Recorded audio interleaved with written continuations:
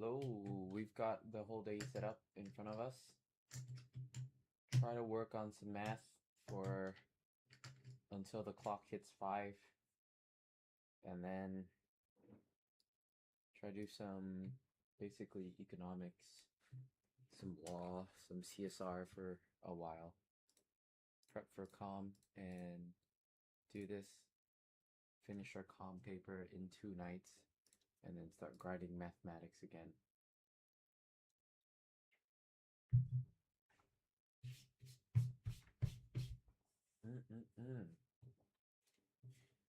It will be over in no time.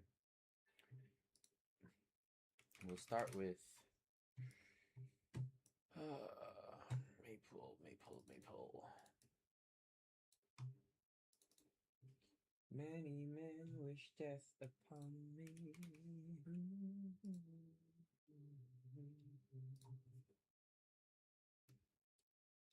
This is pretty nice when we've got airplay like this. Boom. Screen is up.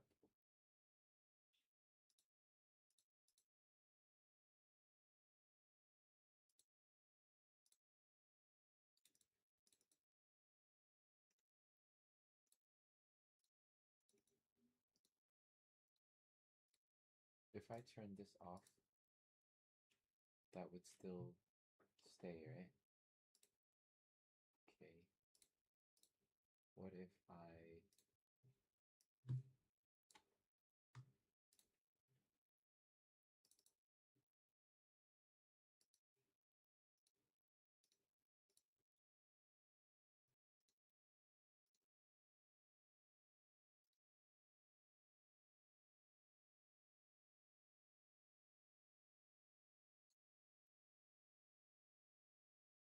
Oh, what the hell? Weird, eh? It's okay.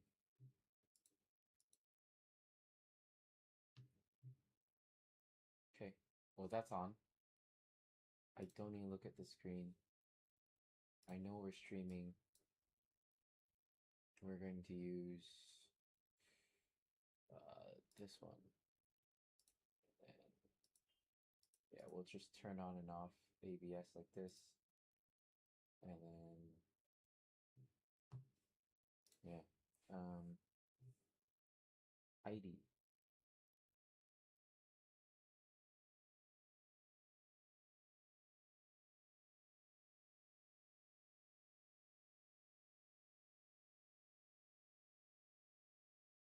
Next set of questions, we'll see if we can get through these guys.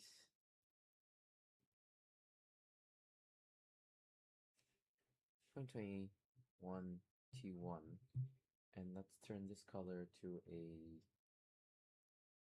pink. Sorry, 2020. What am I doing? 2021T1. Was I doing 2020? Fuck.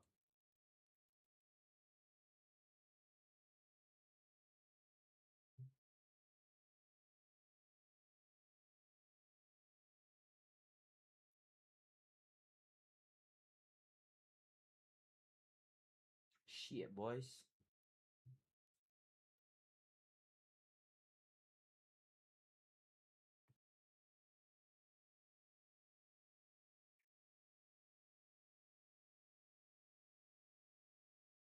Okay.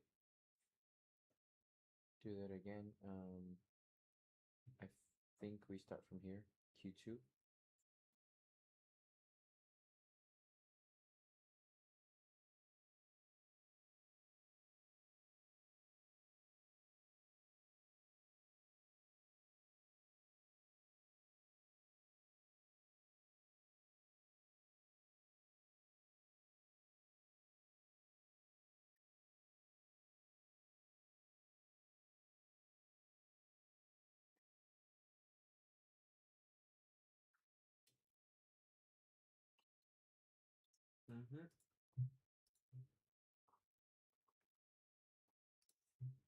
Let's get into it. Q2. And David, Timmy the dog, choose a vector in R4. Well, R4 means if you want them to span R4, you also need 4 vectors, right? 4 linearly independent vectors. But Timmy the dog says, woof, does not tell you V3. For each of the following statements, decide whether the statement is definitely true, definitely false, or it is impossible to tell. Well,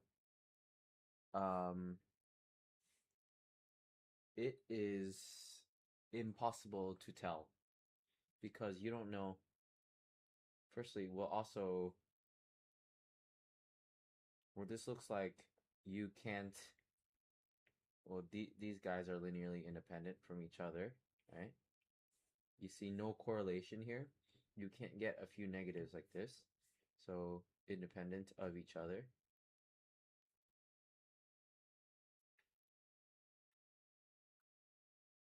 Okay. V1, V2, V3 spans R4. Definitely false because you've got 3 vectors. The dimension of S is equal to 2. Well, I don't know. It's impossible to tell for both because we don't know V3. Is it larger or equal to 2? I would say yes.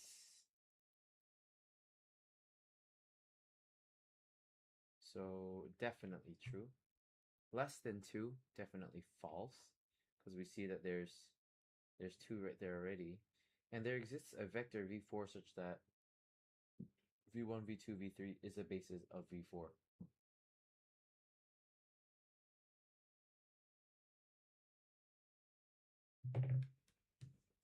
And let's row reduce it. Let's see how it goes. All the shit I had yesterday. That's fine. What's our equation? 6 minus 7, 5, 2, minus 12, minus 5, minus 9, 4.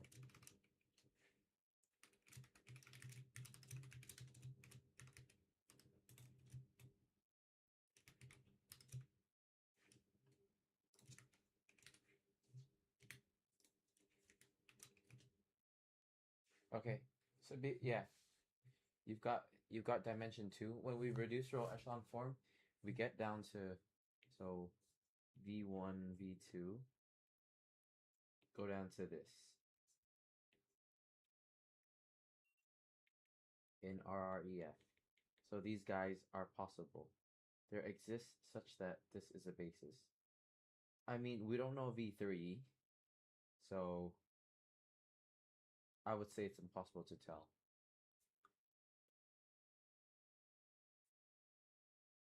And then there exists a vector 4, 5 such that it expands.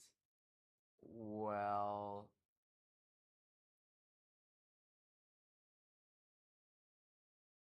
I'm sure that's possible. So I think that's I think this is true. Like possible.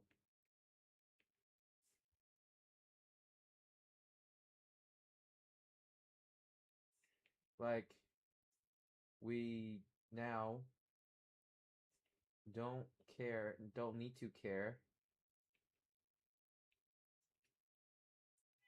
about V3 and just the statement that there exists some V4, V5 such that one such that that such that spans R4.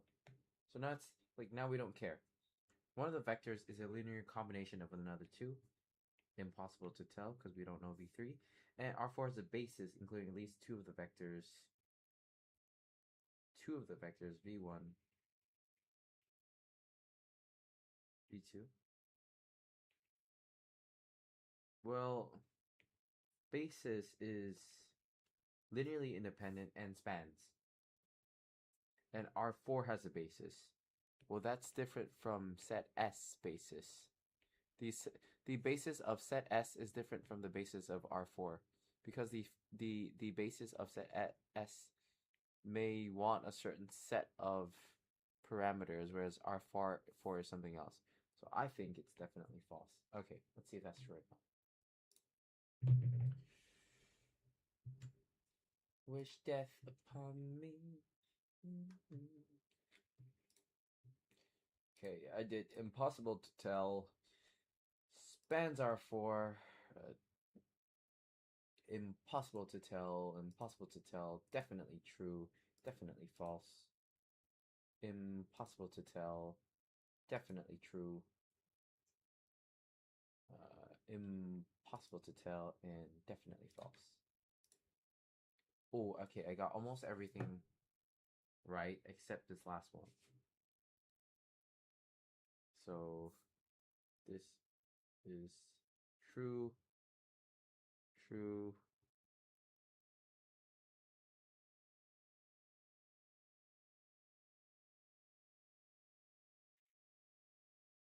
true,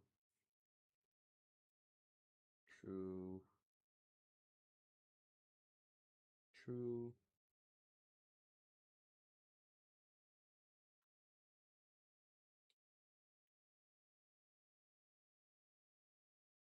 Right, because these all depend on V3. This one's definitely false. And the first one is impossible to tell is a linear independent set. So this is false. Let's see. R4 has a basis including at least two of the vectors v1, v2.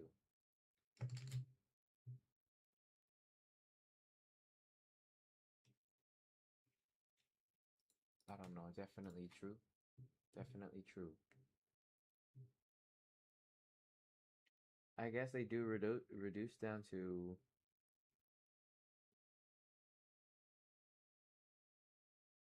I guess they do reduce down to this. So you could say that. Okay, done with question 1. Nice. Transformation. Sorry. Question represents the vector space of polynomials.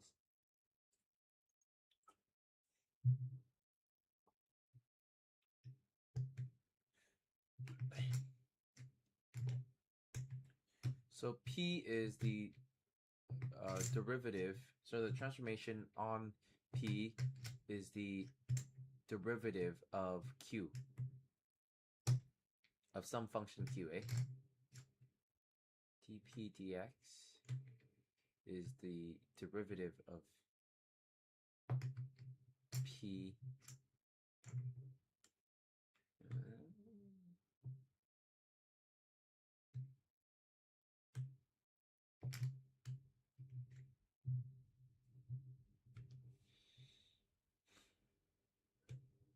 Prove that T is linear. Well, we're going to use the addition and scalar multiplication rule, right?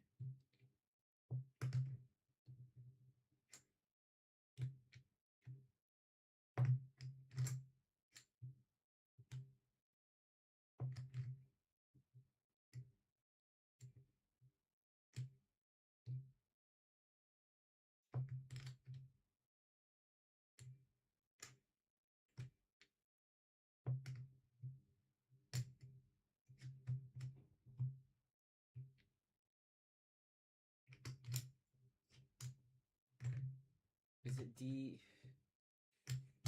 P times Q?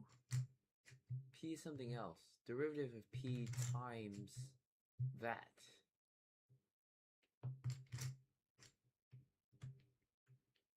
Let Q is that. Transformation of P plus Q is what?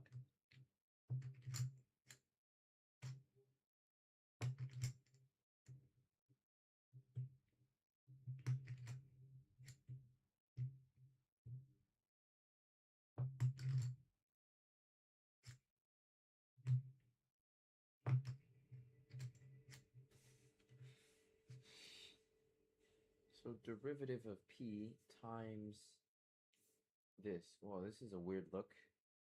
And they say Q of X is a function of X for that. So treat that as a function of q, x. So t of transformation of some vector, of some polynomial p, is equal to p prime times q. Right? Then,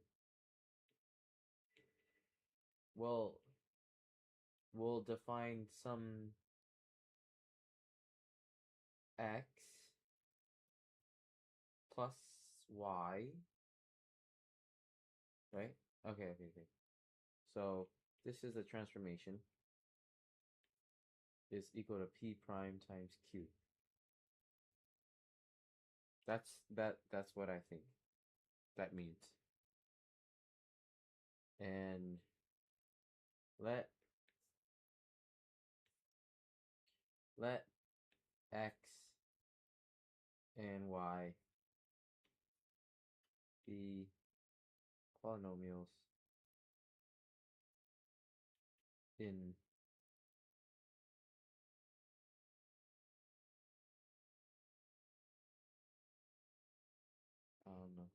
in T. Then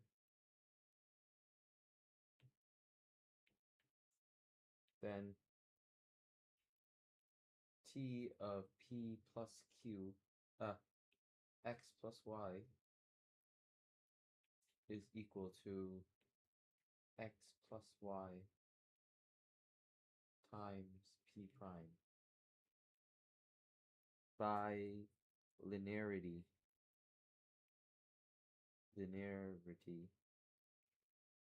of differentiation, sorry. We've got P dashed x plus, maybe we need some like different polynomials. We'll do AB.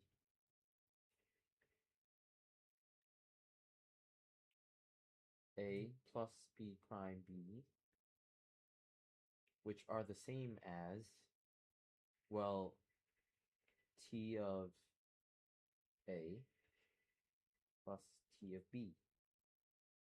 This proves the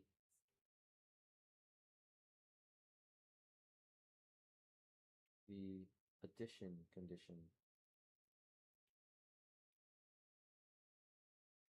Let's see if we have some examples.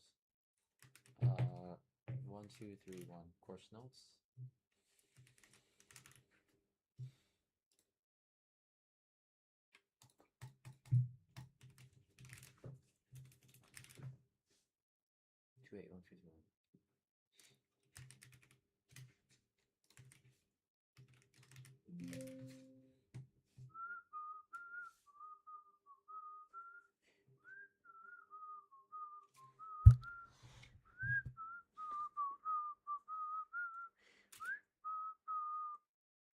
Many men wish death upon me.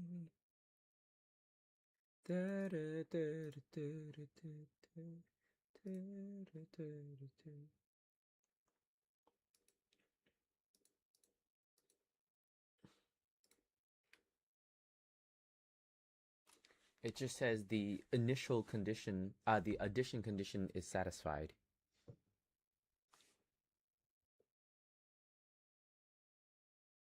Okay. Or so we have to write, we check the conditions of a linear map.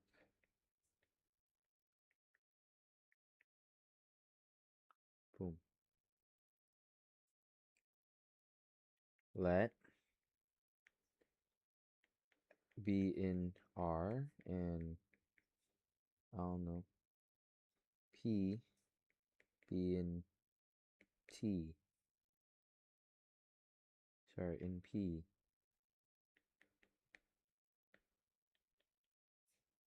Then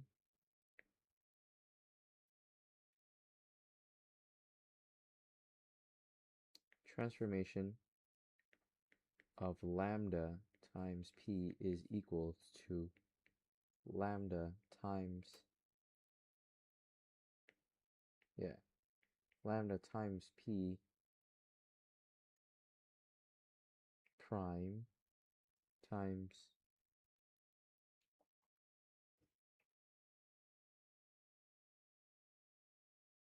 q. Then, also by linearity of differentiation, that is equal to lambda times p times q is equal to lambda t of p. Thus, the... Has someone texted? Might be Kevin.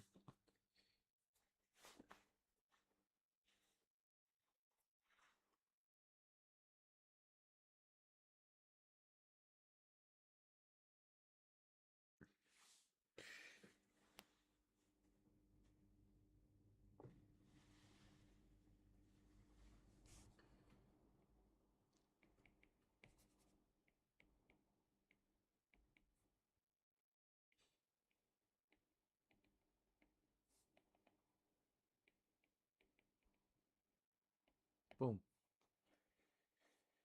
For the linear transformation, which of the following are in the image of t? Well, you know how we solve something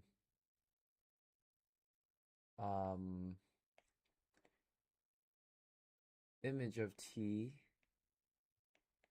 well, by definition is equal to the set of vectors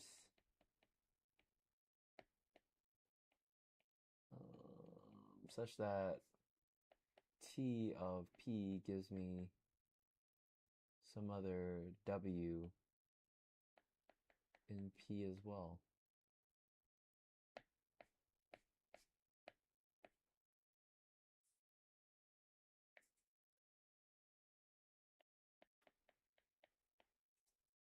That's the image in it.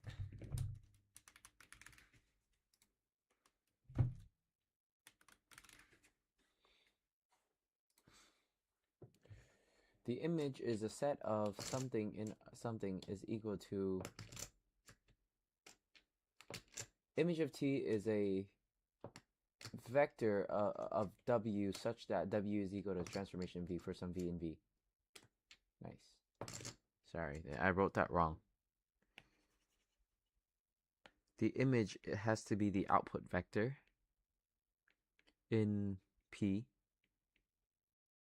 such that W is a transformation of some vector P for some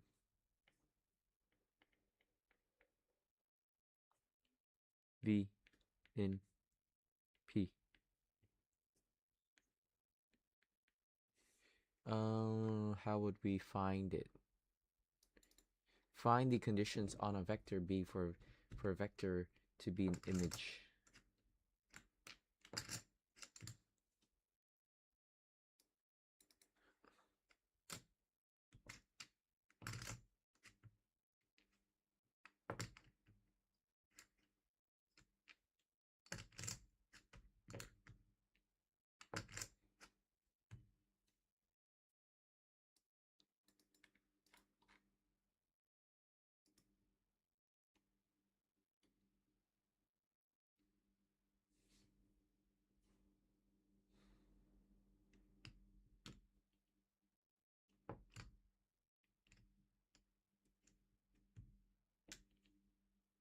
Oh, so okay, something multiplied, right? Okay, well this one has a plus in it, so could you plus if it had like a... You couldn't have plus in it. You could have this times, well, p is equal to 1. That's good. Then derivative of p also equals to 0. That's good. This is not good. This is, well, p derivative of p is equal to this. That's good. And P is equal to that. That's my guess. We'll see if we get it.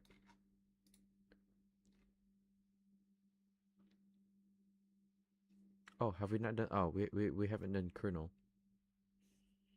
Which are in kernel of T? Kernel.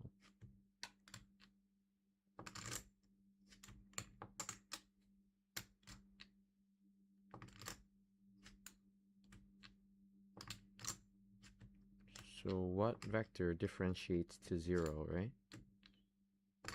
This one. P dash times Q is equal to the 0 vector. P dash is equal to 0, and this is also equal to 0 vector. This is equal to 2x, right? So P is equal to 2x, which implies that 2 times is not equal to the 0 vector. This one is good. So just 2 of these, and which are in the image of T. That's an image of T, that's an image of T, that's an image of T. 0 is not.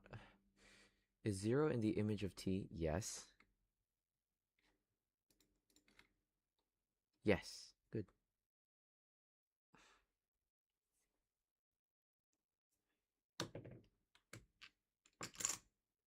So just as a reminder, the vectors that send to T is kernel, but image of T still has 0. Prove that the function is not a linear transformation. P squared of dp dx. So it's the square times the derivative. And it must be in P. Right, so it must still stay as a polynomial.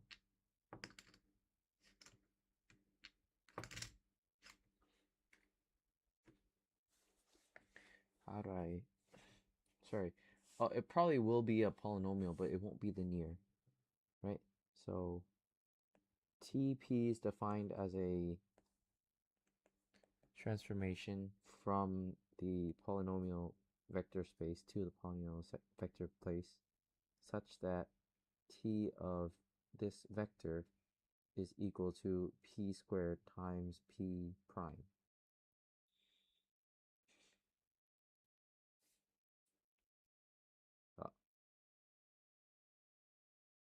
Then let A plus A, B, B in P. Then and transformation of A plus B is equals to A plus, oh okay, found it, is equal to A vector plus B vector squared. You see where it's going? Times the vector of A plus B prime. So you get A vector squared plus 2AB plus B vector squared multiplied by A prime plus B prime, which is equal to, well, A squared times A prime plus 2. Sorry, I'll just write which is not equals to t of a plus t of b, which is equal to a squared times a prime plus b squared times b prime. Because you've got a squared dA dx plus 2ab over dA dx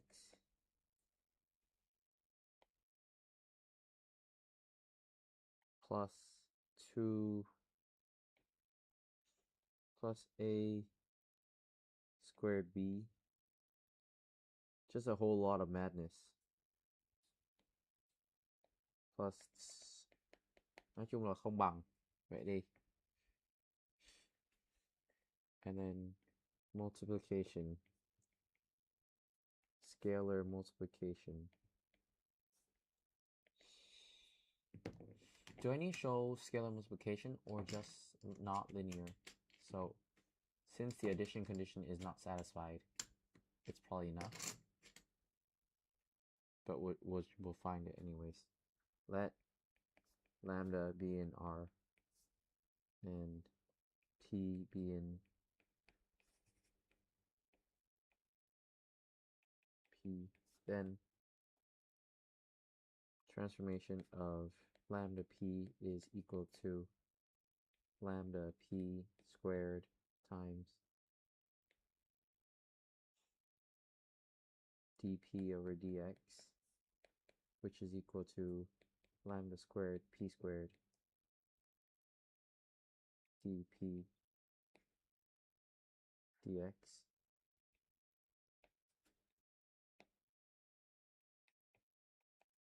which is not equal to lambda TP, which is only equal to lambda times P squared times dP dx.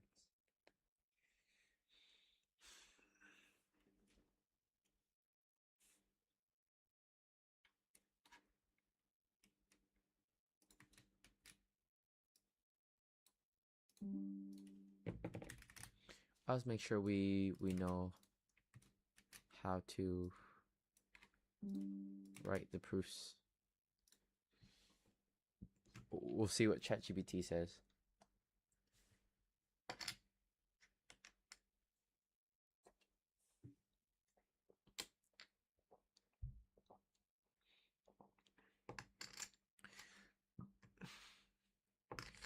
APBR.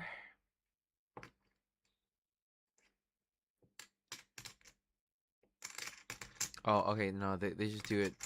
They just do the shortcut method. And they also show that px in the scalar 2 is not equals to, ooh, that's so ugly. 2px equals 2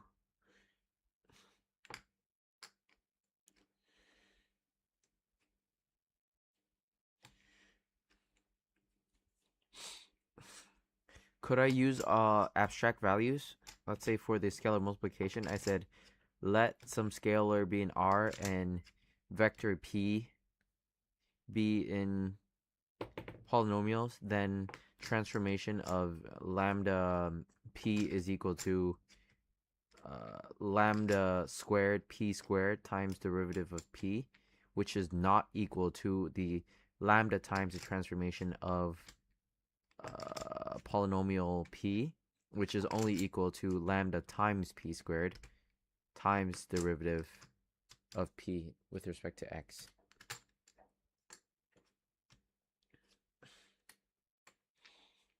Many men wish death upon me.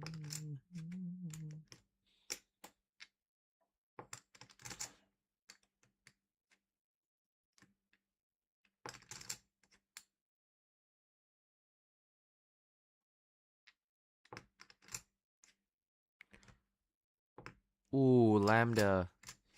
We need a lambda is equal to the derivative of lambda p, which is equal to lambda cubed times p squared times dp dx.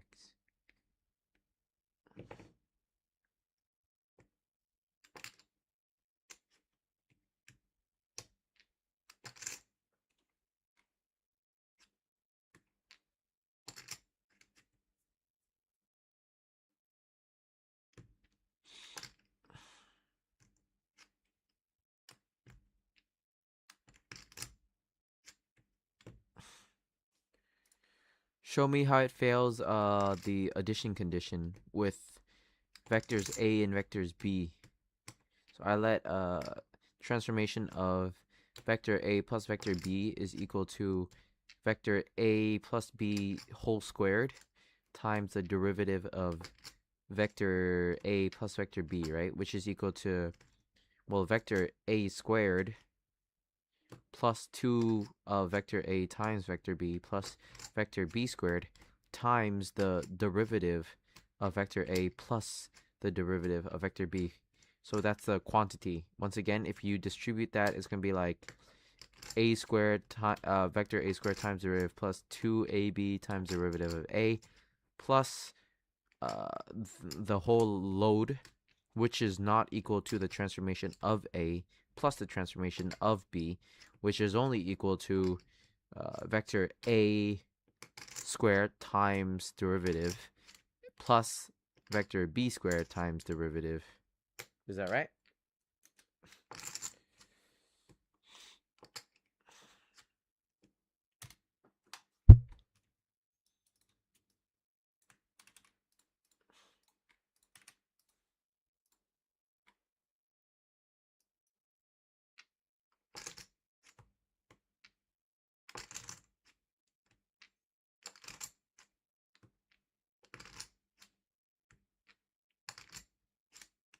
Oh, okay. Write them as polynomials. It's a polynomial. It's a poly, not. No, I agree.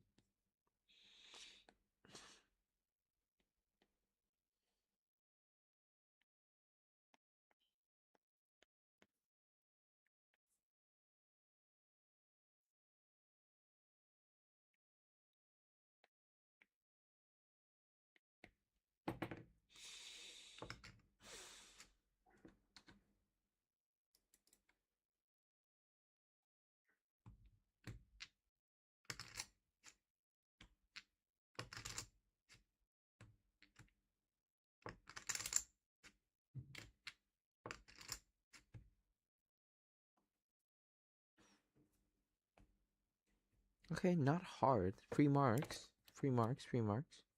Okay, next question.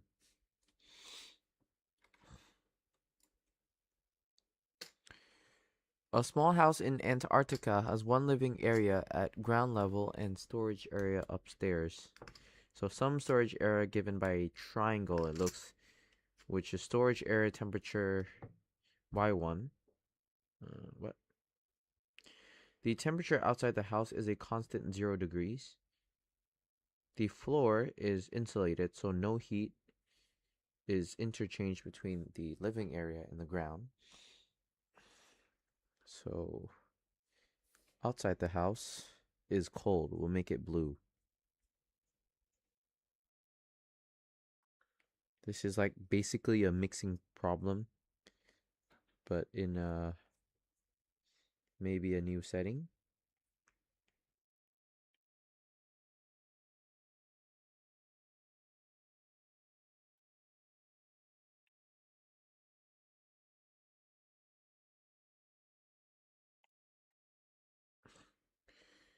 So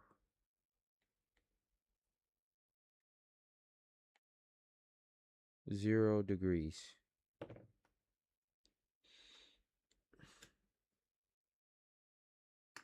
Other interfaces are partially insulated, so the rate of change of temperatures is proportional to the difference in the temperatures on each side. So so the ground is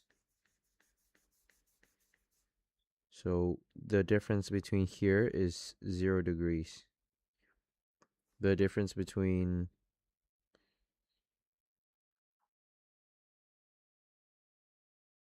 if y1 is the temperature and in the storage area and y2 is the temperature in the living area, then we have these equations.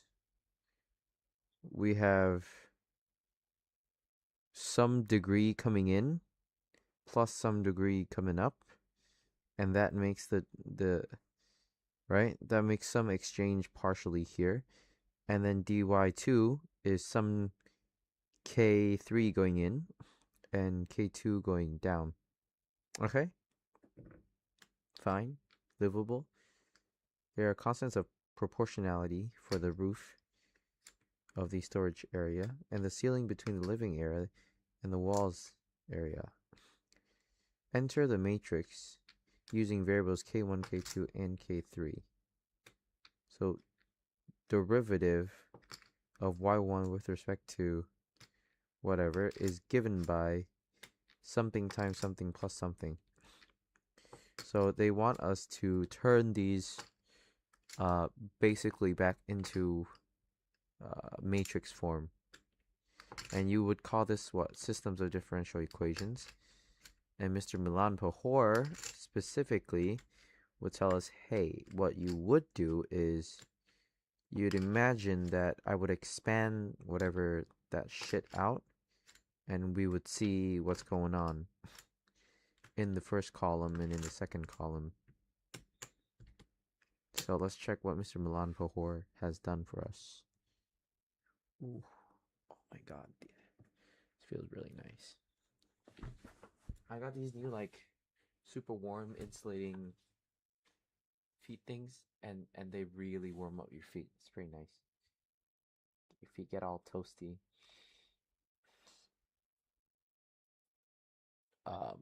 Systems of differential equations. So basically before these lectures we had sorry, pre-pub. Okay,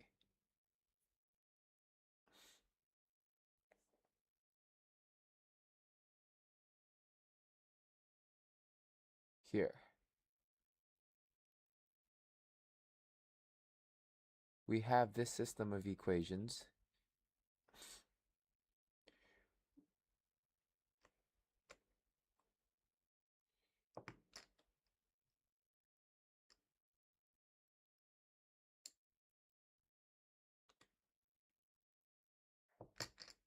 Okay.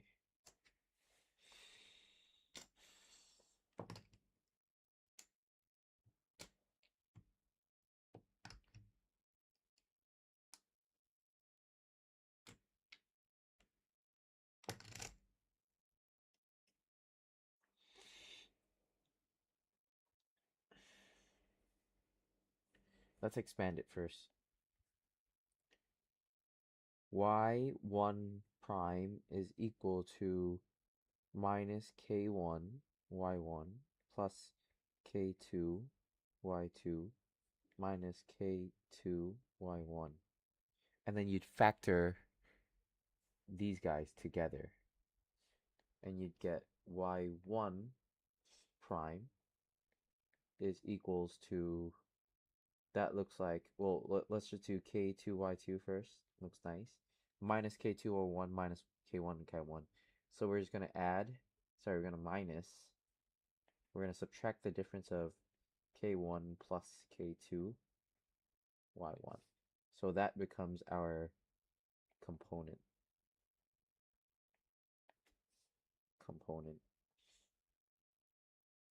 Same here. We want to factor that. We want to expand that. So we've got y2 prime is equals to, well, k2 y1 minus k2 y2 minus k3 y2. And then let's group these guys up.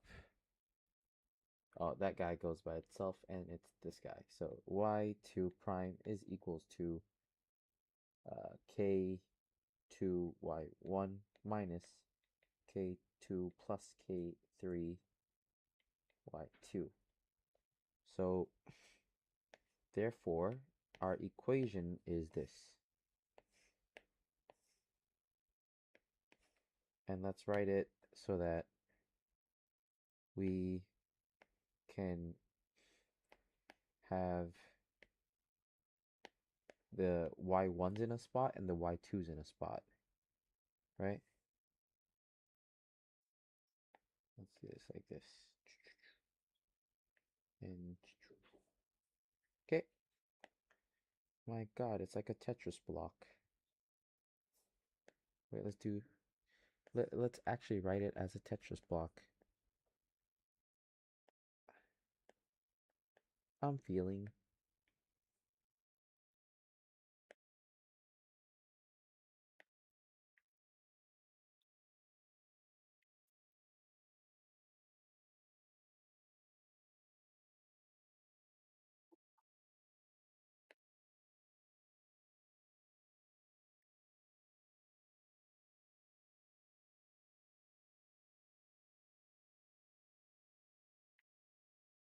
Right. So we have, I mean, if we're gonna try to multiply it, we're gonna have something like, well, minus k1 plus k2 is in the first component. K2 is in the second component. K2 is here, and minus k2 plus k, like that.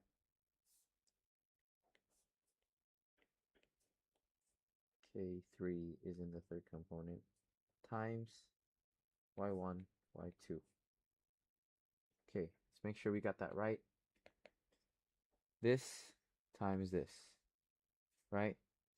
This plus this is equal that, and this plus this is equal that. That's exactly what we're going to do. So that's how we come up with A. So A open bracket is minus k1 plus k2, comma, k2, k2, minus open bracket k2 plus k3. 哎呀，怎么了？为什么啊？我操！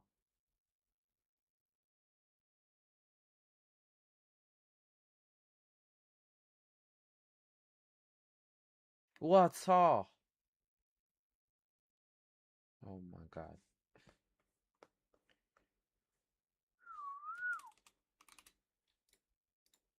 Okay, that gives us our vector. Perfectly done. Then they say, okay, for the rest of this question, suppose that they've given us those numbers. So we have our new A, and then we use Maple to find the eigenvalues and eigenvectors. Enter the set of eigenvectors. Well, our new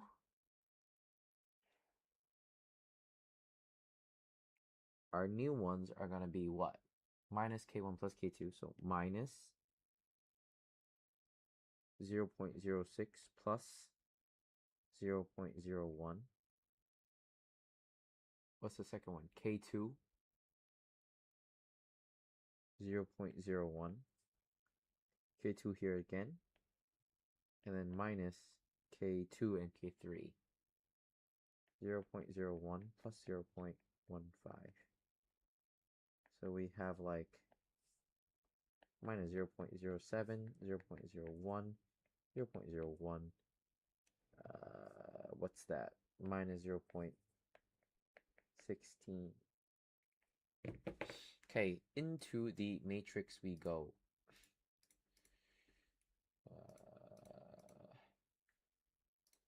Into the matrix we go.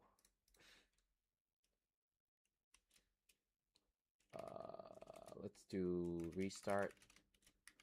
A is some matrix of minus 0.07, 0.01, 0.01 minus 0.16. Let's check. Yep, that's right. And then we'll use, with linear algebra, we'll use eigenvectors A. They're evaluating, that gives us that number.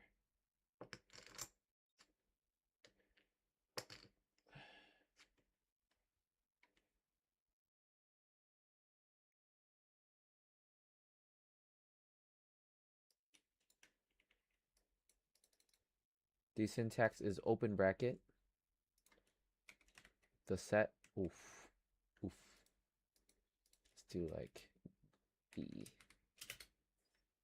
Usually if you put a name to it, then, huh?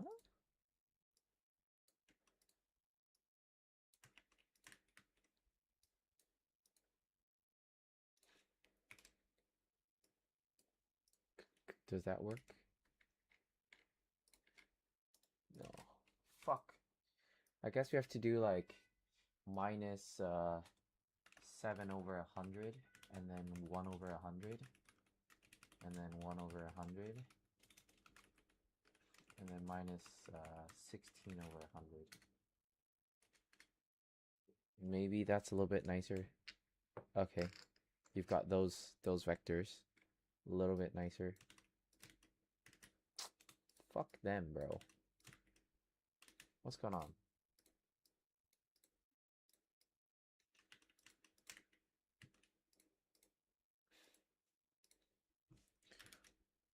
Set open bracket.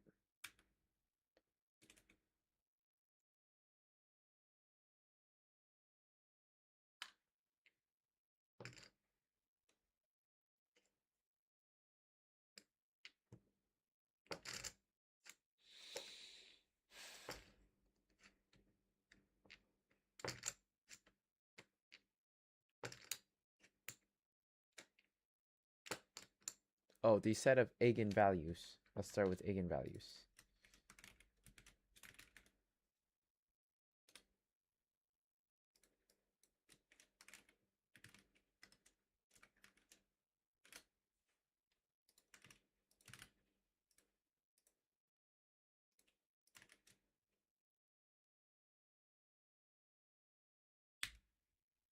That and just that. And then this, just this. And set containing one eigenvector for each eigenvalue. So you're right.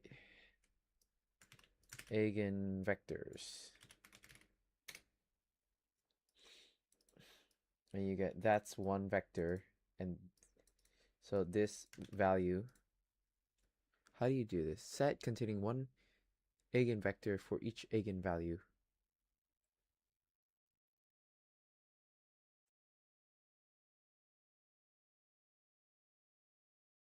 Oh, okay. So just a set of this.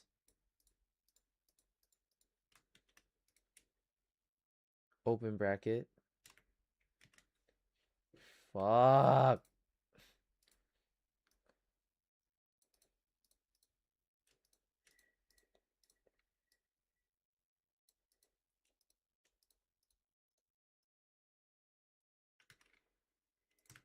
Okay.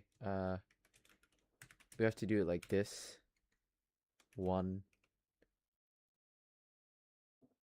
comma, this, open bracket that, 1, comma. Sorry. And then close the set. Okay. Yeah, we haven't checked our marks yet. Write down a formula for the solution of the system of variable t.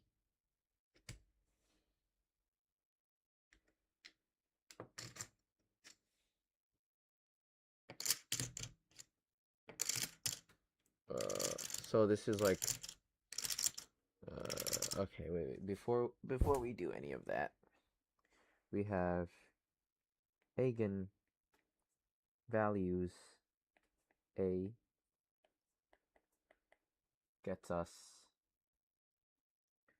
lambda 1 is minus 23 on 100 plus root 85 over 200. Lambda 2 is equal to the same, minus root 85 over 200. And then eigenvectors is equal to the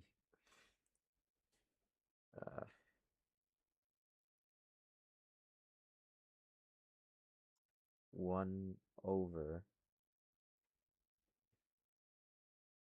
minus 4.5 plus root 85 on 2, and second eigenvector 1 minus 4.5 minus root 85, 2, and 1. Just make sure. Fuck. It's okay.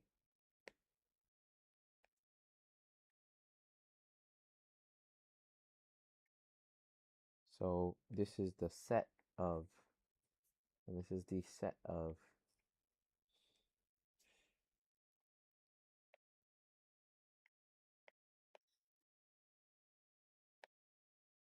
this is a number. This is another number.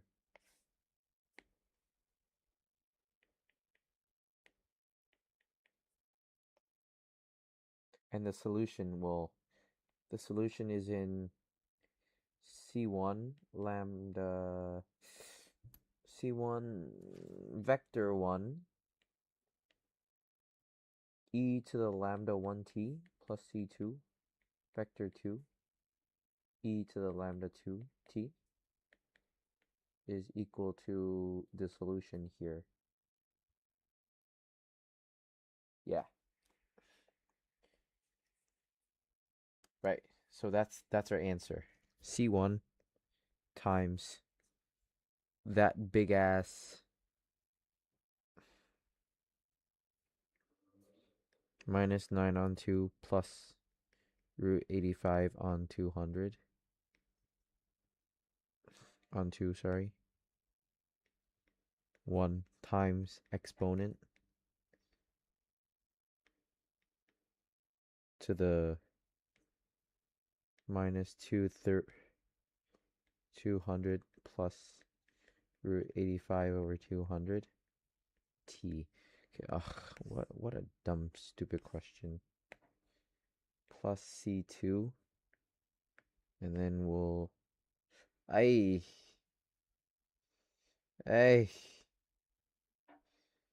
I'm only doing this so that I can remember. Plus plus minus minus, yeah. And this is C2. This is minus, this is plus.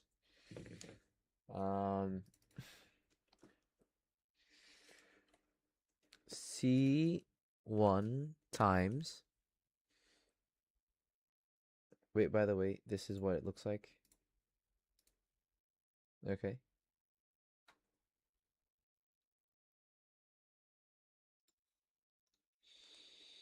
C1 times this vector times exponent times this times t, and then everything is inside the exponent. Let's just make sure that that is right first.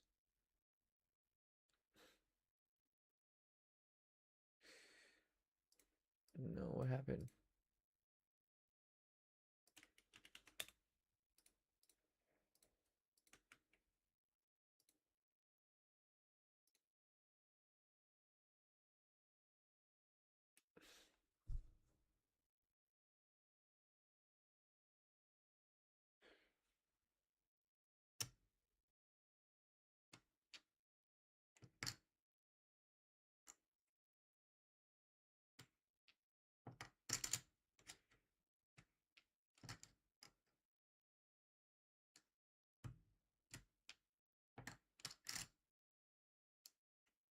What did that comma do to me?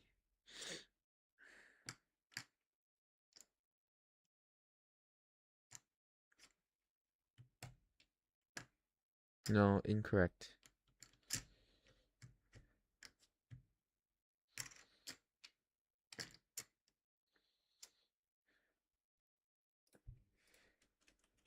Plus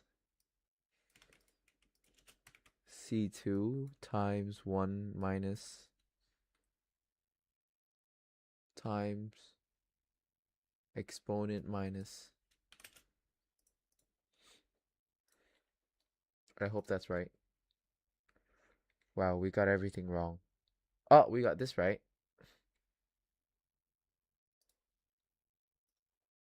We got this wrong. So something with syntax.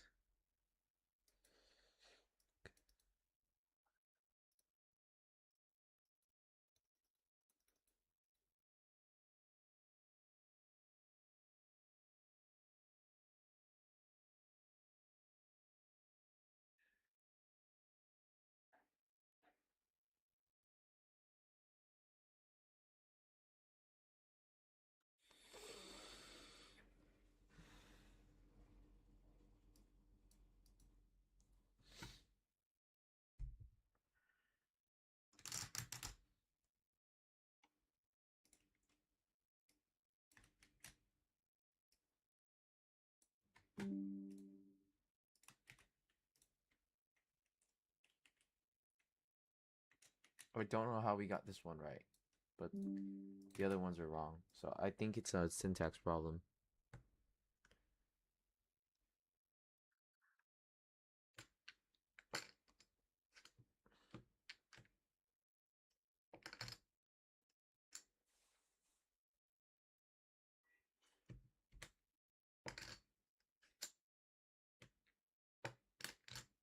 Question 6?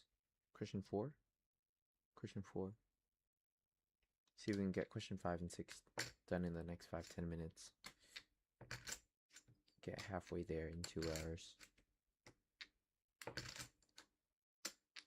Usually a test takes 2 hours, but they sit around for 2 hours while we lock in for 2 hours.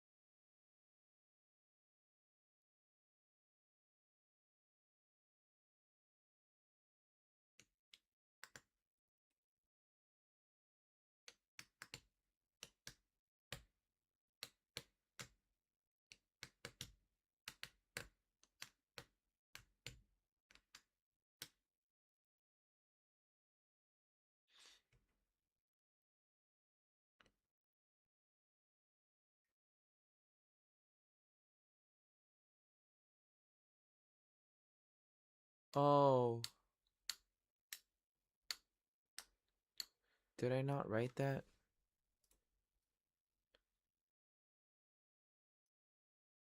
So they pull everything and just make it out of 200? Okay, maybe me of the future needs to lock in when looking at this.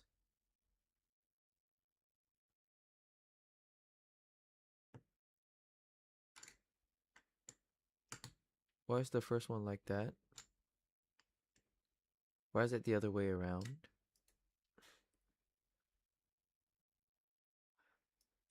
This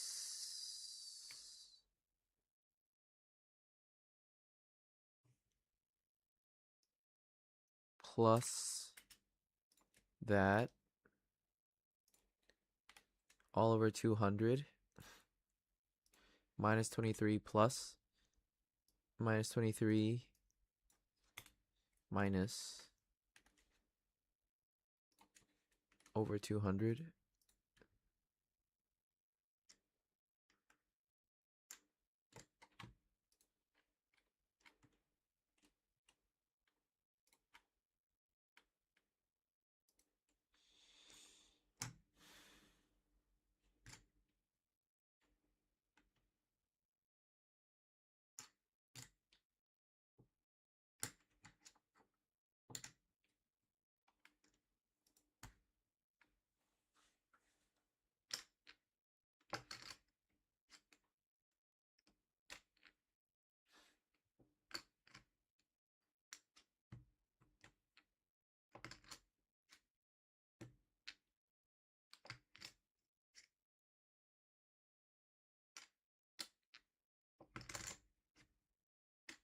How about I normalize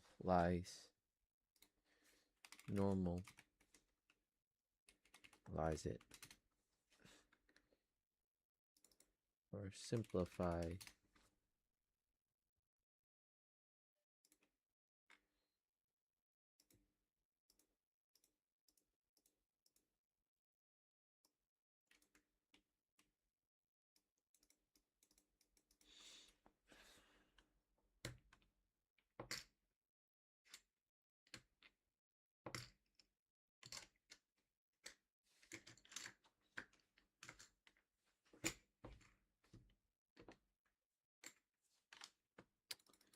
Stupid question. Determinant of A minus identity matrix times, sorry, T times identity matrix size 2. Solve the answer for 0 and with T.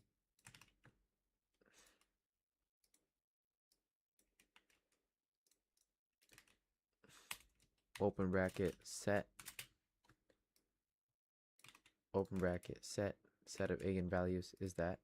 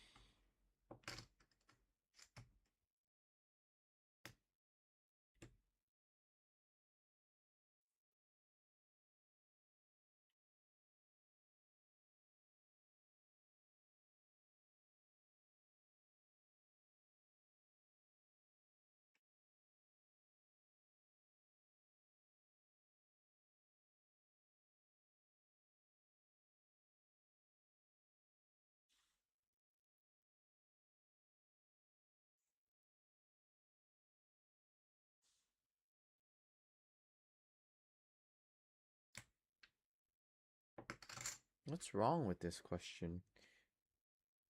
Let's just move on to the next question for now. The small house in Antarctica is heated to a temperature of 7 degrees, 18 in the living, and midnight there's a power failure. From this point on, there's no heating in the house. Find the temperature in the living area at 6:15 a.m. and answer your answer here. So we have y1 now, right?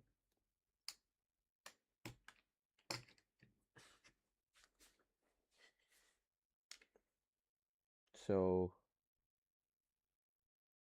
y1, 7, y2, 6:15 a.m. So midnight is 12 a.m. 6:15 a.m. And is this T in how many minutes? T in T hours. So 6.25 hours is T. We're going to use that equation. Find the temperature in the living area.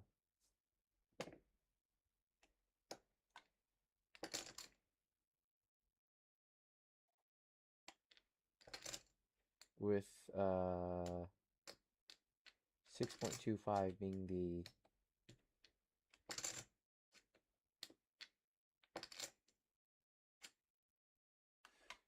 so A 6.25 times y1 is 7, y2 is 18. is equals to the solution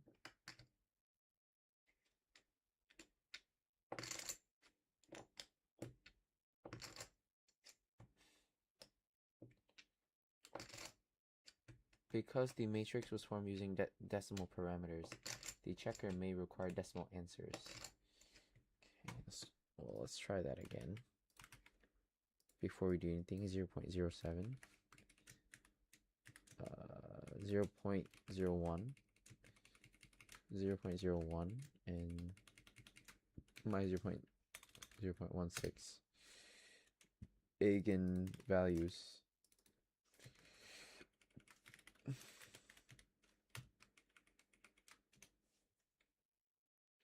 Plus 0i, so maybe just that.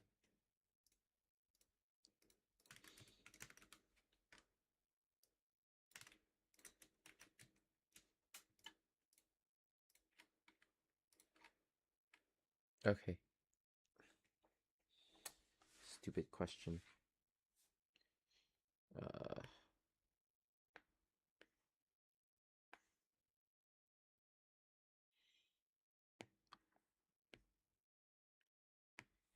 They accept only accept decimal. So keep A in decimal. You got this big ass vector minus 0.0689022777135 minus 0.1697722 or some shit, and eigenvalues. Sorry, eigenvectors. So we're just gonna cancel this, cancel this, cancel this, cancel this, and we're going to have cancel that as well. So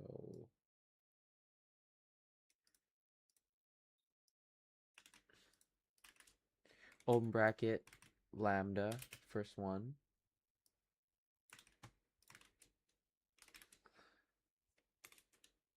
boom, new equation, this one, and this one.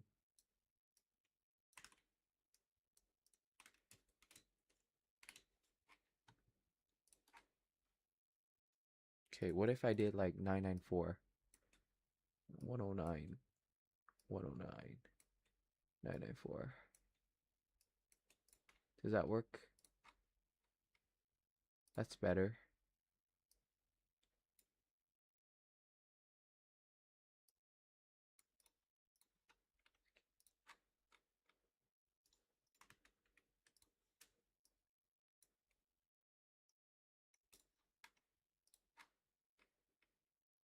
Okay,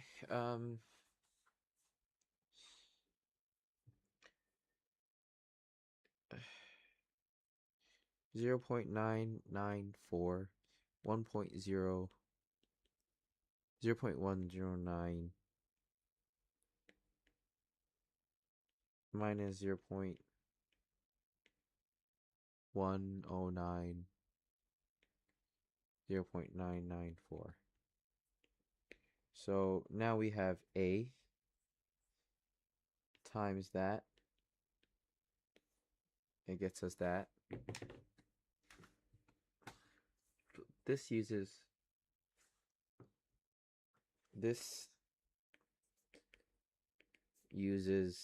the exact numbers.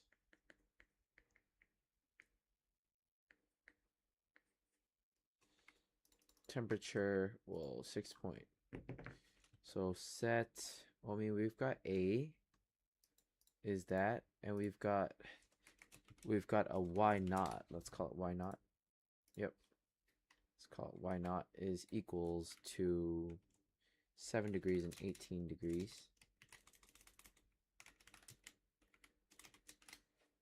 right? And then we have a to the 6.25, which is 6 hours and 15 minutes.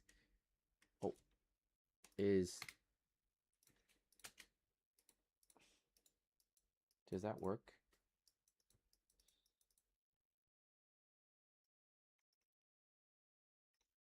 If I evaluate,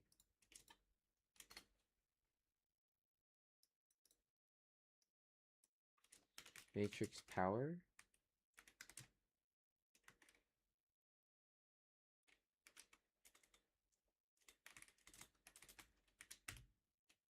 maybe like that.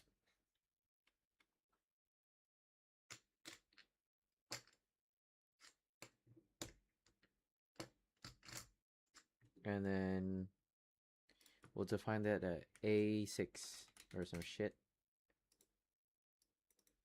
And then we'll have matrix multiply A6 and y naught is that. And then it says temperature has dropped down to basically 0 degrees. Is that right?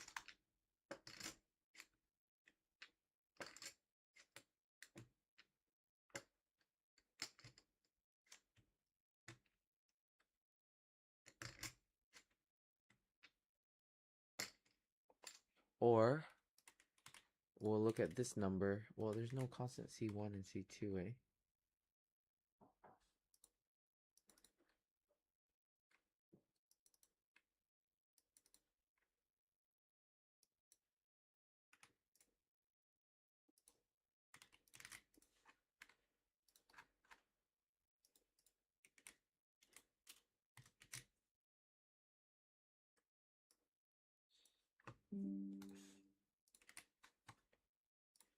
Hi, chat. Yes, you were correct. Fortunately, for part C, that solution question, we're able to keep the exact numbers. And now the next question is, they've tasked us to find basically the solution given y naught. So y0 currently sitting at 7 degrees for component y1 and 18 degrees for component y2. And then basically they're saying, hey, find the area, the temperature in the living area, which is the component or the value of y2 at 6:15 a.m. So 6.25 hours from midnight. Let me send you the question.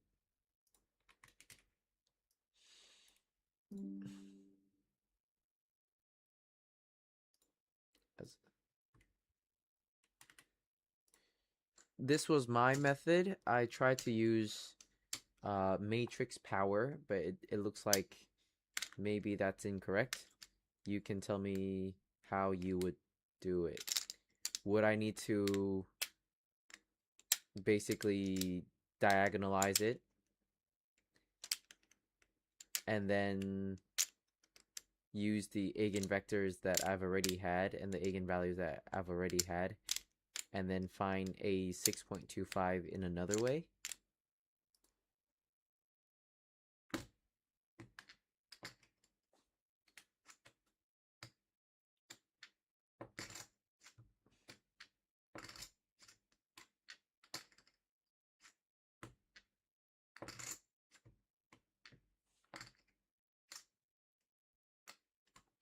Maybe we do like M is equals to the invertible matrix, right? Which is this.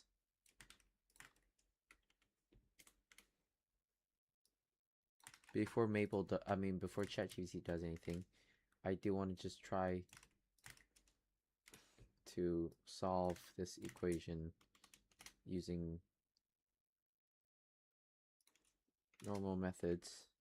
So that's our first matrix, and we'll have our diagonal matrix being this one,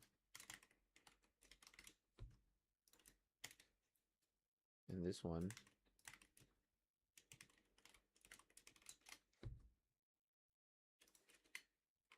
right?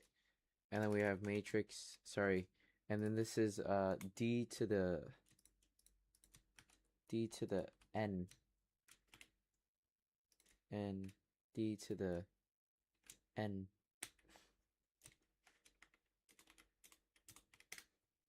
which gives us that. And then we're going to do matrix multiply m double d. We'll call that md once again. And then we'll call mdm inverse matrix multiply md and a matrix inverse of m, right? And then we have subs n is equal 6.25 into mdm inverse, and we'll get that. That becomes our an, and then we multiply, so we'll call this a 6.25 a 6 a.m. 6:15 a.m. 6:15 a.m.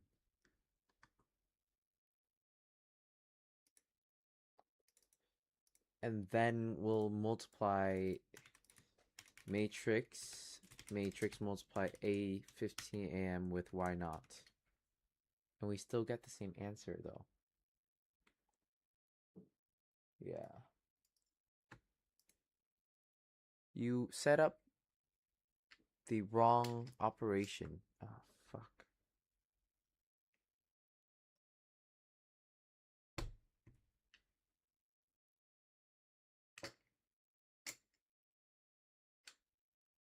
Oh yeah, we were working with derivatives.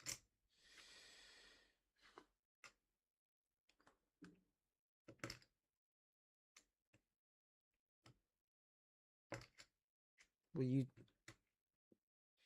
e to the at, e to the at, e to the at. For a system,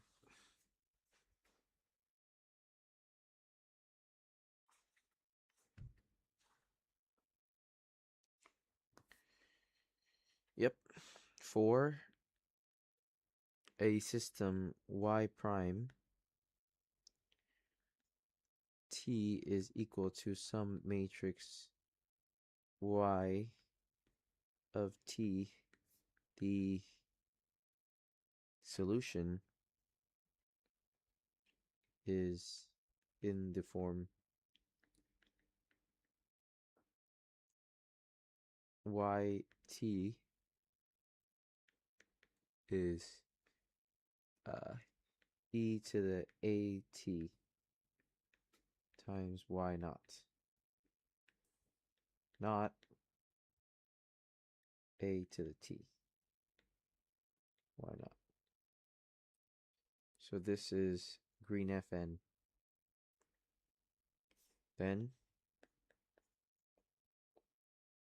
y to the t 6.25 is equal exponent a times 6.25 times 7 and 18. Dude, I wish I knew. I wish I knew. I wish I knew you wanted me. I wish I knew. Right, so we have we'll call it a 6 a.m. is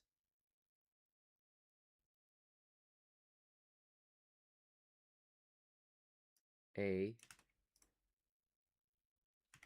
times 6.25.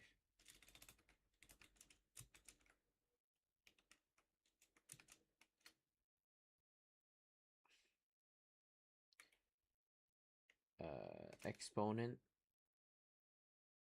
a 6 a.m. times y naught.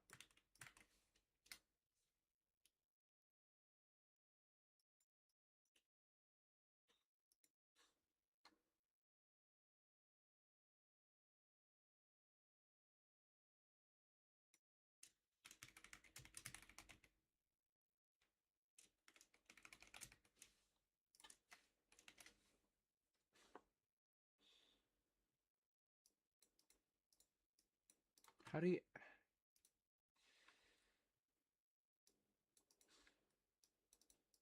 Matrix exponential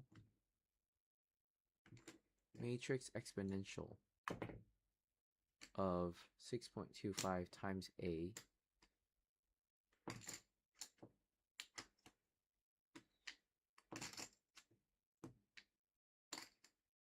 sick. Matrix exponential.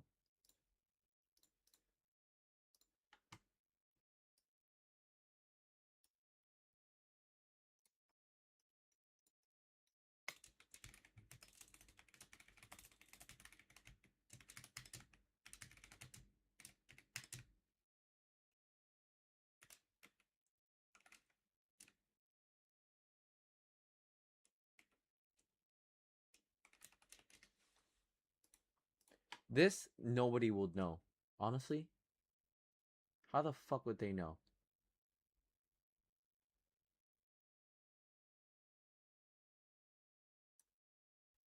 Stupid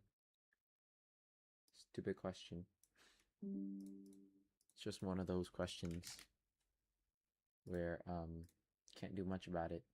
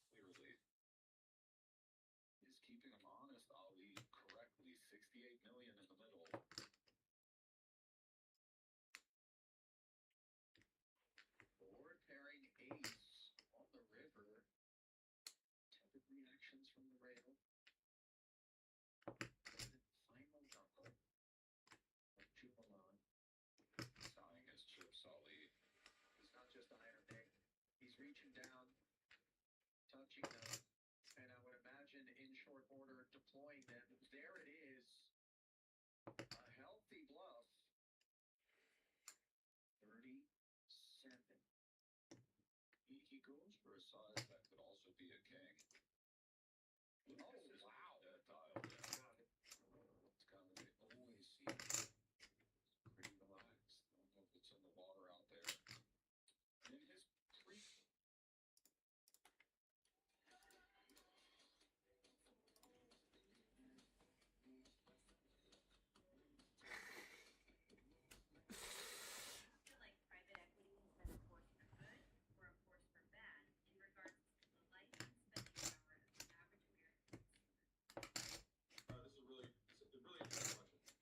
because I think you attempt to make a moral judgment on breach topic.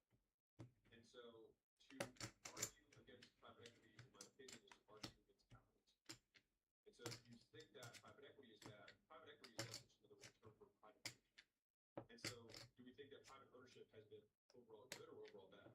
Well, all we have to do is look at places that do not allow private ownership or capitalism, and do we think that people have more good in those societies versus the ones that have more capitalism? And the argument for me is pretty stark, black and white, in terms of capitalism is better for people in general in terms of average living conditions. That being said, it does not mean that it's a perfect system. It is an absolute imperfect and flawed system, and it is also the best one to remember. Bring your agent. Go! How long? This is day 3, trying to get tackle for project, How would you know that? You wouldn't. You wouldn't. Sick. Equal to. So by maple, it's matrix multiply open bracket matrix exponential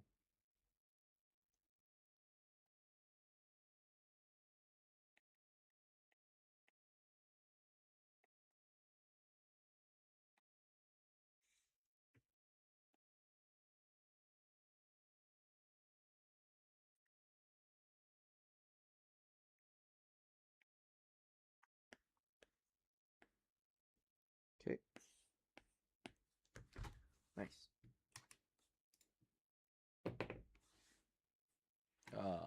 How do we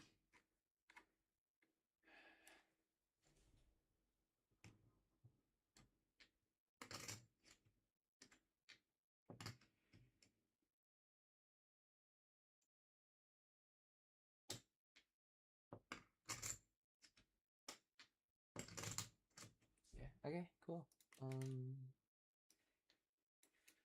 Not much. Wait, did I send that shit over on Instagram?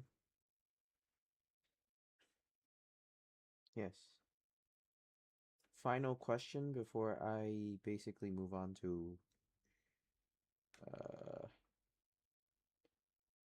economics.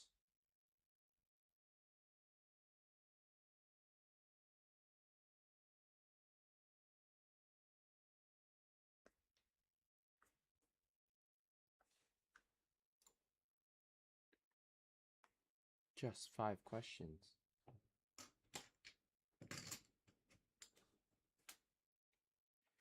Abdullah is practicing diagonalization and asks Carl to find a value of x for the final matrix. He decides to be sneaky and gives a value where x is not diagonalizable. Well, not diagonalizable means that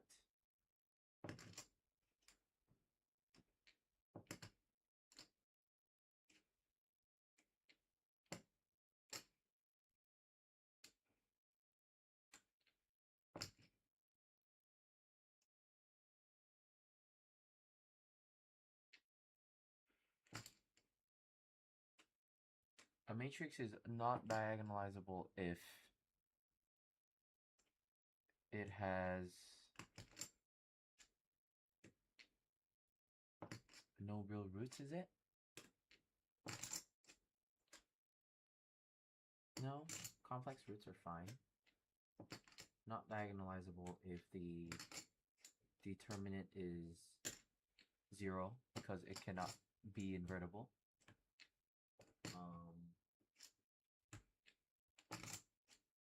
Set determinant is 0 and solve for x. Okay. I think we do A is, sorry, let's restart. We'll do A is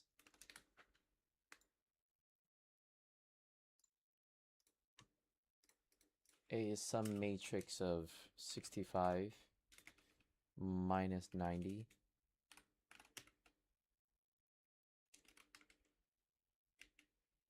x 79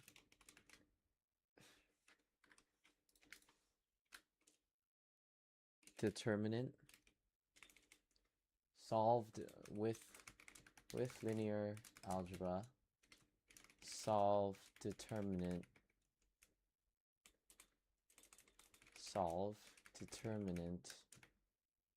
A minus identity, sorry, let's do like T times identity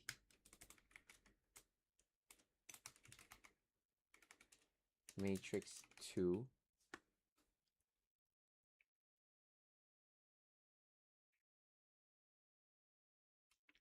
what, like, equals 0 for x.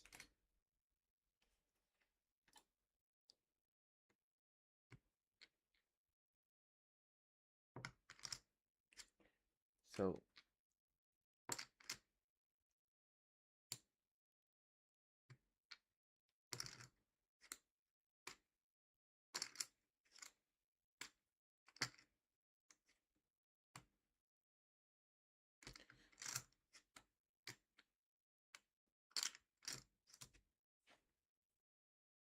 no, let's, I think I have the right idea, but one sec.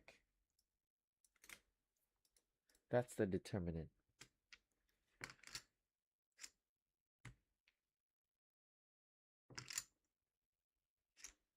And we want that determinant to be equal to 0.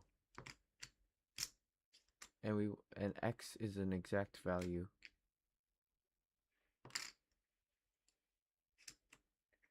Should we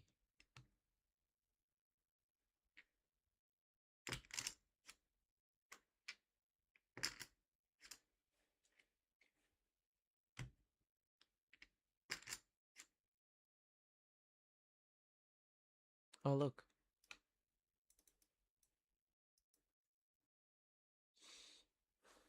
Maybe it's this answer.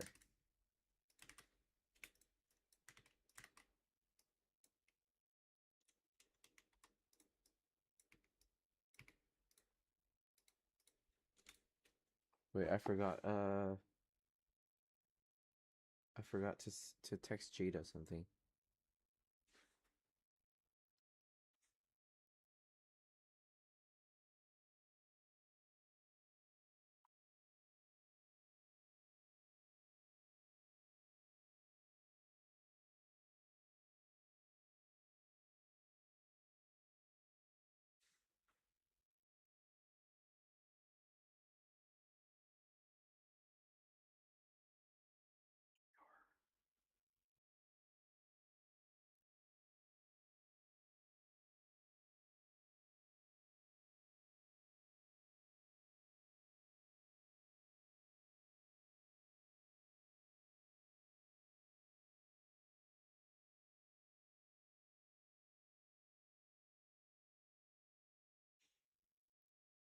Here's how to get more.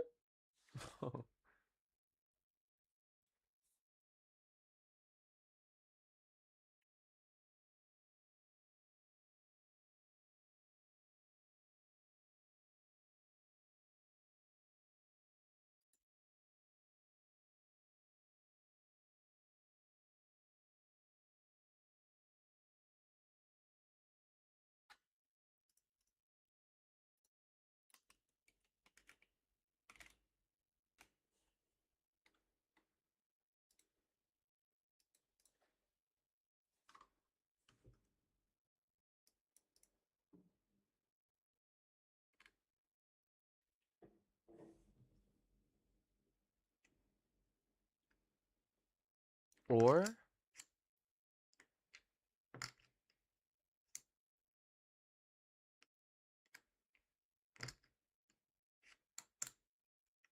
we have some ratio of x,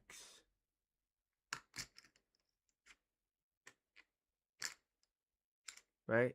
If a is okay, that's my guess. My second guess is that 65 over minus 90 is x over 79 cross multiply minus 90x is equals to 65 times 79 divide by 90.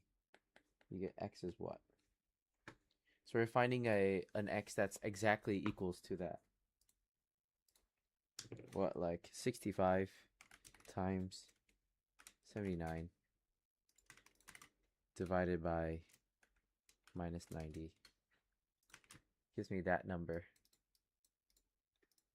That means I need to cancel that number out. Nope.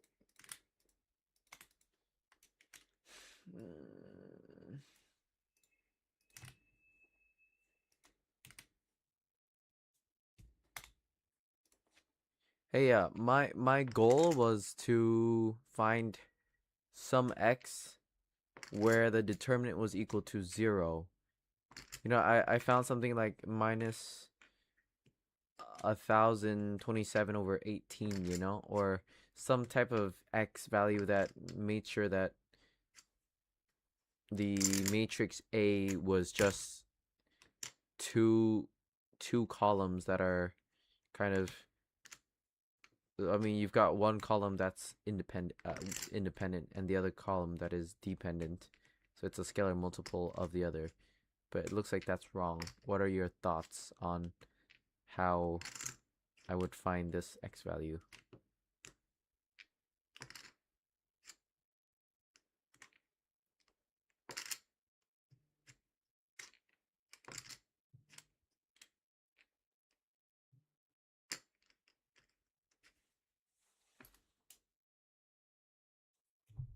Okay, text it.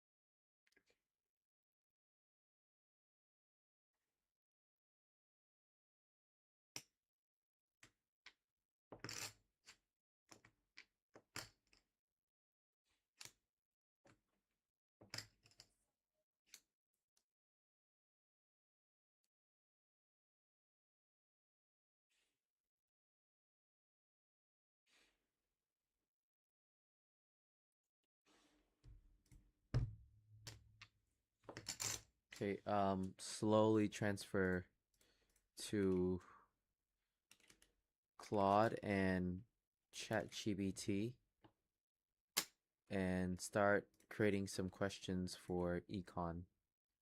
The goal with econ is what? We do the tutorial questions and we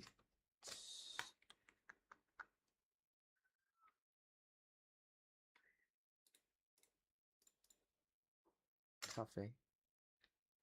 What a tough class. It's a very tough class.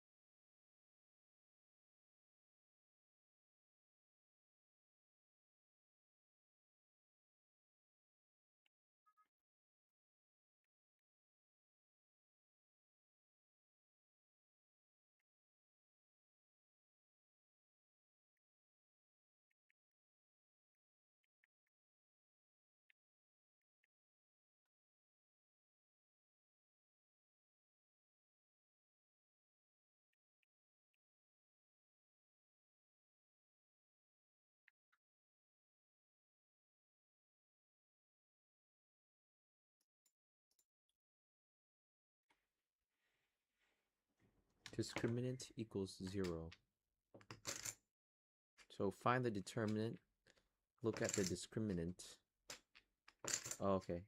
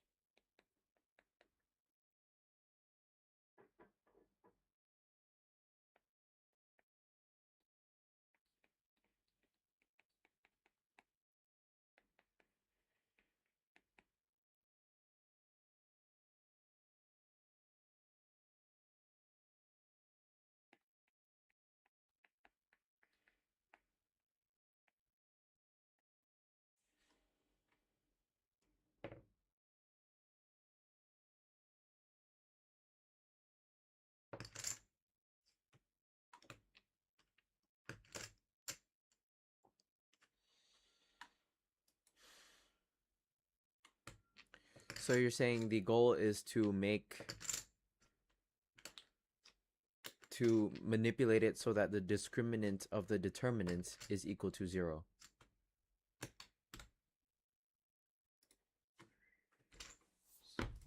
Solve.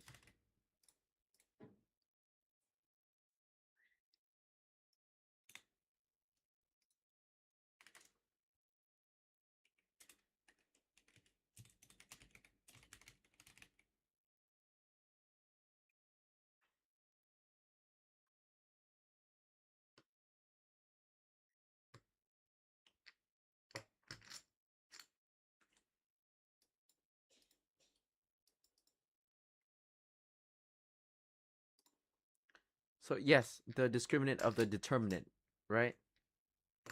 Which is given by the quadratic equation. Not find roots of the determinant.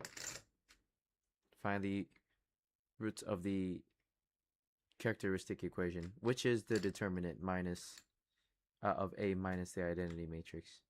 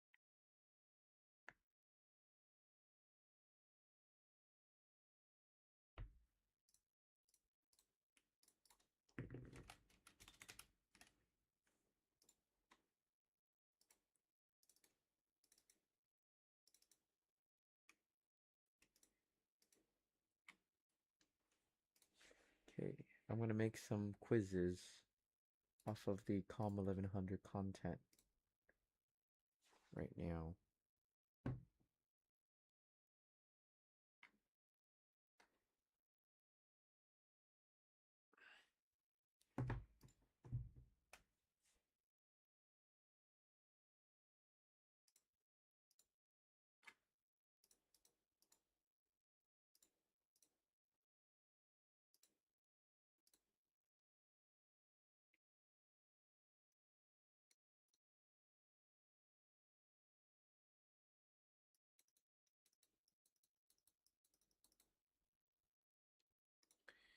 You are correct. Now we'll be testing.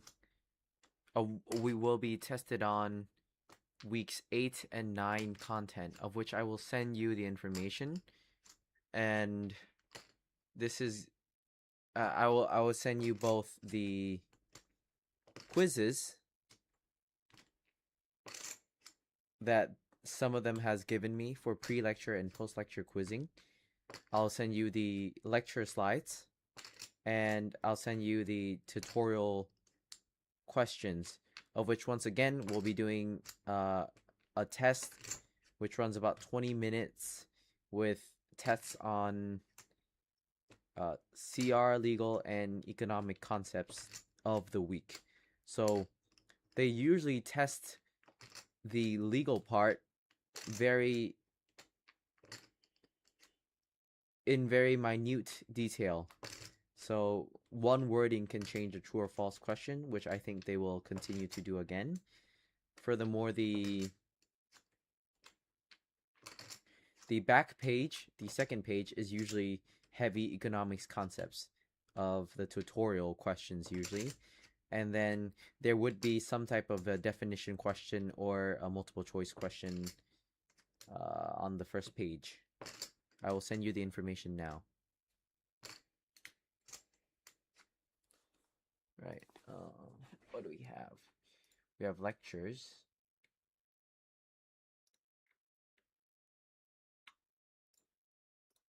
I can feel the paradise before my world implodes. And tonight was something wonderful. Bad habits lead to late nights.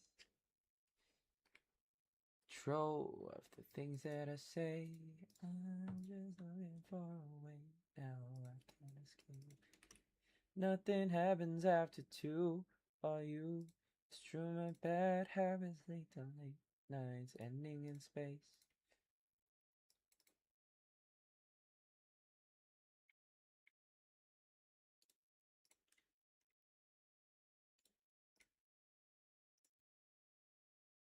These are week 8.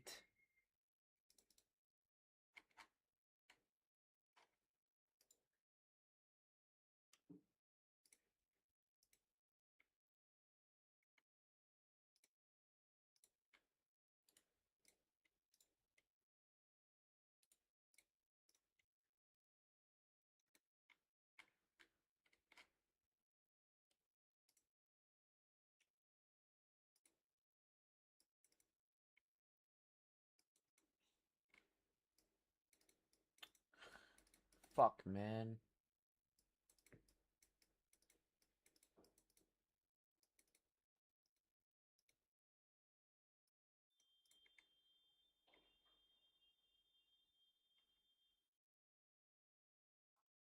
Okay. That's 1. Week 8. Okay, let's just make sure I have these 2 pinned. I have chat pinned. I have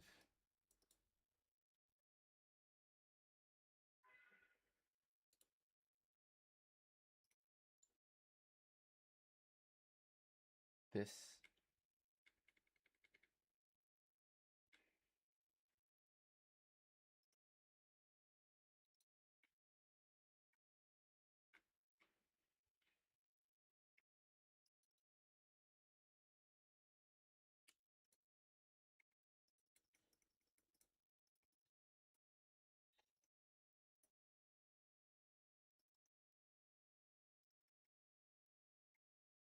Probably tax.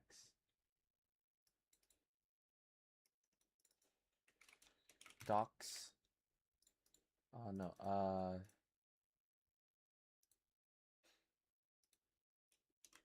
test for preparation.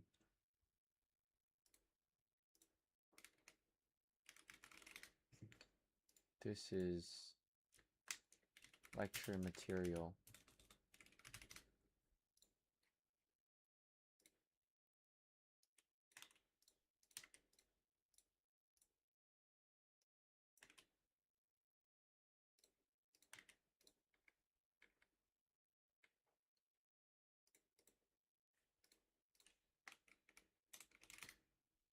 Been slacking for Comm1100.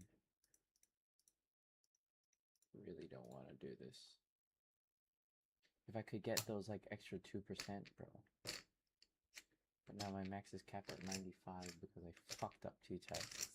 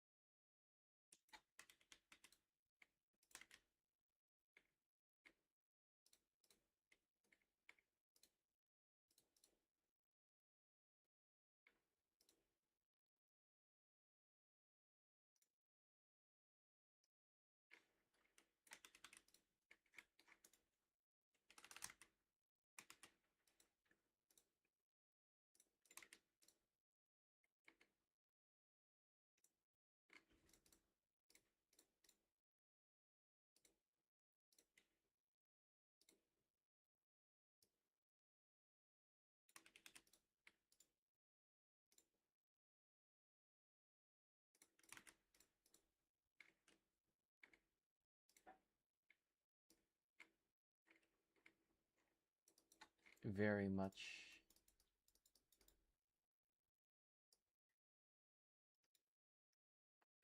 Maybe something about tax evasion, tax avoidance.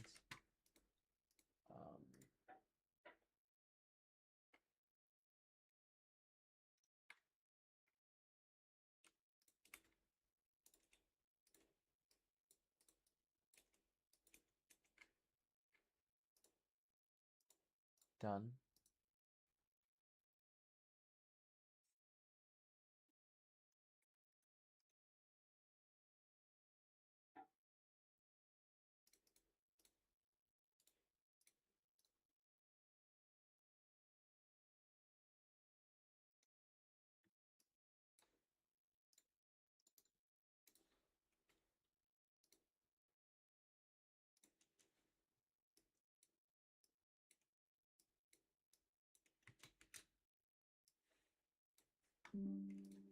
ChatGPT.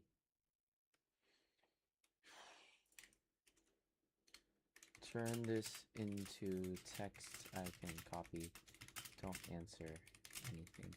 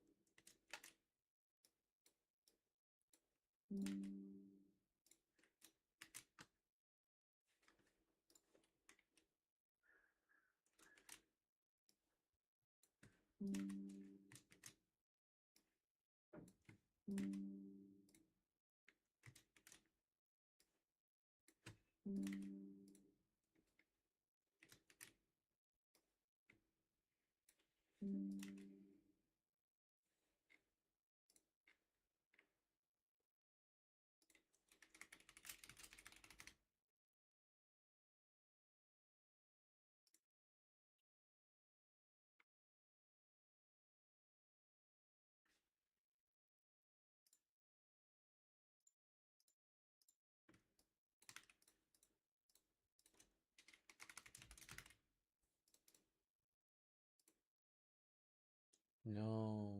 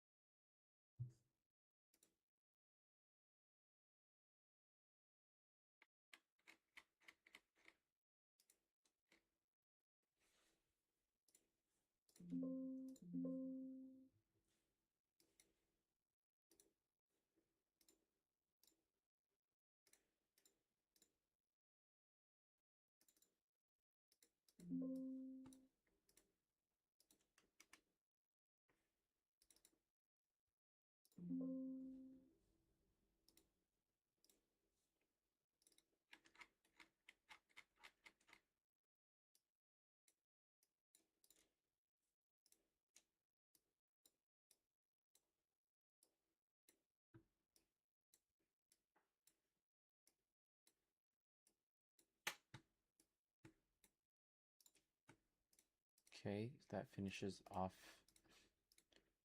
quiz, post-lecture revision.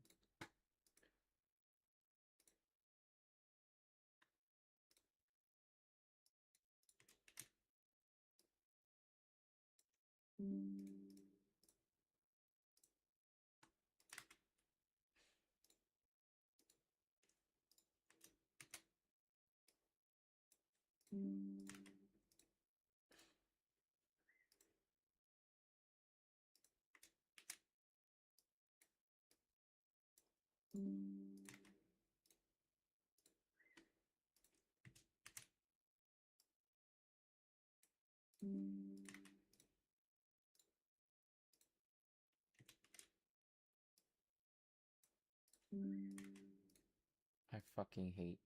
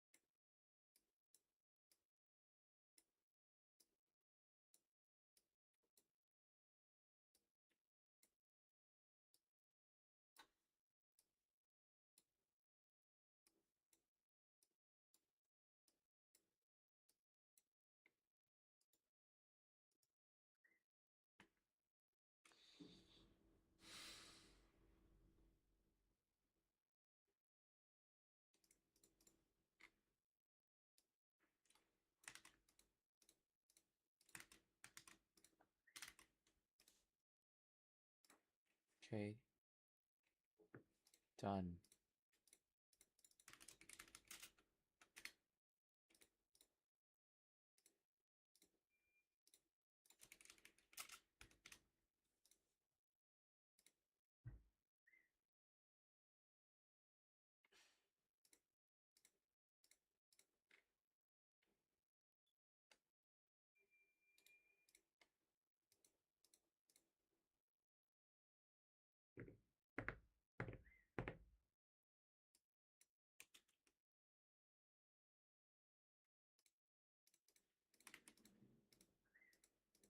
Did I watch last lecture?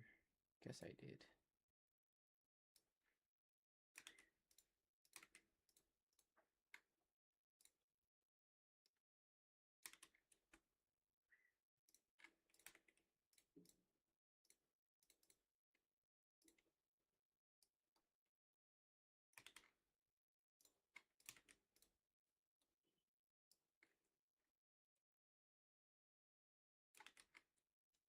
The hold up problem is the problem where like a company, they exchange something, the other person knows that they need them, so they just hold them up.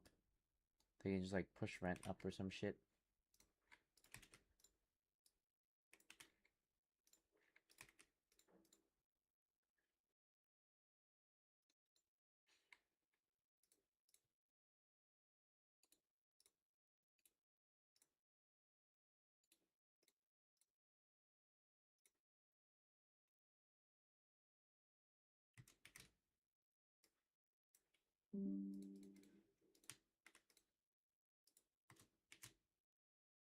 Monopsony is when there is one buyer, is it? One main buyer.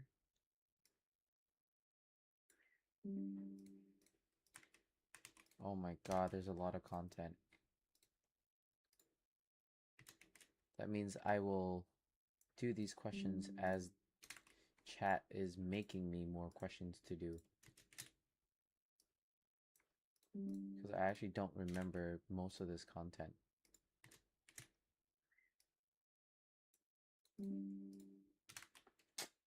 Shit.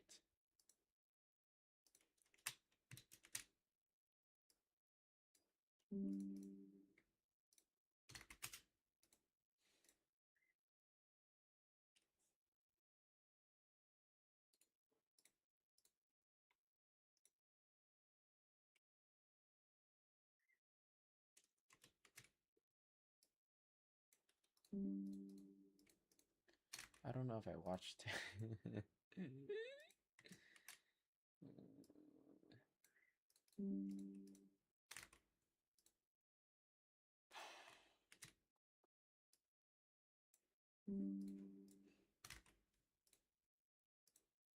Basically, like 12 hours to catch up. But we will just do questions. Ooh. Okay, done with the post lecture. Now we're going to download lecture recordings. No, not recordings, but tutorial.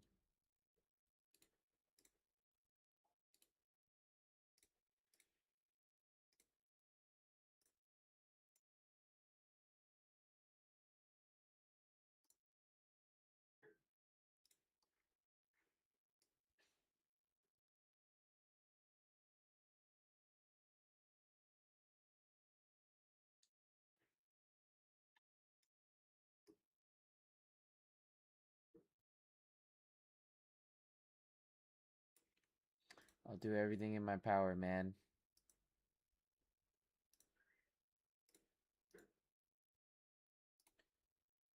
It's because, like, the test is a pain in the ass to do. And those tests are not easy, bro.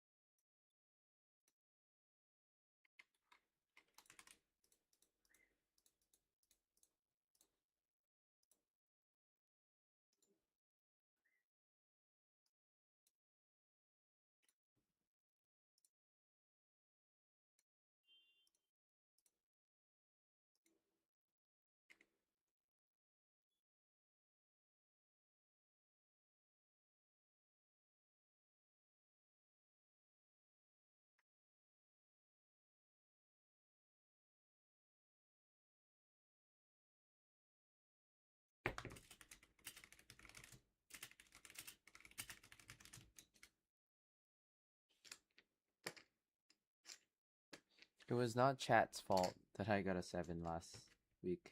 I could have gotten a 9 if I was better with my time and was able to finish off that economics question. You know, like a 9 is okay, but that took a heavy hit on, like, the last question was 2 fucking full marks.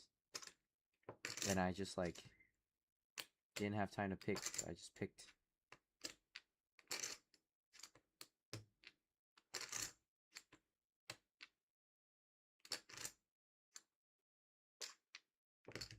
Yeah, they were. You're right. They were cross-labeled. Yes. Some basically the preparation that you made for me last time was very good. It's just that I wasn't able to get the mark that I wanted. So you can spend your time generating questions like that, but once again, last time your batch of tests were pretty repeated. I would want them to be, like, more minute as well, which is kind of tough. Like, one of the questions that I lost marks was that question I told you about last week, where in one of the true or false law questions, it's like, would a triple C would authorize mergers and acquisitions because there's a likely benefit to society. And I thought that was true, you know, by a certain section. But they're so minute into the concepts of economics, where it's like, no, it's actually that a triple C only does it when there is a net benefit to society as opposed to net cost. So Yes, continue on what you were doing, and yeah, do what you have to do. Fuck.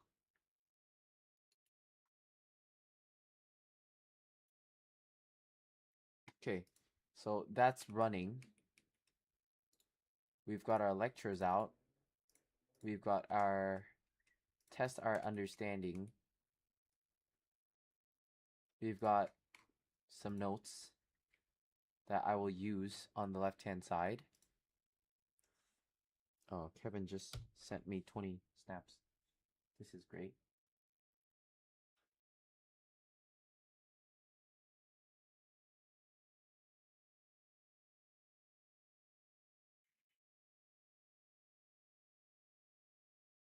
Oh, 2 hours ago. Thank God.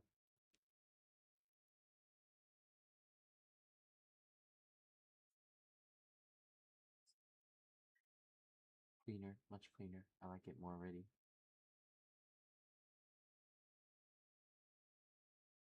Let's get some water. Get some.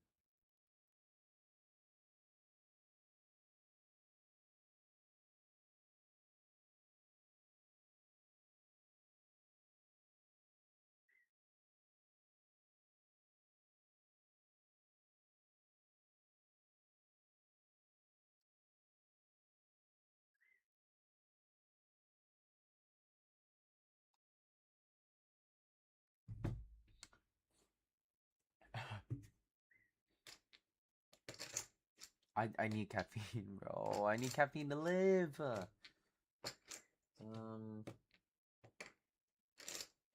5:30.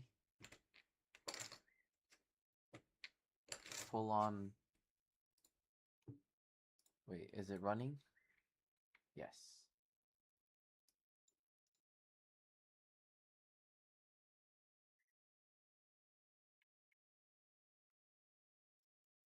Yep.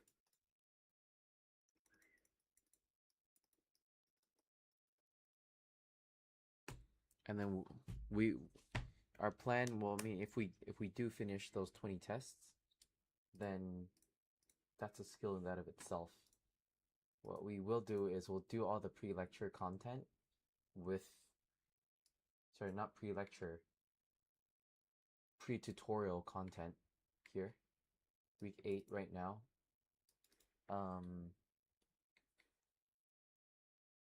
Yeah. With respect to the notes. And then we'll get into the minute details later. Okay, I do need to get some.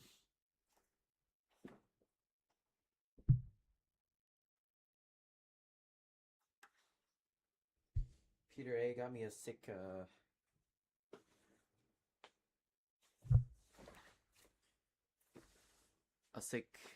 thingy. Very cool. I will buy a cigar.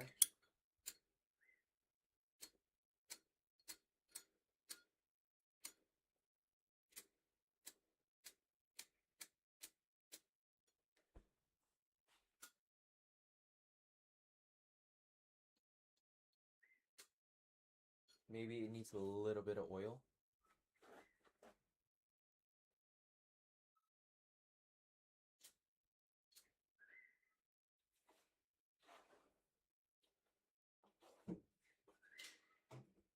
No, definitely not in there.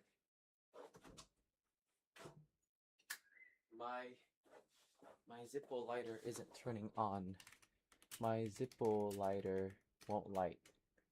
Refuel, unsticking the flint, trimming or adjusting the wick. Add fluid.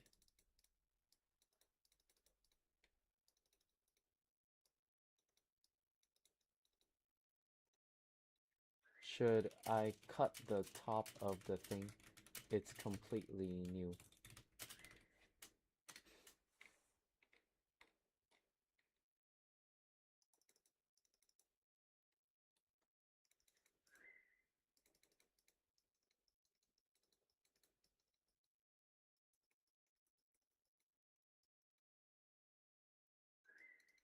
Lift the felt. Turn the insert upside down.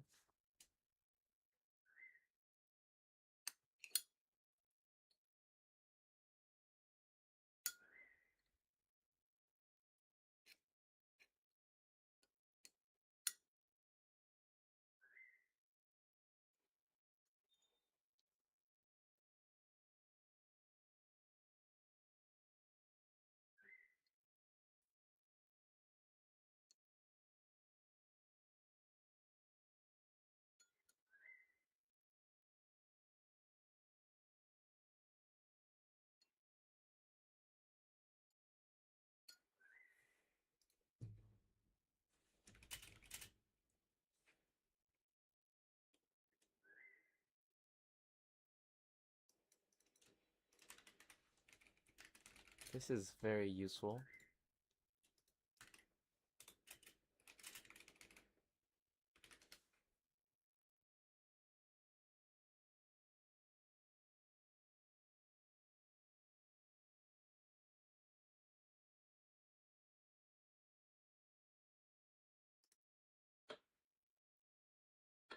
Okay, bizip will open that shit up. Pour it in.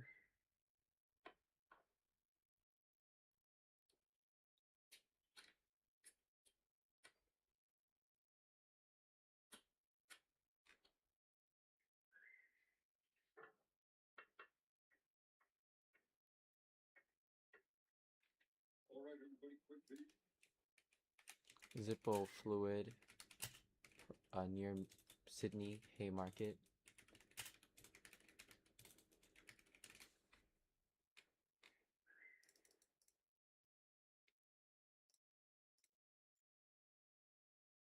$10. That's so fun.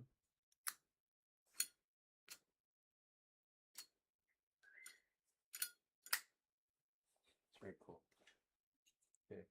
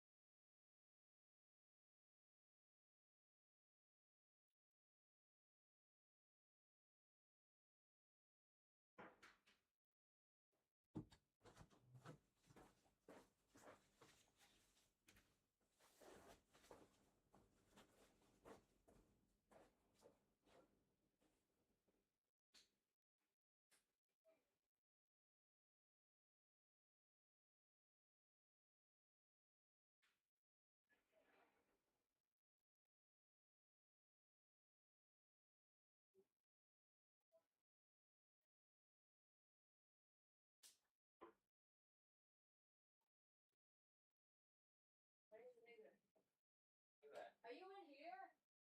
Hello. Get up.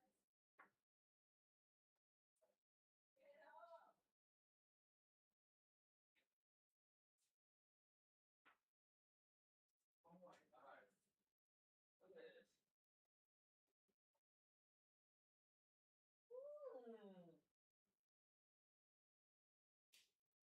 You know how many calories this is? Yes. Under over. Under. No, like 55. Frozen strawberries?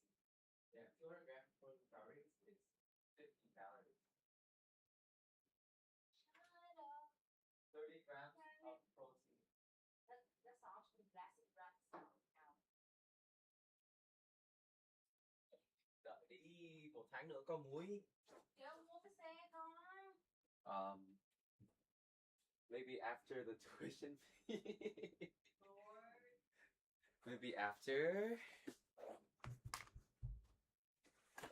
I should show Christine this.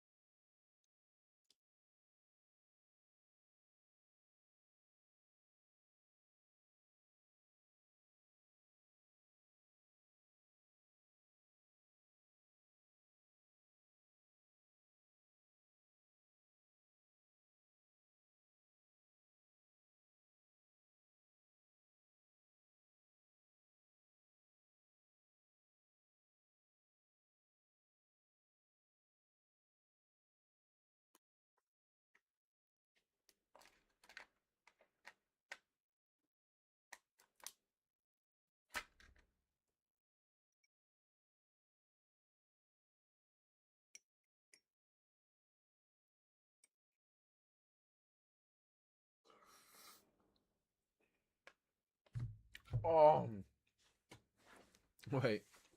I'm gonna need some time to enjoy this.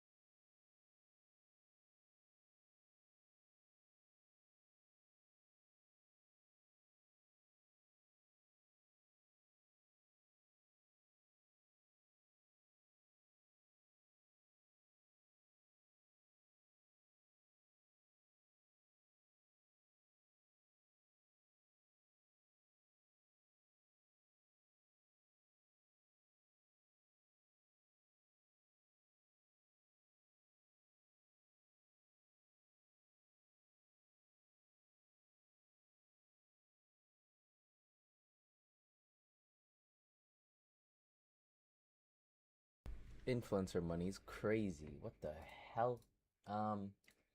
We'll start with our practice questions.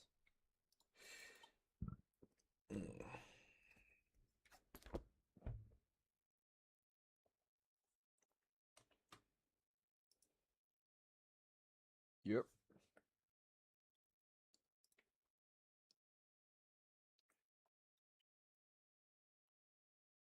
Fuck, bro. I wish that class would have been so. This is her talking about price taking behavior. Free entry and exit. Reasons for increase in total surplus. Approve allocative efficiency. Reduce costs.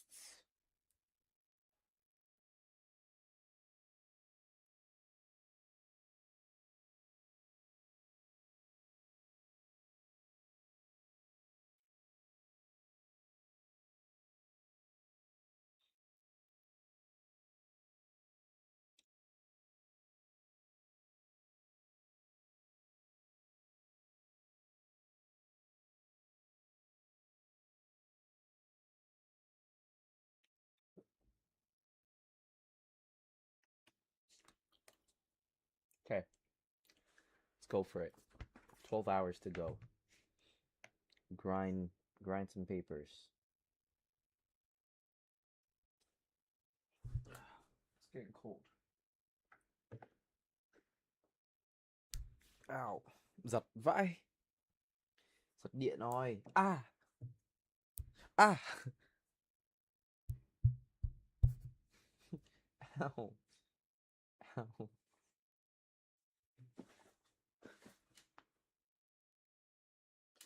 Snug me in this warm piece of clothing. Not clothing, but thingy majiggy. Throw these coins out. Give me my space to do some economics. I feel snugly. It feels pretty nice here. Not gonna lie.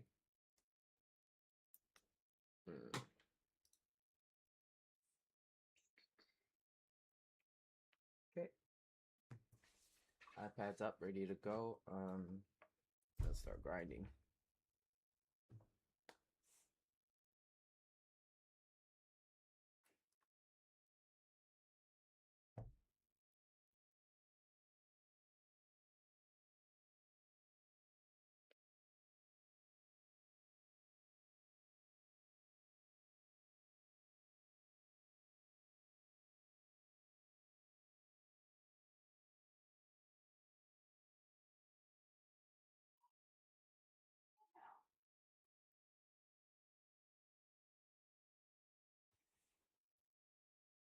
Ten minus Q.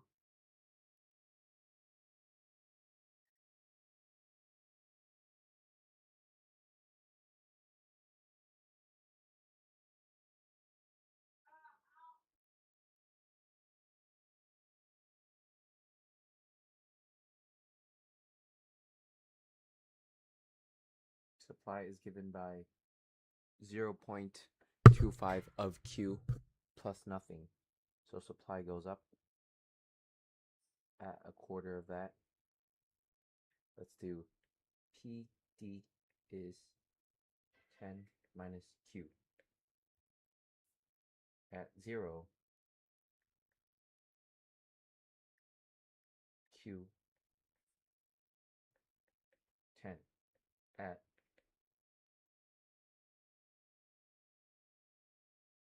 so this is also 10.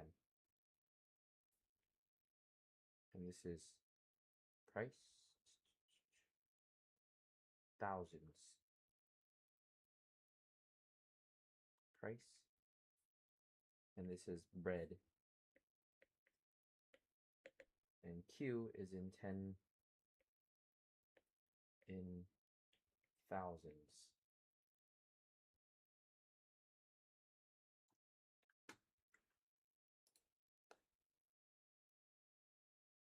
On the graph, show the market equilibrium price and quantity.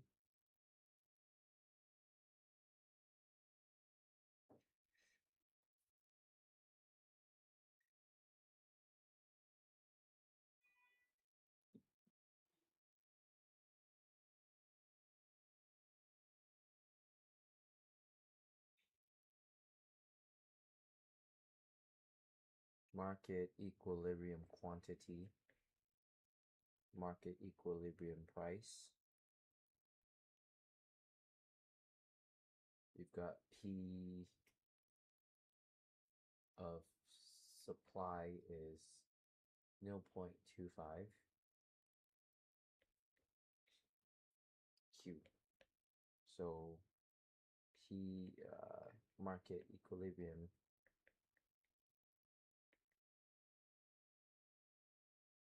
is 10 minus Q is equal 0.25 Q plus Q. 1.25 Q is 10. Where's my calculator? I have to use my calculator the other way.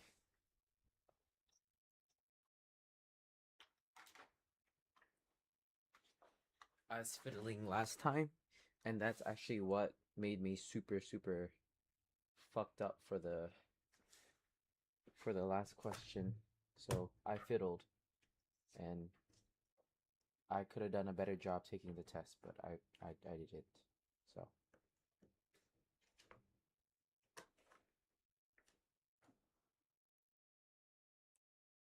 right, 10 divided by 1.25 gives us Q is 8.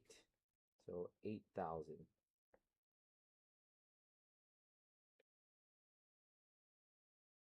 8.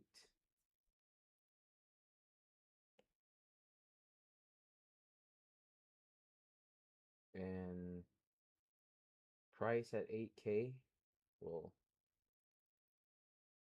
PD is equal 10 minus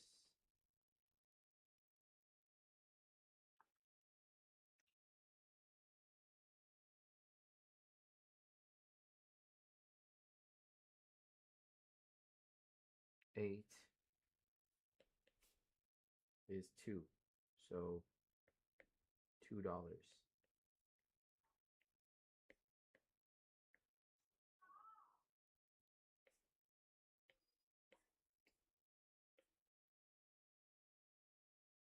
Okay.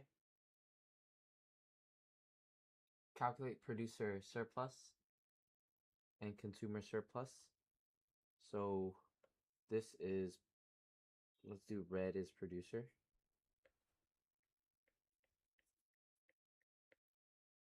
Producer.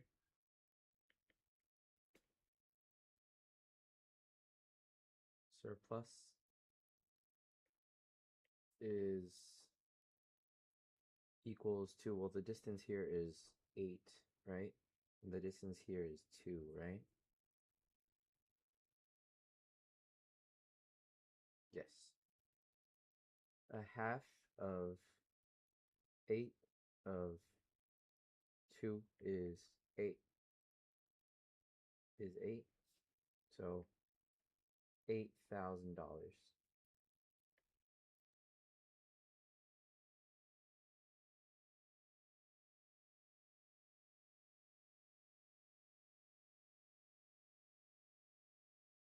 Right?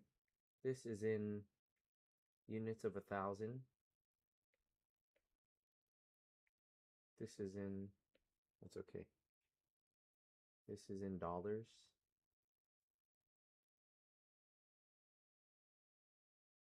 Right? And then consumer surplus, get this big chunk, which is consumer surplus is a half times the 8 and 8, which is going to be 32. So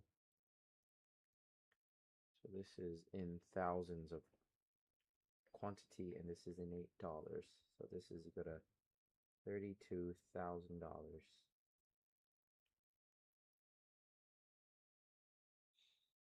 Suppose that the government believes that the price is too high and imposes a price ceiling of $1. So we push that shit down.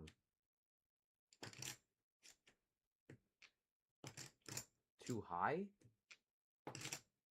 Wow, we're not even...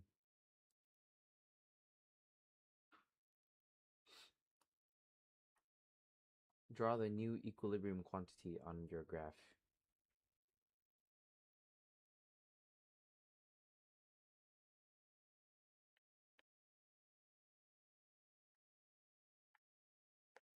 Okay, so price ceiling of $1. Ceiling is, hey, here's the maximum you can charge someone.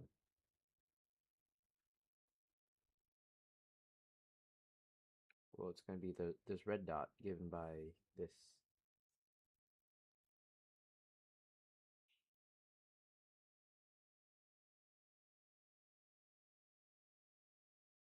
Q tax, and price with tax is now $1, and you could sell at a quantity, well, $1. $1 is 10 minus Q. Q is 9. So quantity is 9,000 units of bread. Okay? And so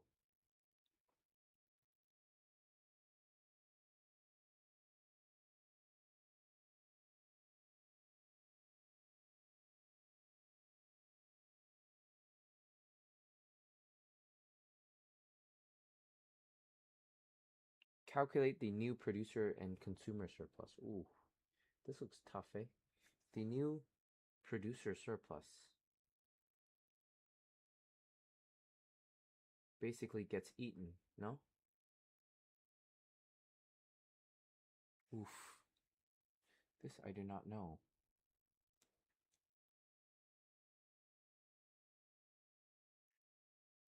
Well, producer surplus went from that to that.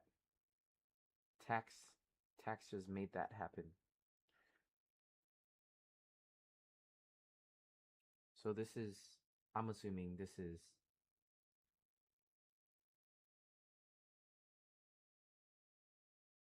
the new quantity. And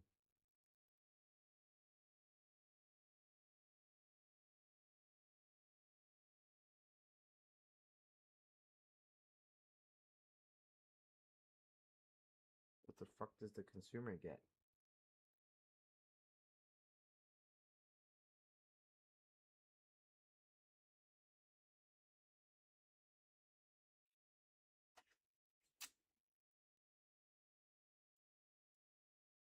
Well, consumer gets all of this. And this maybe?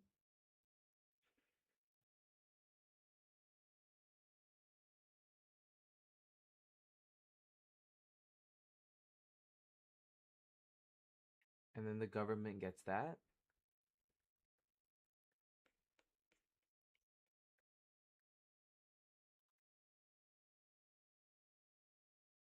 Okay, first thing that I do not know is this big boy. Sorry, we're going to watch the solution. Okay. Sorry, not there.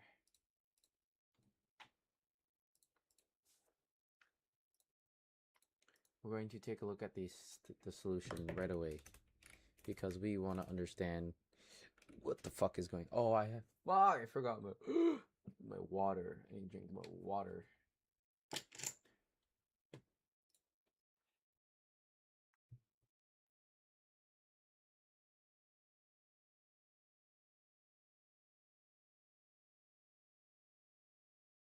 Courier has received my package.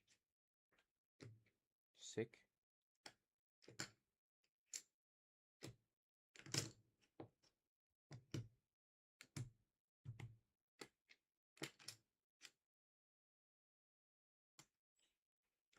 How about AliExpress?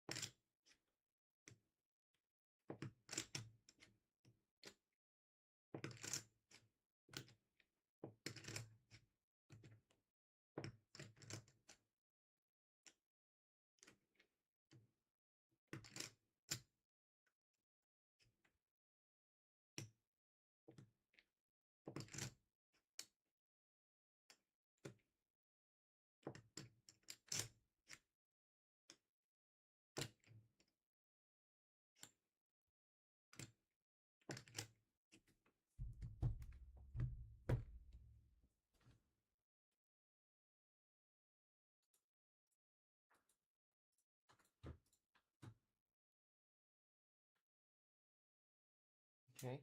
Quantity is 8. Price is 2. New tax. Drop that shit down. Quantity is 4. Price is $1 of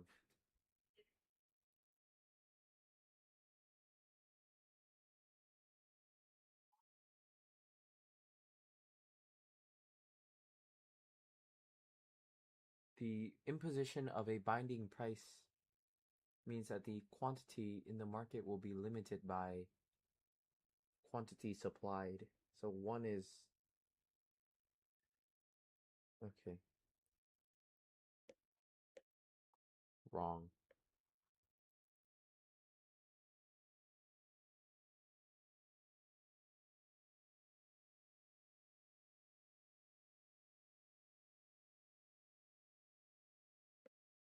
Very much wrong. So the thing that went wrong here is we don't have something like that.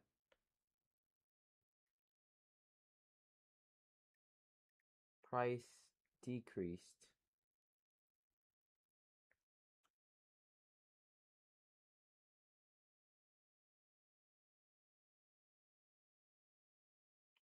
If we produce at Q is 9, we'd be well below. We'd be well in the red zone. And marginal cost is larger than marginal benefit, which is not good. Okay. So you won't be producing at that price.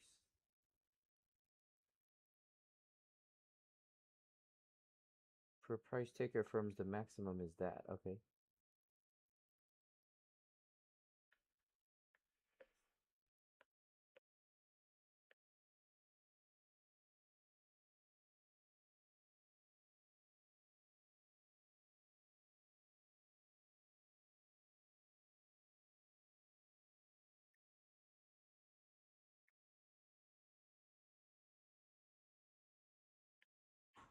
Okay. The new. Then the new price will impact supply. So the new tax is going to impact supply. P supply is given by 0.25Q. So PS is 1 means the new Q is 4, which is 4,000 units. Okay.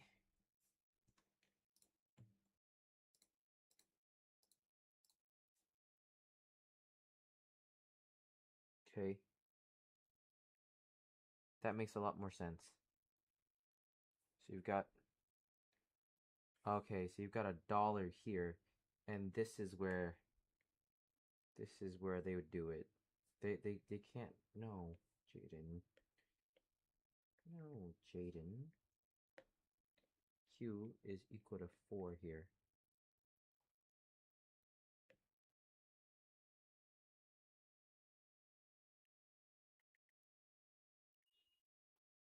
Okay. And then this is the new kind of, then people at this price stop buying after this.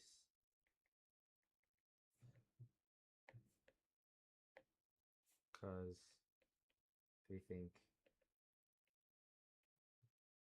M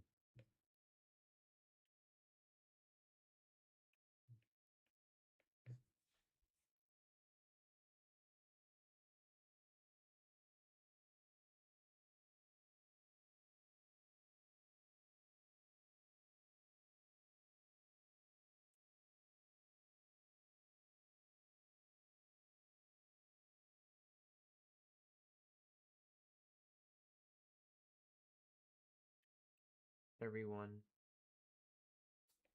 up to here got something. Basically, they won't sell anything more.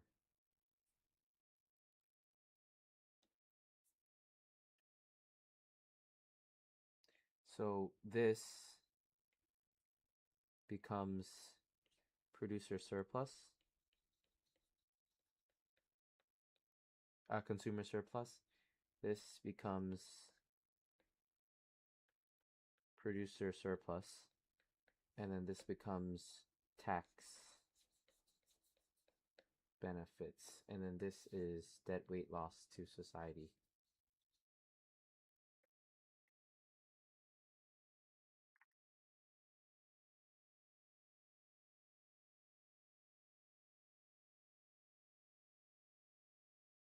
So producer surplus is now, well, a half of Q4,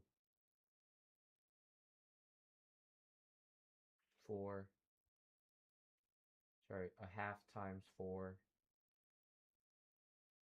times 1 is $2,000. And consumer is, how would I calculate that? The market equilibrium triangle, subtract the upper triangle for dead weight loss.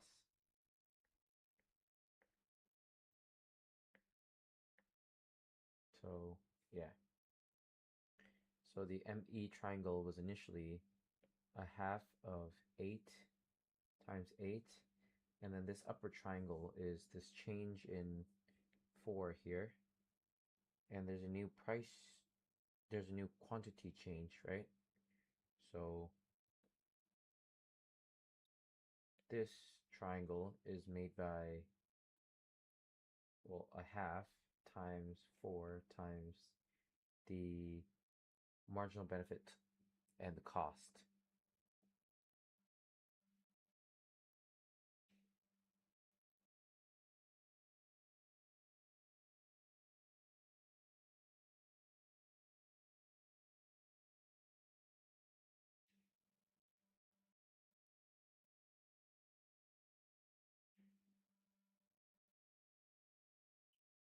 Okay,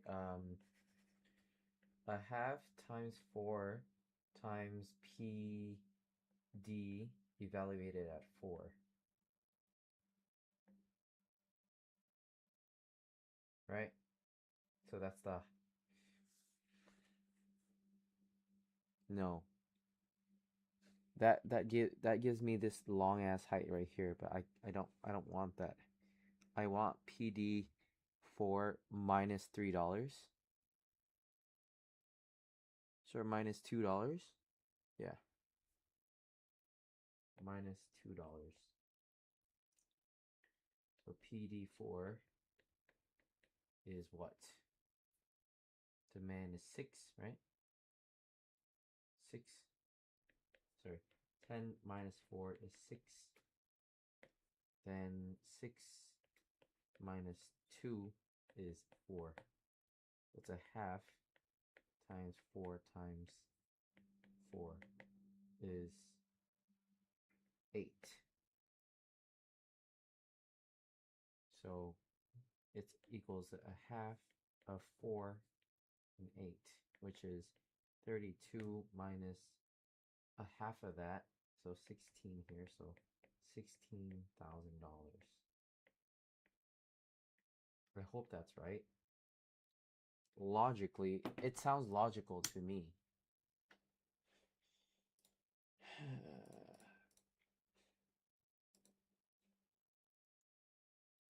What the fuck? Consumer surplus eats everything?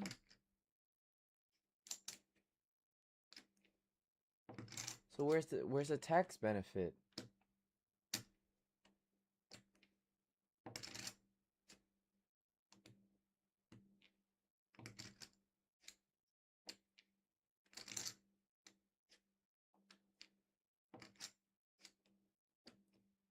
Wrong again.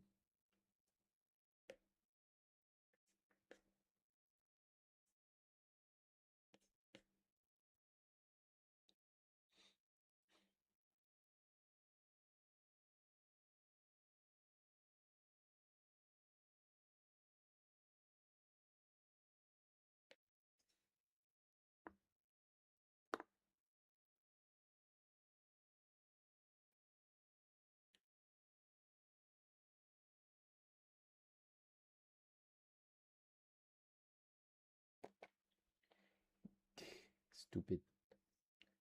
Jaden, you're so dumb. Just to see your face.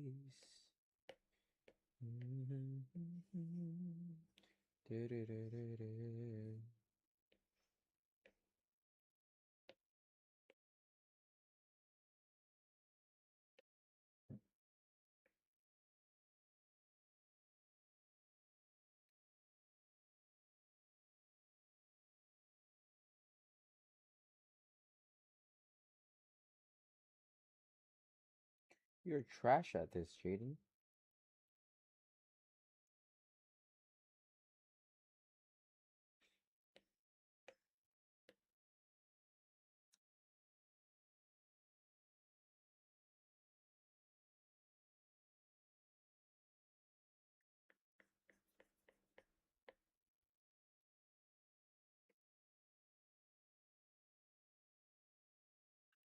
So, producer surplus. No, consumer surplus.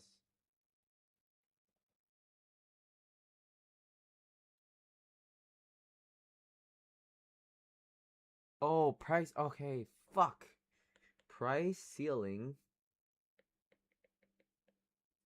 and floors is not tax.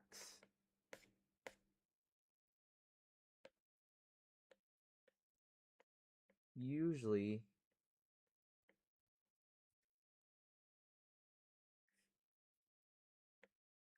okay, something new.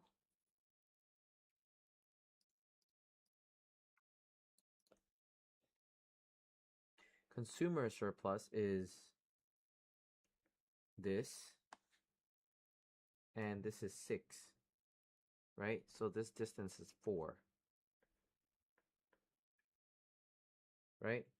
So it's going to be the small triangle plus the rectangle with price 1 here, and this is size 4 here. This is size 4 here and 6 here. And this is size 4 here. Is that right? Size 4. Size of that is from 6 to 1, which is 5. Yep. So we get a half times 4 times 6 plus, no halves, 4 times 5, which is, well, that cancels to a 2. So you get 12 plus 20, which is $32,000. Wait, what the fuck?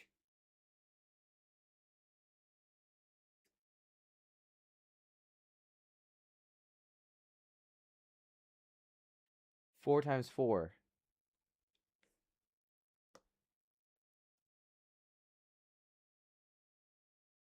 A half times 4 times 4 is 8. So $28,000. Okay, biggest thing to note is price floor helps the consumers eat this. The rest is debt weight loss. Debt weight loss is calculated right here, and then height is that. So difference from the efficient maximizing quantity and height is that. Producer eats this whole chunk. If we have a price here and the price increases,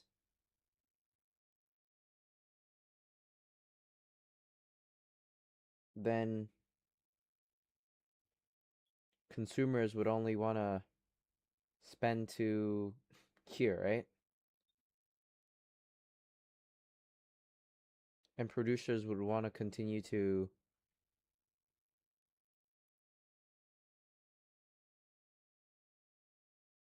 producers would eat like that.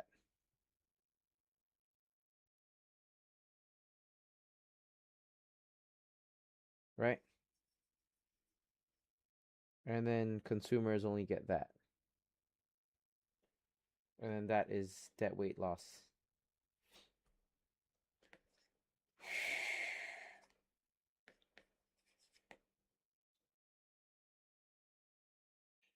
What a pain in the butt. The most prominent example of a price floor is a minimum wage. Demonstrate how a minimum wage will affect the total number of workers employed and the unemployment rate. Right.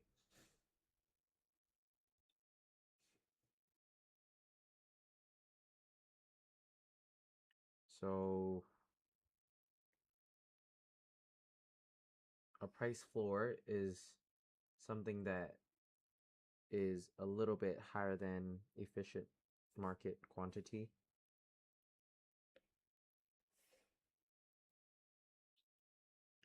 So this is efficient.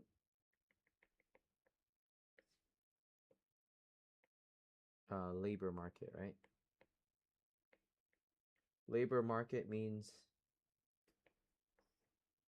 buyers are companies. So PD, PS.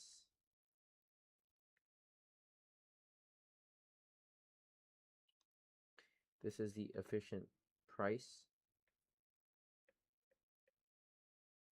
And a price floor pushes them up right here.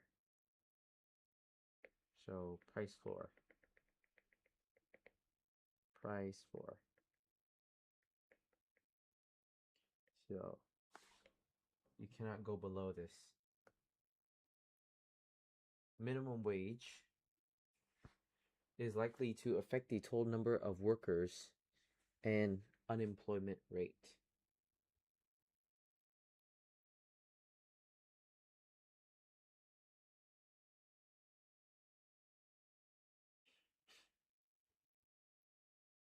So that decreases the quantity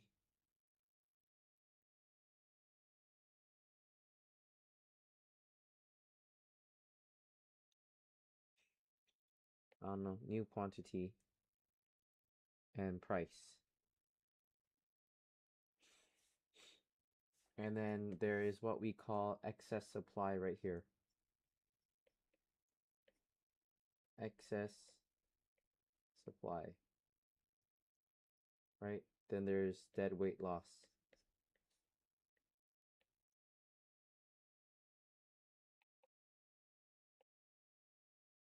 And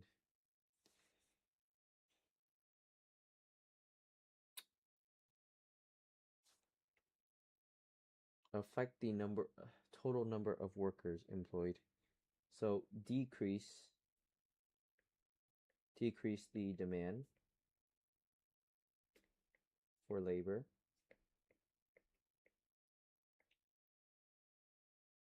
Not decrease the demand, okay? No shift, but decrease a long curve, PD curve, of the quantity of labor demanded, right? Leaving this part, excess supply. So workers cheap for workers for less in market. So low skilled labor.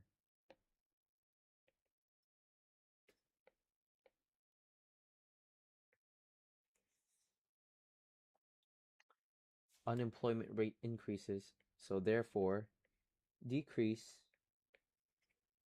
in active workers and increase in unemployment. Right?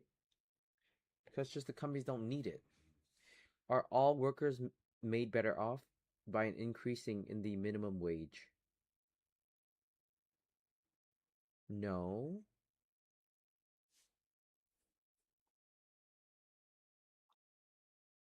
Excess supply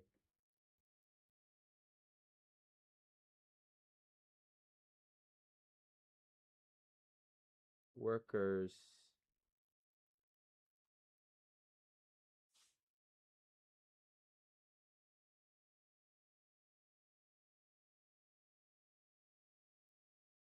those are the companies.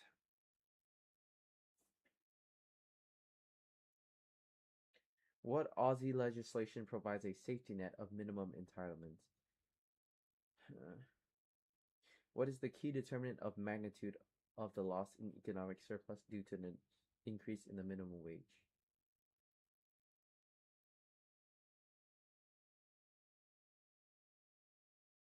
Workers with less skill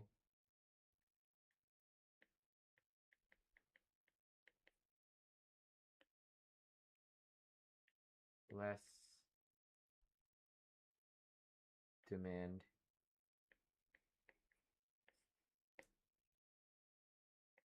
for them. I don't know, more competitive for others.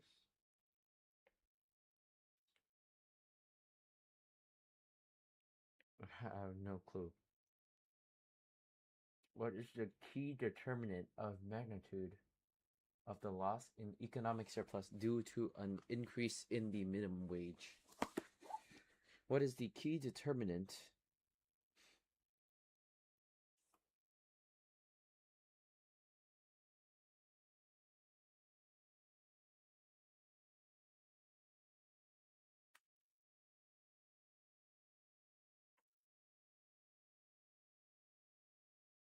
fuck does this mean? Dead weight loss?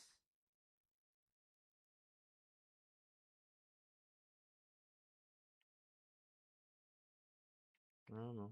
A half of QE minus Q star times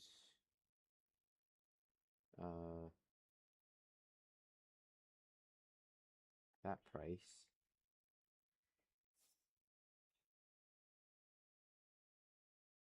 PSQ star.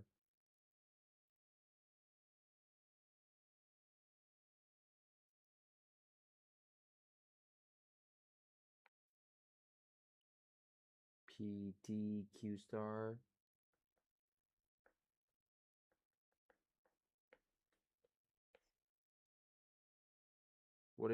What Australian legislation provides a safety net for minimum entitlements for employees?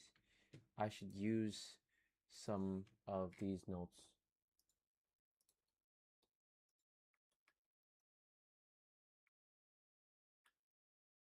Come on, give me some legislation. Tax, tax, tax. Tax looks like that. Tax eats a chunk. Elasticity.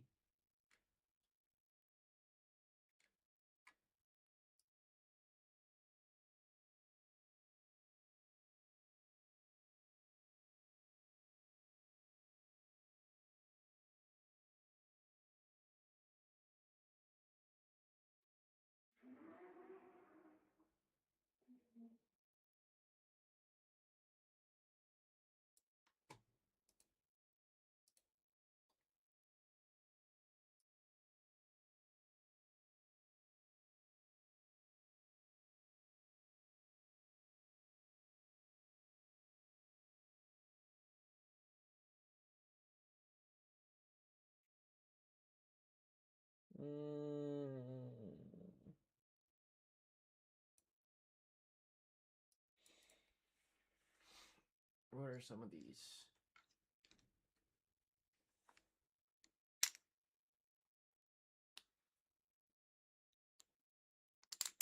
Safety net for minimum entitlements for employees. Fair Work Act. I need to know that. But minimum entitlements. Fuck.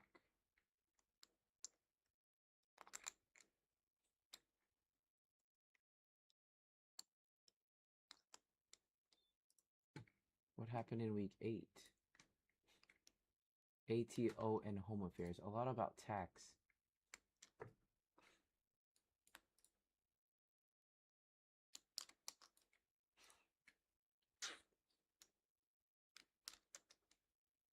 Rhetorical and reality. The fuck?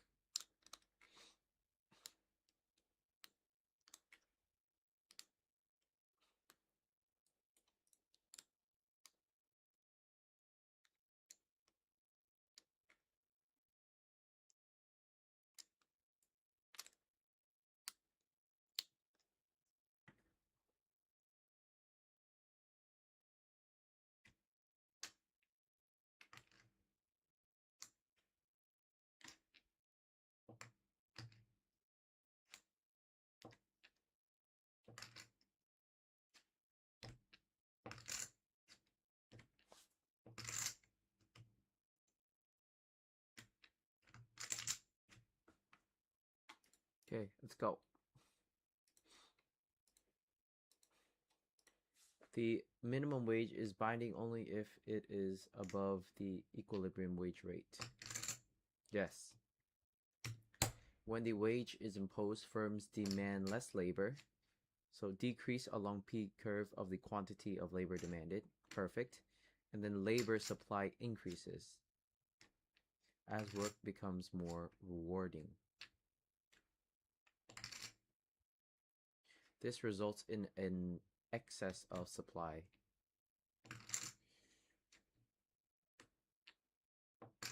I need the arrows. I need the arrows that go. Okay, well, here's the quantity before. A new price floor has pushed the quantity demanded backwards. So up here. And labor supply increases.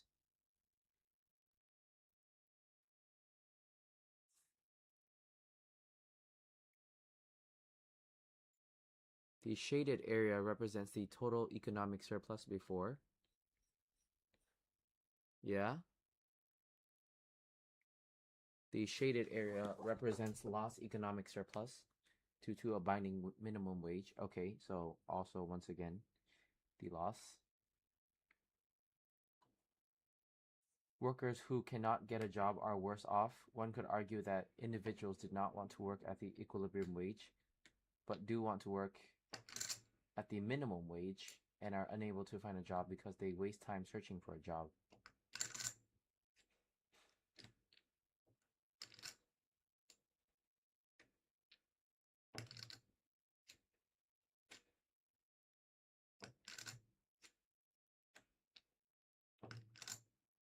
Okay.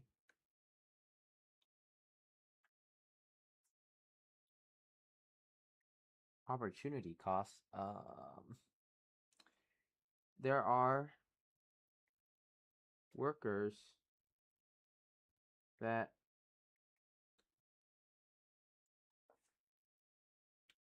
imagine there are workers that compete for a job here.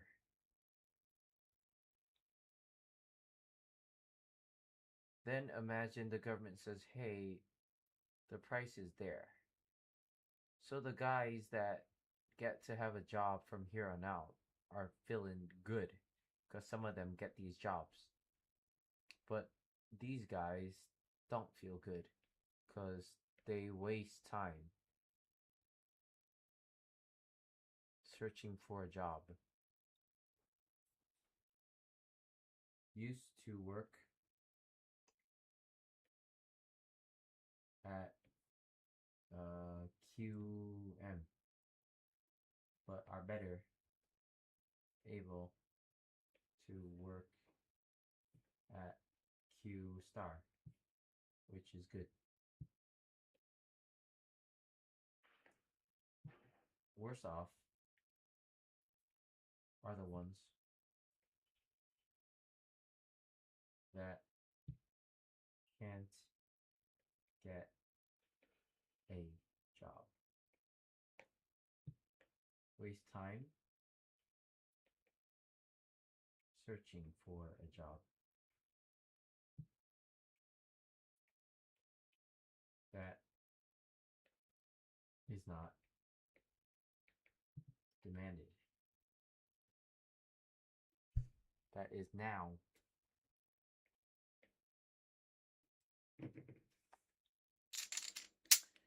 okay. The primary cost. So what is the key determinant? The primary cost is the reduction in the quantity of workers demanded, which leads to fewer workers getting jobs. Okay. It depends on the elasticity of demand for labor.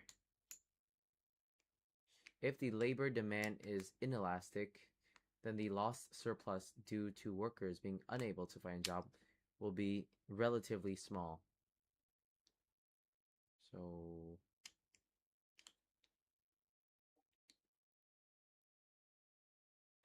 difficult to replace labor.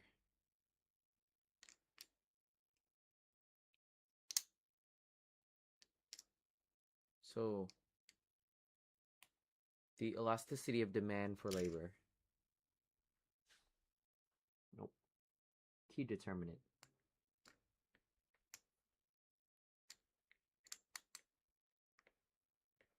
Is elasticity of demand for labor based on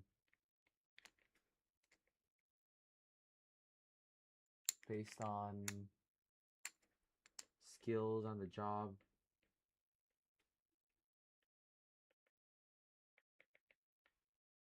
or type of job. Let's say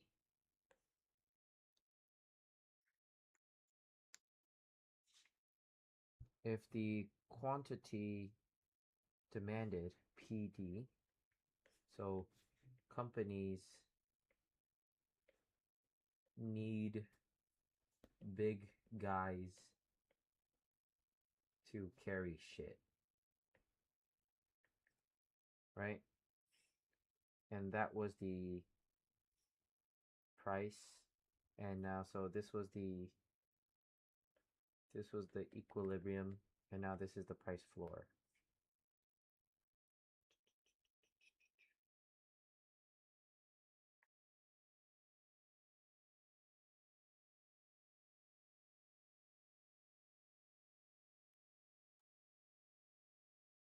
So their weight loss is clearly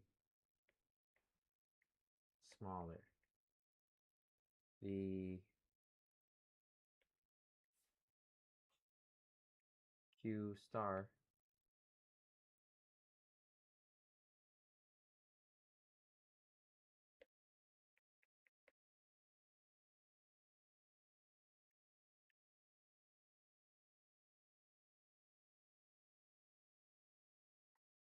is smaller because people still need, because companies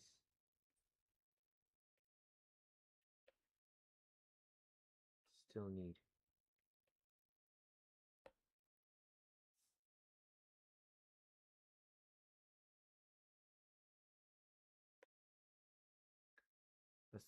Let's do a very flat graph now.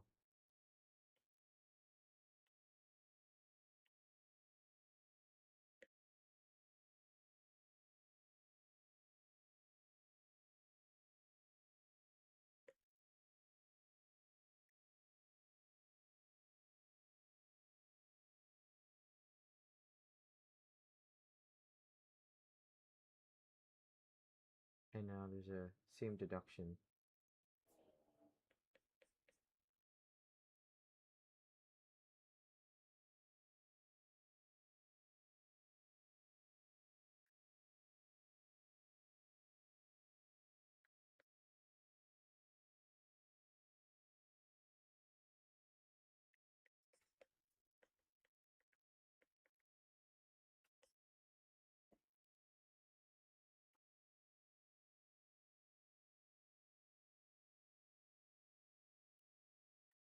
Let's make this a fucking tall ass price floor. Yeah.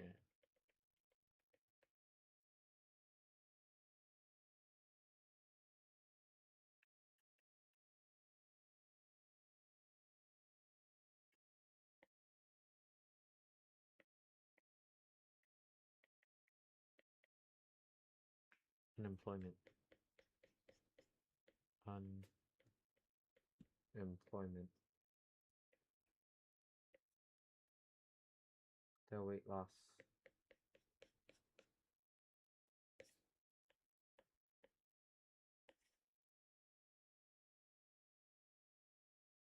Okay.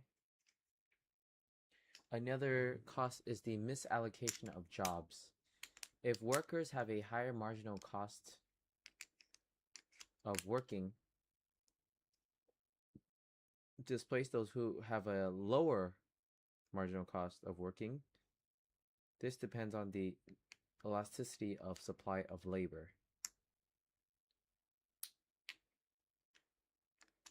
If labor supply is inelastic, then few new workers will enter the labor force due to the higher minimum wage.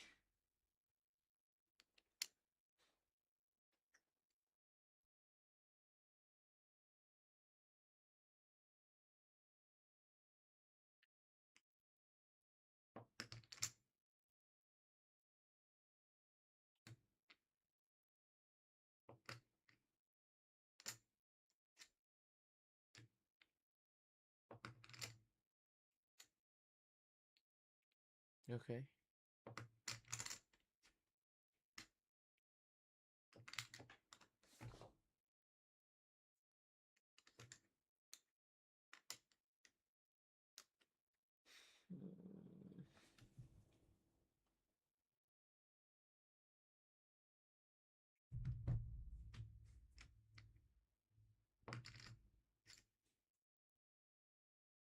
Fair Work Act, something that I need to remember, and Fair Work regulations govern the relationship.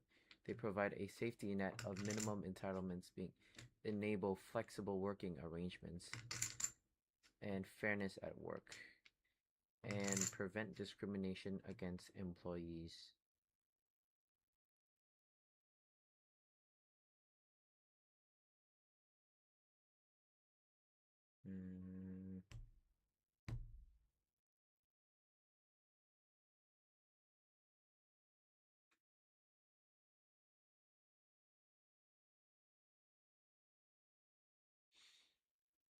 Fair Work Act. Fair Work Act. Fair Work Act 2009. We'll see if there are anything important. But Fair Work Act.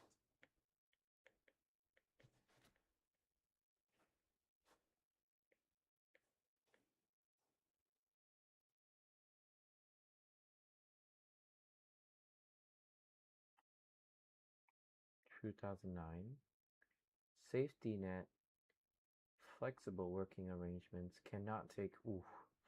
Under the Australian law, an employer cannot take adverse action against an employee for exercising a workplace right. Under AU law, an employer cannot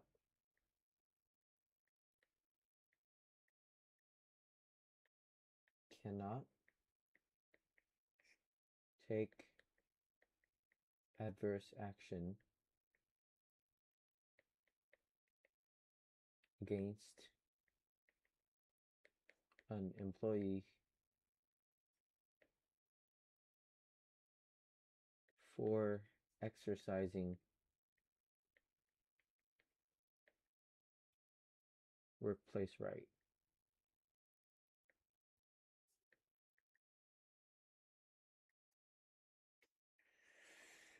What is the current minimum wage?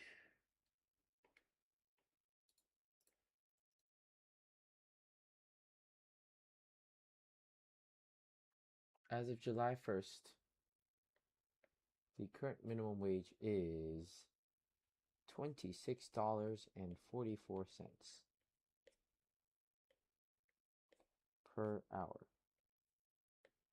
So $1,000 per week.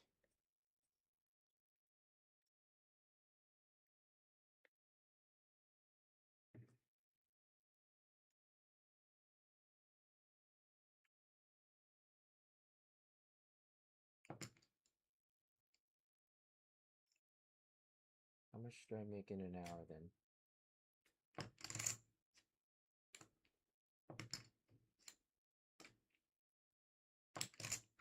All I need to do is make 4 to 5 sales. Play the game or the game plays you.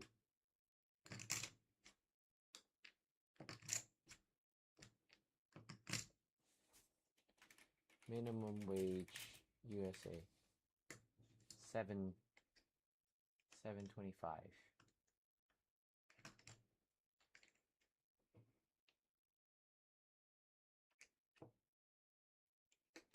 Nine to 5 wage USA.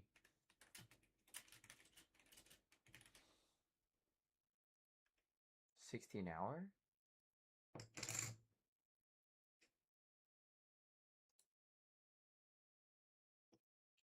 Sorry, $30 an hour for a standard 30-hour work week.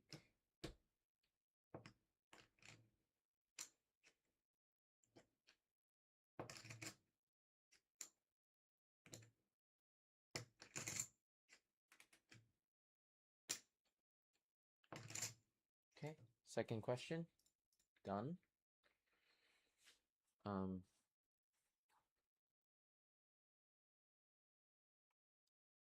Suppose that in the Greater Sydney, the demand for flowering plants, so this is a job,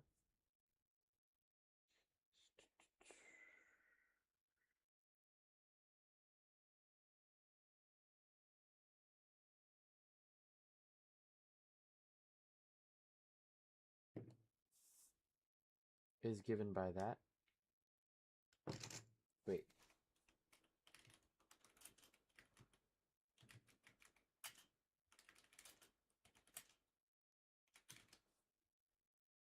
$30 an hour.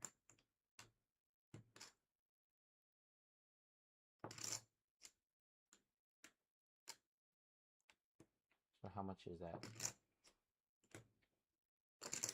He works 12-hour shifts. 360 bucks.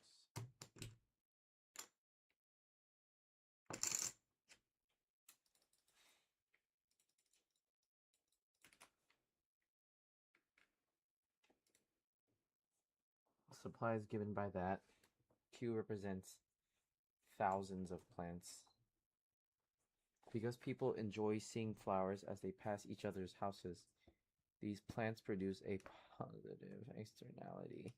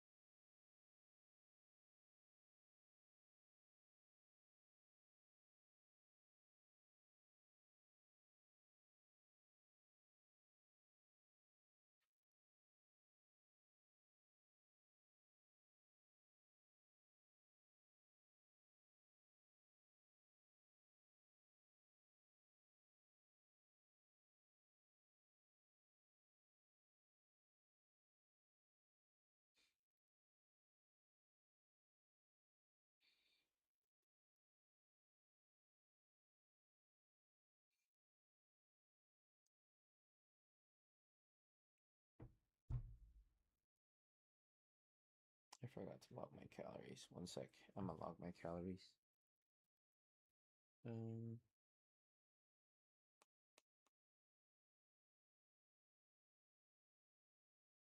Chicken burrito with 200 grams of potato tots, 10 grams of honey, 10 grams of sriracha, frozen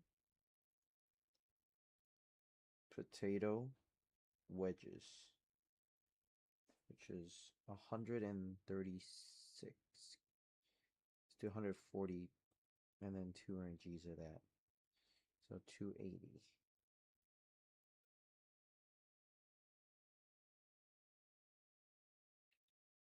And then what I had was frozen strawberries,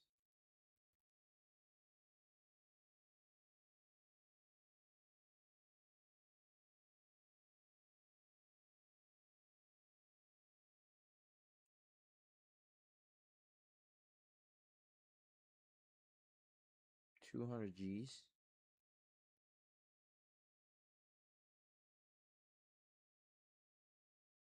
and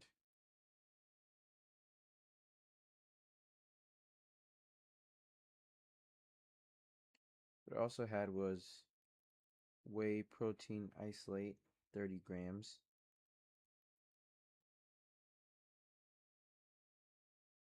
and then what I also had was 6 grams of honey,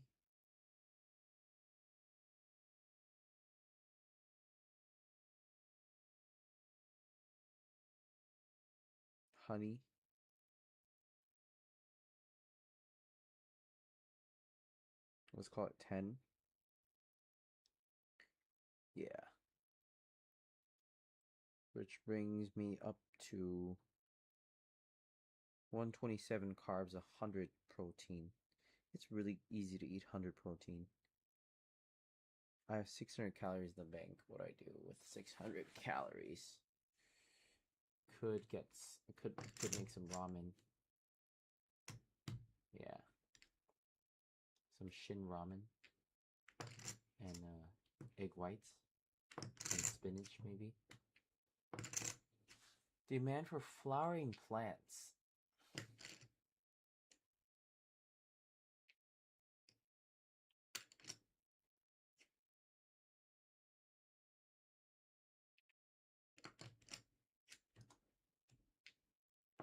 So that's a job, right?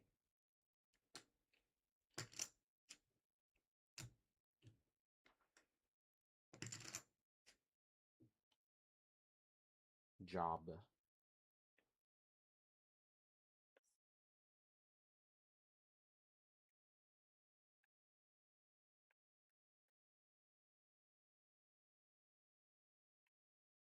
Okay.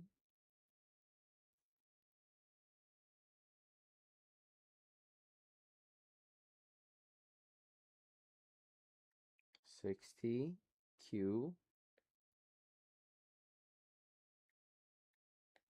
This is also 60, ain't it?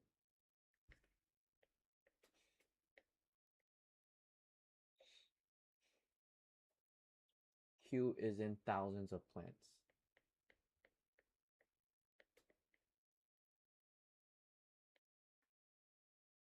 Supply is 0.2.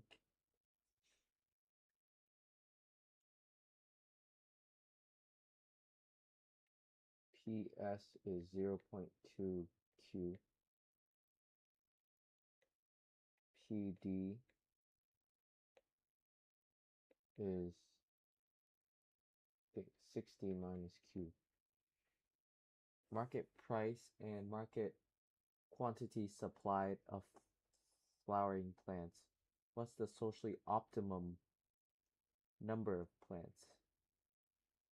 So these plants produce a positive externality, and each plant is a marginal external benefit equal to 6, which means the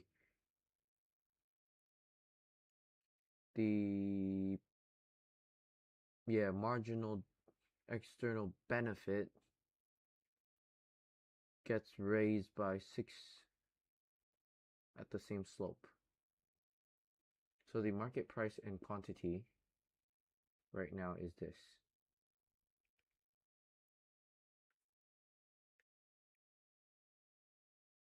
What's that? QM. PM. QM is given by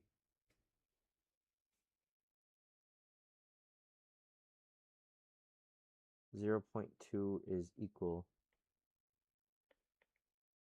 to 60 minus Q.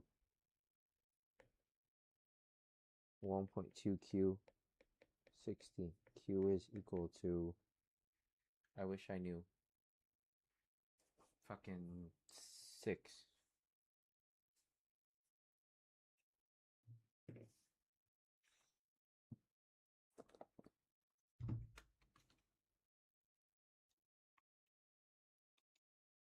$50. Q is 50. 50,000 plants. Wow, it's a lot of plants, man. Okay. Price.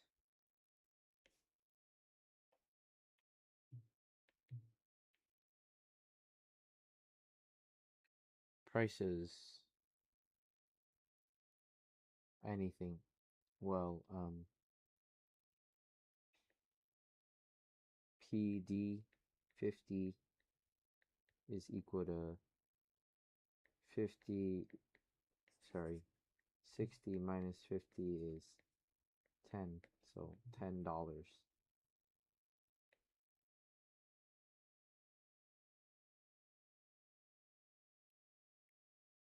Then socially optimal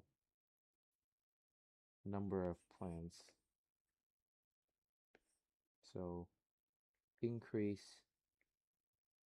sorry, this is a shift, right? Shift of $6 up with the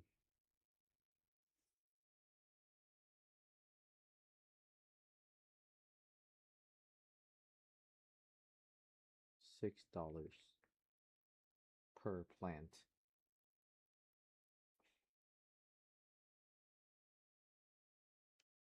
So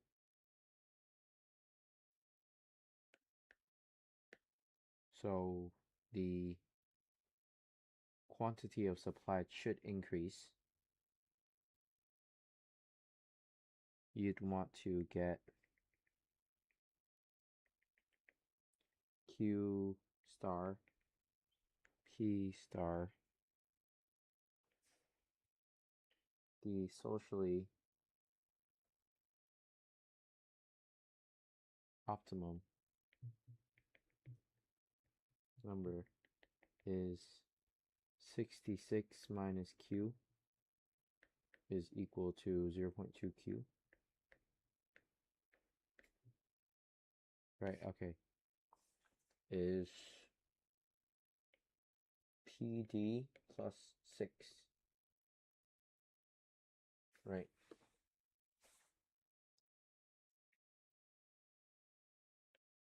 Is equal to 0.2 Q.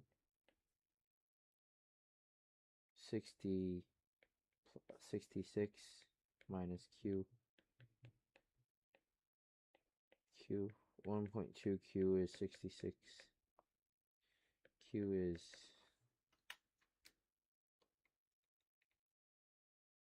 55.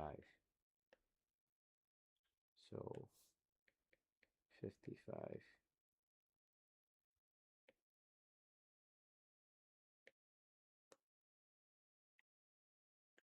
Okay.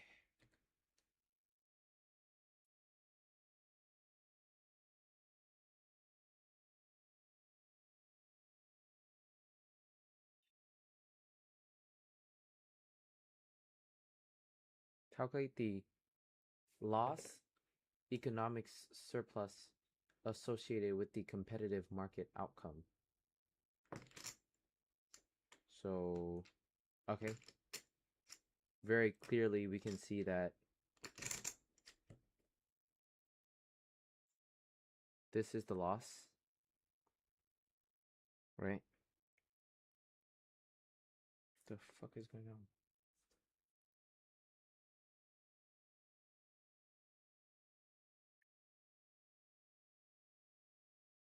Not producing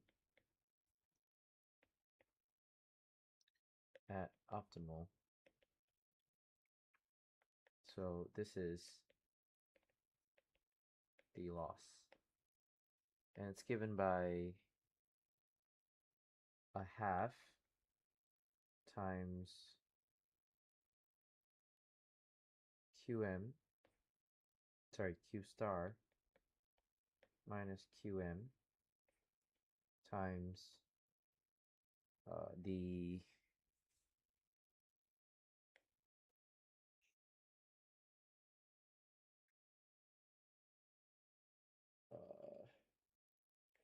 quantity supplied at 55 minus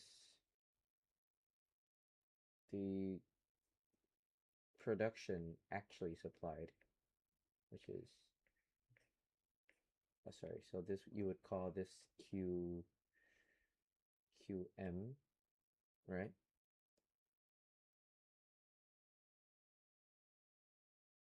Q star. Yeah. Q star minus QM, which is a half times 55 minus 50 times PS of 50 minus PS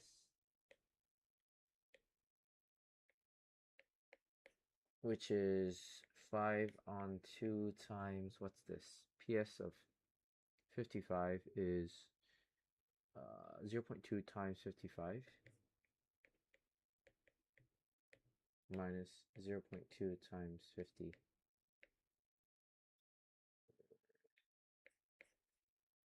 How much is that?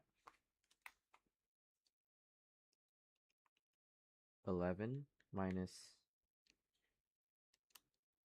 50, 10. So 5 on 2, which is 2.5 2.5, which is, well, that's 2.5 thousand plants.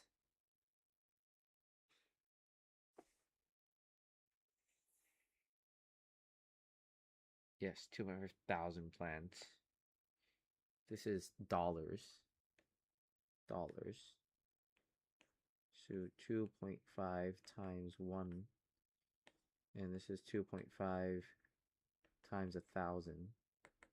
So 2,500 times $1, which is $2,500.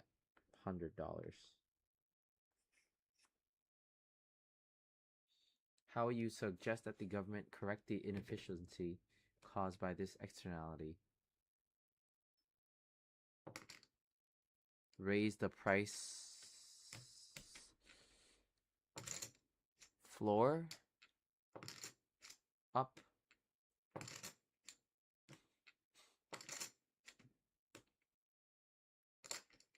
Raise the, I don't know, D.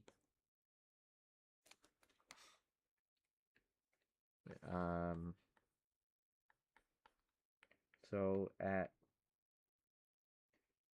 P S is equal to 0.2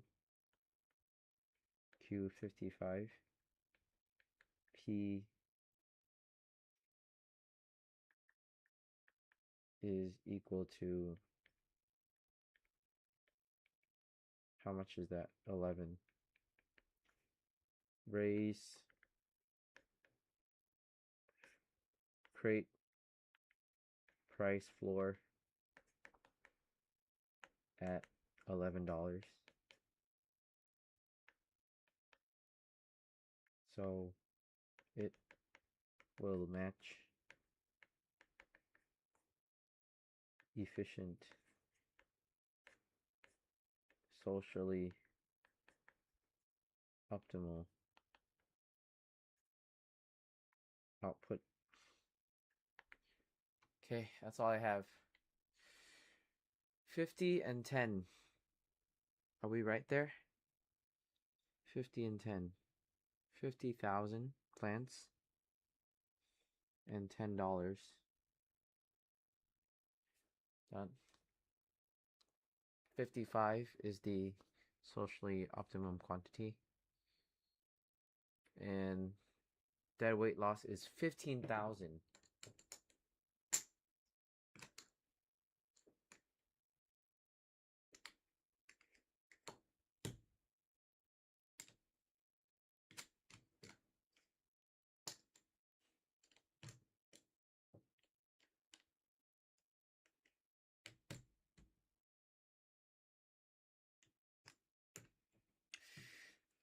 I'm so gay.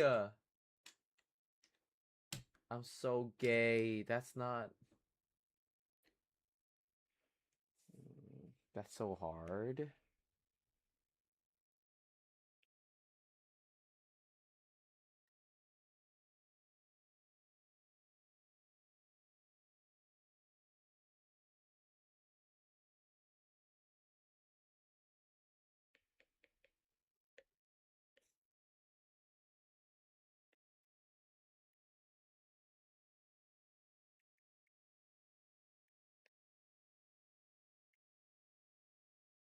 Jesus Christ.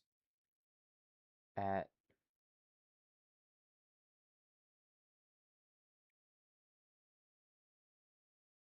here and here, right? So PD at 50. And this is, sorry, PD1 and then PD.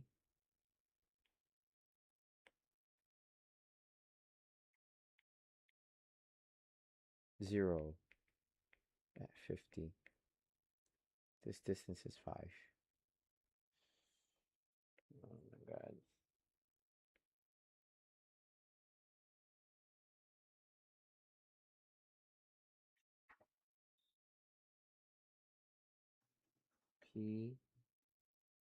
we'll call this PD1.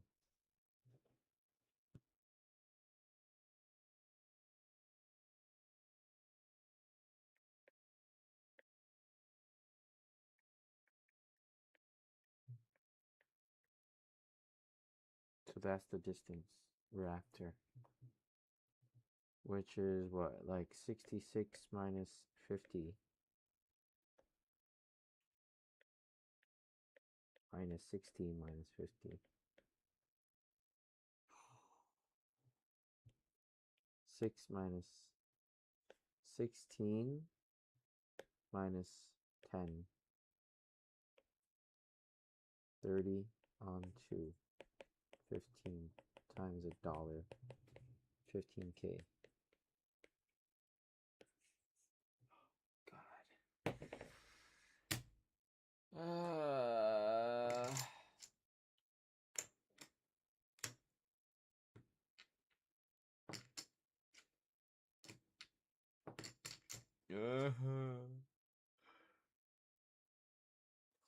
God.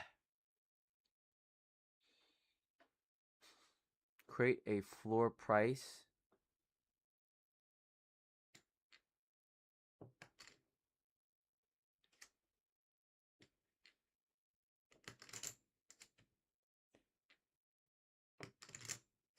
at $11.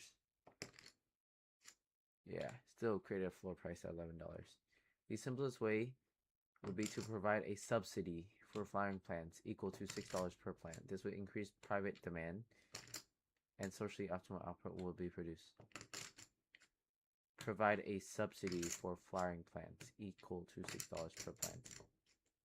Provide a subsidy.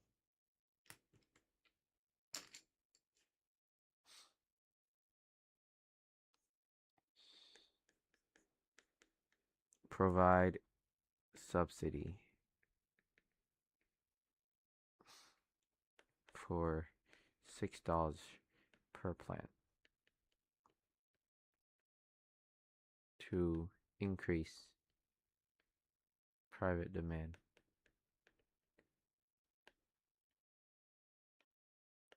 Matching social demand equals efficient socially optimal quantity.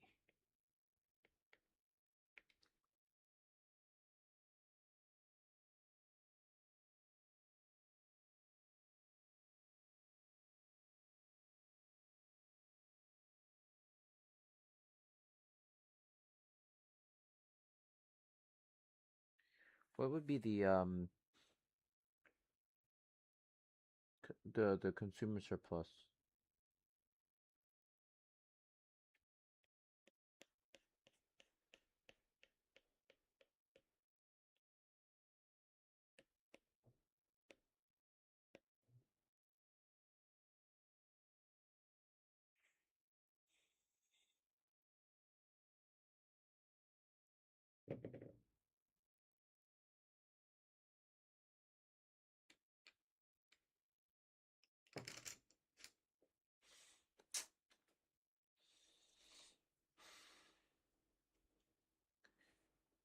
Suppose that the government is considering placing a 1 liter per dollar tax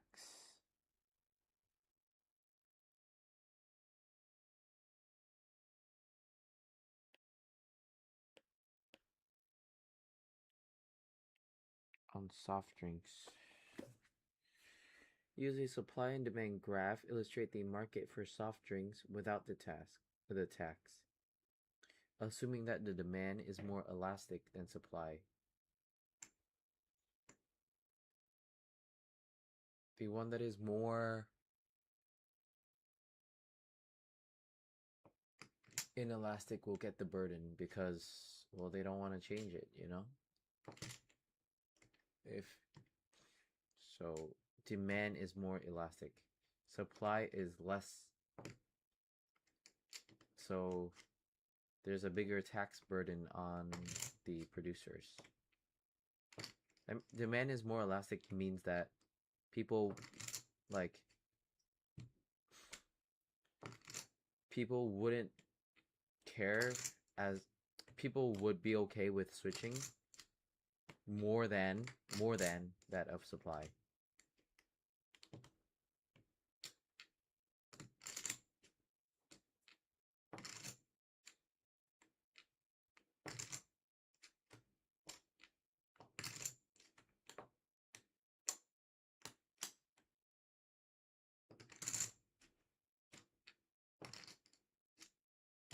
Okay.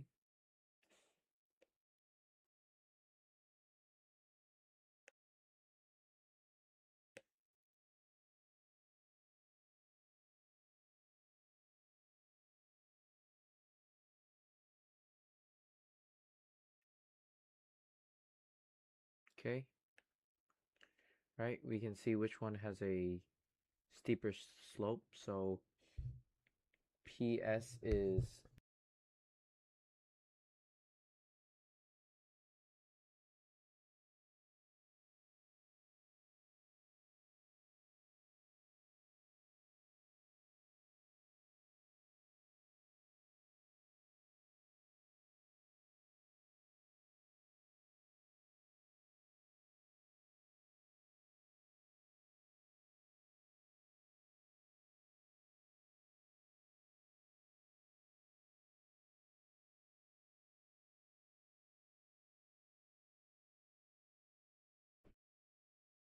more elastic.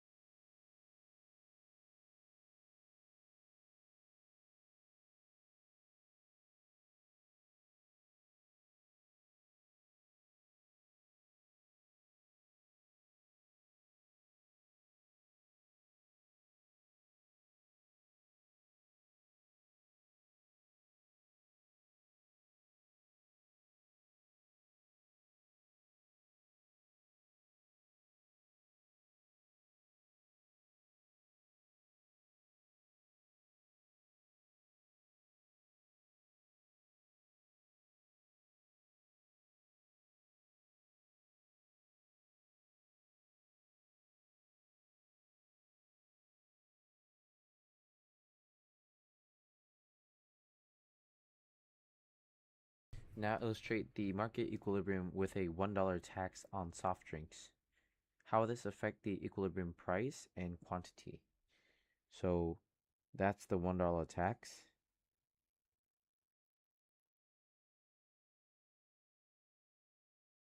Shall we make this $1 tax?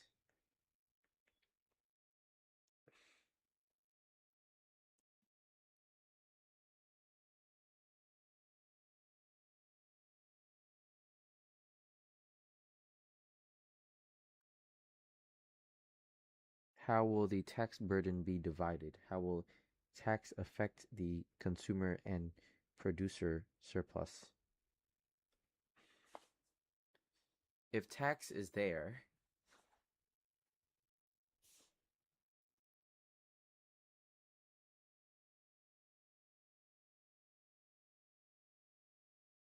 producer surplus goes to there. I mean, consumer surplus goes to there. Producers produce that much. Consumers produce that much. This is a $1 tax.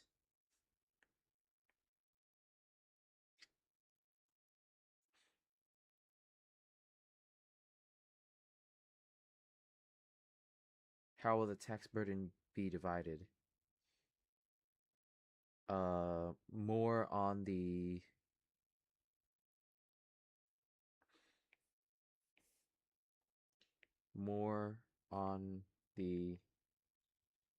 producer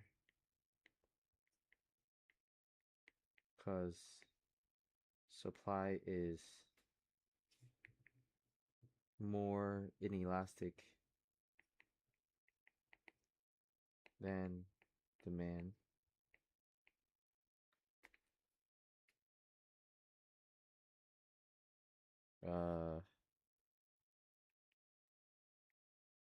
QT PM, so PT, price after tax. How will the tax burden be divided? So, of all this tax,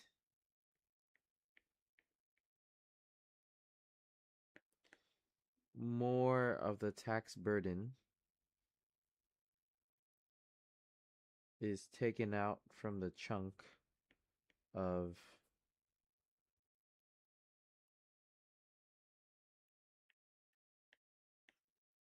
tax burden to suppliers is larger than tax burden to consumers. The consumer surplus is there, and then the producer surplus stops here. Let me just make this different this way.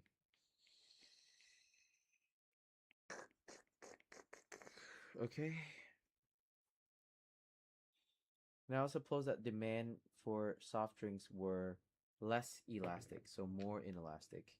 How do your conclusions from part B change? Well, tax burden is now transferred more to tax burden is more heavy for consumers. Now, so suppliers can transfer more of that tax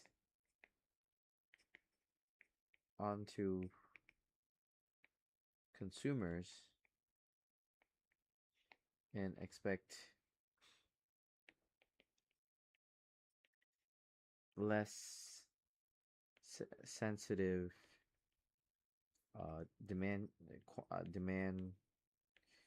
demanded quantity changes.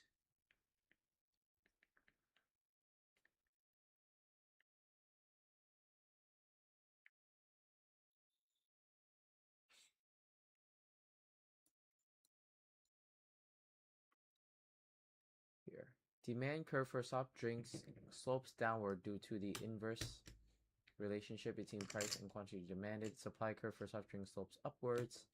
Equilibrium is the point where the quantity demanded is equal to the quantity supplied. Yes. Consumer surplus is the difference between what a buyer was willing to pay and something that the price they pay for the market. Producer is the opposite. It's the difference between the price of a seller and the marginal cost of producing it. So I will keep producing my shit for this many dollars, and I'll sell until, hey, my next unit costs like $5. Price is still $6. I'm still selling. I'm still making money. Tax revenue. Yep, loss surplus, supply plus tax, supply plus tax. Supply plus tax. So I'm going to need a supply curve.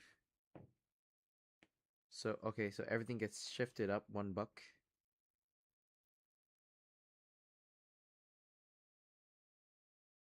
That's better illustrated like right there.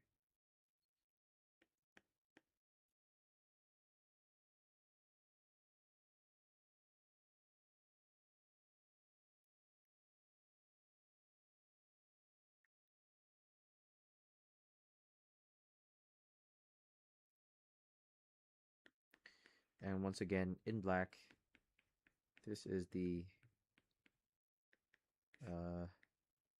deadweight loss to society. With the tax, the equilibrium quantity falls from Q to QT, which we have demonstrated.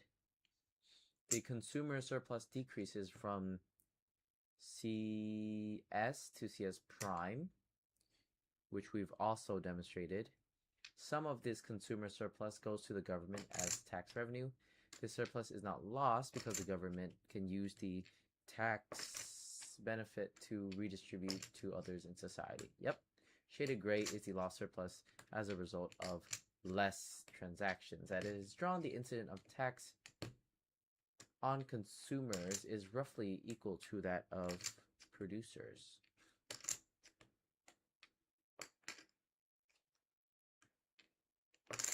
Okay. When the demand is less elastic, the tax burden falls more heavily on the buyers, like what we've seen. This is because when the price increases, the demand falls less than proportionately. Wow. Less proportionately.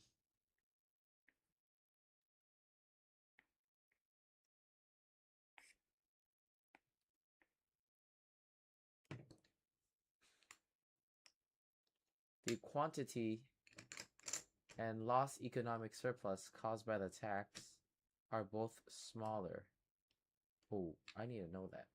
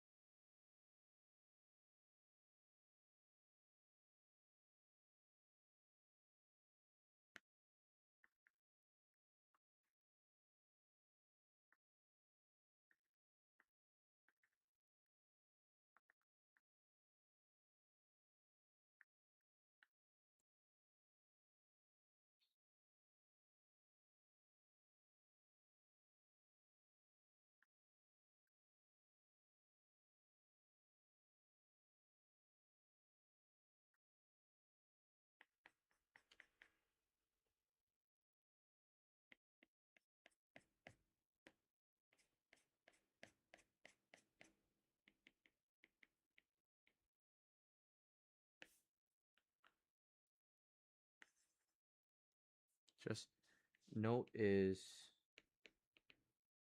deadweight loss in market where demand is more inelastic is less, because they still want transaction.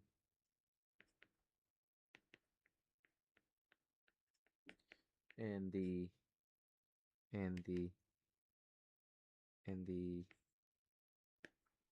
the loss of and the decrease in demand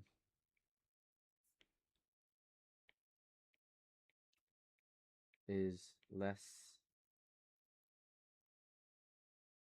than proportional to increase in price to tax raise. I need that. The demand increase is less than proportional to the tax raise.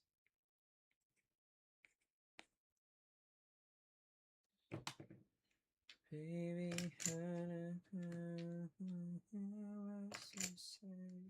what's to say?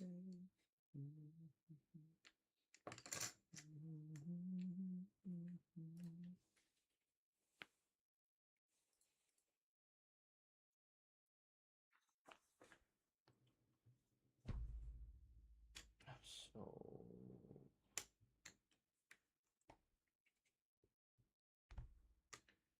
I think we graduate to 6 now.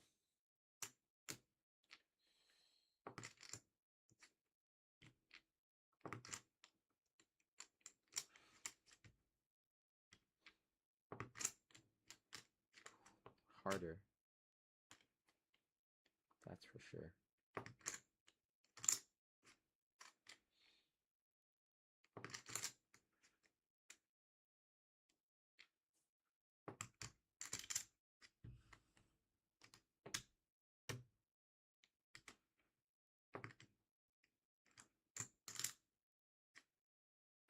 Stronger toe grip.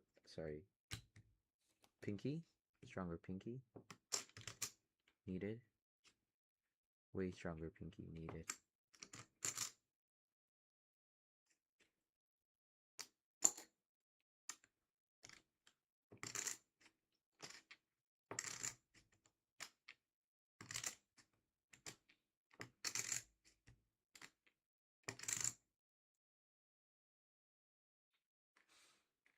Oh.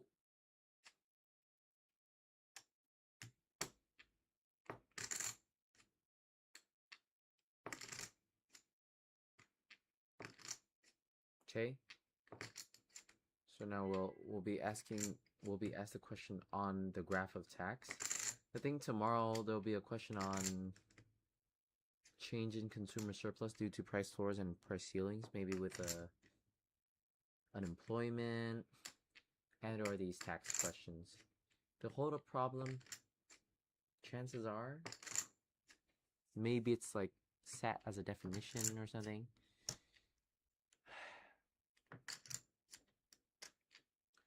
I hate that I'm wasting I'm not wasting, but I'm spending a whole fucking long ass time for solving this. I'm in love with you, 'cause I try, tell you what to do.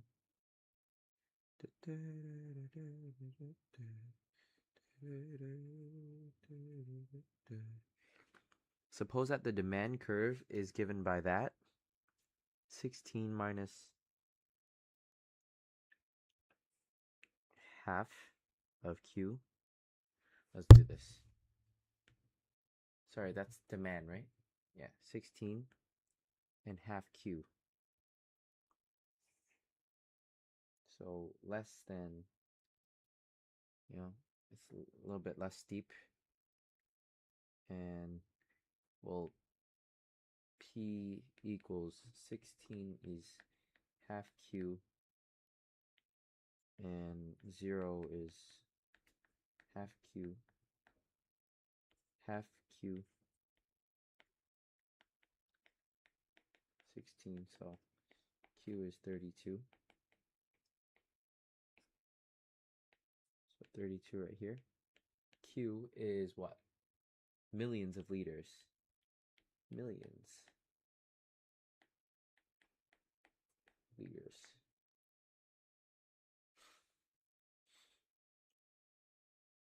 When the government sorry, P is given by 0.5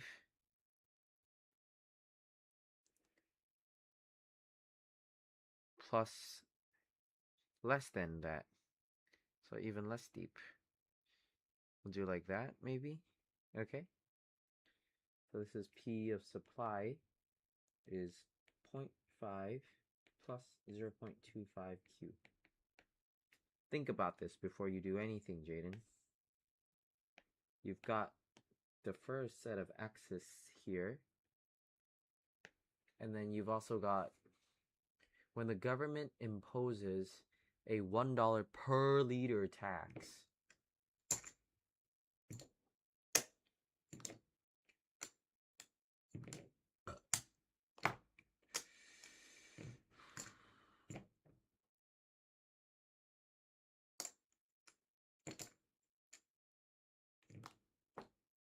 On the soft drink producers.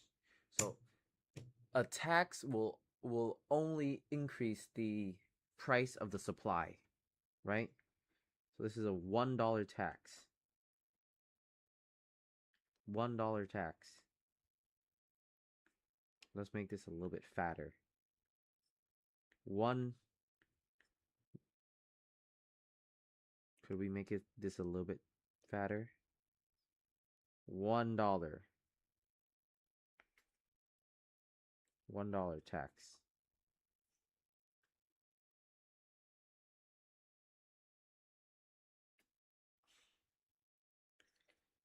Tax.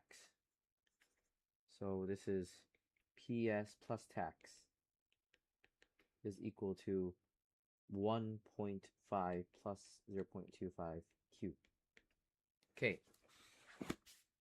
What will be the quantity bought and sold in the market after tax? And what is the equilibrium price? Well, the quantity bought and sold is here and here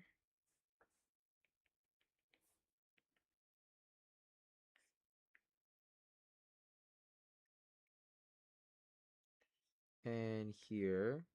Sorry.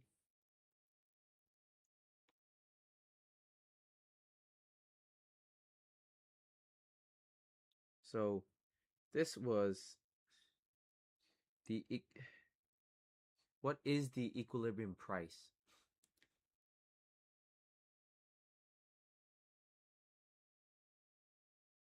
What will be the quantity sold? Equilibrium is okay, you know what? This is the equilibrium price. This is P price. P equilibrium. This is quantity equilibrium. This is the quantity bought and sold in the market.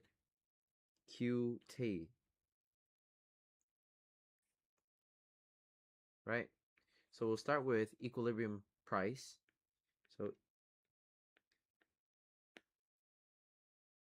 P of E is given by,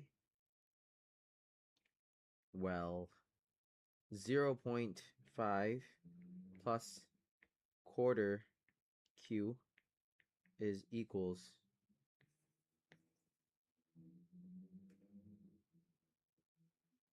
cool. I think I need a new tip for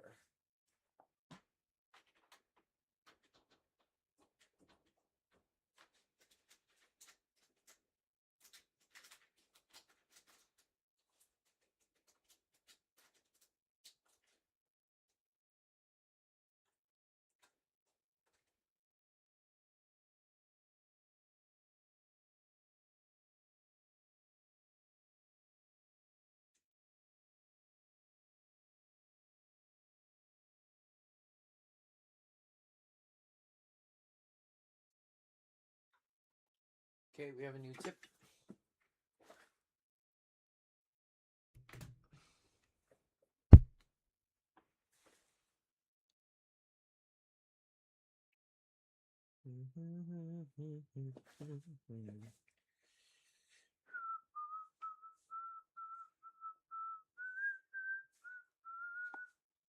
6 is 6. Oh, don't like that new tip.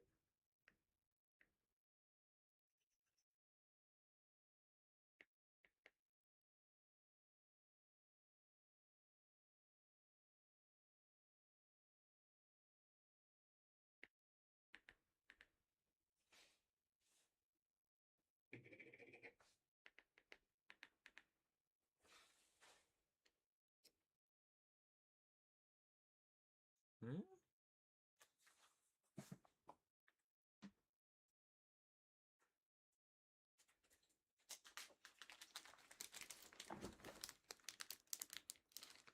These are AliExpress tips.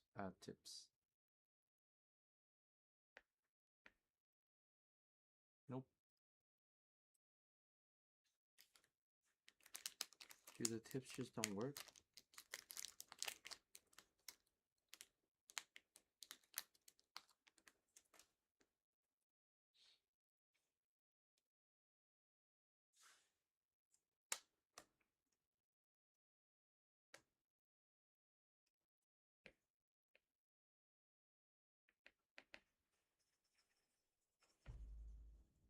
Okay.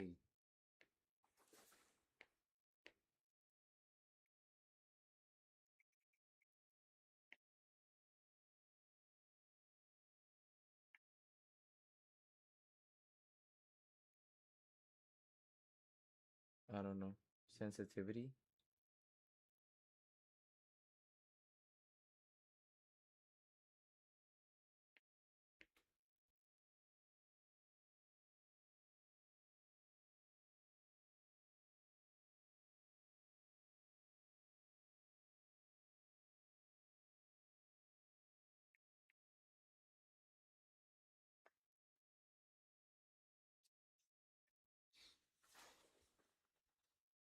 Guess I just resort to my current one.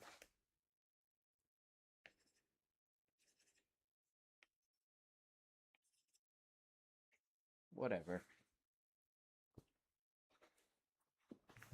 16 minus half Q plus quarter Q.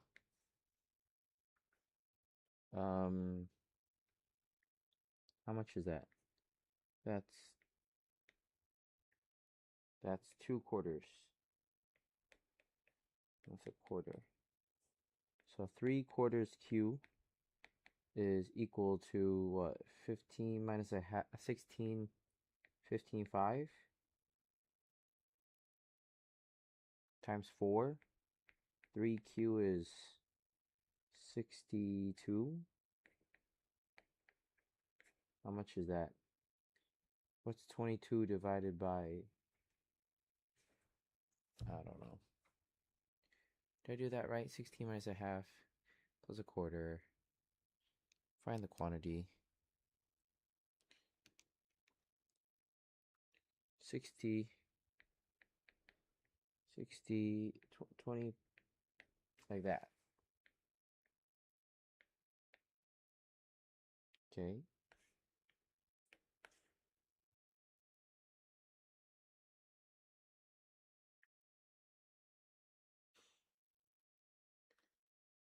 So that's quantity bought sold at market equilibrium.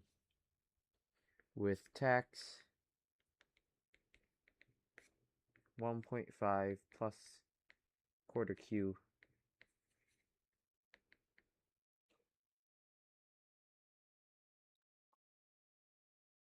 plus quarter Q, 16 minus 2/4 Q, 3/4 Q is equals to 14.5. 14.5 times 4, 58.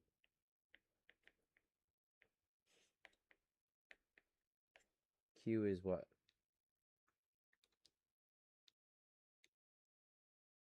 19.3.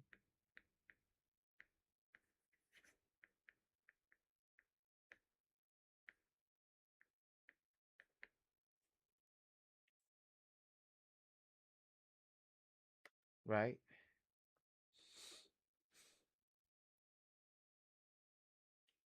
So 19.3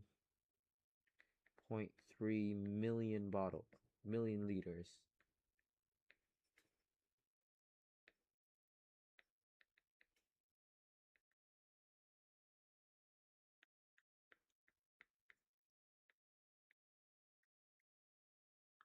And PE is what?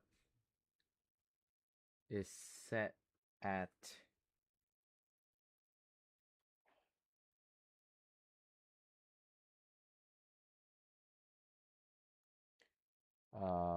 PS is QE, right? Is Q with that.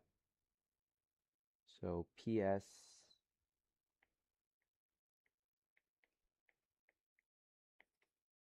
at 20.66.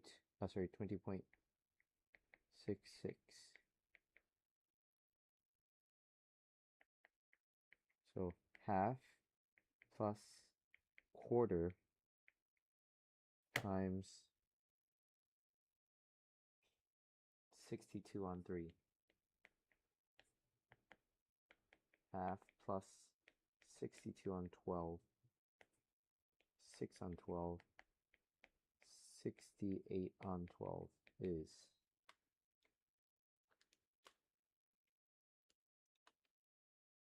17.3.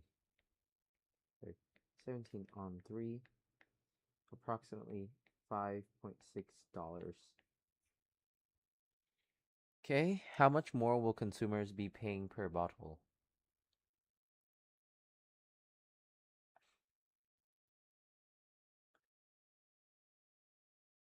Okay, so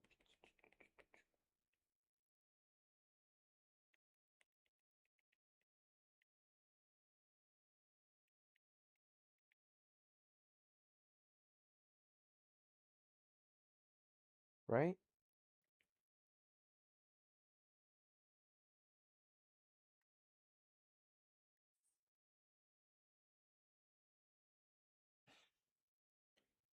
So they said that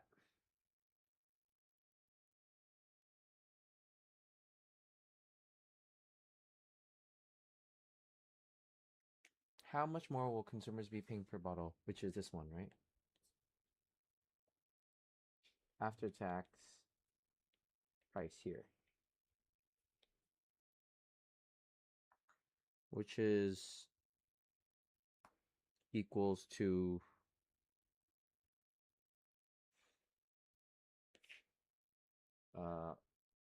P tax is is equal to PS plus tax evaluated at QT. Well, QT is 19.33. Sorry, what's 19.33? 58 on 3. Come on, you gotta get this right. 3 on 2 plus quarter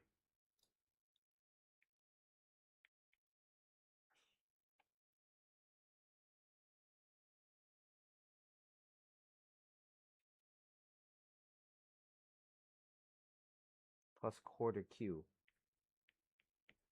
or PD evaluated at 58 on 3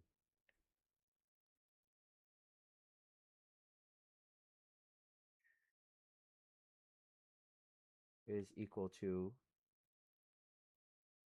16 minus half 58 on 3. Come on, let's make this work. 3 on 2 plus 58 on 12. 3 on 2, well, that's 12 here. Multiply everything by 6, right? So 18, which is 76 on 12. 19 on 3, $6.3. This is 16 minus 58 on 6. 16 minus 15 and 6.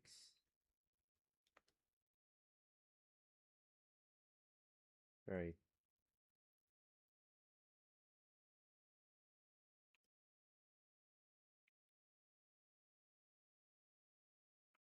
$6.3. Okay, I hope that's right. How much more will consumers be paying per bottle? Well, it looks like B part will be 6.33 minus 5.6. 5.6 or 5.66? 17 divided by 3. 5.66. So is equals to 72 divided by 12. Sorry, 76 divided by 12. Divided by, sorry, subtracted by 17 divided by 3. 2 on 3. 2 on $3. $0.66 per more per bottle. Who bears the great burden? Tax consumers or producers? C. Well, it looks like the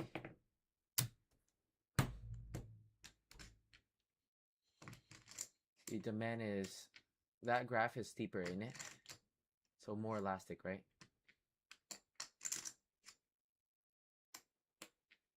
Calculate the price elasticities of demand at competitive equilibrium and explain how the tax burden is related to these elasticities.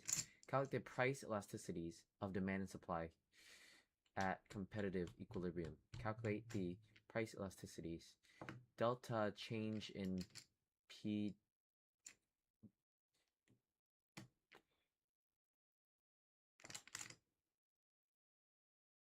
competitive equilibrium.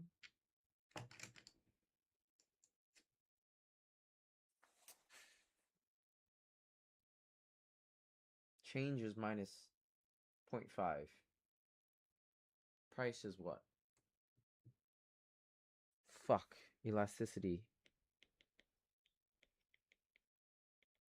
Calculation. Why they gotta pull up with this test? It's already harder than it is. What?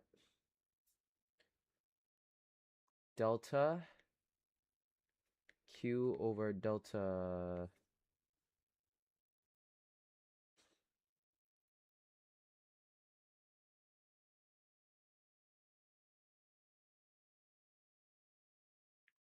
delta Q, change in quantity divided by change in price.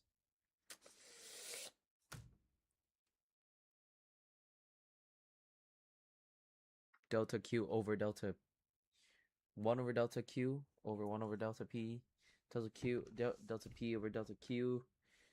It is the sensitivity of demand, quantity demanded with respect to price changes. So it would probably be the change in Q over the change in P.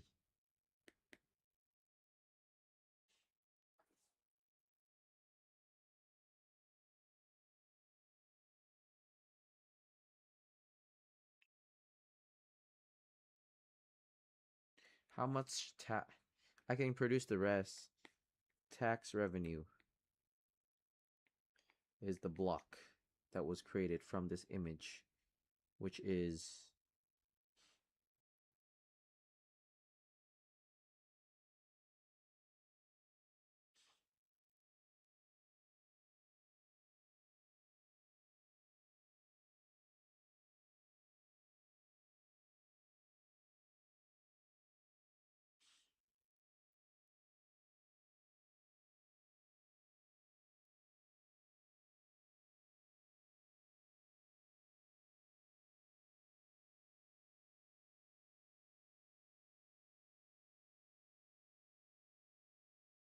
right.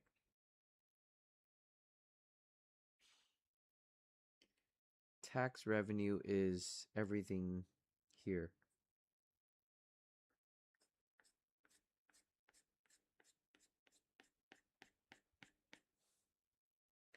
which is now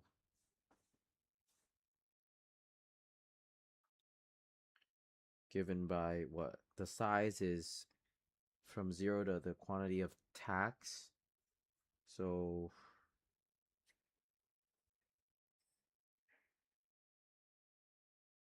how much is that? QT is right here. QT is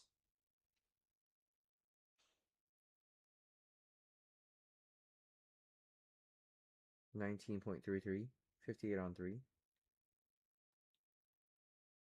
And the value here and here are two different values. That's times. So this is length. This is equal to the price plus tax evaluated at 58 on 3. And this is the price evaluated at 58 on 3. Right?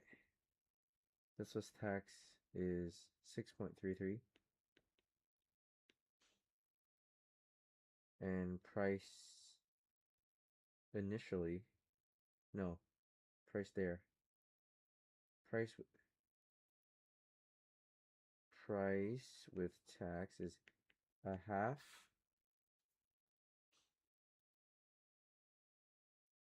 plus a quarter, 58 on 3. So that's the marginal cost.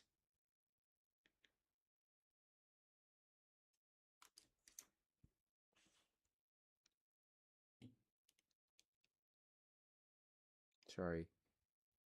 A half plus a quarter times open bracket 58 divided by 3. 16 on 3. 5.3. That's the $1 tax, right? Yeah. So it's, oh yeah, tax.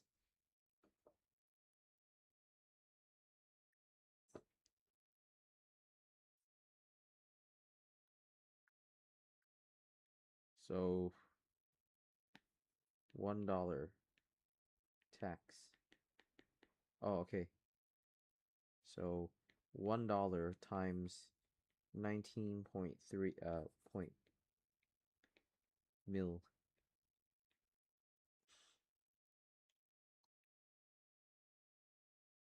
$58 over 3 mil.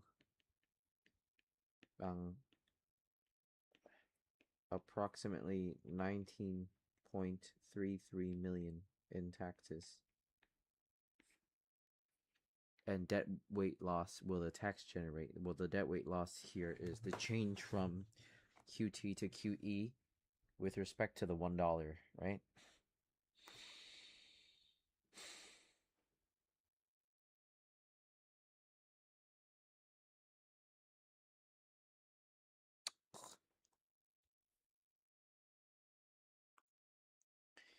E is dead weight loss. Have we been filming? Nope, we have not been filming. It's okay though, because I won't watch any of my bullshit. Baby, dead weight loss is what? It's a half times our $1 times our QE to QT, which is quantity was what? 20.66. 20.66 is what? 62 on 3 minus 58 on 3 times $1 times a half, which is 4 on 3 times a half times 1 is 4 on 6 times $1 is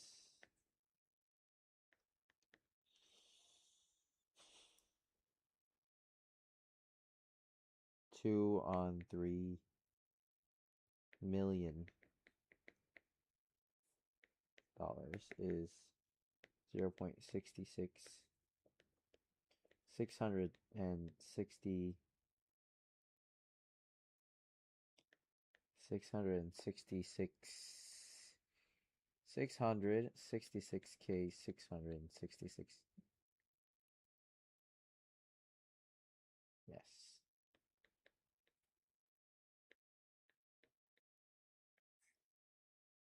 Please.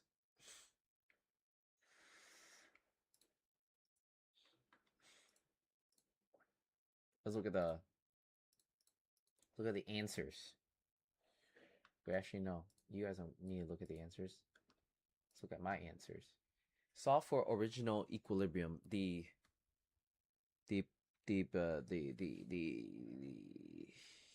demand and supply is 5.6. Perfect. 5.67, sorry. 5.67. Same. Good. The quantity at equilibrium is 20.66, which is right here. Good. Quantity with tax, 19.33. Good. And then plug QT into D to find price consumers pay and producers receive. So this is price with tax, and then this is price that producers receive. So okay, note here. Price producers receive. Yep.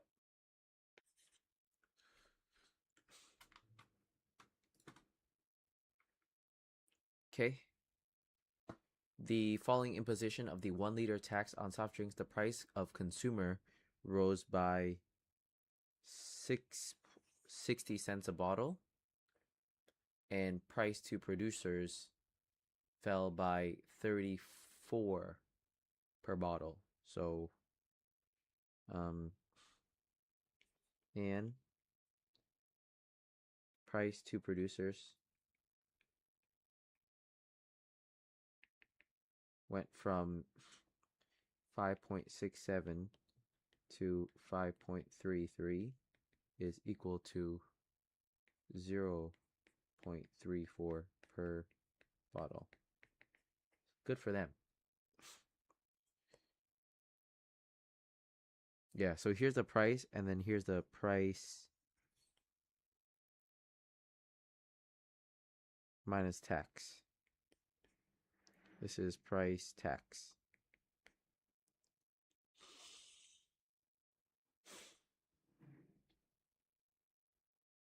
So price. Okay.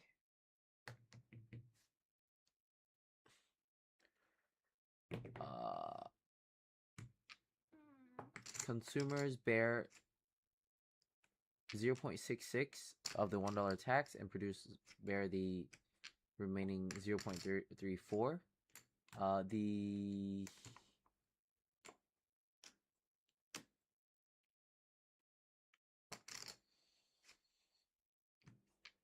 price elasticity of supply is given by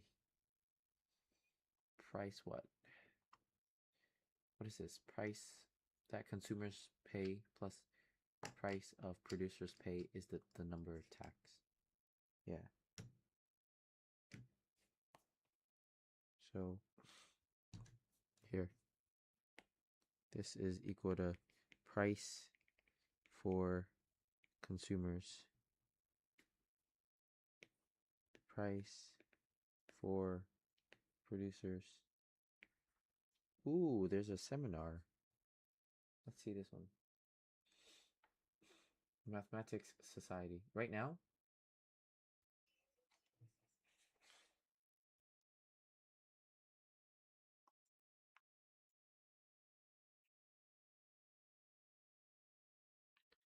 Bullshit. Why are they not doing the past papers?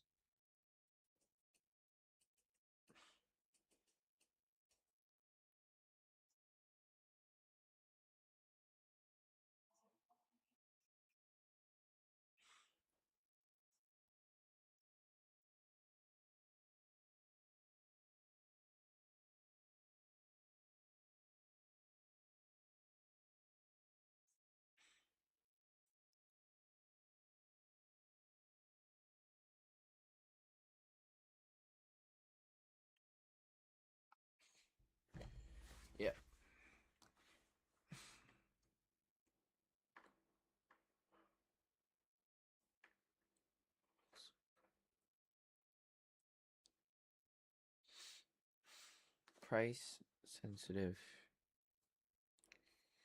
Change in what? No, it's price elasticity of supply. Elasticity supply.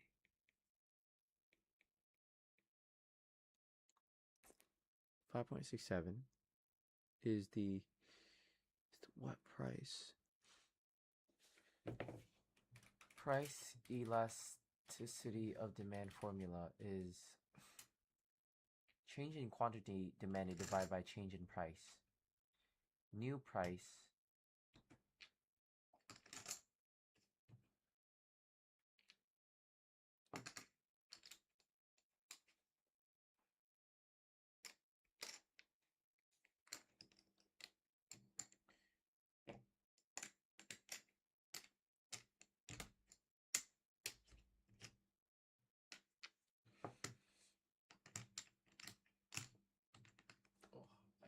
I can't play with 2 chips.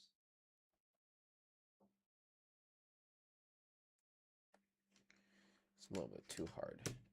Sorry, 6 chips.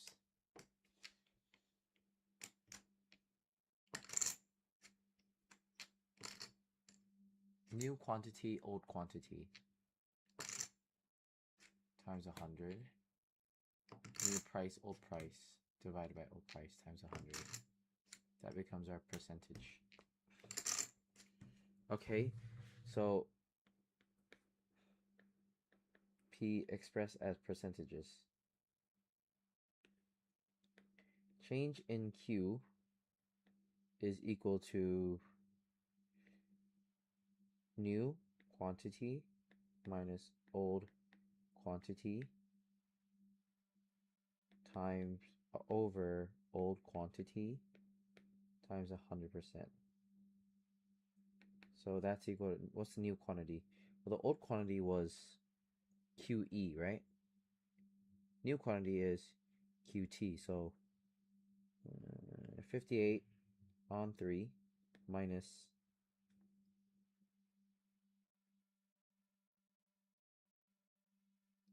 62 on 3 over 62 on 3 times 100%. What's that equal? That's 4 on minus 4 on 3 over 62 on 3. Cancel those out. You get minus 4 on 62 times 100% is what?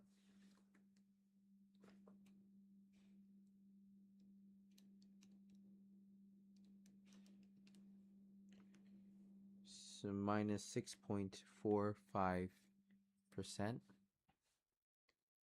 And then, oh, fuck.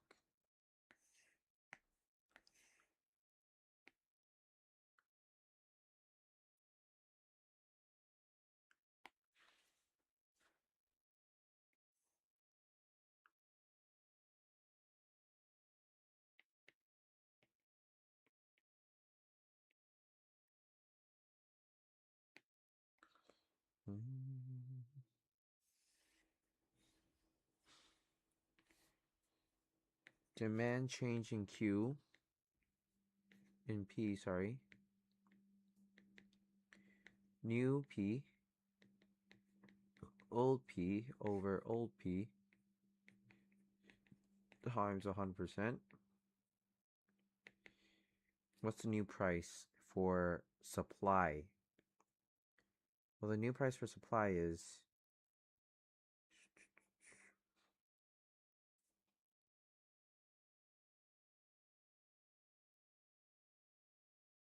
new price for supply?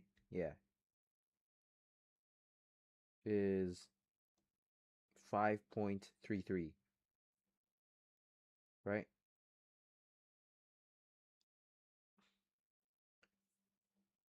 Which is what?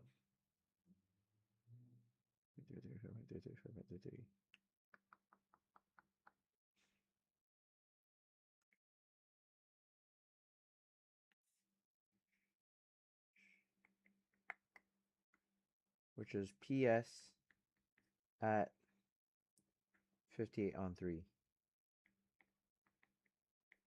which is what? A half plus a quarter, 58 on 3. A half plus 58 on 12. 6 on 12. 64 on 12. Is that the 5.33 that we're talking about? Yeah. So 64 on 12 minus old price. Old price was the PE price. 5.66, which is 68 on 12 over 68 on 12 minus 4 on 12. 68 on 12 minus 4 on 68 times 100 is what?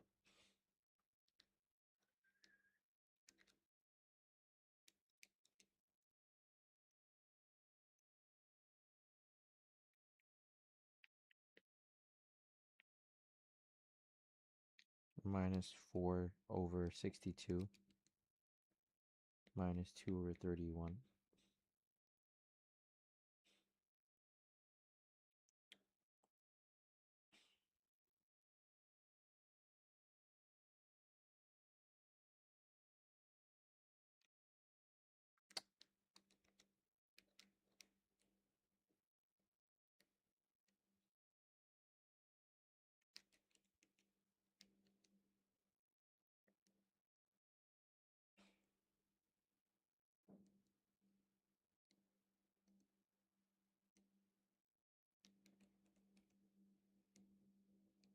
Oh my god.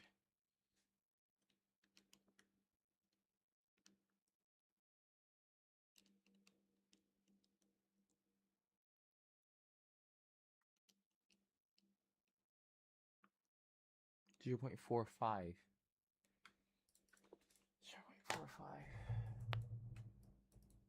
What's that formula?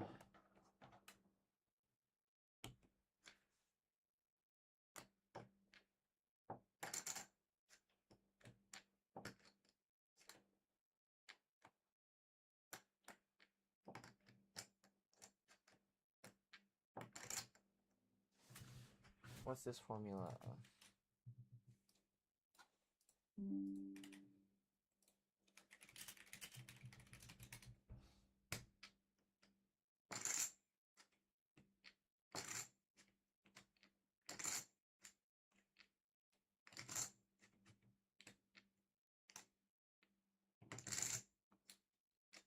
Not taught.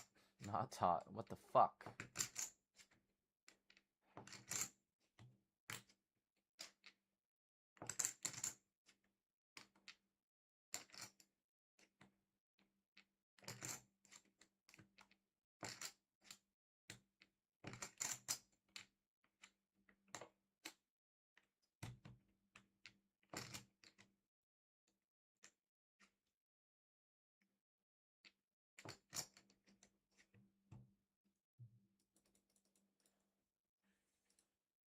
Bro, don't fuck.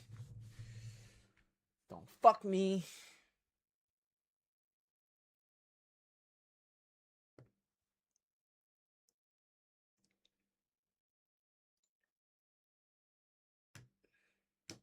No, the 5.7 was the 5.67 was the initial market equilibrium price. And the 20.67 is the initial market equilibrium quantity. And I feel like that change in price was in their initial formula as well, which is given by the supply curve, half plus half Q. And then there's a tax. There's a $1 tax that basically changed the price to producers to 5.33. So that was a change of 30 $0.34 per bottle that was placed upon the producers, and the rest of the 2/3 of a dollar per bottle came to the customer. So I don't know how they came up with this.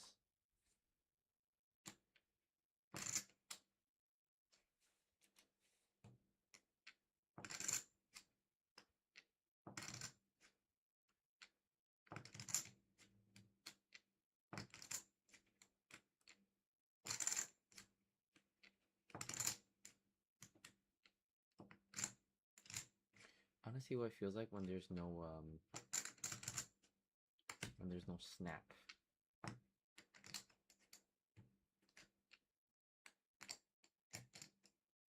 Point elasticity of supply.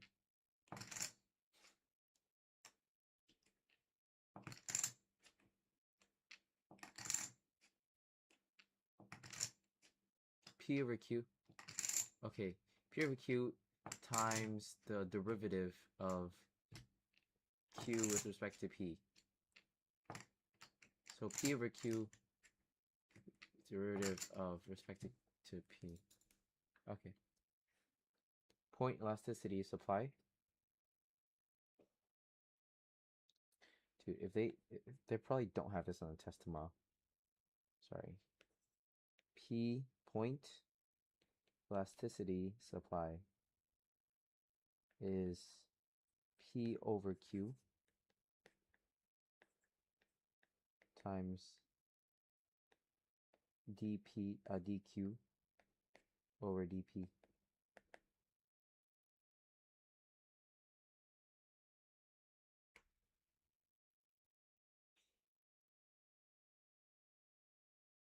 I think it's dP over dQ, no? Yeah.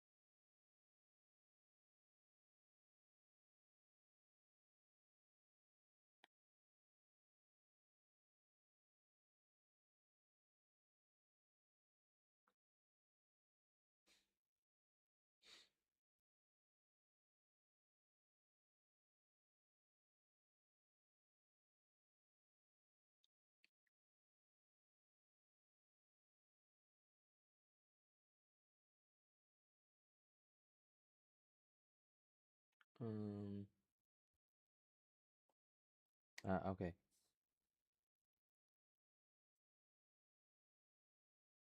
So that's the formula, right?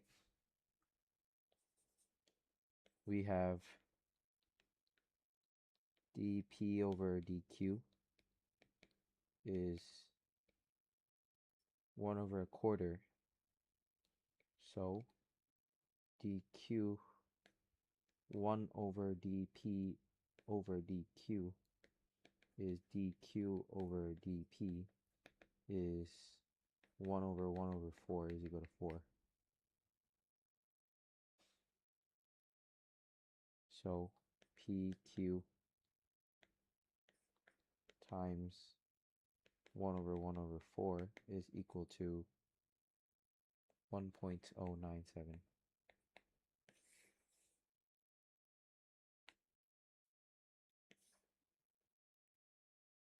and then E so this is of supply. So we'll call it DQS. Sorry, DSQDP. We'll call this elasticity demand is Q on D, sorry, on P times DQ dP is 5.67 over 20.67 times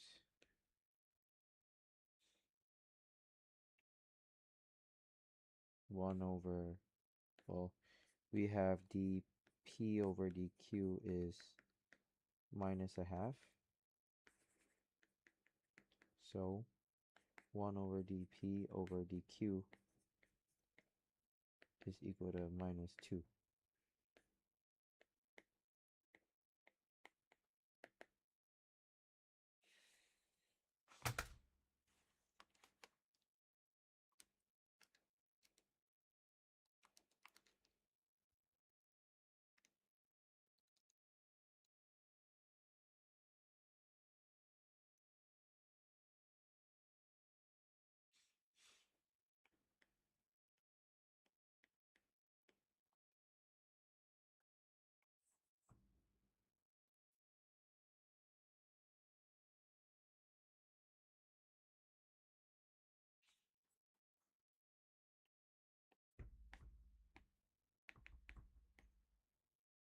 More inelastic.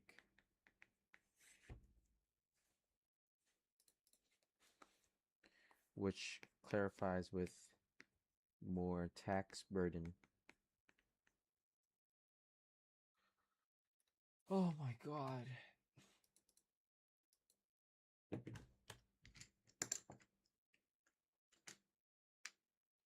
Tax revenue is 19 million, which we have calculated here. And the deadweight loss is 600,000, which we've also calculated. So this was a beautifully fucking hard fucking paper. Now we have question 6, is it?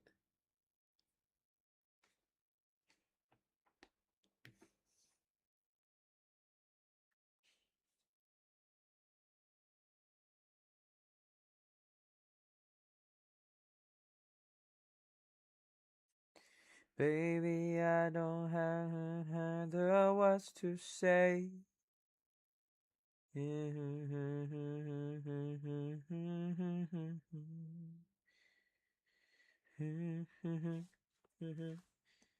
Spend love with me.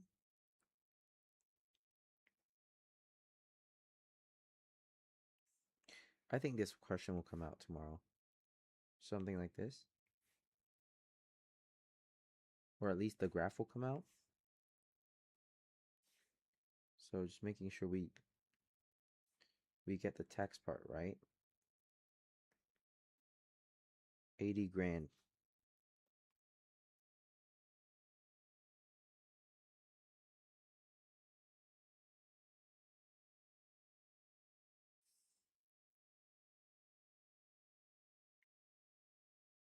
$80,000.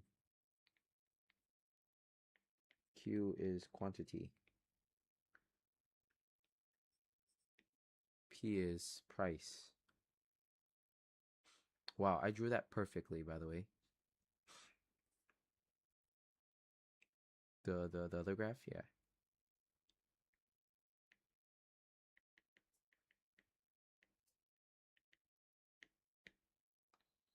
Then we have 20K. That looks like a fourth, a half, a quarter. Yep. 20K plus about half the elasticity. Let's do it like that. This is 20,000. And P supply is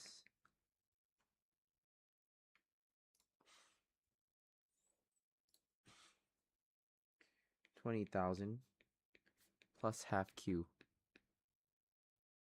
On a graph, show market equilibrium price and quantity. Let's just go. Let's speed run. This one is PD is what? 80K minus Q. So market equilibrium quantity and P. QE is, let's set these babies equal. 80K minus Q is 20 plus half Q. You got 3 halves Q on this side, and then is equal to 60K, right? 3Q is 120K. Q is what? 40K. Okay, so you've got Q is 40 right here.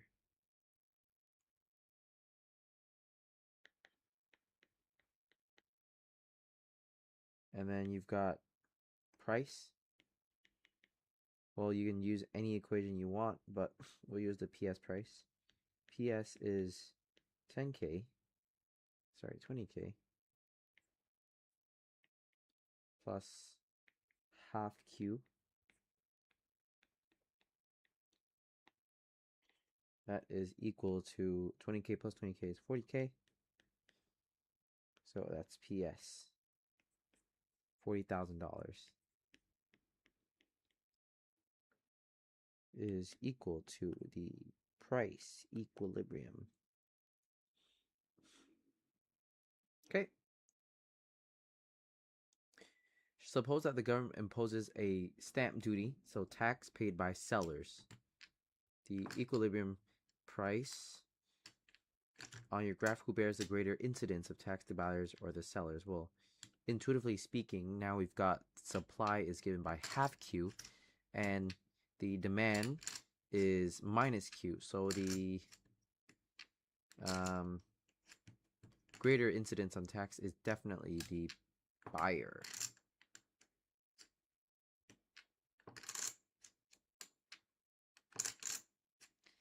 Okay, that's 15K paid by sellers. So 15K. So after tax regulation, PS plus tax is equal to 15,000 plus 20,000 plus half Q is 35,000 plus half Q. Okay, so let's draw that out. Well, that's like 35 right here.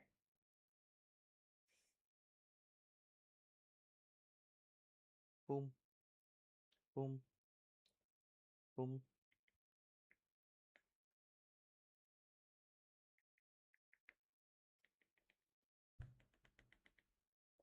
Okay, and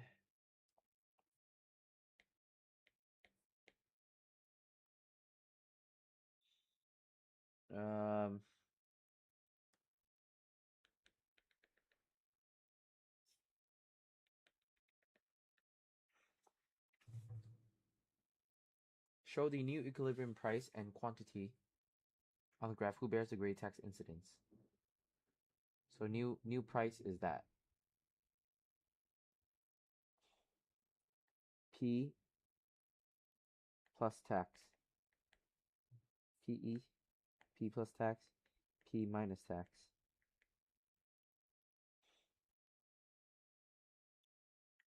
So Q fucking tax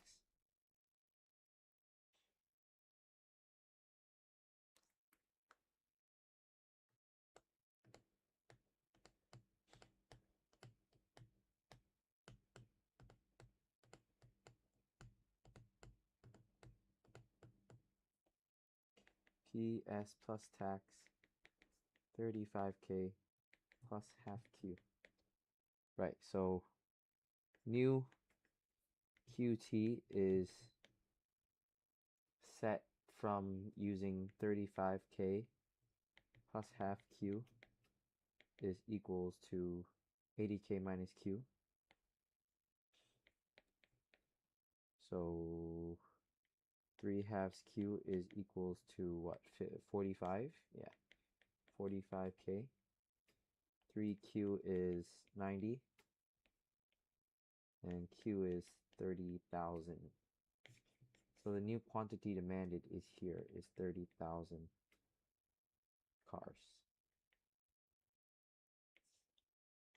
And then new prices.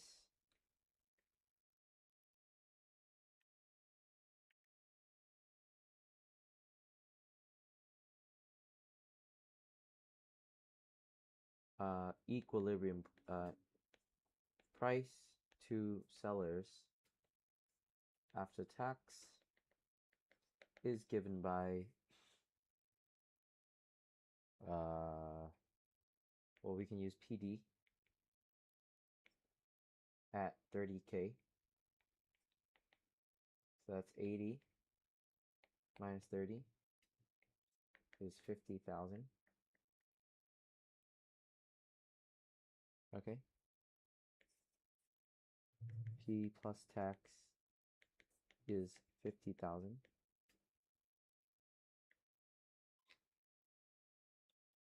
And P price to buyers is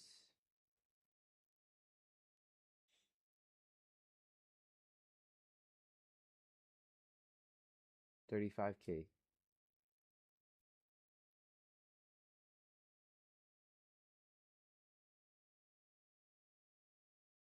Twenty plus 30, half 30, yeah, 35K. Who bears the greater incidence on tax? From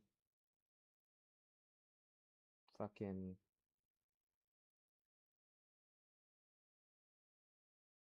from 40 to 50, from 40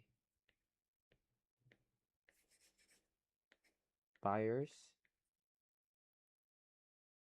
bears 10K more.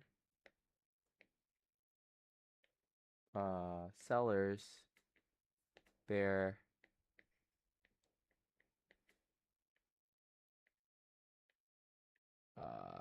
5K less.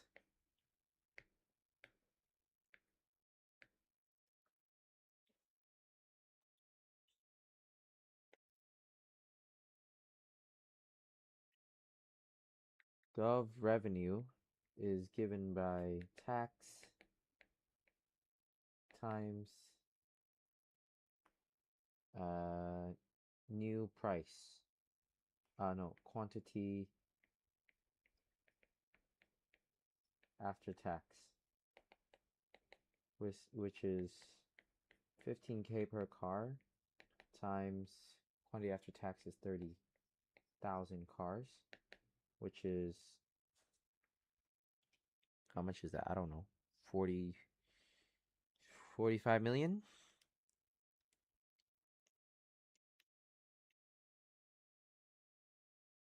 450 million? Jesus Christ. And loss eco surplus is equals to, well, also the tax and change here. So 1/2 tax times Q quantity demanded at market equilibrium minus quantity of tax, which is 10,000 units, and 15,000 here, and 1/2 here. So 15K times 5,000 is what?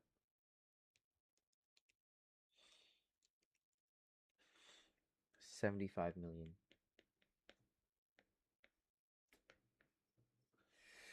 Done.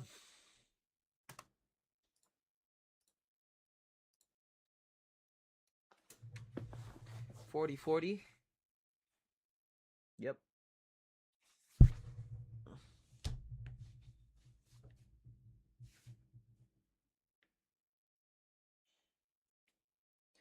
And price after tax, consumers bear $10, 10 million.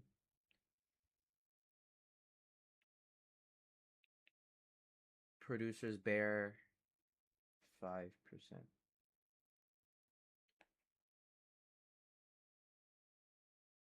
Price to buyers.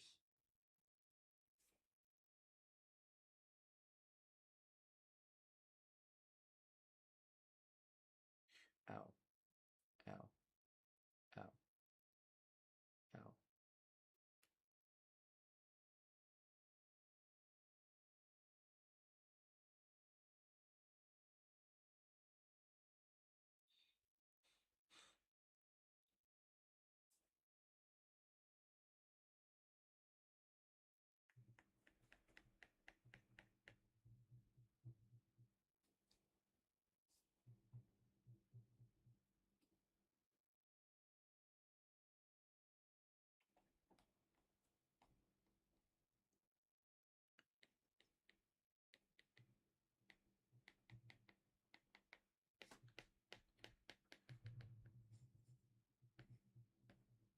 Okay, try to remember.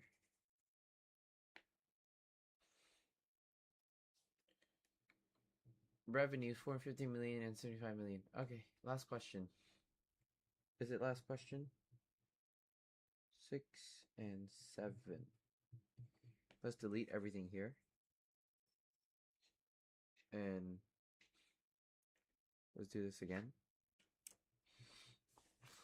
Dude, I want my chips, bro.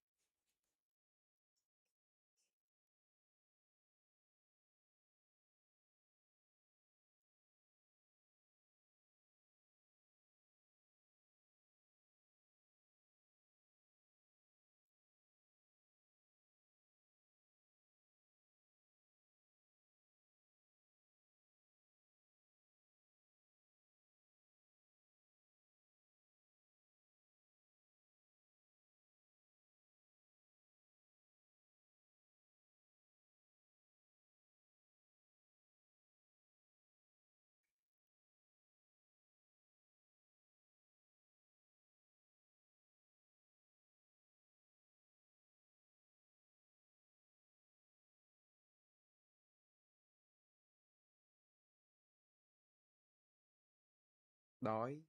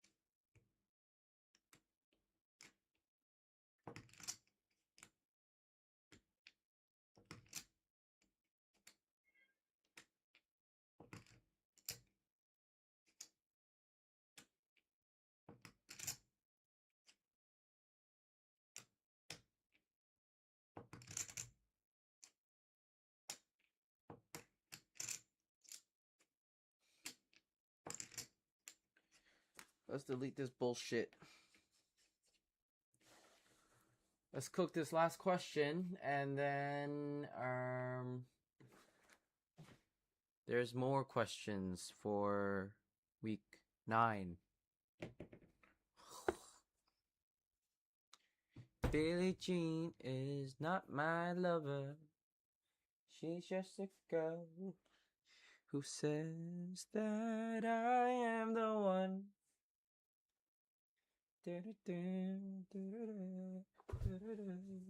The kid is not my son.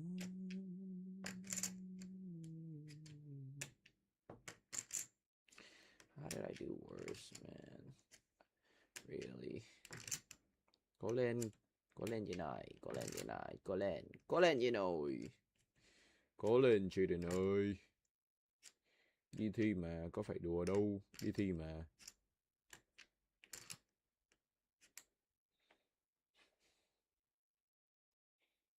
Perfectly competitive market. Fuck.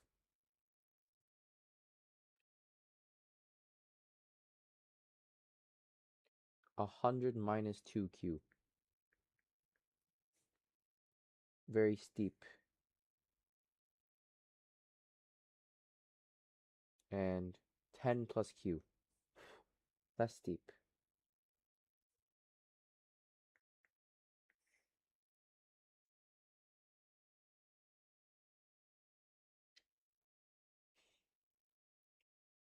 The government, under pressure from cat lobby, had to decide to let's scale this motherfucker up.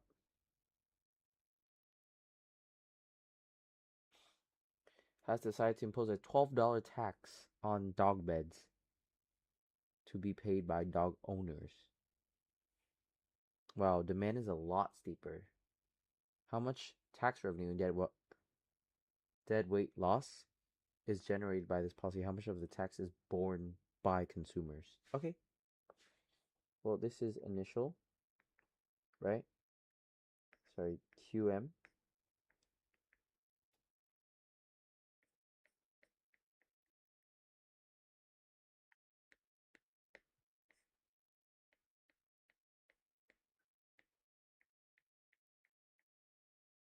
PM. So again, we follow the same method that we've done.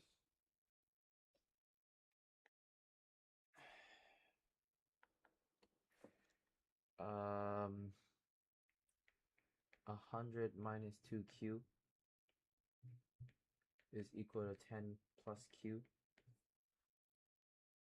3Q is 90. Q is 30. So QM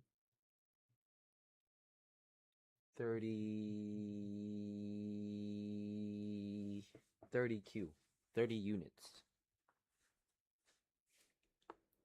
Okay.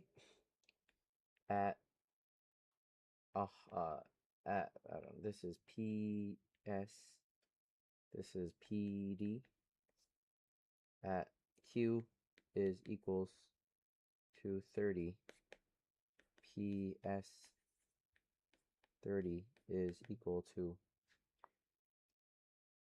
sorry, we'll do PD, right? PD 30 is 100 minus 2 times 30. 100 minus 60 is 40, so that's 40 bucks. PM is $40. Come on, don't blink. The $12 tax, so $12 of tax. So that's 10. That's another 12. That's 12 right here.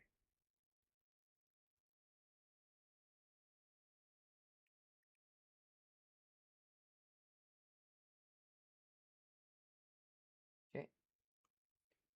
So PS plus tax is equals to 10 plus 12 plus Q. So we'll do 22. This is 10 plus Q. This is 22 plus Q. Yep. How much tax revenue and deadweight loss is generated by the policy? So tax revenue Well, now they just want to sell at this quantity. Capiche, capiche?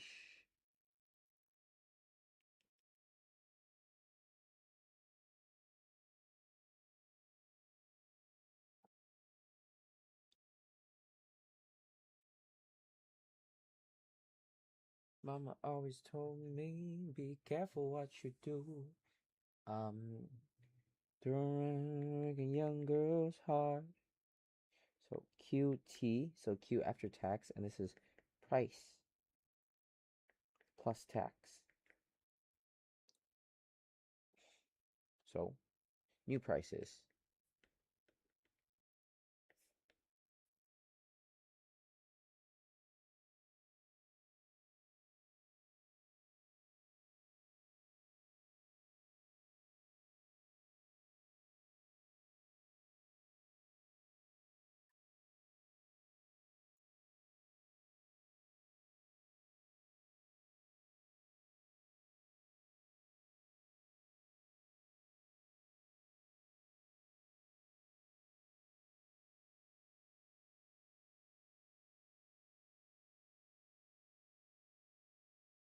P.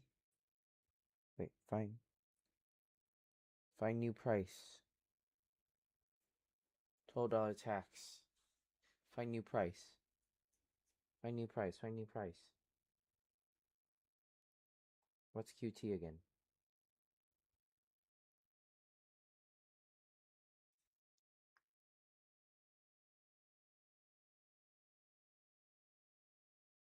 Did I go a little bit too far? Yeah, I went way too far, didn't I?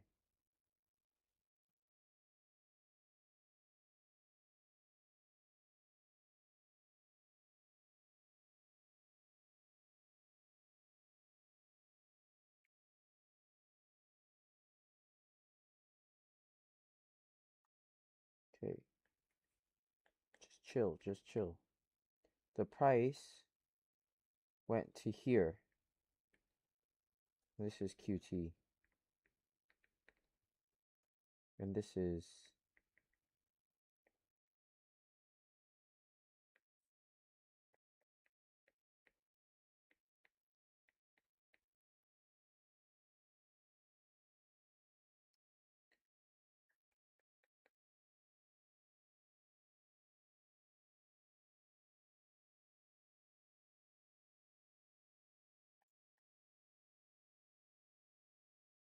okay.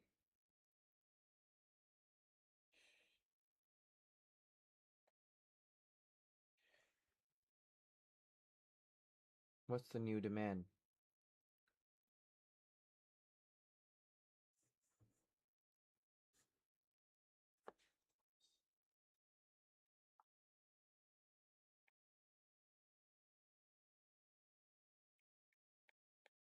The fuck?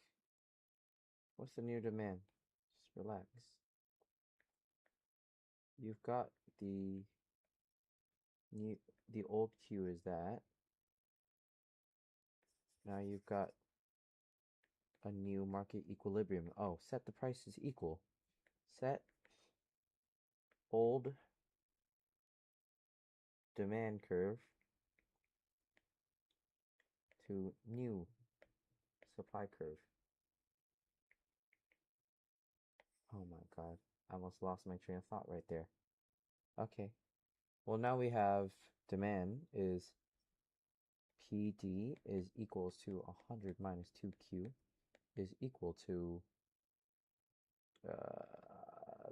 22 plus Q is equal to PS plus tax, right? You've got 3Q is equal to 100 minus 22, which is 78. How do you divide that? 78 divided by 3 is, think, it's okay, I won't think. Q is 26. QT, 26. Then, price to consumers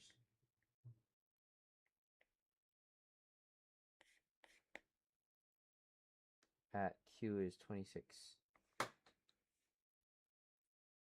So price plus tax.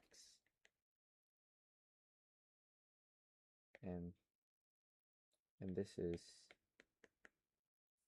price minus tax. And then this is government revenue, and this is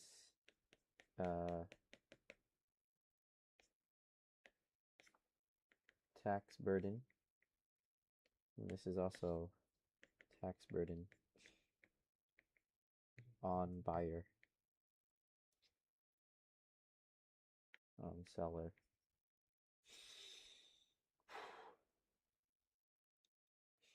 Okay, price to consumers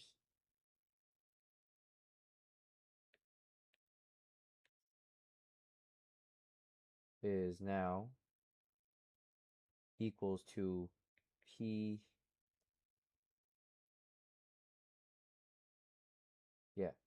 PS plus tax equals, evaluated at 26, which is equal to 22 plus 26, which is $48.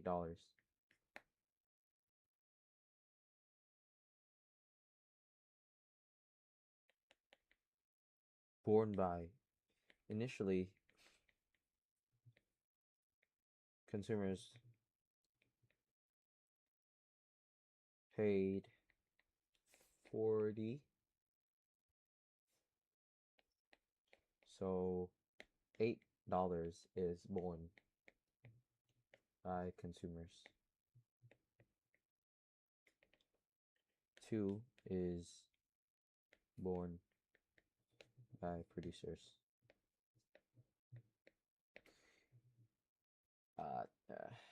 Okay. Yep.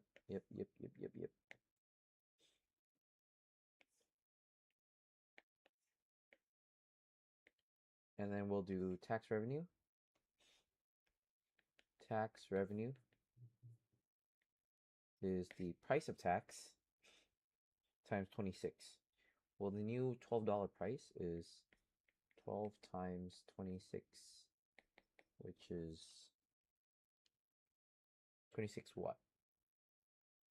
12 times 26. 312. And the dead weight loss is equal to the tax times, well, that is the dead weight loss. So that's tax, right? This is all tax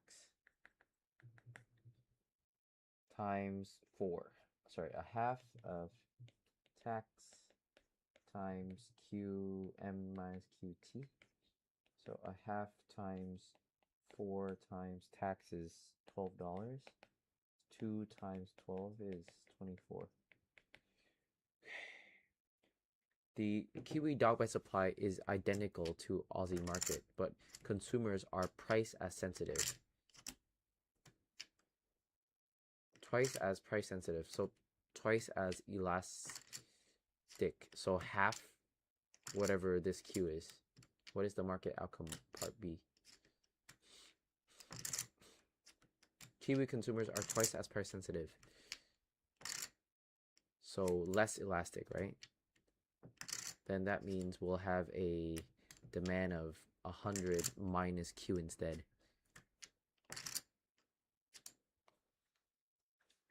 Kiwi. If twice as sensitive,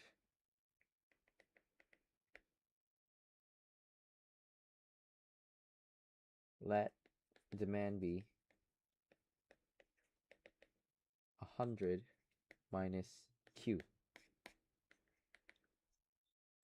Then using the identical graph, we're gonna just throw this shit to the, and we're gonna copy this guy at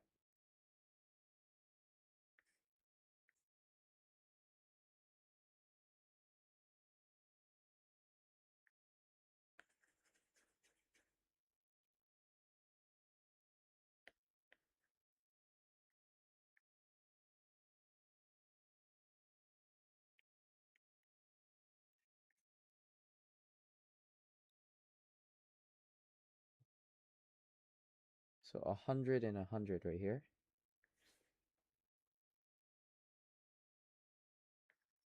Q is 100 and Q, and you've got initial market equilibrium right there.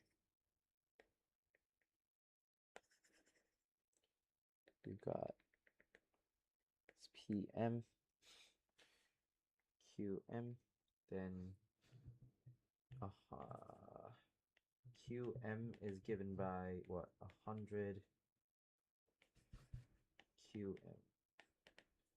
Well, that's PD is equal to minus Q is equal to 12.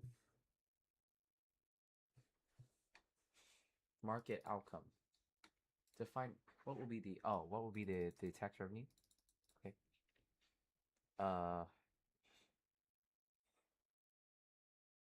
12, sorry.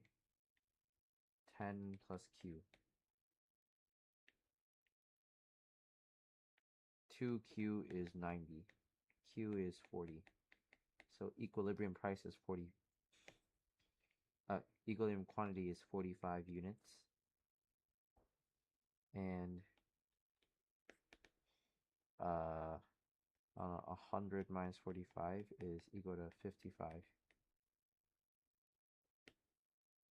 Price is equal to 55.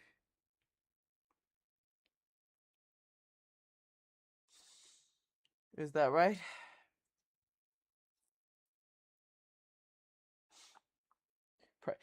Twice as sensitive means the slope is not as steep.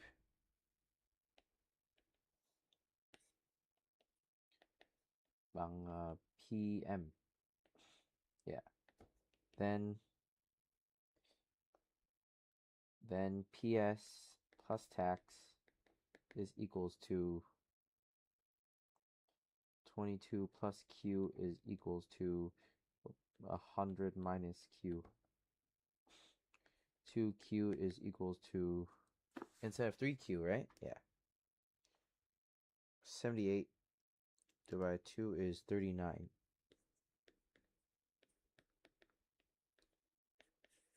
So this new Q, we'll do like right here.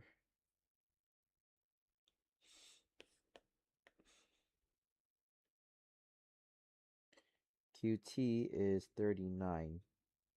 The new tax price at 39, then price to consumers is given by the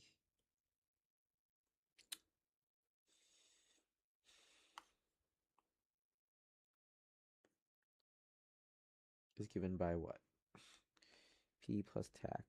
Price to consumers is PS plus tax or PD at 39, which is 100 minus 39, which is that 61? 61. Okay? 61.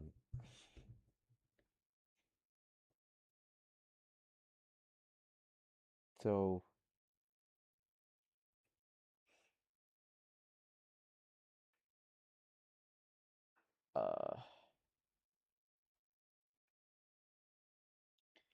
tax revenue is $12 times the change from 45 units to 39.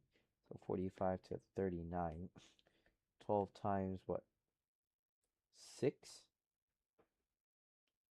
is $72. Dead weight loss is equals to a half times the tax times the 39. 400. 400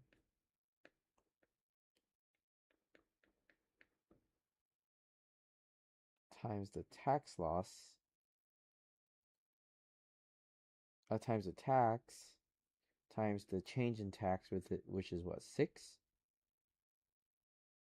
Yes. So 12 times 3, $36.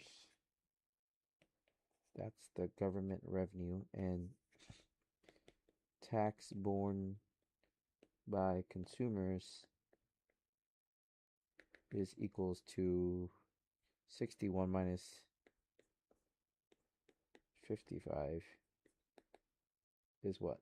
$6 per unit.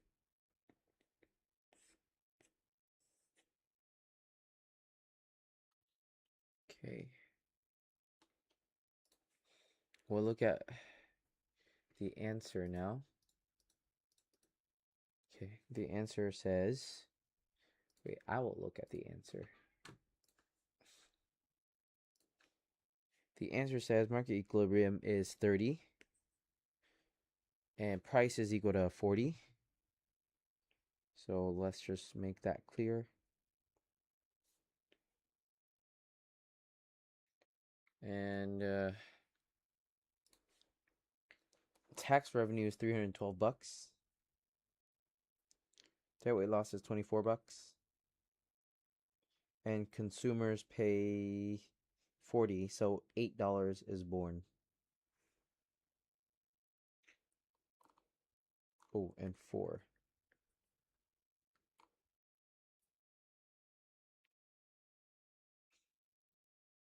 Receiving a price of 36.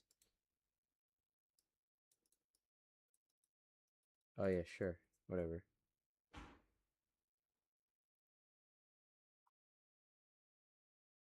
Yeah, so instead of making everything here, they lose out on this tax burden.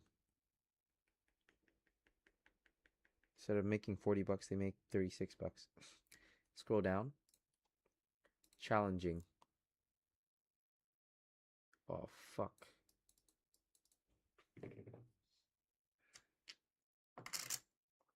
Ooh, this is tough. Market equilibrium is 30. Price elasticity of demand equilibrium is that. PQ over slope.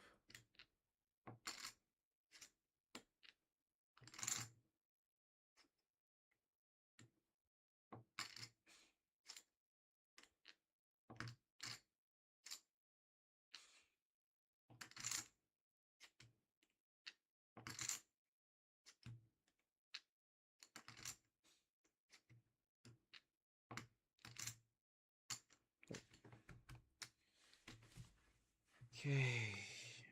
Challenging.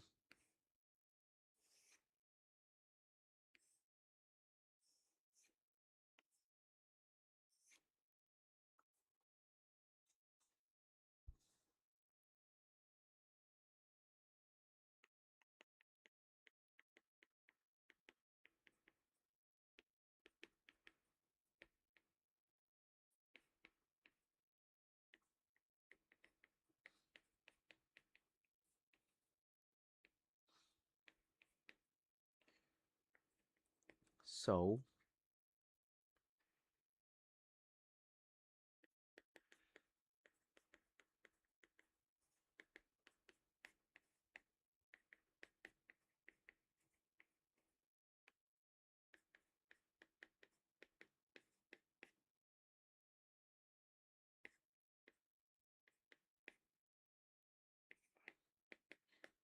oh, always.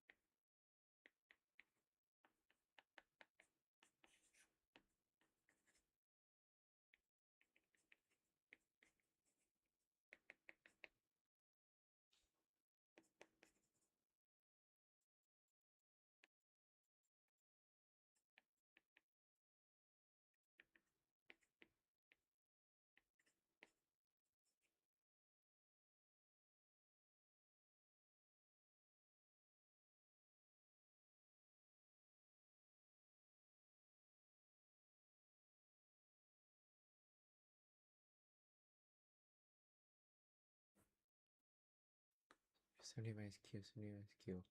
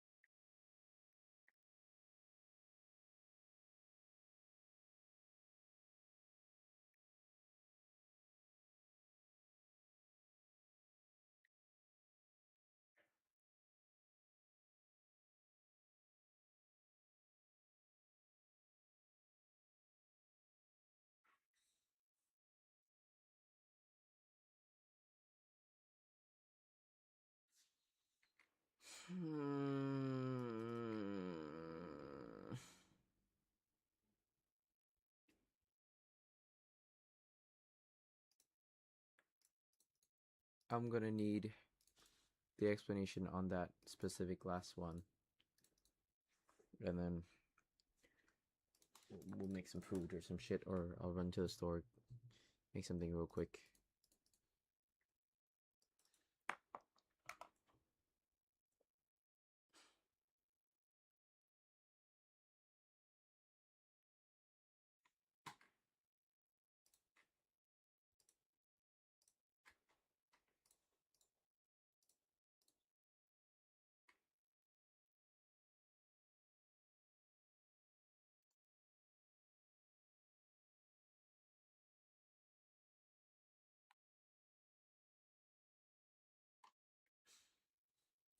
There's no question 7.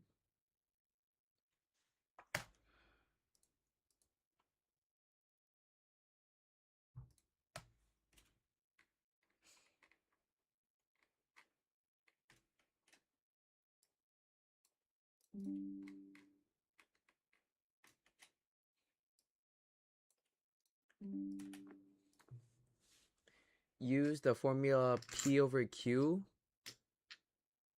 times 1 over slope to get our elasticity. Get the elasticity twice as price sensitive, right? But then tell me how they found the final equation for the demand curve. Where'd the 70 come from? Just tell me real quick how to solve that challenging part. The rest is okay. So just the part where they come up with the new price, demand curve.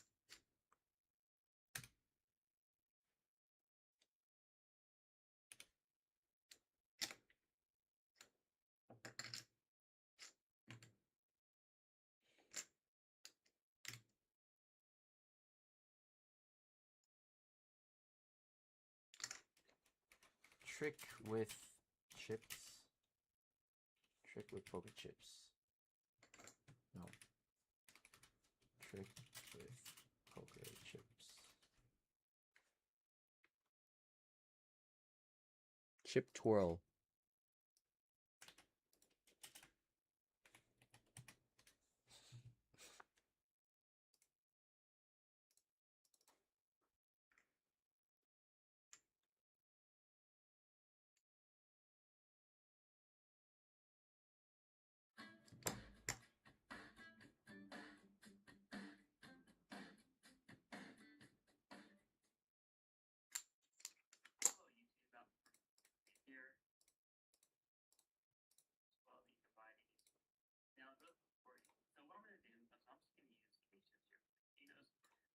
First do is take the chips and cup them in your hand like so.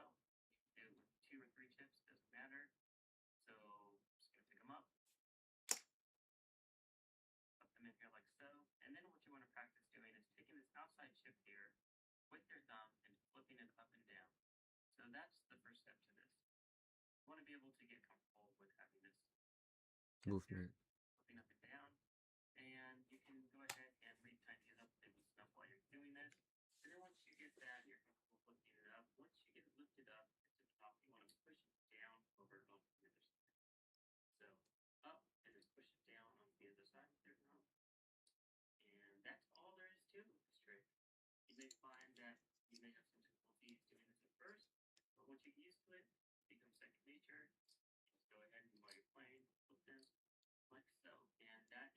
basic poker chip thumb slip.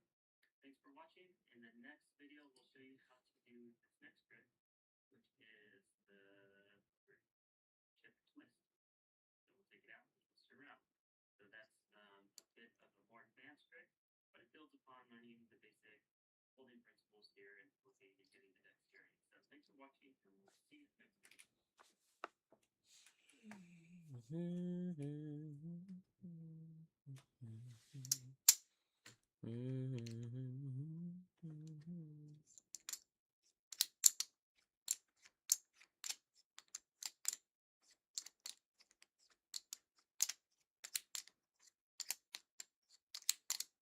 Oh, okay.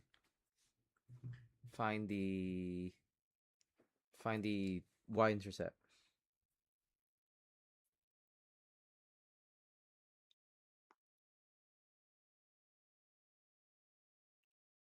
Find new y-intercept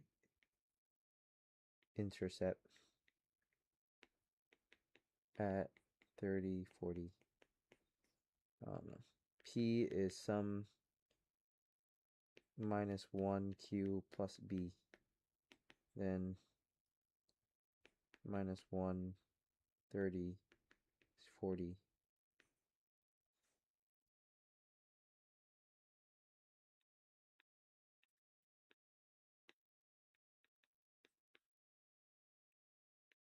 Plus b. So 40 minus 30 plus b. B is 70. Therefore, P is equals to 70 minus Q. Equation of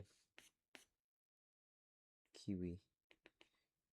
Price elasticity of demand is always P on Q times 1 over the slope, or more commonly known as dP over dQ. Sorry, 1 over the slope is dQ over dP.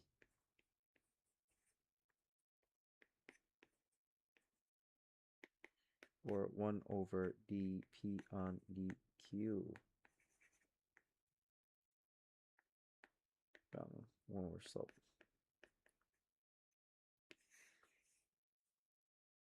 P over QA. Okay. Okay,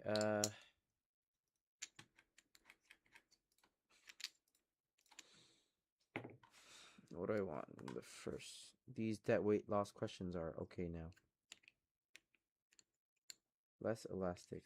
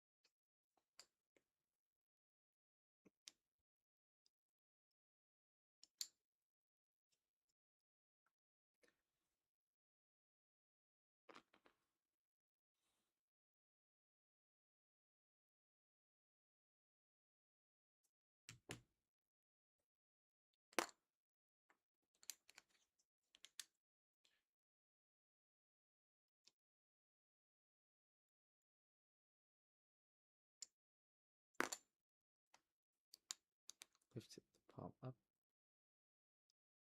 Lift it to the side.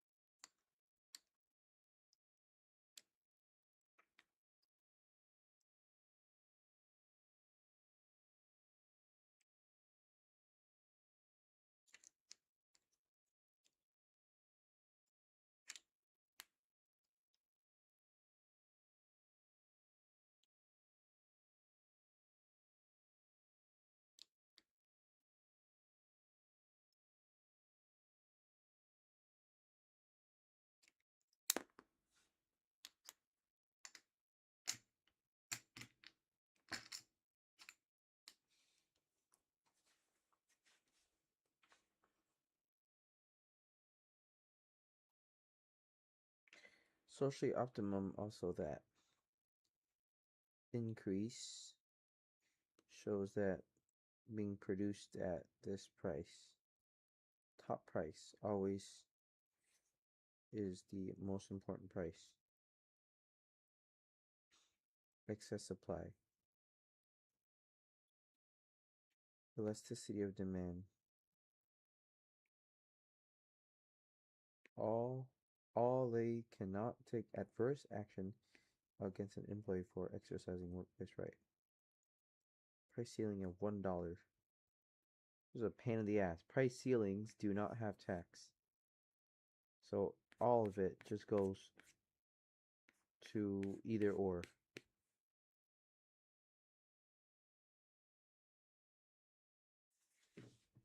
Price floors. What do price floors do?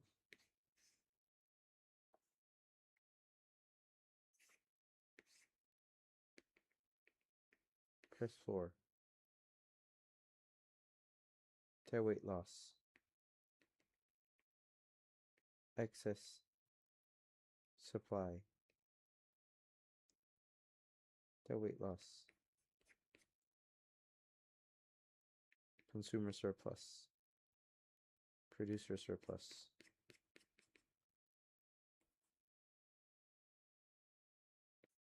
This is surplus, right? Yeah. And then this is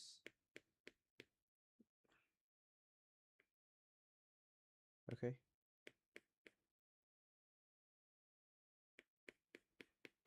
Okay. We'll do the pre-lecture quiz right now. No, yes, we'll do the pre-lecture quiz.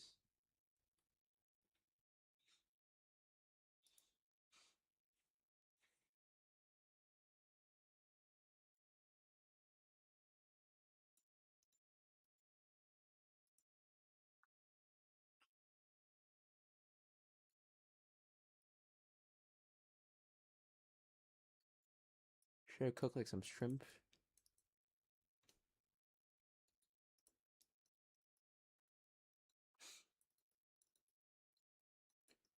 No, I have 600 calories in the bank. 360 goes into the ramen.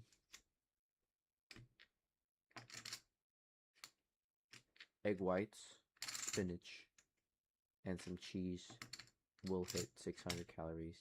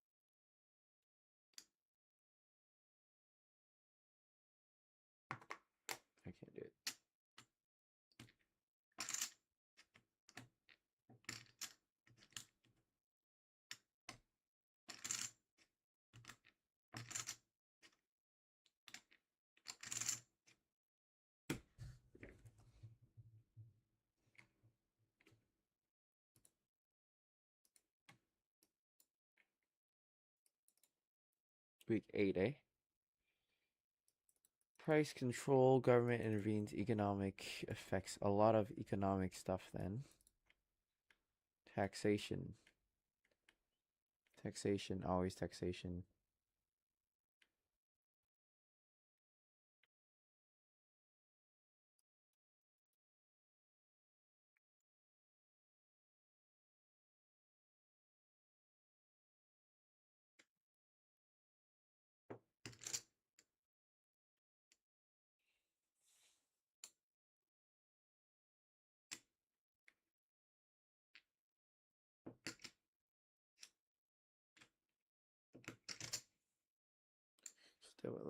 Dead weight loss there. The one under this curve. Yeah, I don't see it. The one under this curve comes from not producing at that, but the one after this curve comes from producing too much. I should remember that. Producing too much. This is not accounting for something and overproduction. Overproduction means yes. Underproduction is the other way. Okay, we place a tax on it so we can achieve output. Tax gap is probably something important, he said. Shadow economy, he said, is super important.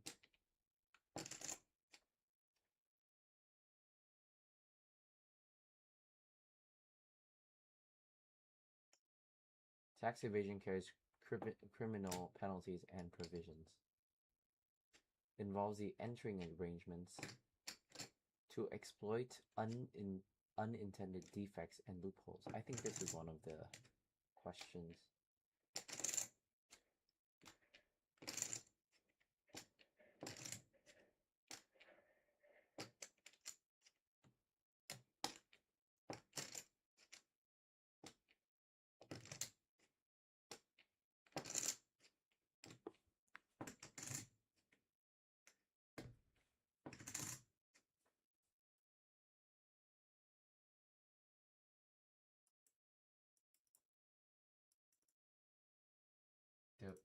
Do they have it?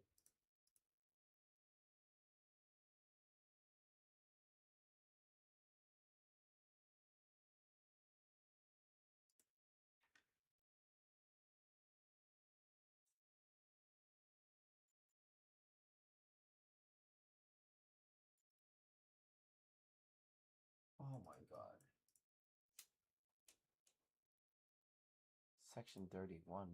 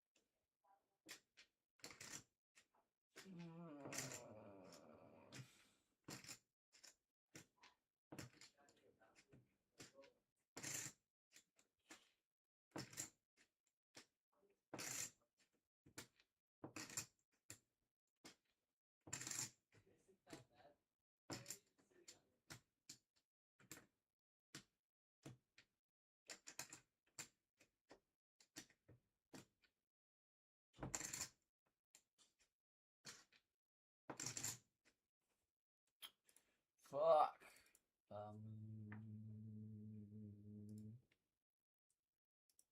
Right. So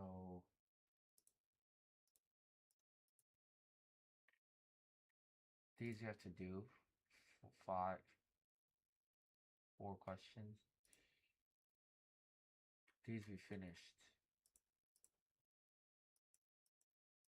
Lecture. Shadow economy. Is that what he said was important? I do remember. Do remember me writing down something. I was like, this shit's so important for you. Legal content. Taxes. Most important. You said most important is that? Corporate tax avoidance.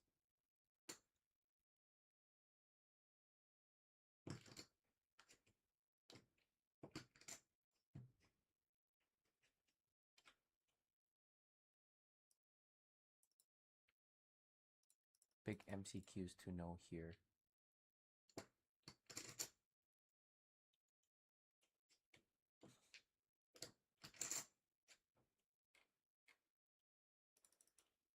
Assessment about tax gap.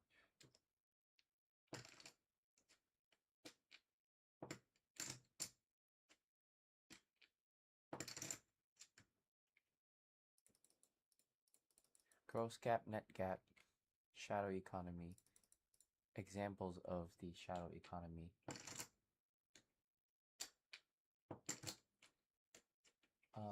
Hey, just some questions. Hey, just some questions.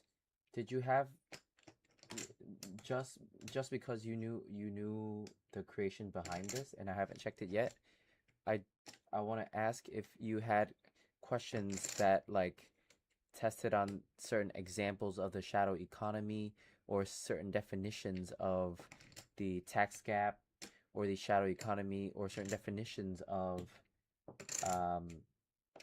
tax planning, tax avoidance, and tax evasion, as well as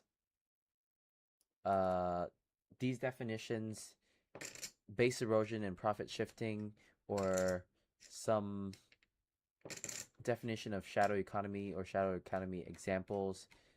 That's a lot of legal content, right? And then on the econ side, like definition of tax, certain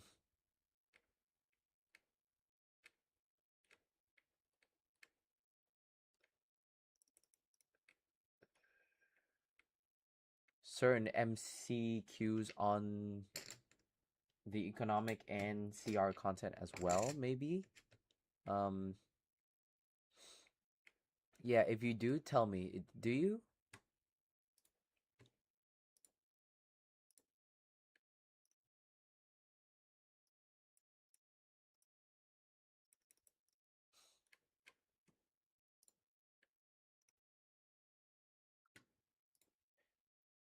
And then from week 9, I mean, it's not that direct, right? But did you have any information on like contract law or employment law or human rights law? Or was that in the lecture at all? Lecture notes that I've sent you. Also, understanding labor markets and labor supply. Did you have that as well? Or quizzes about monopsony, about Aussie law on employers, about the gig economy? Yes, no, or maybe. So don't make any changes yet. Just tell me if you have or haven't. Or is it all in this pack?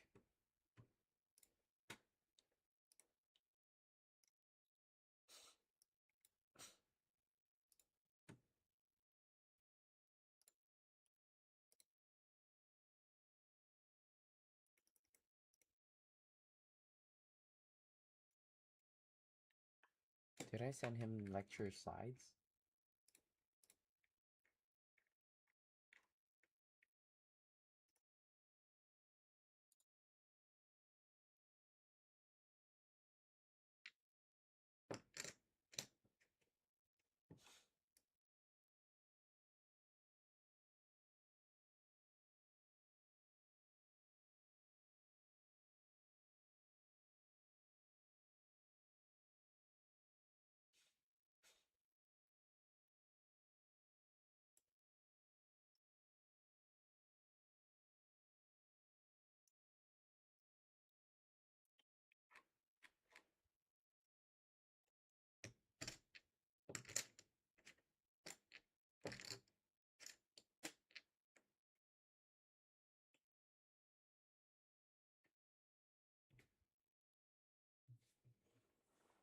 Why don't they remember?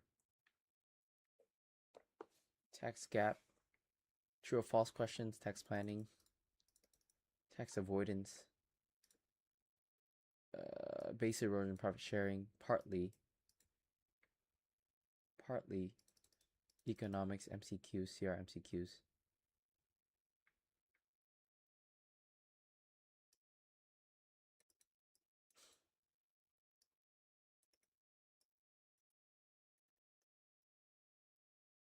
Okay.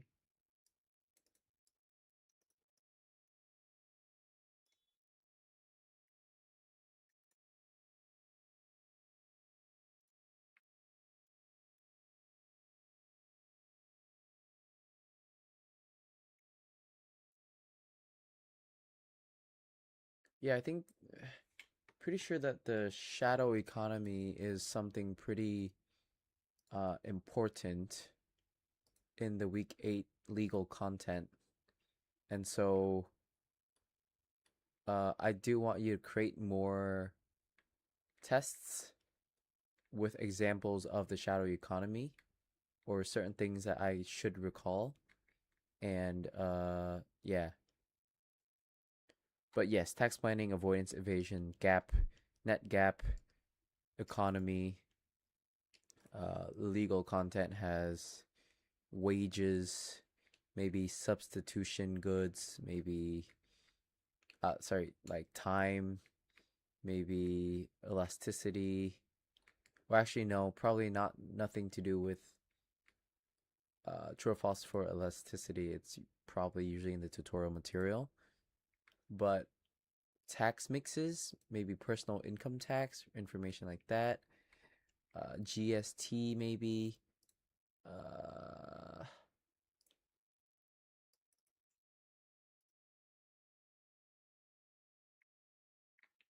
Maybe price ceilings and price floors.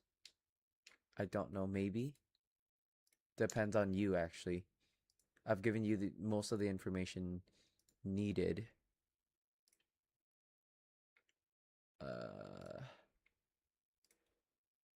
So it's up to you for week 9. I do see that the legal in week 9 is relatively like not precise, right? And so I guess you're right on that. Last week we had that normative consideration, so maybe this week is another normative consideration. So like maybe a CR question, I don't know. I'm assuming a CR question, a few econ question, a few law question. But that's being super general. So if you feel like you're missing anything that these few tests have not yet done, then you should also just generate like additional. Don't generate what you've already generated again. I see market failure in labor markets, maybe, or since we've tested that as well, maybe you don't have a strong weighting for private info, complete contracts, efficiency wages, market failure. Yeah, it just depends on you.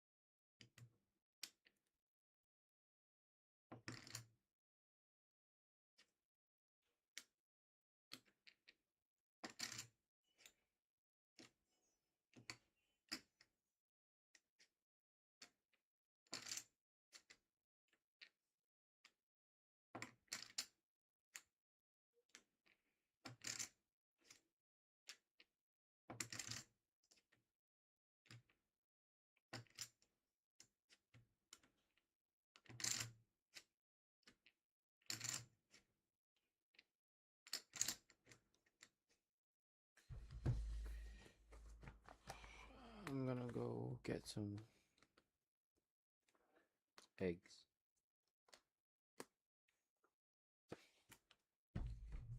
Ugh.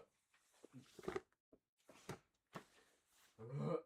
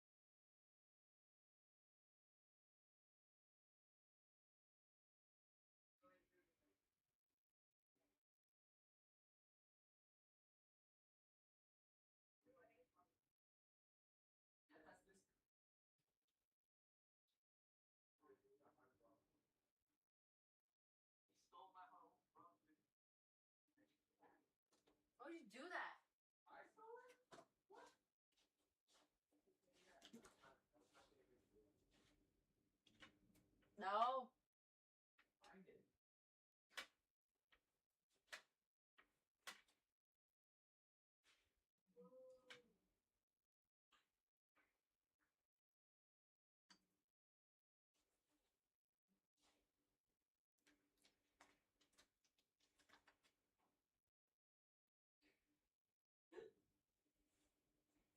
Here's this one. Oh.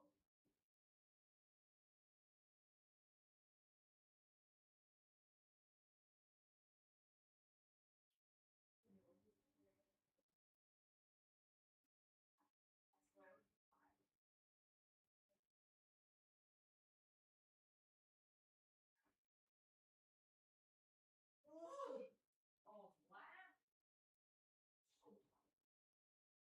Gotta work with that.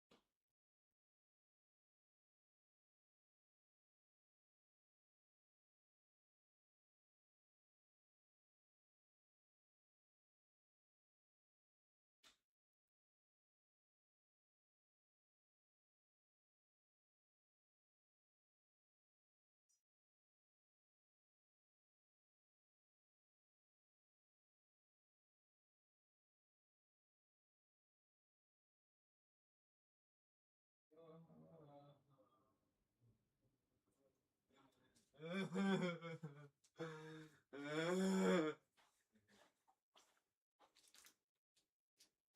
walk. Let's go. Don't care about fucking that. Walk.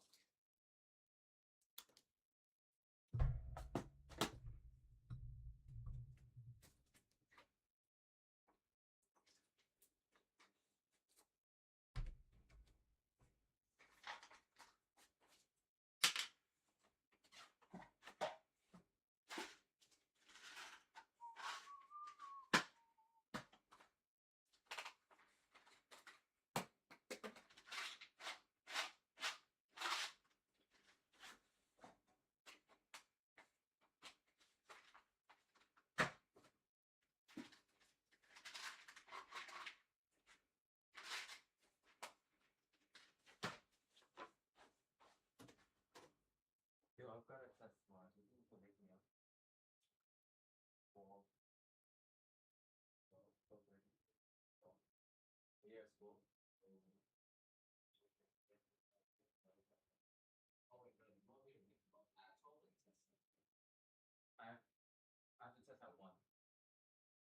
So, okay, perfect. 11:30. 11:30 is good. Thank you.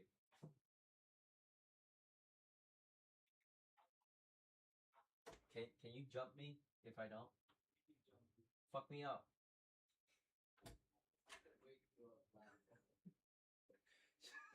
Do what you would do normally.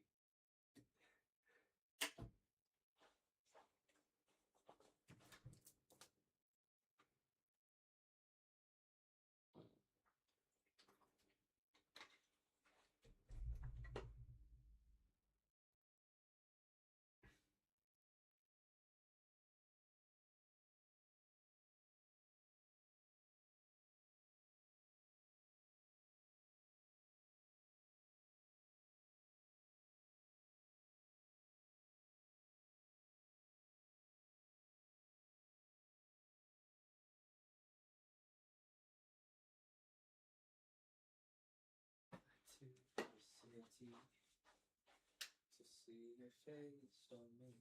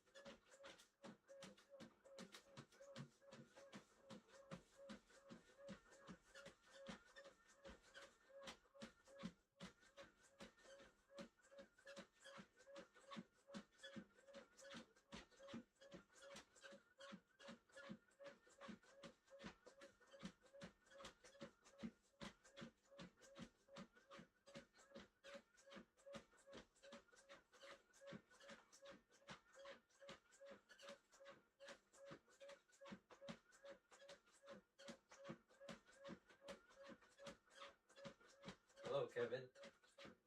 I'm gonna walk. But the thing that I just sent you was this guy's the guy behind MI8. So the specific company that scaled to 125 million in 12 months.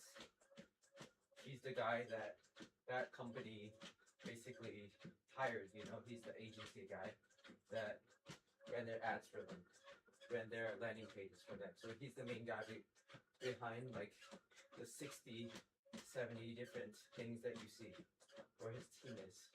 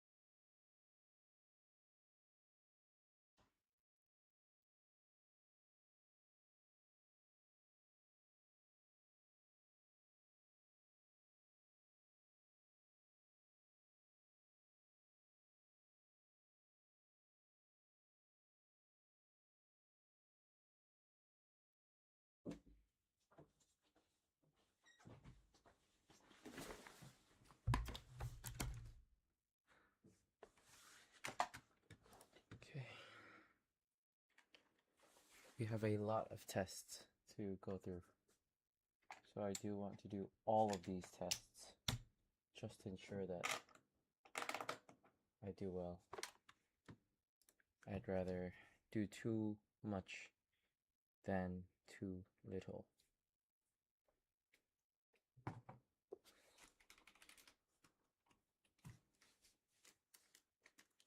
Maybe in another life. Get right.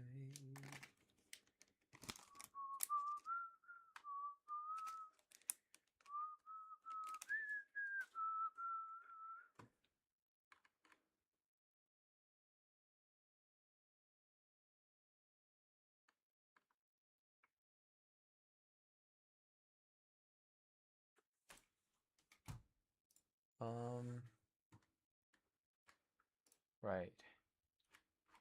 So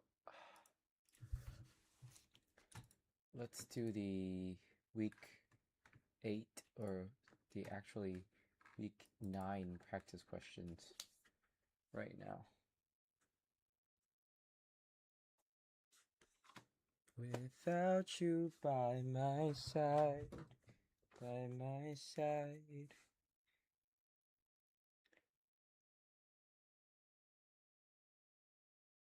I can go outside, yeah.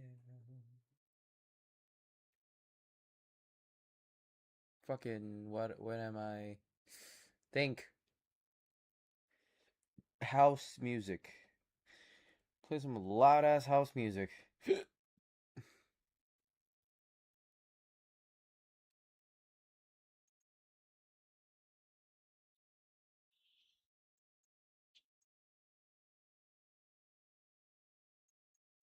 Shut up, Revolut.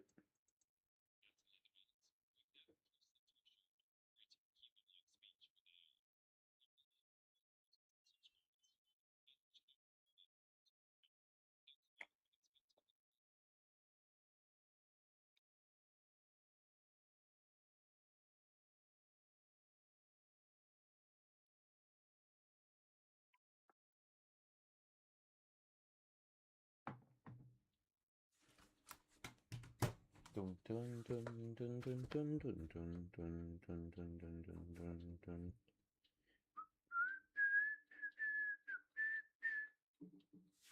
20 tests, each about 20 minutes.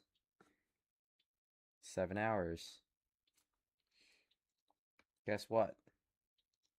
I'm gonna try to do all of them, or at least bullet point them so that I can do them.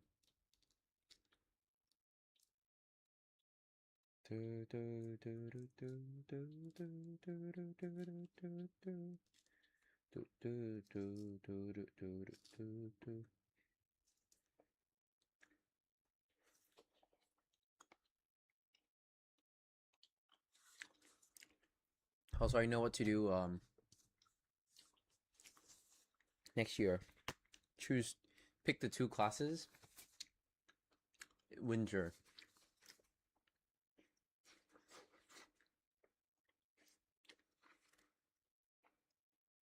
So that I can sleep well at night.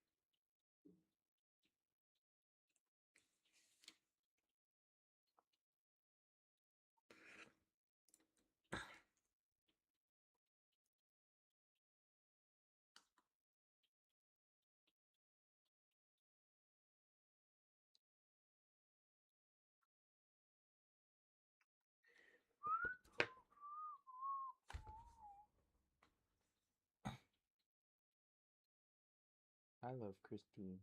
Yay, cute.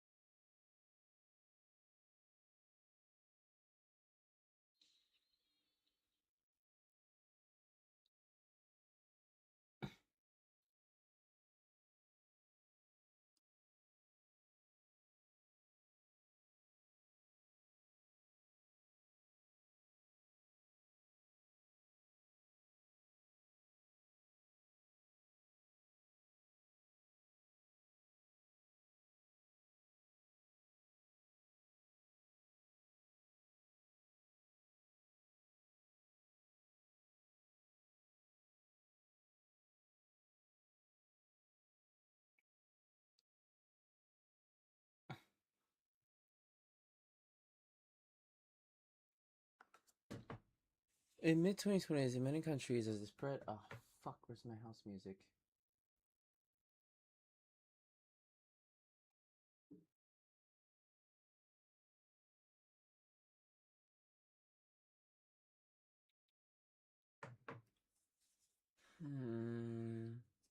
The number of servers employed in restaurants fell, but there's little change in wages as certain places ended lockdowns and demand for restaurant dining increased. Employment in restaurants was slow, but wages began rising.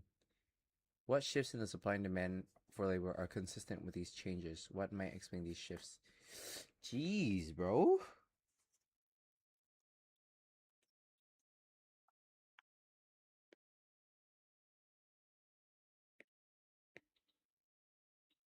I wish I knew, man.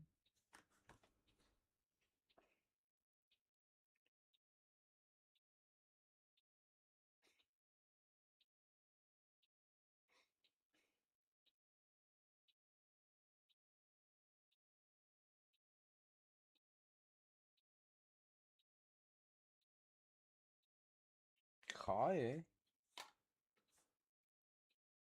Không đùa được rồi. What the fuck?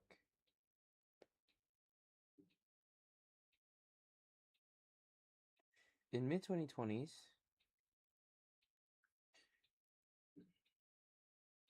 lower consumer demand for dining. Okay, sure, you could say that. Yep. Yep.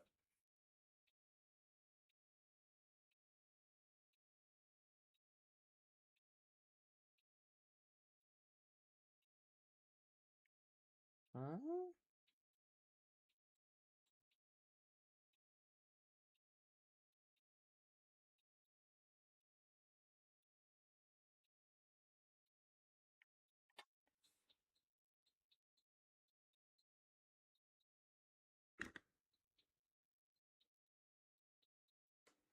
I can't listen to music and study.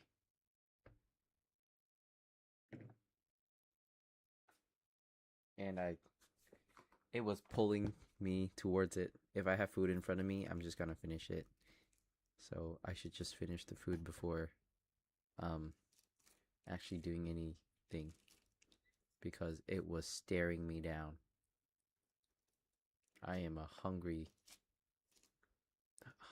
Asian child. Hungry young boy.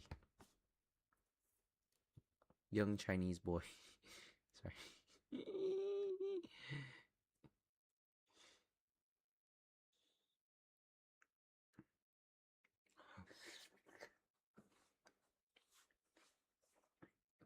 一个小男, huh?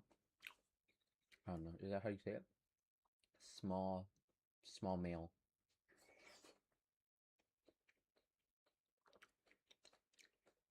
不知道.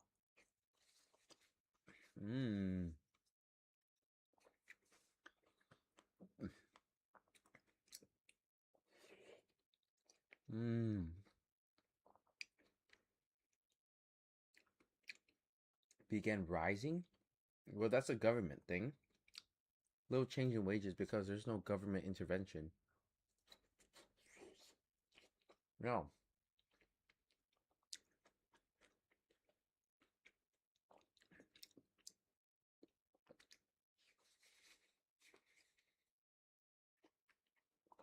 Wow, what my brain just opened up by eating.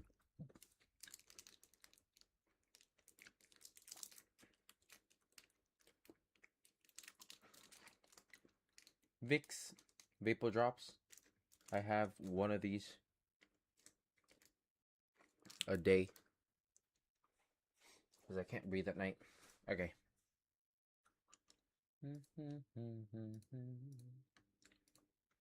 Okay. This is what I'm seeing. Well, we'll call this COVID-19 demand, labor market. Okay. We'll have the price of the labor market and then the quantity maybe in hours of the labor market. What happened was this was supply. This is initial demand. But then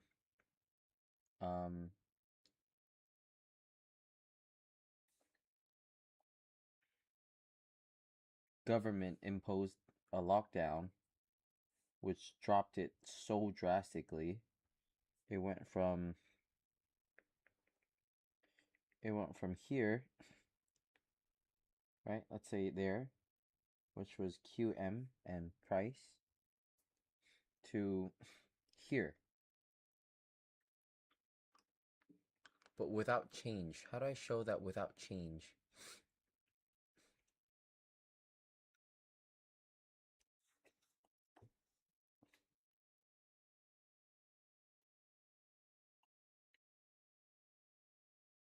There was little change in wages because the demand dropped. So shifted down, but shifted down by how much?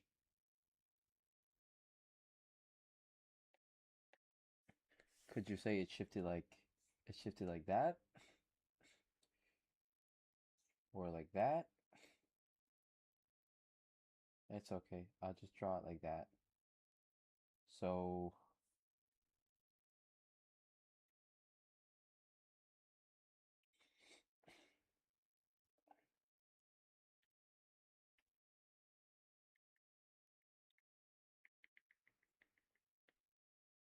price, quantity,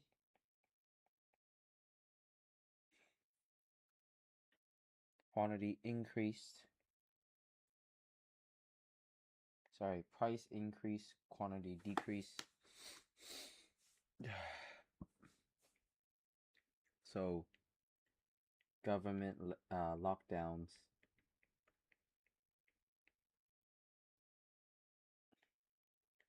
decrease demand.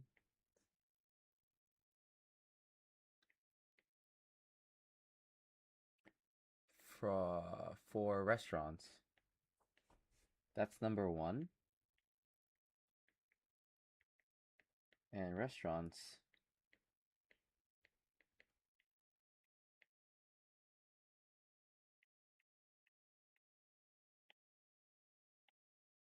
restaurant demand for labor dropped.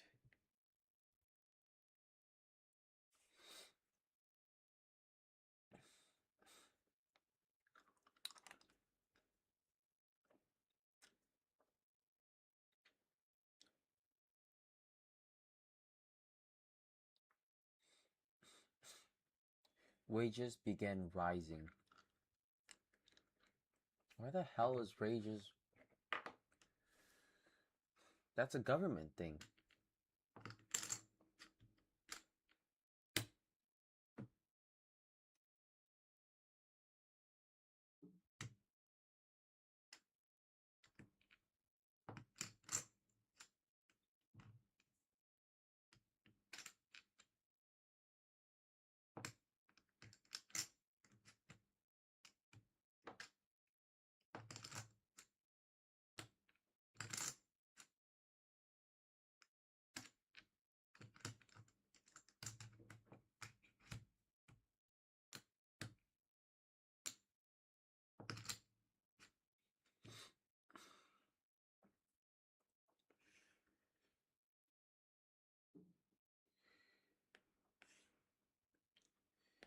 And then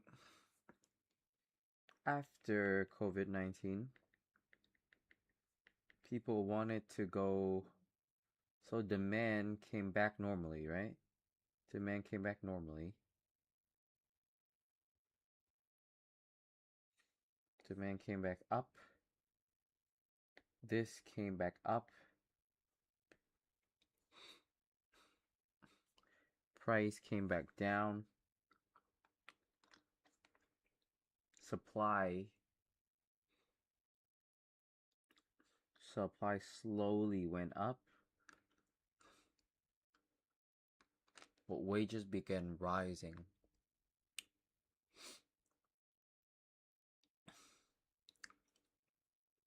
Maybe like people were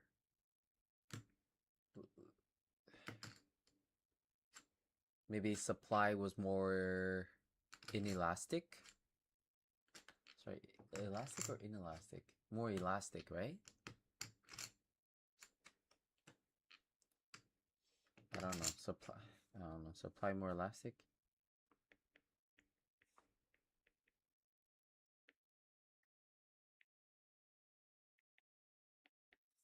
People didn't find security.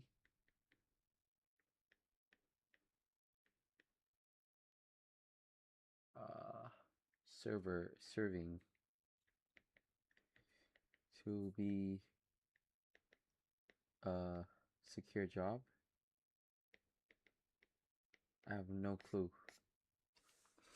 Okay, let's check the Moodle.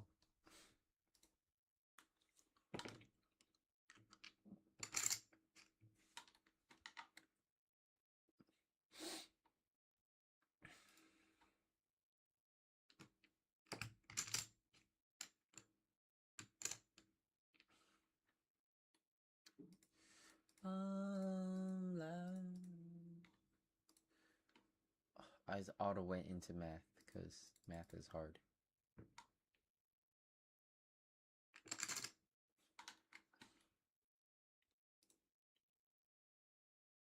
Miss Dahl's great, but this course is awful.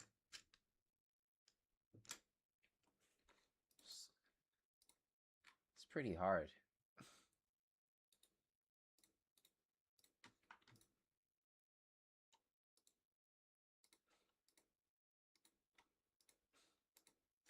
Labor demand curve slopes downward. Labor supply curves up. Labor demanded by firms. Price of labor is the wage. Market equilibrium. Yes. Supply decreases. The fall in demand was simply a fall in supply of labor.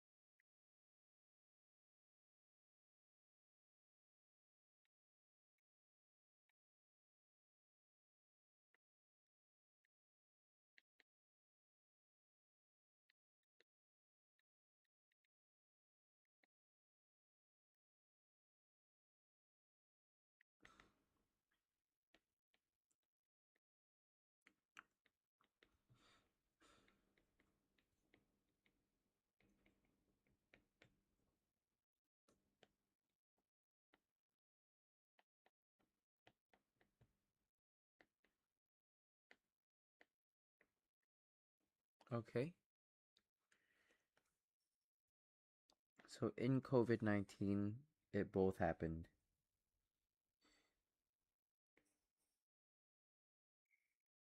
I could live with that.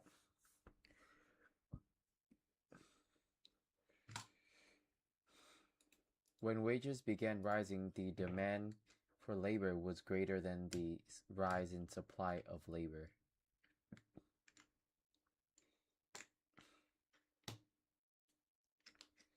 So that shifts back, right? That shifts back at a, so supply is more elastic? No. More slowly, more slower to recover.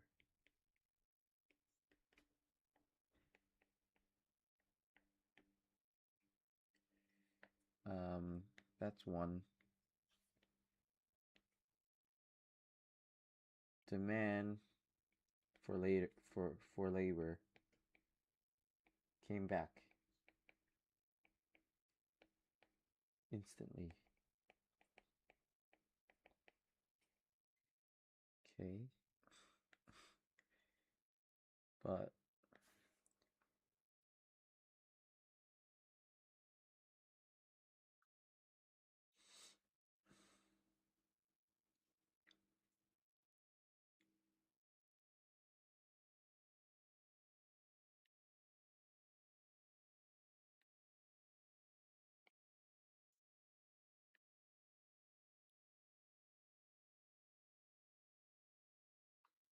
okay, I could live with that.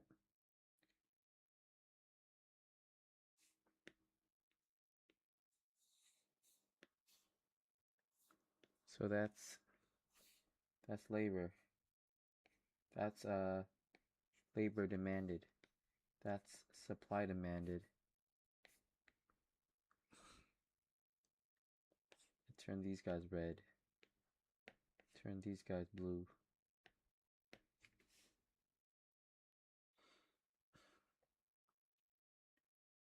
This bounce back. This slowly changed. So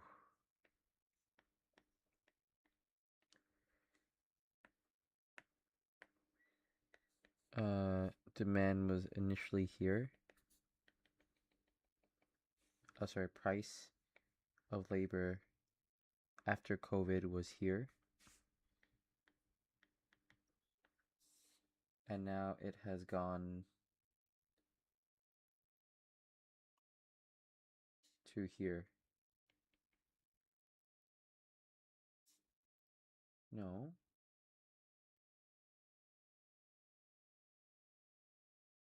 No.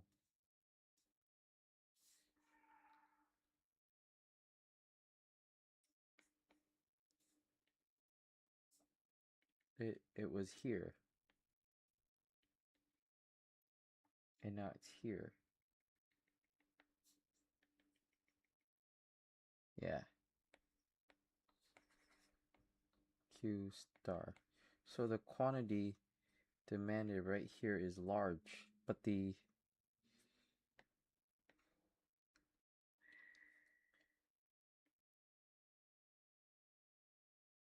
rise in demand was greater than the rise of labor. That's why, what happened? That's why employment was slow to increase, but wages had already begun rising. Okay, I can live with that.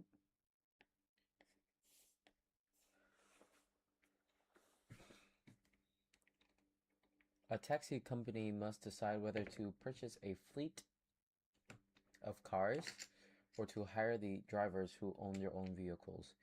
Assume that each car is assigned to one driver who drives it for one regular shift per day.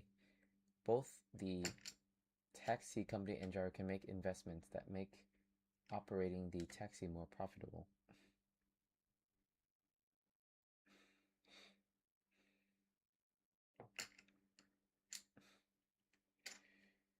Hold up problem video.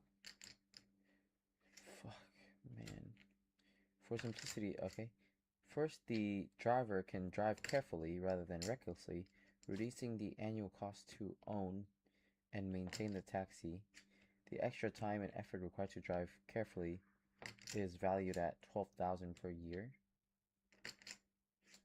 Okay, which is 16. So they would still do it by cost benefit principle. At a cost of 12 grand, the company can update its branding on the car to make it more recognizable, which will increase the fair earnings.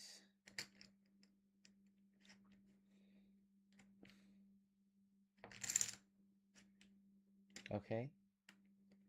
The branding must be updated each year or fares will fall back to 80 grand. The parties must agree to the terms before the investments are made. They cannot write a contract requiring the investments to be made because they are unobservable to any outside party who would reinforce the contract. Will driving more carefully increase the probability of operating the taxi? What about investing in branding?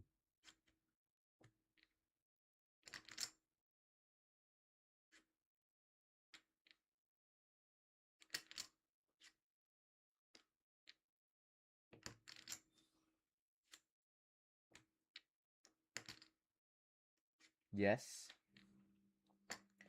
What the net benefit is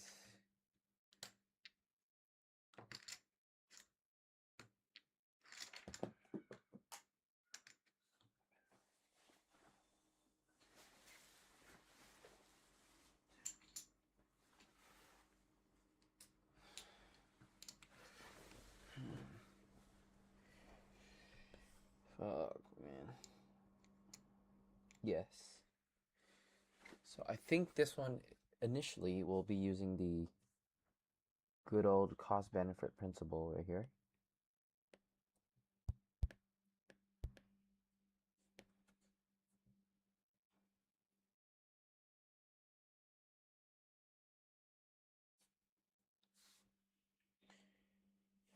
So driving carefully for driver.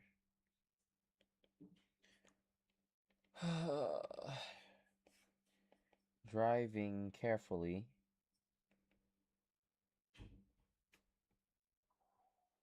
means that the benefits, sorry, the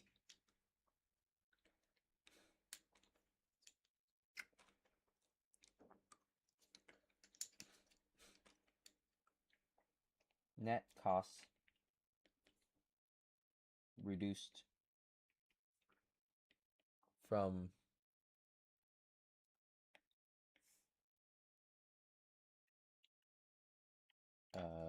40K to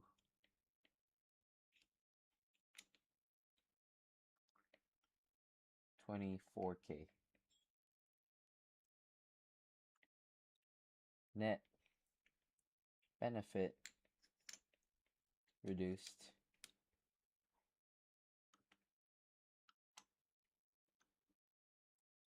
by 12K. So net costs reduced is still better, is still larger. They save 4 extra thousand.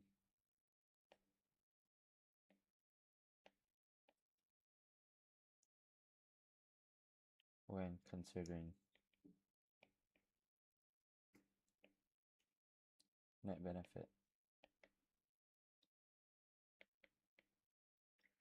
Okay.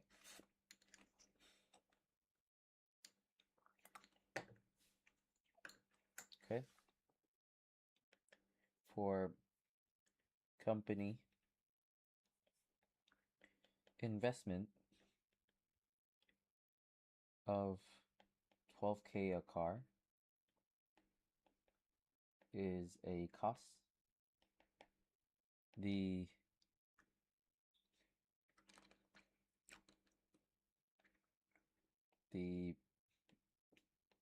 benefit is 20K. So net benefit is Well, 20k minus 12k. 8k.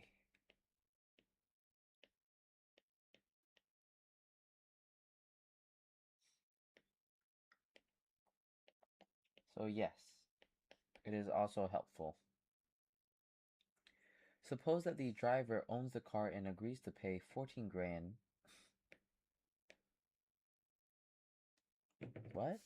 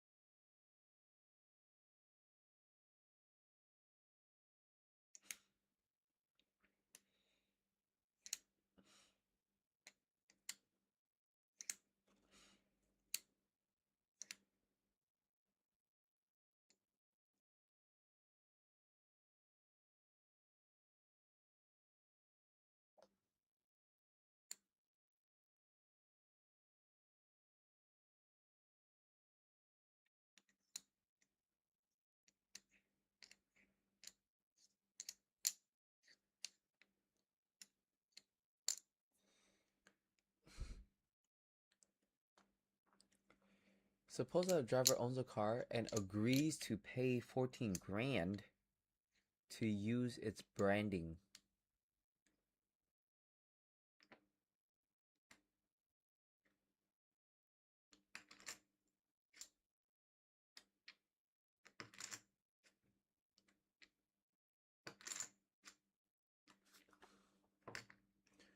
Suppose the driver owns the car and agrees to pay 14 grand.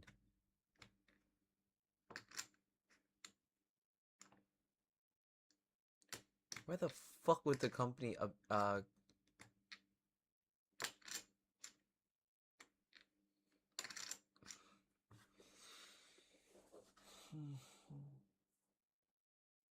wait, so net benefit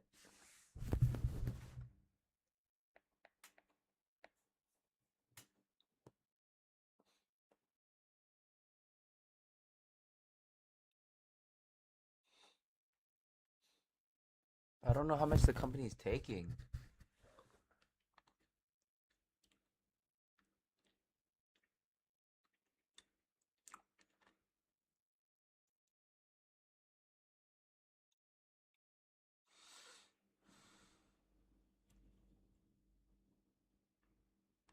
So that one driver will make 100 grand that year. Net cost reduced from 40k to 24k. So you could say plus 14k.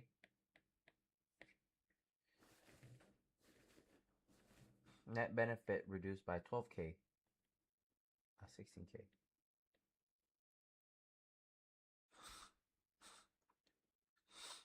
Driving carefully helps him save. So it has a marginal benefit of 16k, but a marginal cost of 12k. So net benefit is 4k. GG's 4k. Investment of 12,000 for branding is a cost for the company. Right? But the net benefit is 20k. So it's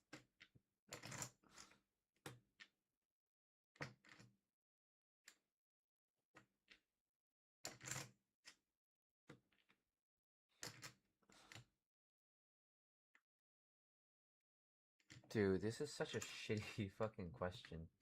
You tell me.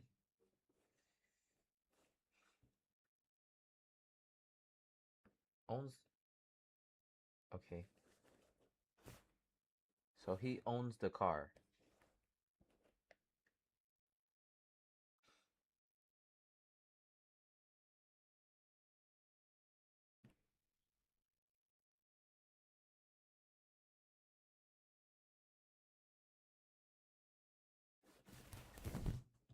Okay, so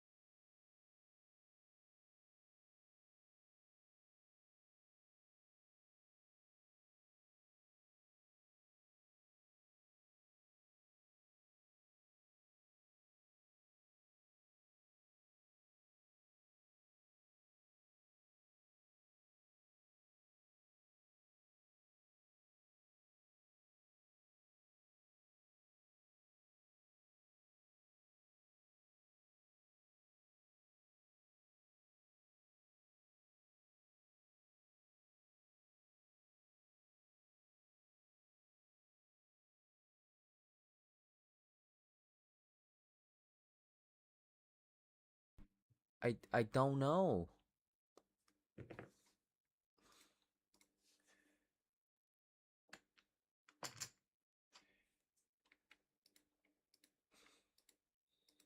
Consider the cost and benefit of each.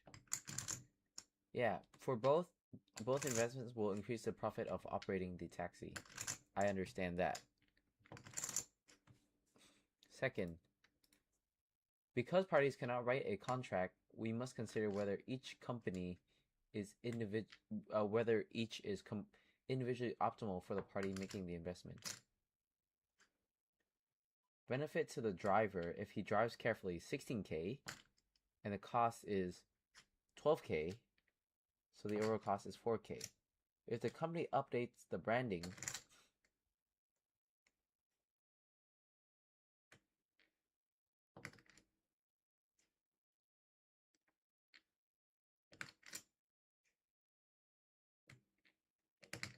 if the driver updates the branding,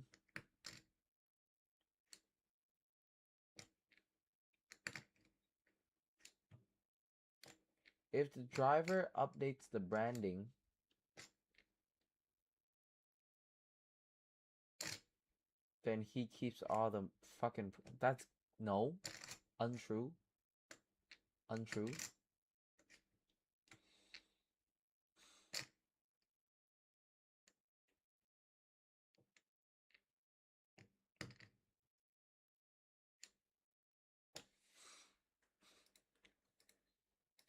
Because the driver owns the car and pays the full cost, the benefits of driving carefully outweigh the costs.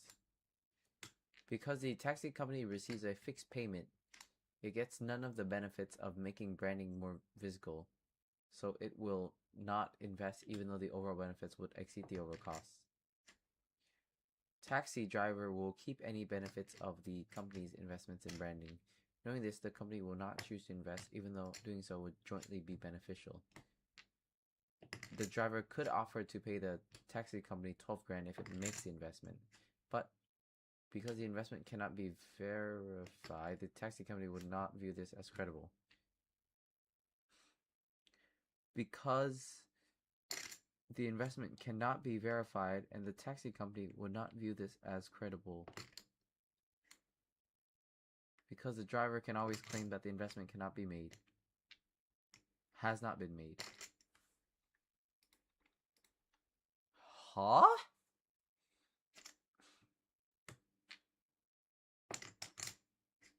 Think.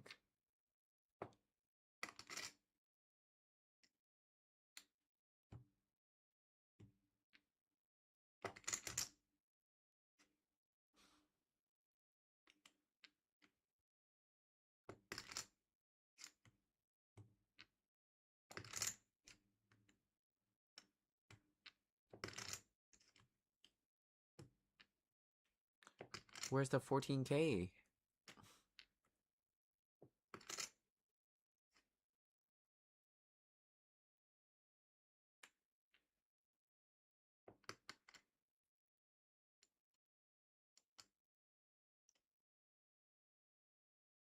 The benefit to the driver of updating the branding is 20 grand. There is a cost, you dumb fuck. The cost is paying the taxi. Okay, I want to watch the explainer. GG's.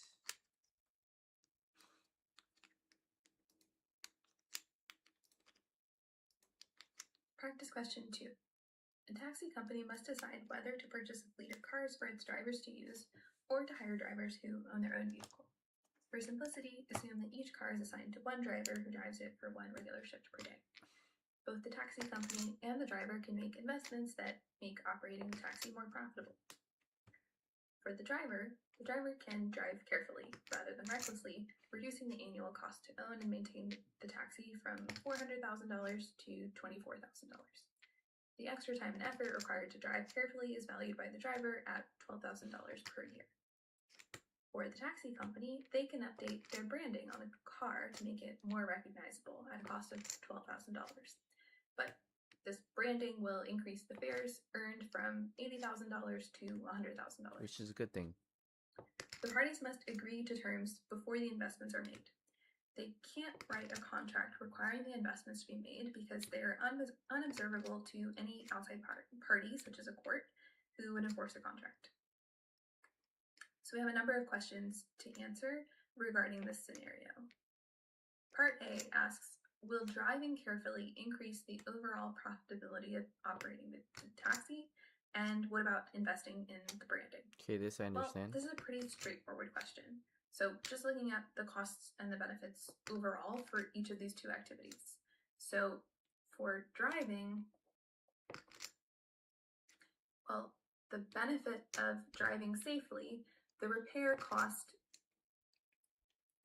is Reduce. $40,000 if reckless, and it's only $24,000 if safe. Okay, so for a saving of $16,000. Yes.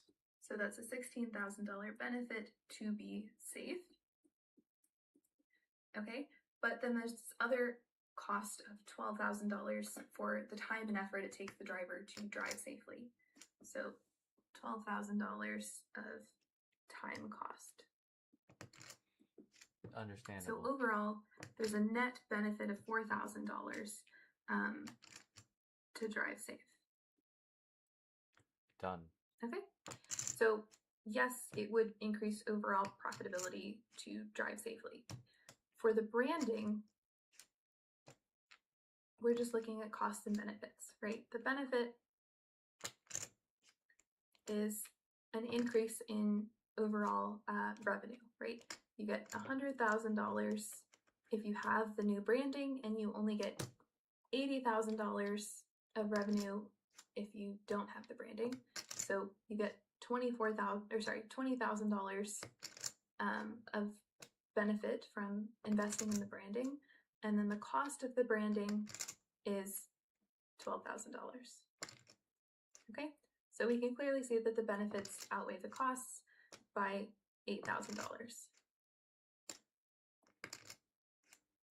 So yes, investing in safe driving and branding would both increase overall profitability of operating the taxi. Okay. Part B says, suppose the driver owns the car and agrees to pay the taxi company $14,000 to use its branding for the year. Now this is just the generic level of branding, just to be able to say that they work for that taxi company. So will the driver choose to drive carefully, and will the company? So he probably safe driving benefit is 16,000. Safe driving cost is 12. Then he needs to pay another 14 grand to increase an extra 20K, which the net benefit is 10, right? So now he's got a net benefit of 10,000. Sorry, we'll start with the net benefit of 6,000, which comes from paying 14 grand and getting 20K more out of the car, right? And so now he has a decision to make. Okay, he's got 4K in benefits, and he's got this other choice to make, which is, will he want to drive carefully? If he drives carefully, he saves another 16K and pays 12K, which is 8K. Or he can drive recklessly, which is going to be 16K.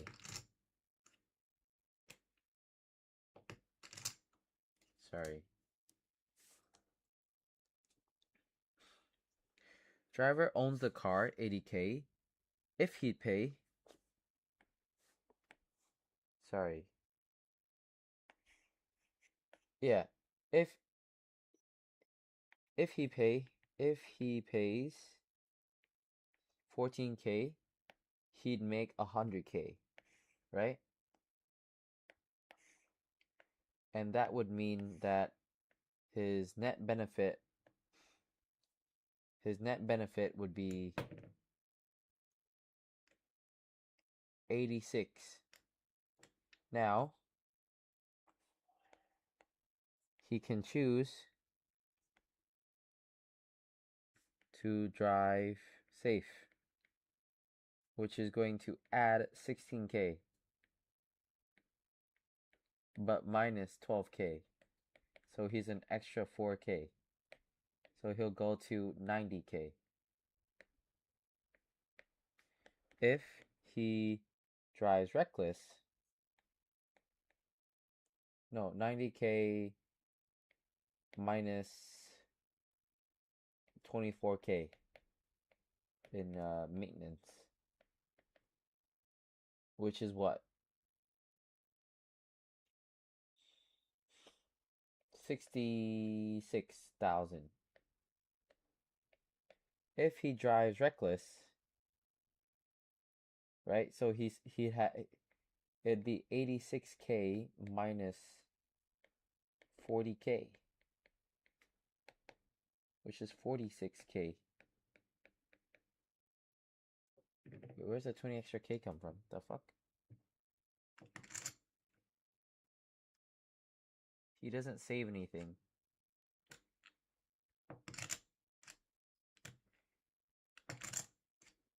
$4K more.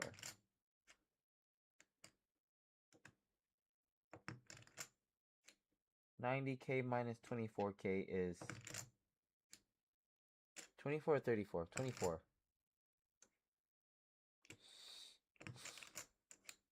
He basically... Oh my god. No, the 16K already came from that. Here, it'd be like that. If he drives safe, it'd be a cost of 4K and a cost of 24K.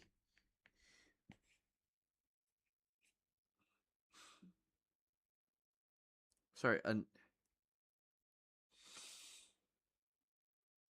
an increase of 4K, right?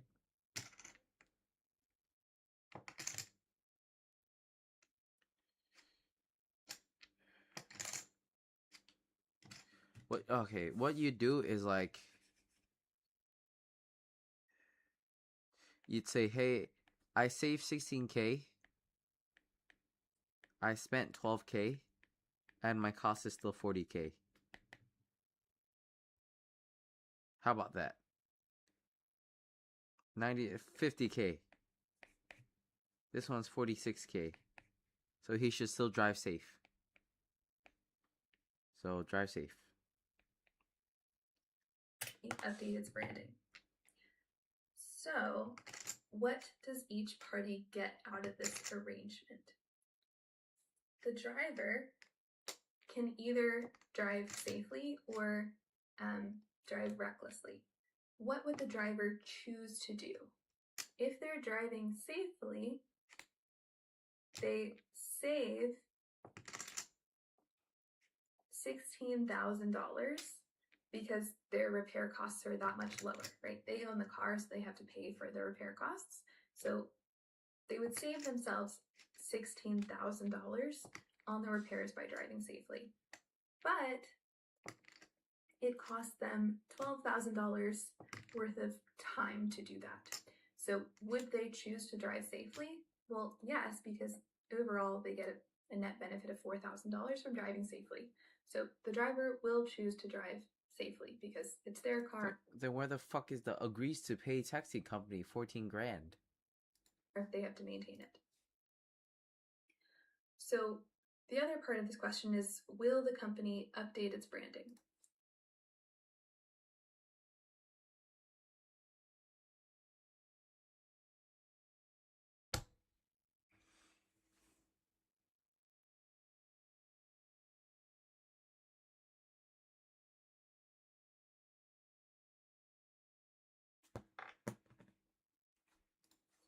Well, the only benefit that the taxi company gets is this $14,000 that it receives from the driver to use the taxi name on their car.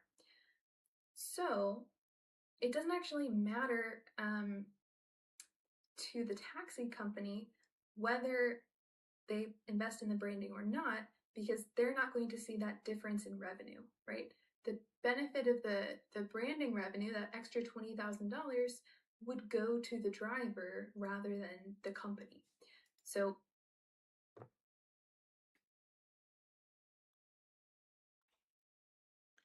But you get paid like $2 extra thousand.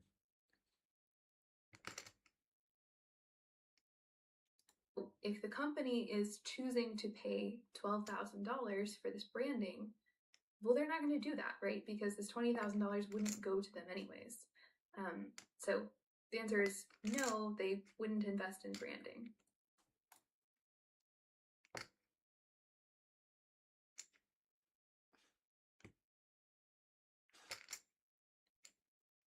So the company would take $14K and wouldn't put money in? Because they don't get to see the benefits of that investment, right? Those benefits would go to the driver instead. Part C says, how will this change if Nah, GG's.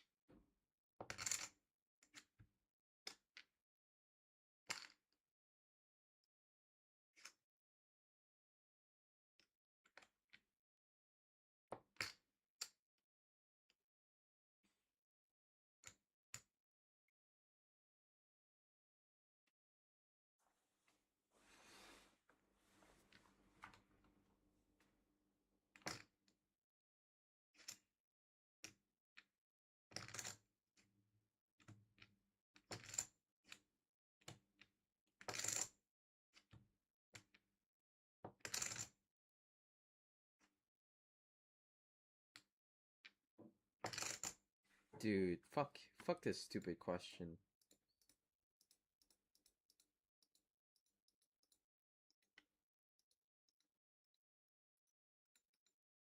instead the company owns the car and agrees to pay the driver wages of $30,000 per year? Which situation is better for each party? So first, let's figure out kind of what everyone's going to choose to do. So the driver gets paid $30,000 of wage, but they don't have to pay for the maintenance of their car because the car is owned by the company.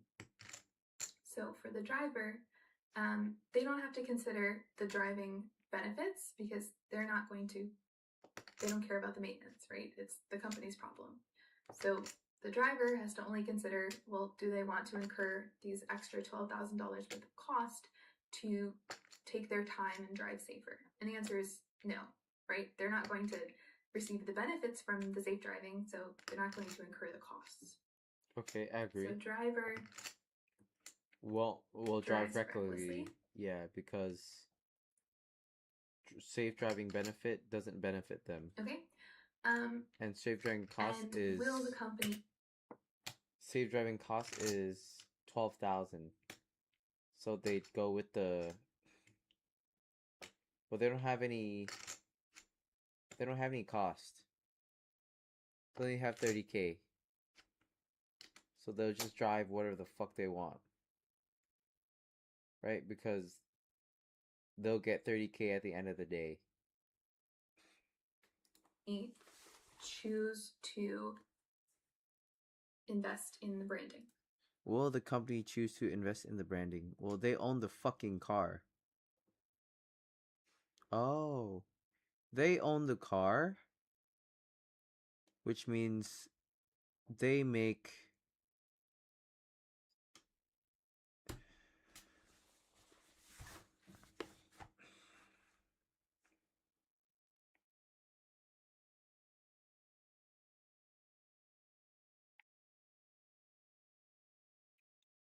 That's a very badly written question that I stupid question. What a badly written question.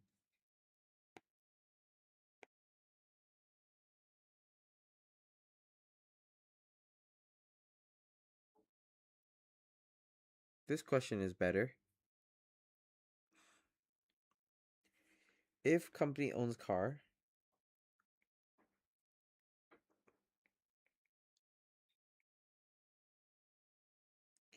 cost is,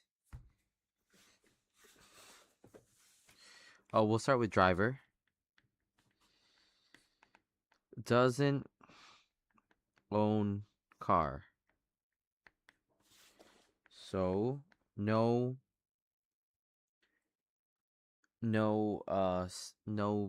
cost saving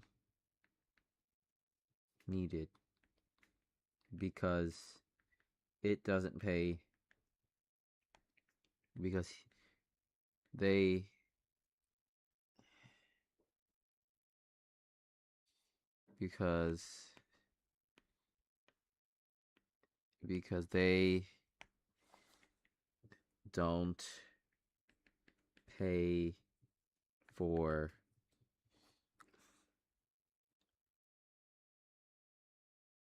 they don't pay for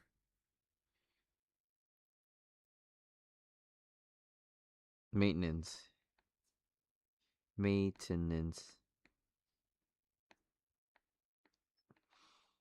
anymore. So 30K, or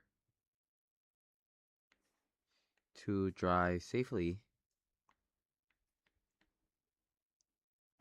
or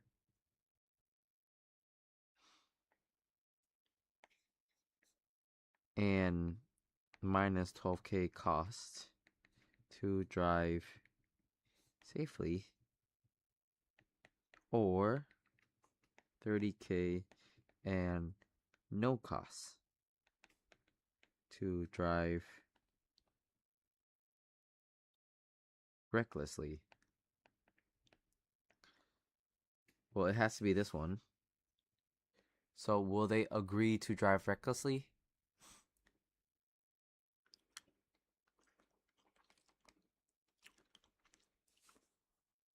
If company owns car,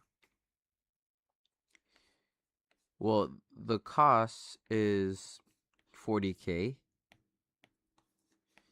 because driver drives recklessly.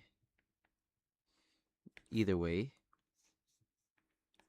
minus 30K in wages. So now it has 10K at 80K valuation, right? 10K at 80K rev. So then it could brand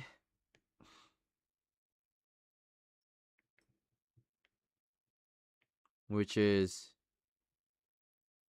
plus 20K minus 12K, or no branding, which is this is also plus 10K principal,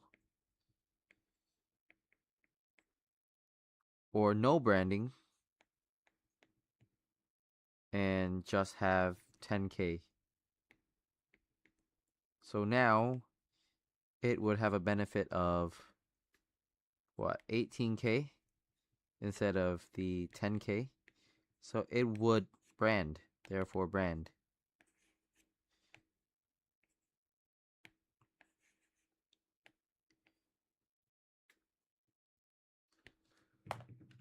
Well, they're paying this fixed wage to the driver.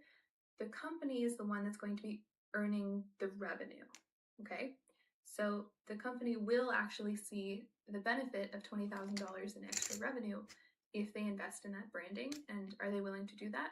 Well, they get a benefit of 20 and they have to pay 12 to get it. So yes, of course, they want to see that $8,000 worth of surplus. So company pays for branding. Now, the company is also incurring the costs of the maintenance.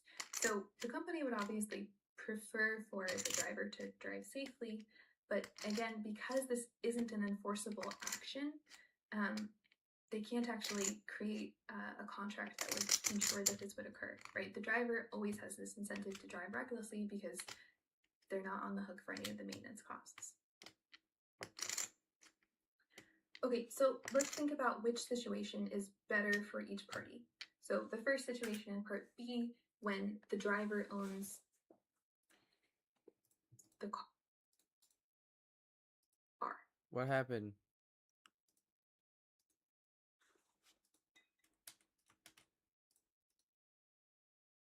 Driver drives carefully. Old branding. Driver pays 14K to company. Driver drives recklessly. Company pays for new branding. Company pays driver 30. So what is kind of the overall profit to each agent within each of these scenarios?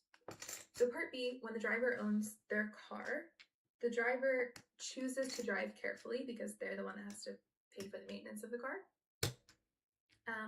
But also there's old branding on the car, and so the revenue that the driver receives is going to be the lower amount, right? $80,000 worth of revenue because we have this kind of crappy old branding. But the driver drives carefully, and so they only incur the lower cost of maintenance when they're driving safely of $24,000. Okay. They also incur the cost of $12,000 for the time of driving safely, and then they have to pay the company $14,000 to be able to advertise that they're working for that company. Okay, so $80,000 minus $24,000, 12 and 14, will leave the driver with an overall profit of $30,000. For the company, well, they're not going to pay for the branding, so they don't incur that cost, and they receive $14,000 from the driver to be able to say that they work for that company. So their benefit is just this $14,000.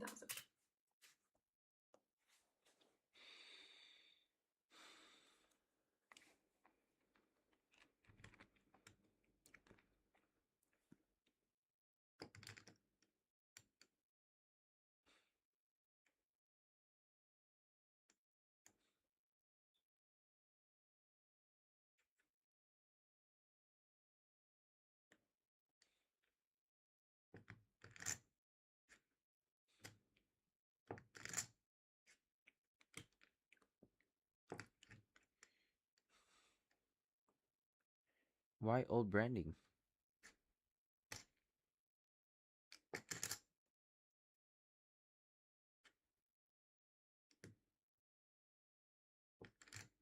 The weird part is the hold-up prop.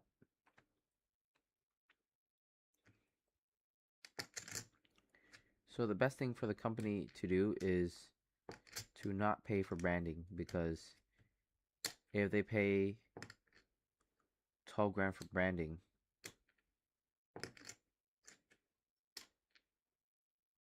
they don't get 20K. So they just don't do it, and they still get 14K. So no matter what happens, they get paid 14K. Okay. Company gets paid 14K for old branding. Annually.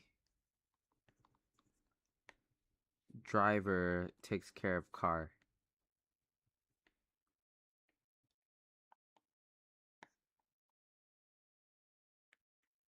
If company invests 14K into not their car,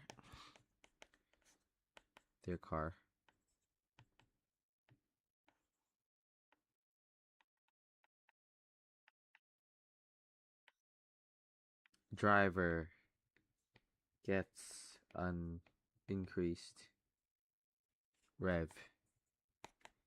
No surplus for company.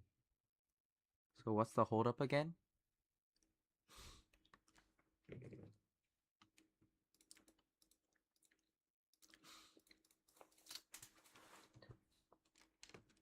right, so that's part B. Part C is when the company owns the car.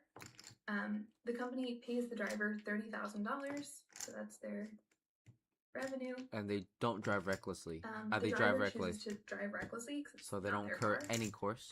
So they don't incur any maintenance costs or any time costs So it's just for 30. driving safely, and so that's just they're just going to earn $30,000.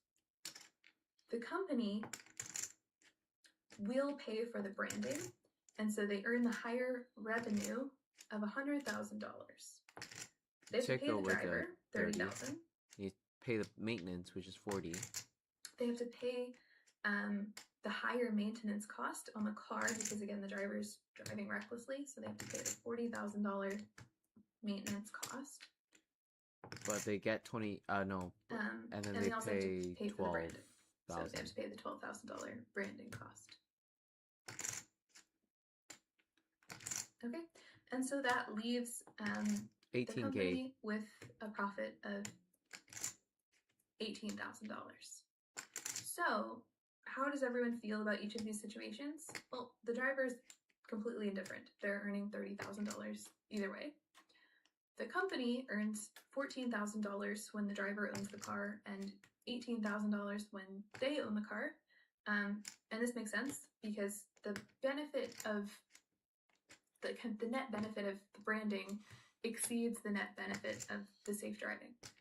So that's why we see the $4,000 differential there, right? The branding is $8,000 worth of net benefit, whereas the safe driving is $4,000 worth of net benefit, which we don't see. And so that's where that $4,000 comes from.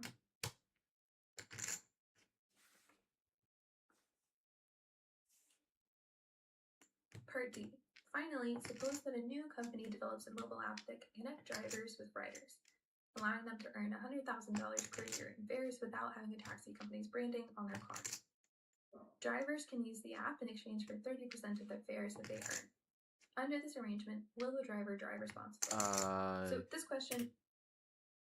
Yes, because they make 4 extra K from driving responsibly and 70K from whatever. So it's their car, it's their responsibility. Is really similar to Part B, right? When the driver owns the car and they actually have to pay the maintenance on their car, they're going to choose to drive safely, right? They're going to pay $16,000 less in maintenance cost, and it costs them $12,000 worth of time to do that. So yes, the driver will choose to drive safely. Okay, so now let's have a look at what profit looks like for everybody. So for the driver, they earn $100,000 in fare, but since they're paying 30% of that to the app gets $30K? $30,000, and the driver gets $70,000. And then we subtract the driver has to pay 24K. their maintenance, but since they're choosing to drive safely, that maintenance cost is only $24,000, and then they also have to pay $12,000 worth of time to drive safely. So the driver gets $34,000 worth of profit by working with the app.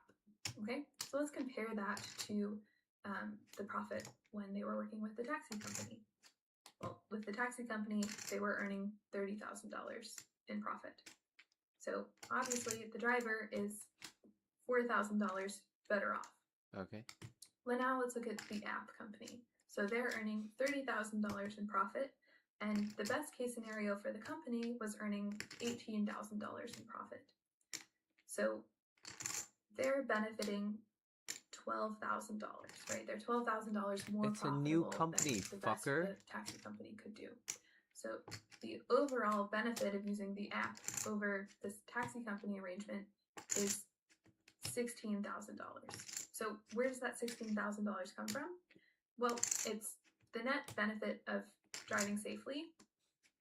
So the savings of $4,000 by choosing to drive safely, and eliminating this branding cost of $12,000, right? Because we don't need to do that with using the app instead of kind of branding physically on the car.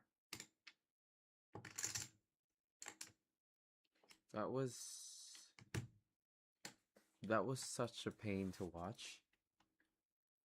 But sure.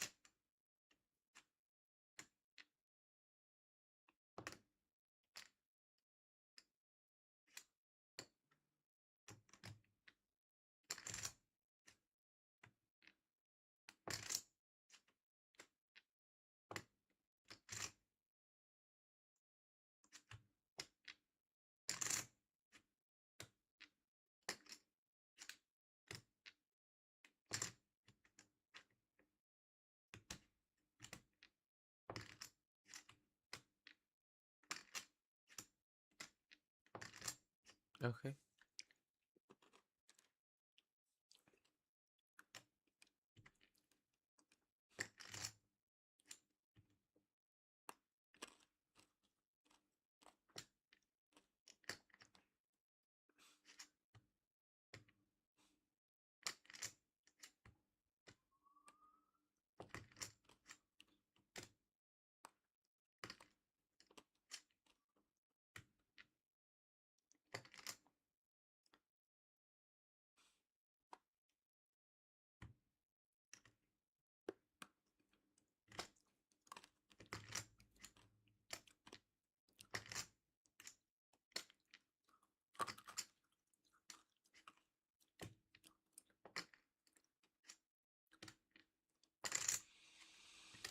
Term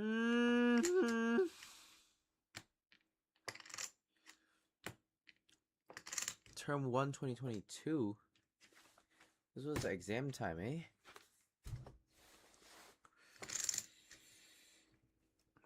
What a pain in the ass to fucking solve these. Oh my god.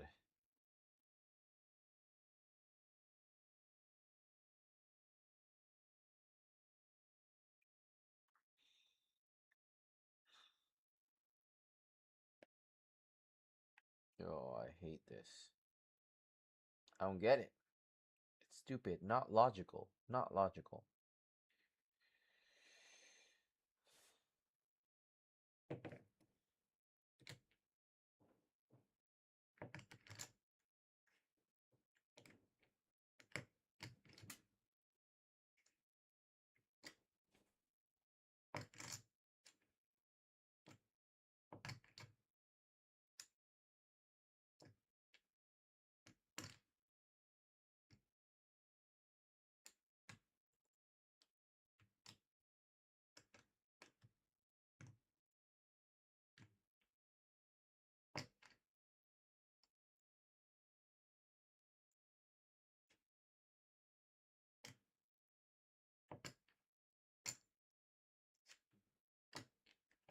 Okay, well, for Kendrick, it doesn't matter, right?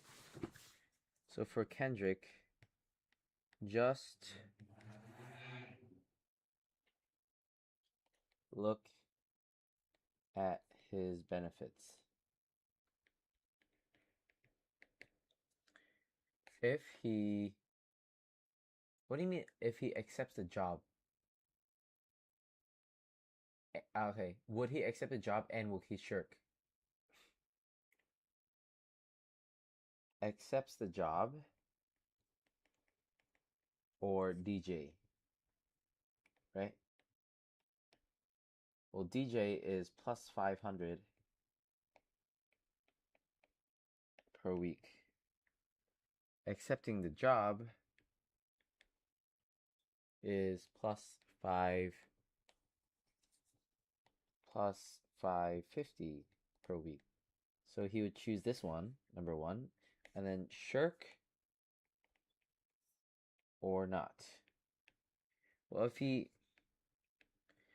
doesn't shirk, then he's still $500 per week. But if he shirks, he'll do $550 plus $300 is equals to $850.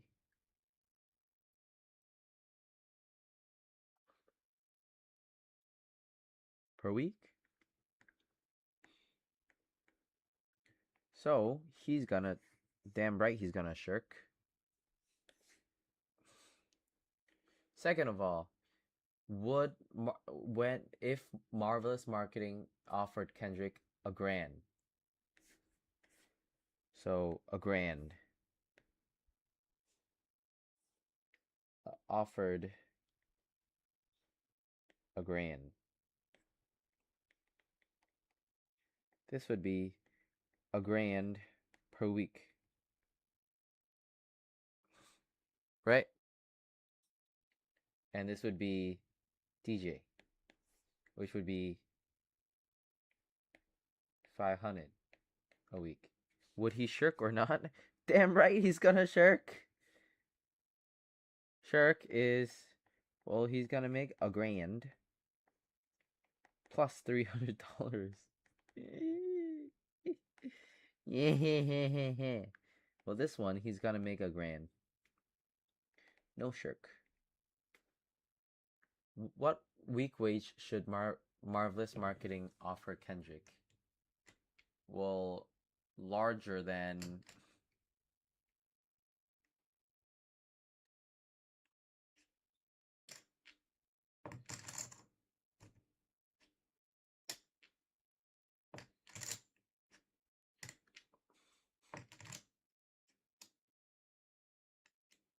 so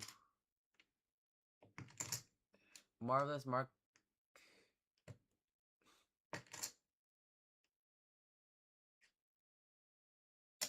That's so tough because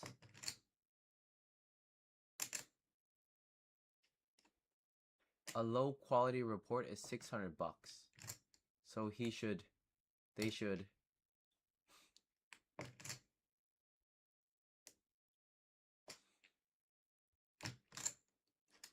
offer him like $500.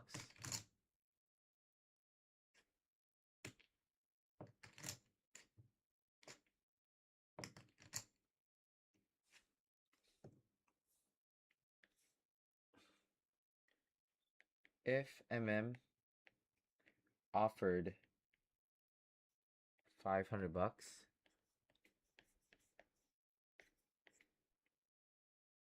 he'd accept the job, which would give him $500, and DJ, which would give him $300. Shirk. Sorry, no shirk. Shirk, which would give him $800 instead of the conventional $500 as a DJ.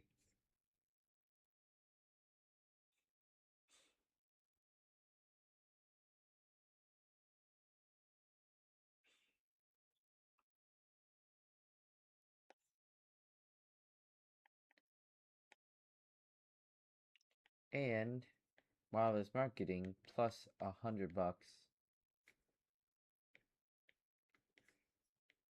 of value for 15 weeks. D, challenging. If Kendrick's expected time is 6 weeks, how would this change Marvelous Marketing's decisions? This is a question that we will now go back into Moodle to watch.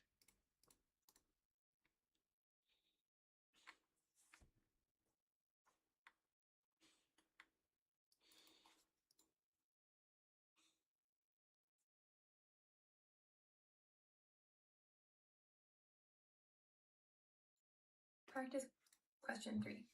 Marvelous Marketing, a marketing consulting firm, has decided to hire Kendrick as a market analyst and must decide what wage to offer him. Kendrick must decide whether to accept this job or continue working as a DJ for $500 per week. If he accepts the job, Kendrick can either work diligently to produce one high-quality report per week, or shirk by producing a low-quality report each week and spend his time mixing music so that he can continue working part-time as a DJ, earning $300 per week. A high-quality report is worth $1,200 to the business, while a low-quality report is worth $600. Marvelous Marketing cannot observe whether Kendrick is working diligently, but if he consistently produces low-quality reports, it can terminate his employment after 15 weeks. If this happens, Kendrick expects to work full-time as a DJ for 10 weeks before getting another job offer as a market analyst. So we have a number of questions for this problem. So part A, will he take the job if they offer him $550 per week? So this question is pretty straightforward. Does he want to earn $550 as at the marketing firm, or does he want to earn $500 as a DJ?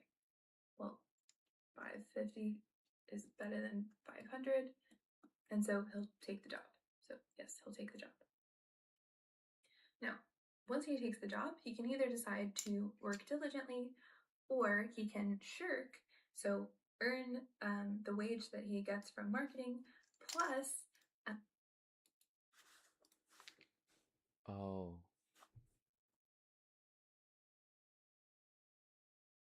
I should have done that. 550 a week? Or 850 a week? For 850 times 850 a week times 15 weeks plus, well, 500 DJ for $500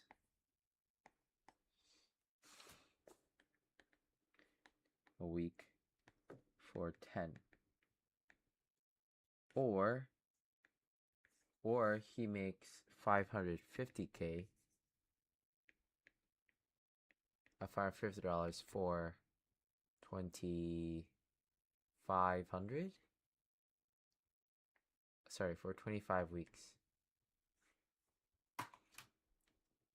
which is 550 times 25 is 13,750. Or he can make 850 for 15 weeks plus 5 grand. 17,750. If they offered him 1,300, he'd make 1,300 for 15 weeks plus $500 for 10 weeks, or make $1,000 for 25 weeks, which is what, 25K? Or, well, 1,300 times 15 is that plus 5K. So he'd make 2,450. Ooh, so he would choose this one. And what price would they...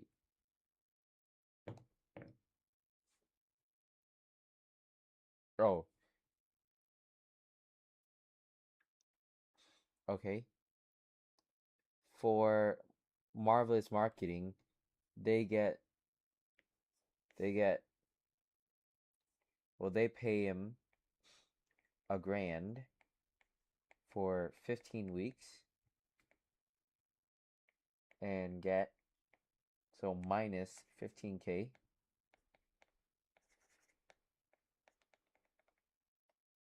and get dog shit reports, which is like 600 for 15 weeks, which is 9K. So they're 6K in the deep.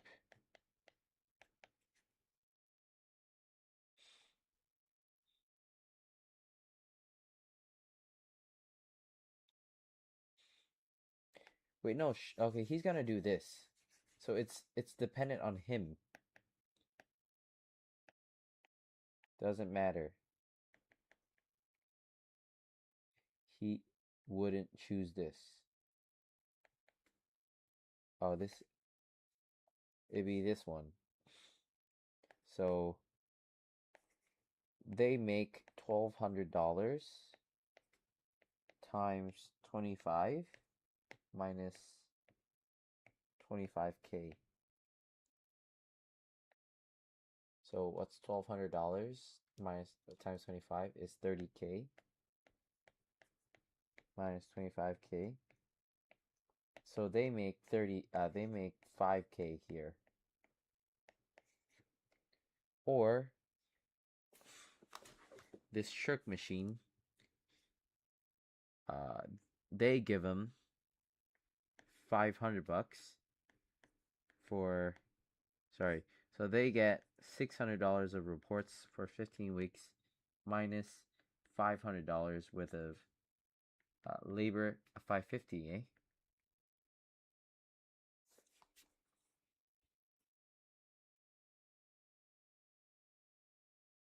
For 25 weeks. Or 550 for 10 weeks. For 15 weeks. Oh, so they only make 15 weeks because they fire him.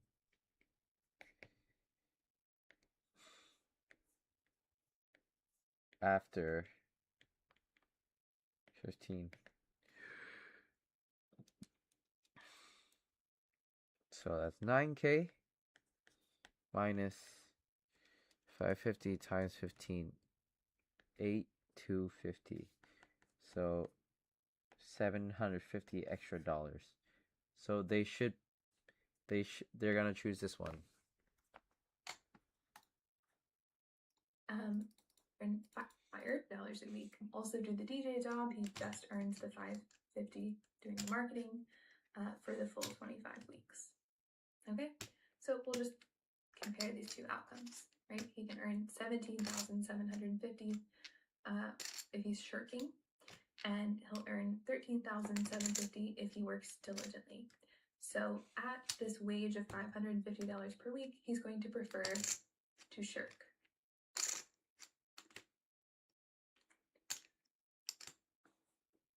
Part B, we're asked, well, is he going to take the job if they up the wage to $1,000 a week, and will he continue to shirk, or was that enough money to incentivize him to actually work diligently? So this question is pretty simple. Obviously, he's still going to take the job. If he was going to work at $550, he's certainly going to work at $1,000. And so now what we need to do is calculate his overall pay if he shirks, or if he works diligently at the new higher wage of $1,000 a week. Okay, so if he shirks, then he earns $1,000 a week plus $300 a week doing his part-time DJ gig. For and 15 so he'll weeks. earn that salary for the first 15 weeks, and then he'll get fired, and he'll earn $500 a week for the remaining 10 weeks. Okay, so that's option number one. Option number two, he can actually put effort into his job, and so he'll earn $1,000 a week for the full 25 weeks. Okay, so if we calculate these two values, shirking in this case will earn him a total pay of $24,500, and if he works diligently, then he earns $25,000. So by upping the price of how much he's going to earn to work, it's actually now more beneficial for him to work diligently, right?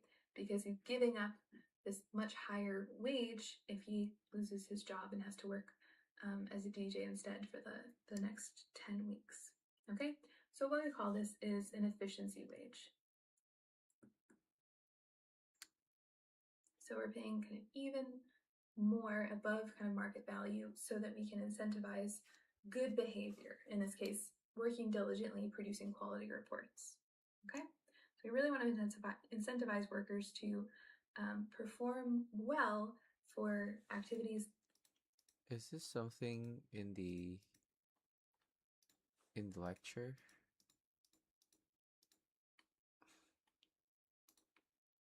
Or is this something new?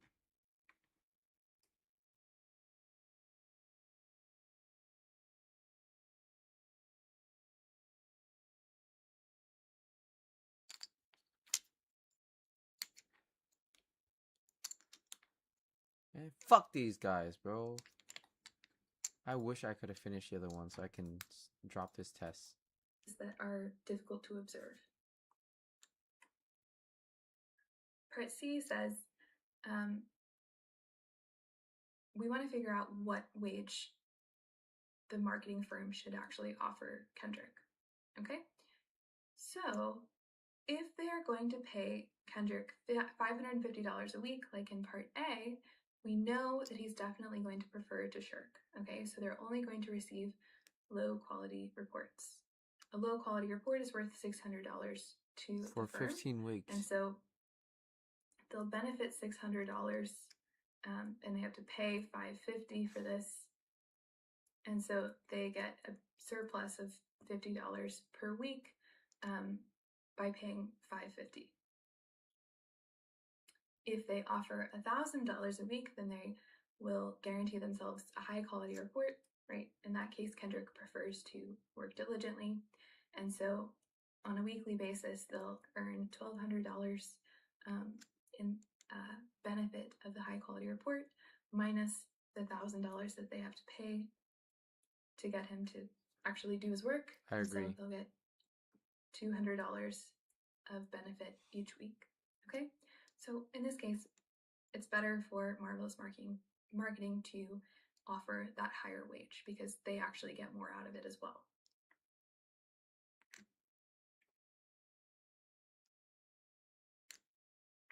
Part D says if he expects to be unemployed after losing his job for only 6 weeks at a weekly wage of $1,000, the value of shirking is... Well, it's not. The value of shirking is now how much? Okay, we want to figure out if we reduce the amount of time that he's out of kind of more professional work, does this change Kendrick's preference to shirk or to not shirk? So he's going to earn the same amount of money during the time when he's officially employed. So the first 15 weeks, that's not going to change. The only thing that's going to change is how long he's earning the lower $500 a week wage. Okay, so if he shirks, then he will earn $1,000 from the marketing job plus $300 from his DJ gig for the first 15 weeks.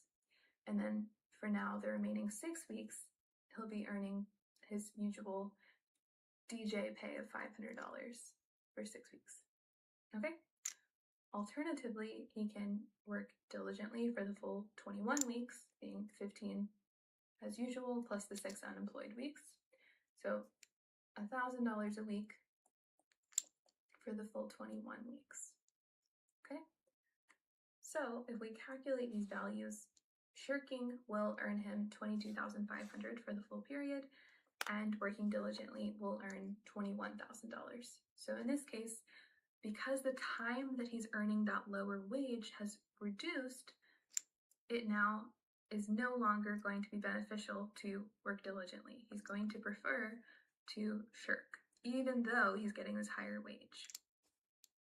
Okay, so another way to think about this is that the benefit from shirking hasn't changed, right? The whole idea of shirking is that you get to double dip, right? You get to earn your professional wage of $1,000 a week, and you also get to earn money on the side as a DJ, okay?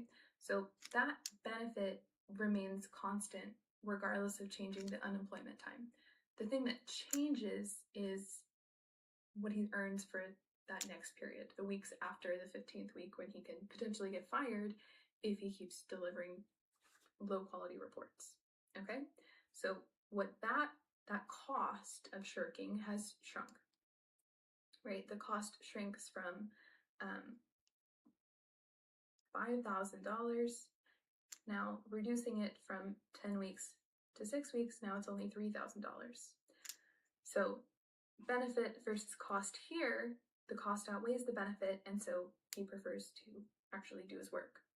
But when the cost reduces to $3,000, now the benefit of shirking outweighs the cost, and so now he prefers to shirk even when he's getting paid this nice efficiency wage of $1,000 a week. Okay, so if the cost of job loss decreases, if he expects to be unemployed after losing this job,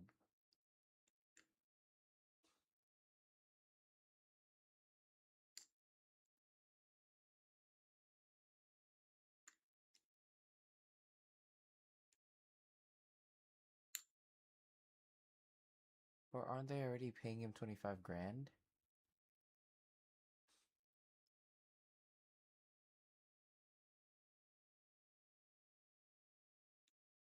Okay. Oh, like right here, right? So it'd be 1,300 times 15 plus 500 for 6 weeks until he gets a new job. So it's over 21 weeks. Or 21 weeks of $1,000 for per week for, so that's 21K.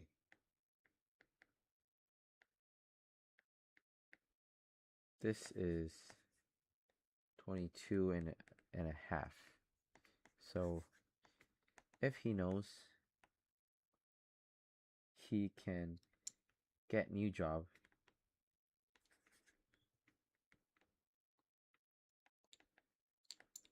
he'll still shirk. In 6 weeks, he's better off doing that. Okay. then employees are less incentivized to work hard at their current job. If they're pretty sure that they can easily get another job quickly, losing your current job isn't that big of a deal, right? But if you're facing down a long period of unemployment, you're going to work really hard to make sure that you maintain the job that you have. Valid. I agree.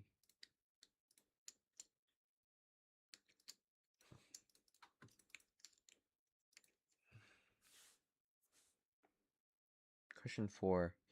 A person must not, in trade or commerce, engage in conduct that is misleading or deceptive or likely to deceive. Nothing in Part 1 or 3, which is about limits by implication subsection. A person must not, in relation to employment, be offered by another person engaged in conduct that is liable to mislead persons seeking employment as to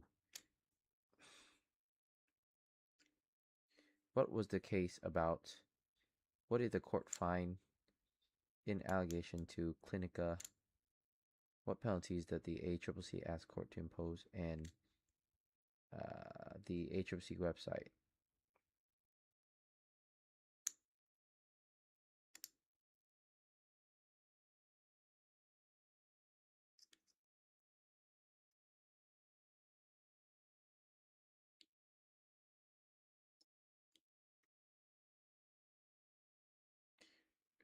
You like sagging it, and then you could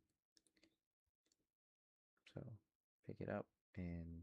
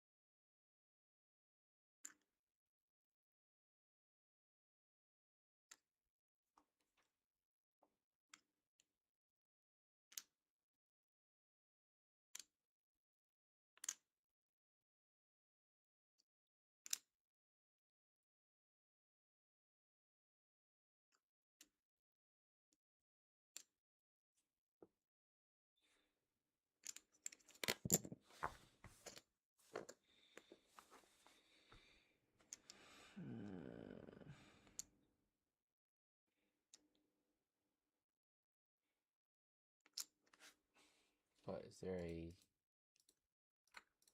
solutions page?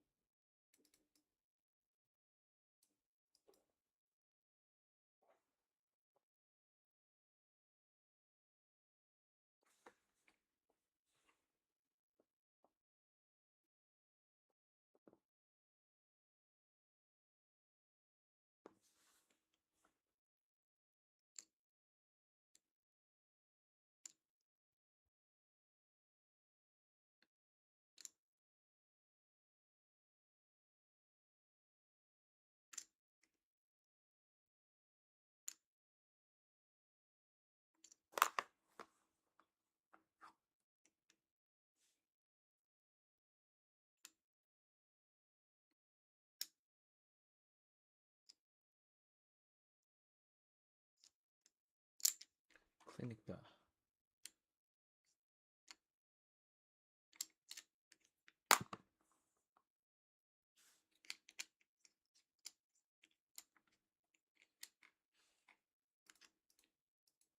Last minute, I'll do that. Okay, so now we have 2 tutorials down at 1:30. Now we have some quizzes I'd like to do. Ah, fuck. That shit hurts. Before I do the tests.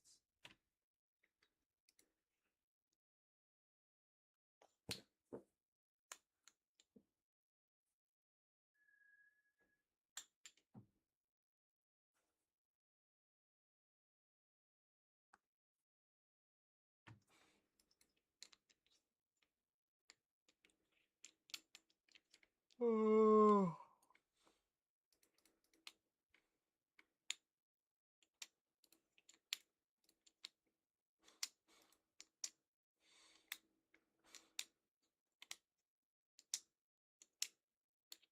Tax here is what, 15 times, what's the new price? Tax is 15 grand and 30, right?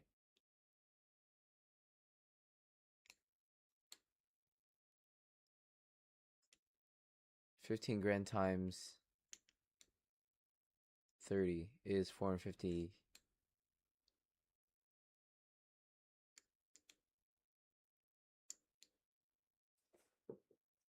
Fuck. Oh.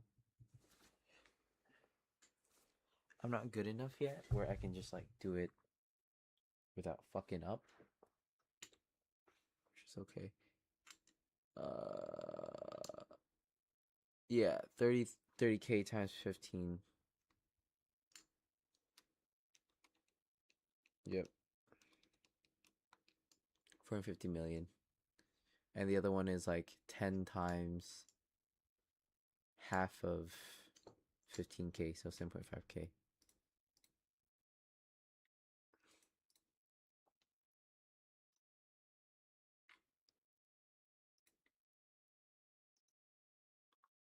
What's the tax gap? It is the estimate of the difference between the tax that ATO collects and what it would have collected if every taxpayer was fully compliant. Yes.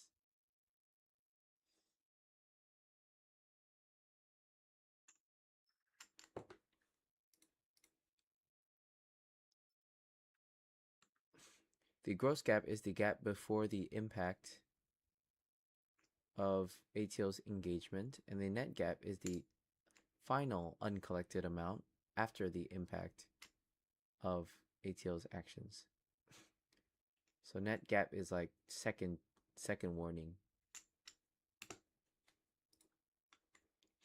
You work for the Australian multinational business resources sector called Broken River. You've been given the job of determining whether the corporate structure of Broken River is likely to be compliant with international listing in Frankfurt. You find a lot of entities that do not seem to trade but are based in some tax havens.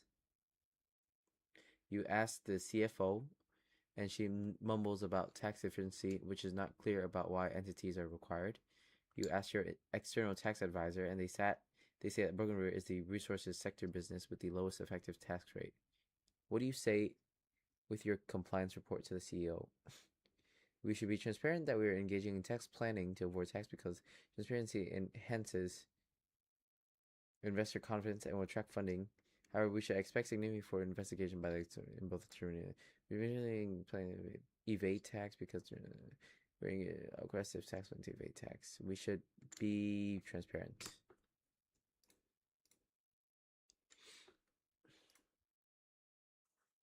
Which of the following is an incorrect interpretation of the shadow economy?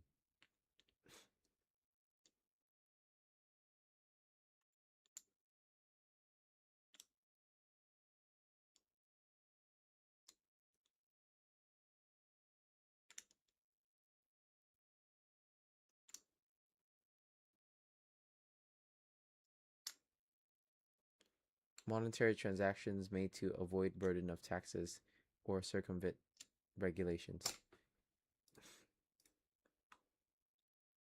Both legal and illegal economic activity that is not reported or taxed.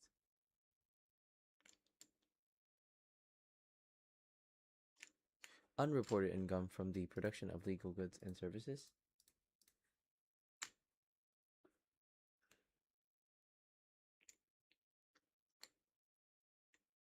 Oh, what is the incorrect interpretation?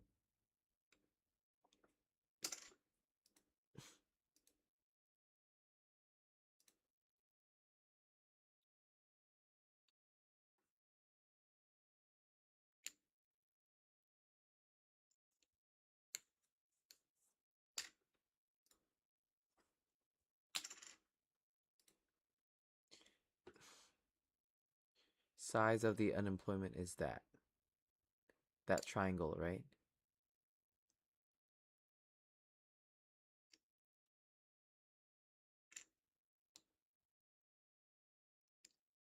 S 600 half times 10 .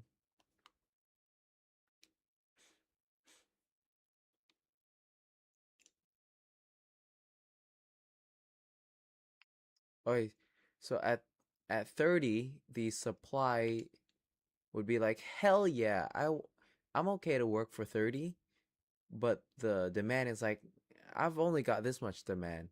So it's the difference between 800 and 1400, which is like 600.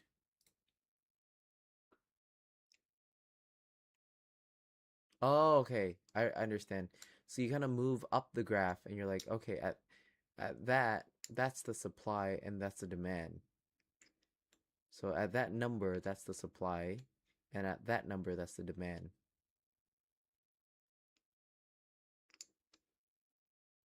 Sorry, no one's watching, but which is the lost economic surplus due to a binding minimum wage in a perfectly competitive labor market? C. Right? The binding minimum wage is a price ceiling.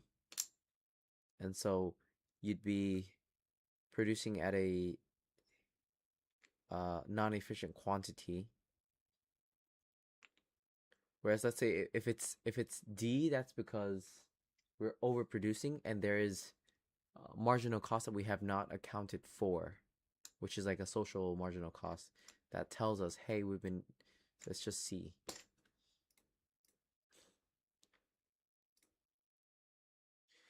The market for sugar sweetened beverages is competitive with a downward sloping demand curve and upward sloping supply curve.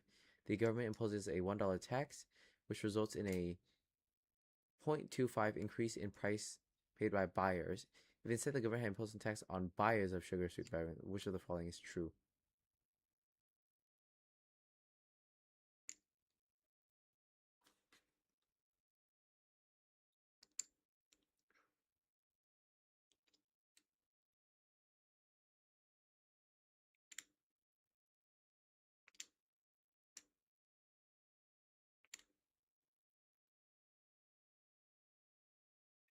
It does sound like the tax burden would be borne by the supplier.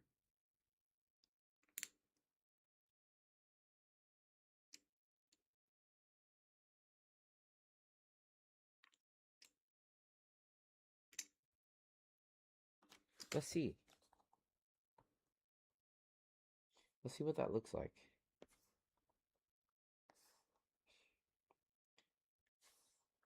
Demand, supply, tax.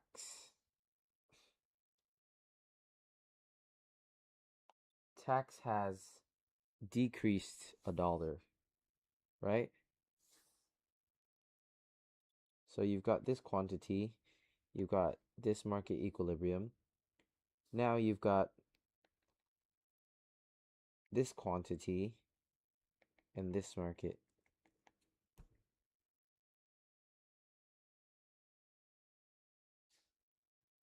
So tax goes, the demand drops, right? On buyers, the demand drops. The marginal benefit drops $1.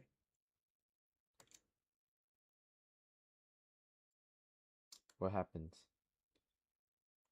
Oh.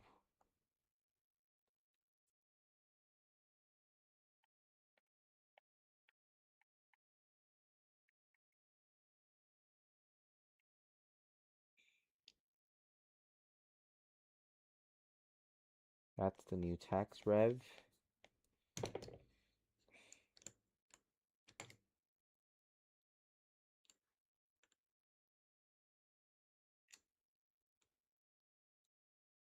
The price paid by buyers would be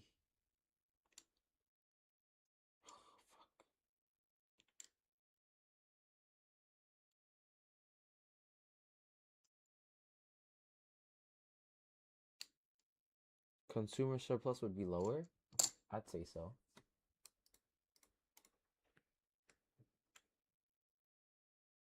When levied on buyers or sellers, the outcome is the same.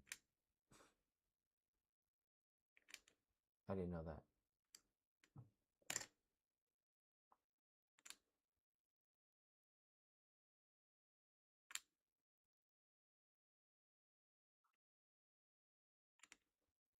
I think the first one maybe?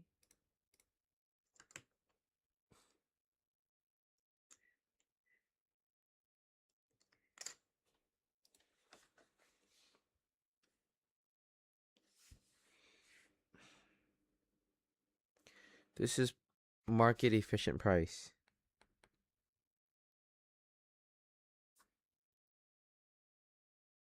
That's the tax of $1.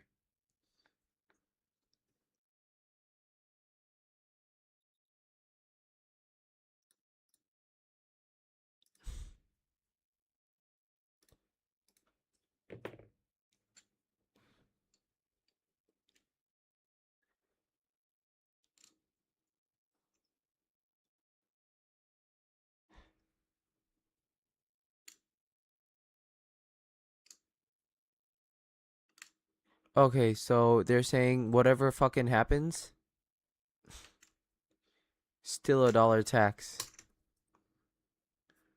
Whatever happens,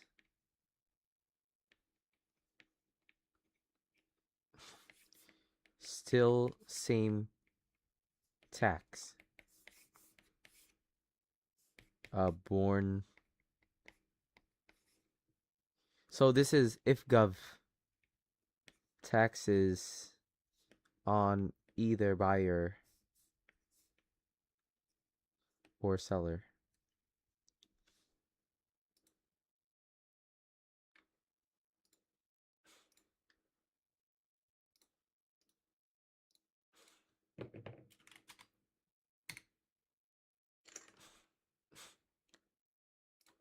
Hello, I have a concept I want to make sure I understand. No matter if the government places a tax either on the buyer or the seller in a competitive market, whatever happens, it's still the same tax burden to both, right? Like it doesn't matter if the government places a tax on the buyer or the seller. The tax burden is the same, the amount of tax is the same, the outcome is the same. However, the thing that will change is if the price elasticity of demand is different for each, then the side that is more inelastic to it would carry more of the tax burden. Is that right? But whether or not the government taxes the seller or the buyer, it's the same.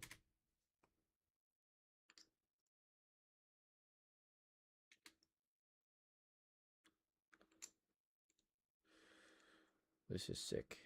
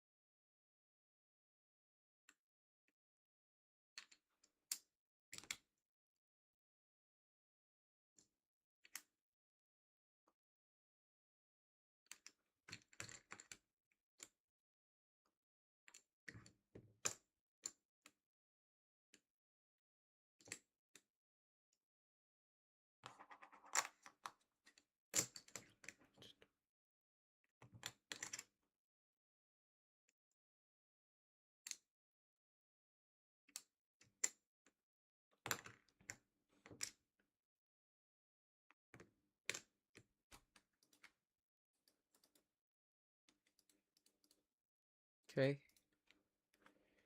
Post lecture revision.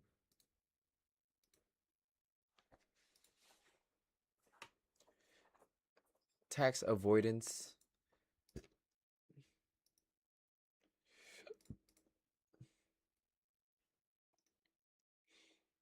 Multinational firms exploiting mismatches to reduce their taxable income is referred to base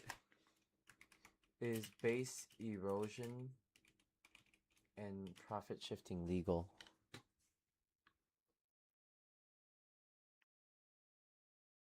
Australia. Is it in tax avoidance?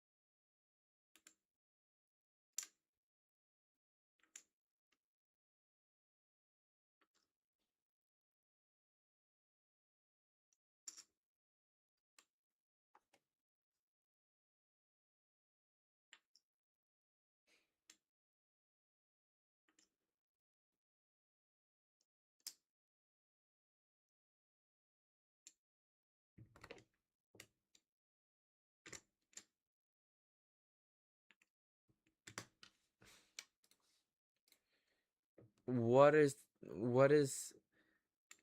uh binding and non-binding price controls, and what's the difference between that? I'm assuming like a binding price control is a minimum wage and non-binding is like subsidies and or taxes, right? So I'm assuming that's non-binding, but binding is like something that you have to abide by.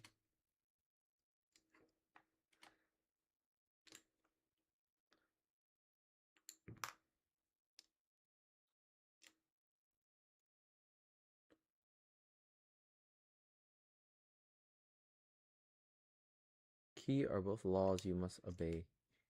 It means the control constrains the market. Binding if it is set. Oh, okay.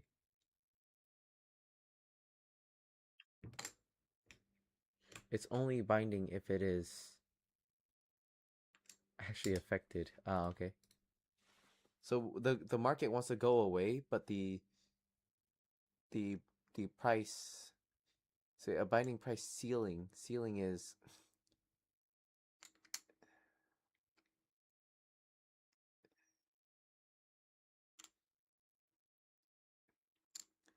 binding price ceiling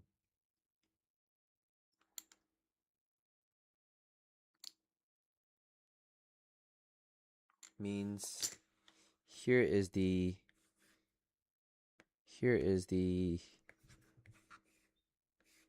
market equilibrium, here's the ceiling. It creates a surplus. It creates a shortage.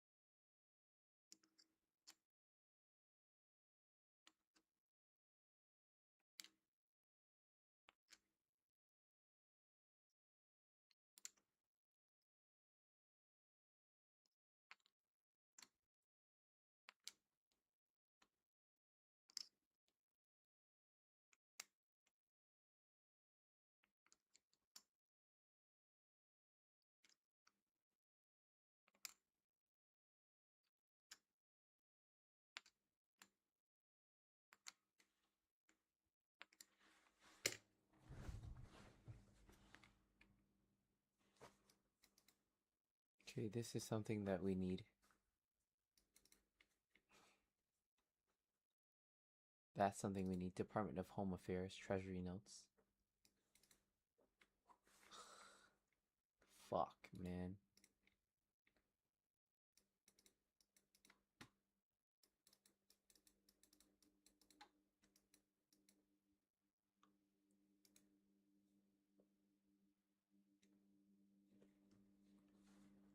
What does binding price do? That's excess supply and this is a shortage, right? If it's being created less, it can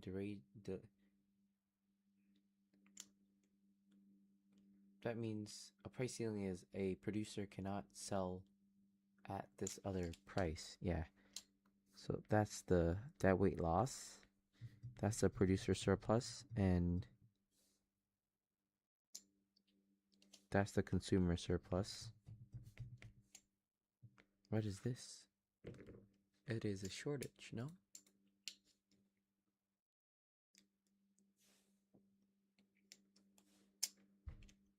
The more elastic our supply and demand. Drawing on sugar tax. Discussed in the lecture and the tutorial, which of the following statements best describe who bears the burden of the tax? Because the tax was collected from sellers, buyers bore none of the economic burden. Wrong.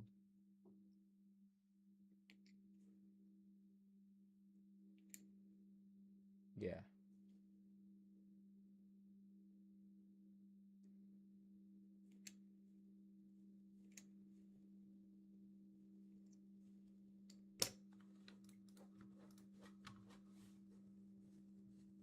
Okay. Okay. Okay. That's week 8. Week 9.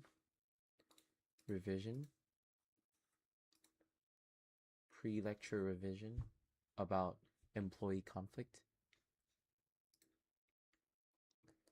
We discussed employees and suppliers are no. Suppliers are market stakeholders. Employees are organizational. Yep.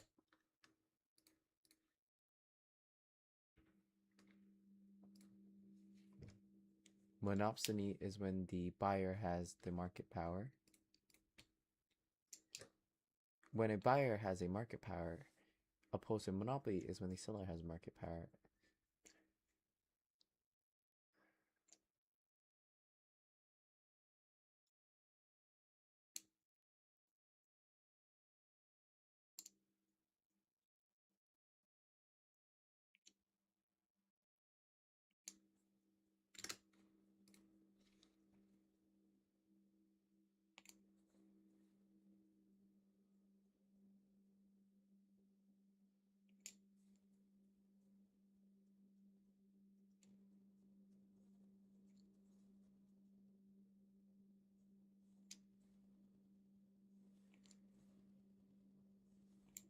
Yes.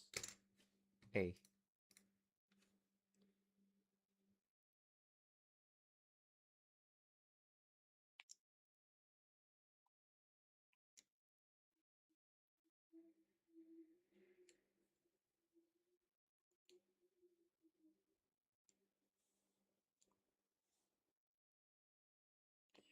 If we follow the full movement, we can stop it. Dead stop. Sorry.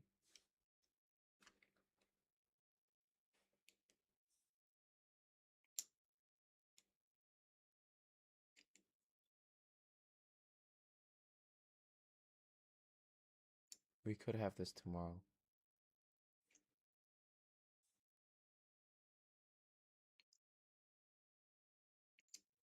It's probably a tax question.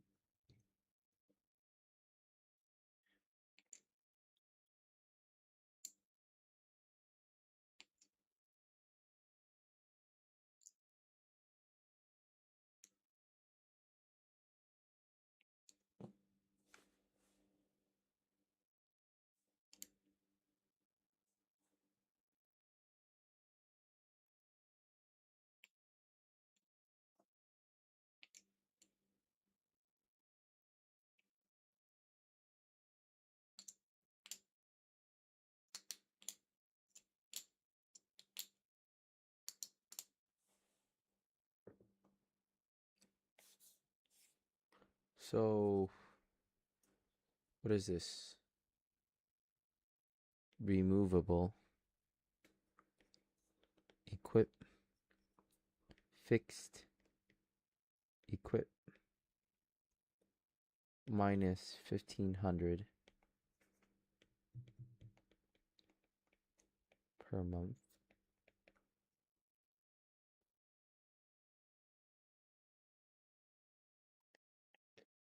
$1,000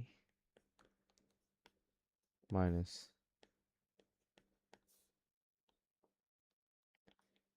and costs.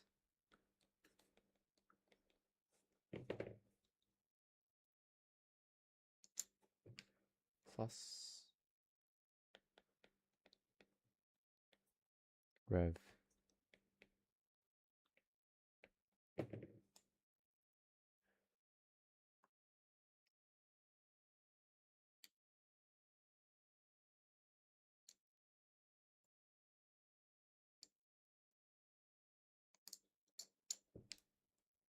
Minus 1540 because he will need a destroy equipment.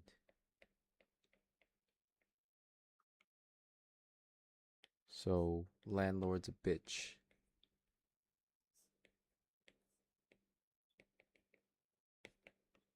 Or 6K a month.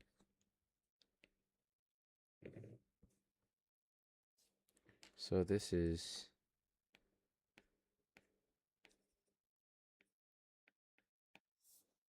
rent. What we're looking at net costs is 6K.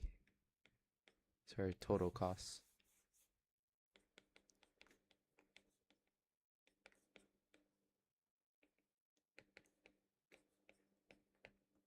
Total month here is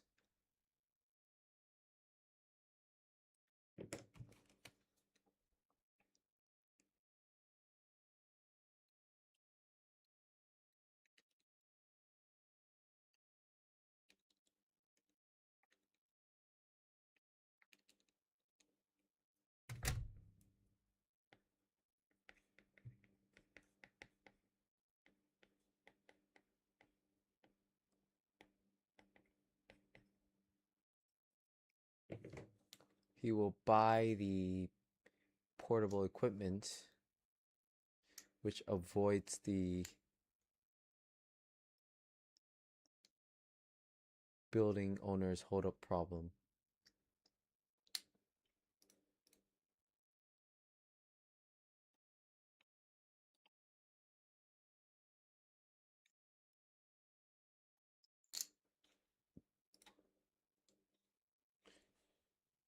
To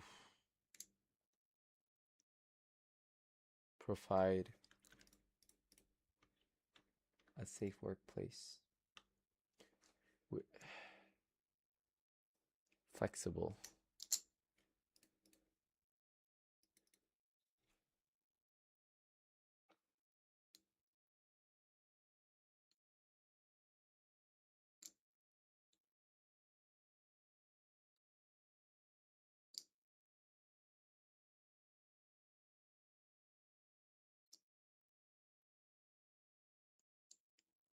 This is definitely a deontological one.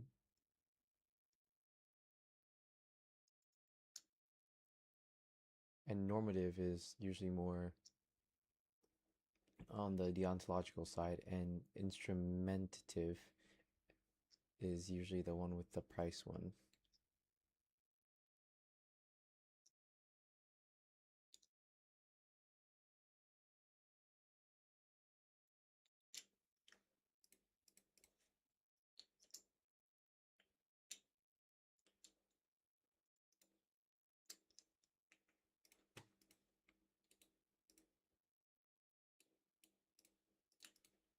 Last pre-lecture toot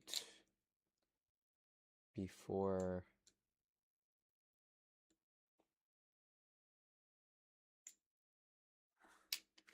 what's the hold up problem? In discussion of the hold up problem, I think we need to watch this.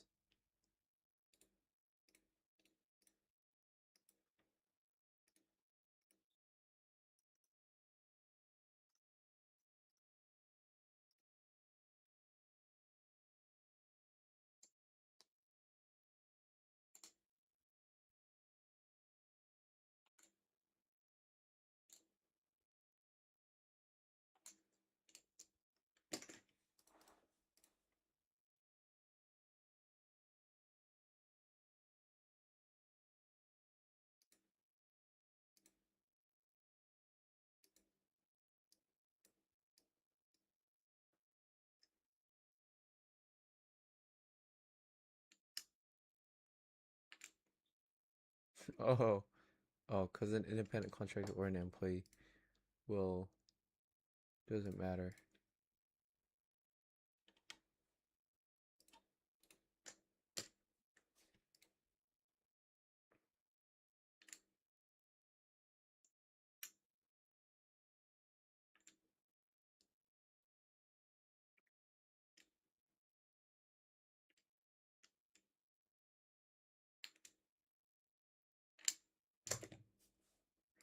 Substitute wages and leisure.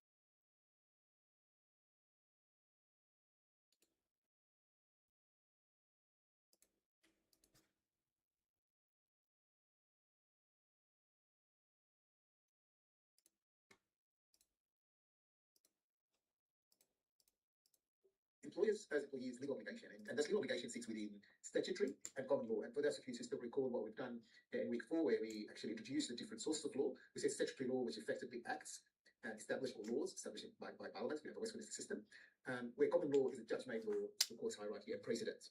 So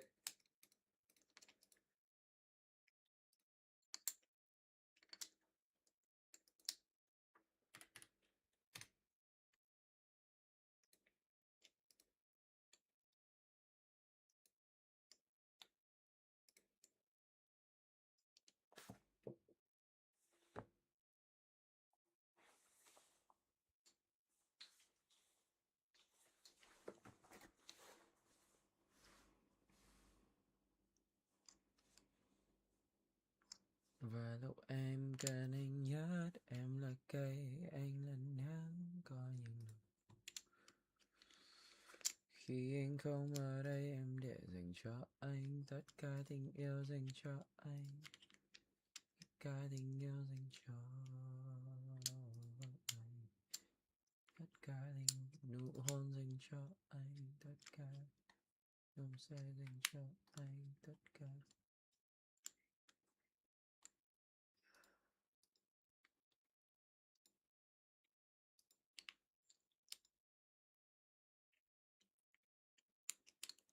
One, two, 30, 40, 50, 60, 70, 80, 90, 100. 1, 2, 3, 4, 5, 6, 7, 8, 9, 10, 11, 12, 13, 14, 15.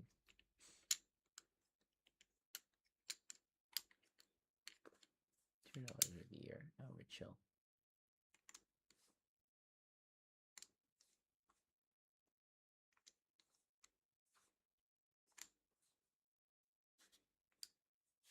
Em xứng đáng được yêu. Em xứng đáng với bao nhiêu điều kỳ diệu trên thế gian. Anh sẽ đến để yêu. Anh sẽ đến với bao nhiêu câu ca kỳ diệu. Cho nên em được xanh, cho nên em xanh. Yeah, yeah, yeah, yeah. Cho nên em được xanh, cho nên em được xanh. Yeah, yeah, yeah, yeah. Khi em không ở đây, em để dành cho anh tất cả tình yêu dành cho anh, tất cả đường cong dành cho anh, tất cả.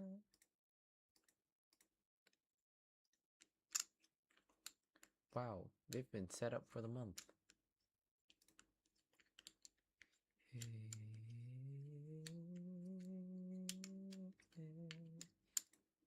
Tất cả tình yêu dành cho anh, tất cả nụ hôn dành cho ratio.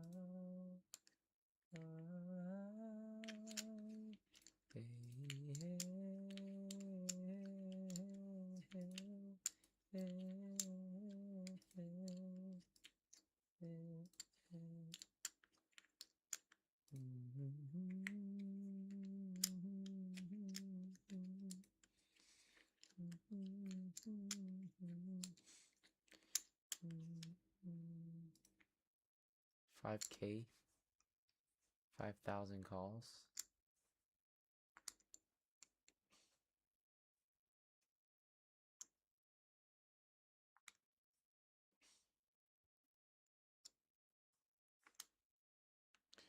I like 200, say like 100 leads. 2% call to lead ratio, 2% conversion.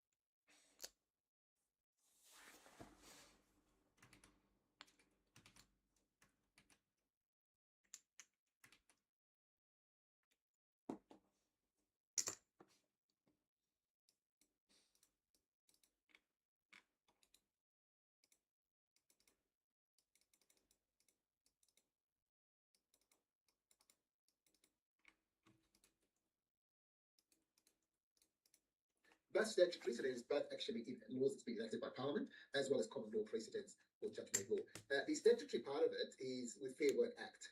I guess talks about the meaning of employer, employee, some rights, employees' rights for several things, including leave entitlement, such as sick leave, annual leave, long service leave, but also obligation for employers to pay the appropriate level of superannuation contribution, which actually there's a mandated minimum level that employers need to make for their employees. There's also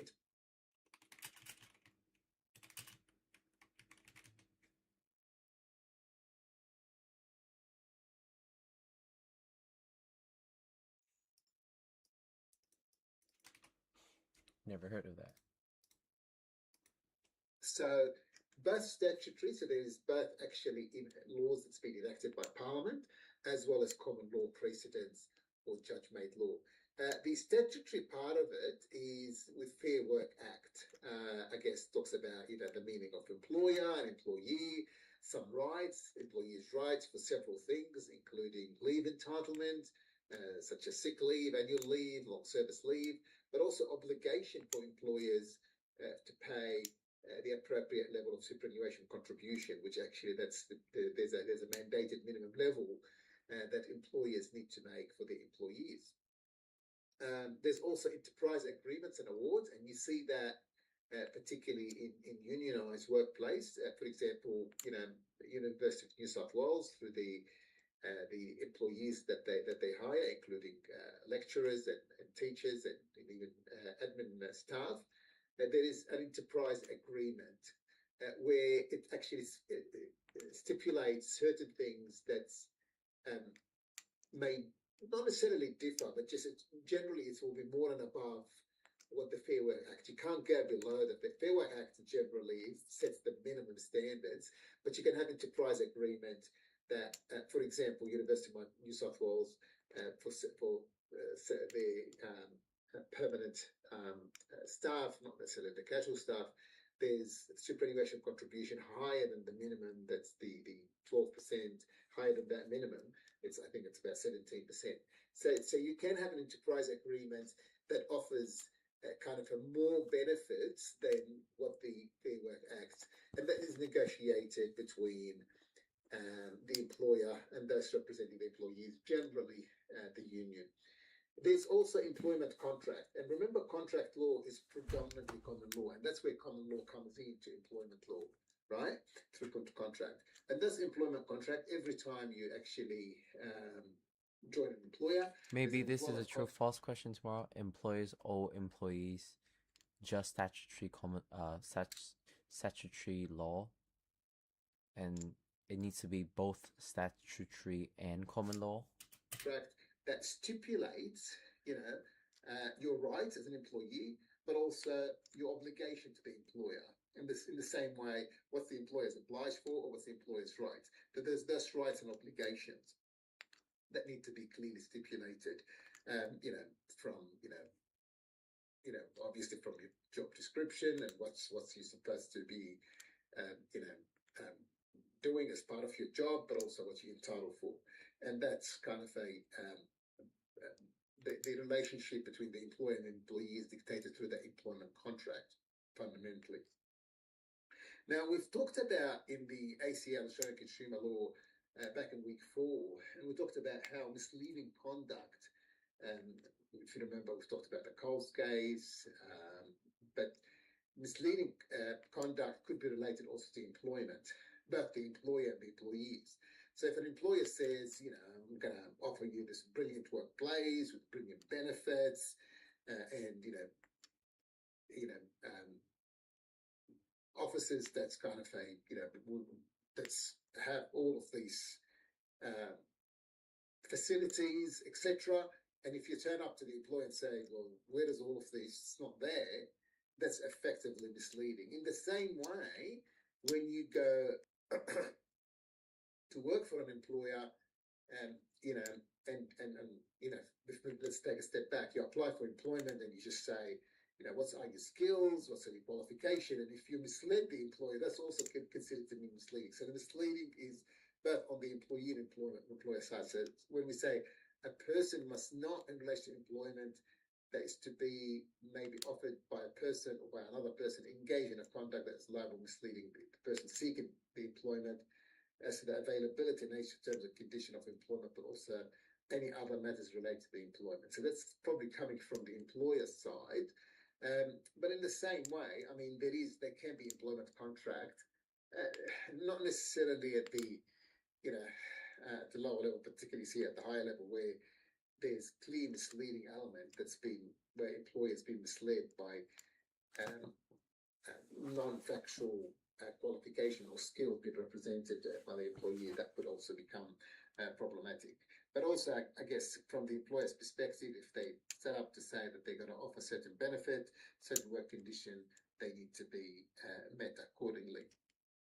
Now, there's also anti-discrimination law, the discrimination against that's act of the discriminating in relation to race or sex or disability, for that matter. That is, I guess, illegal. And that's fundamentally within workplace. And also there's a law requiring provision of safe workplace.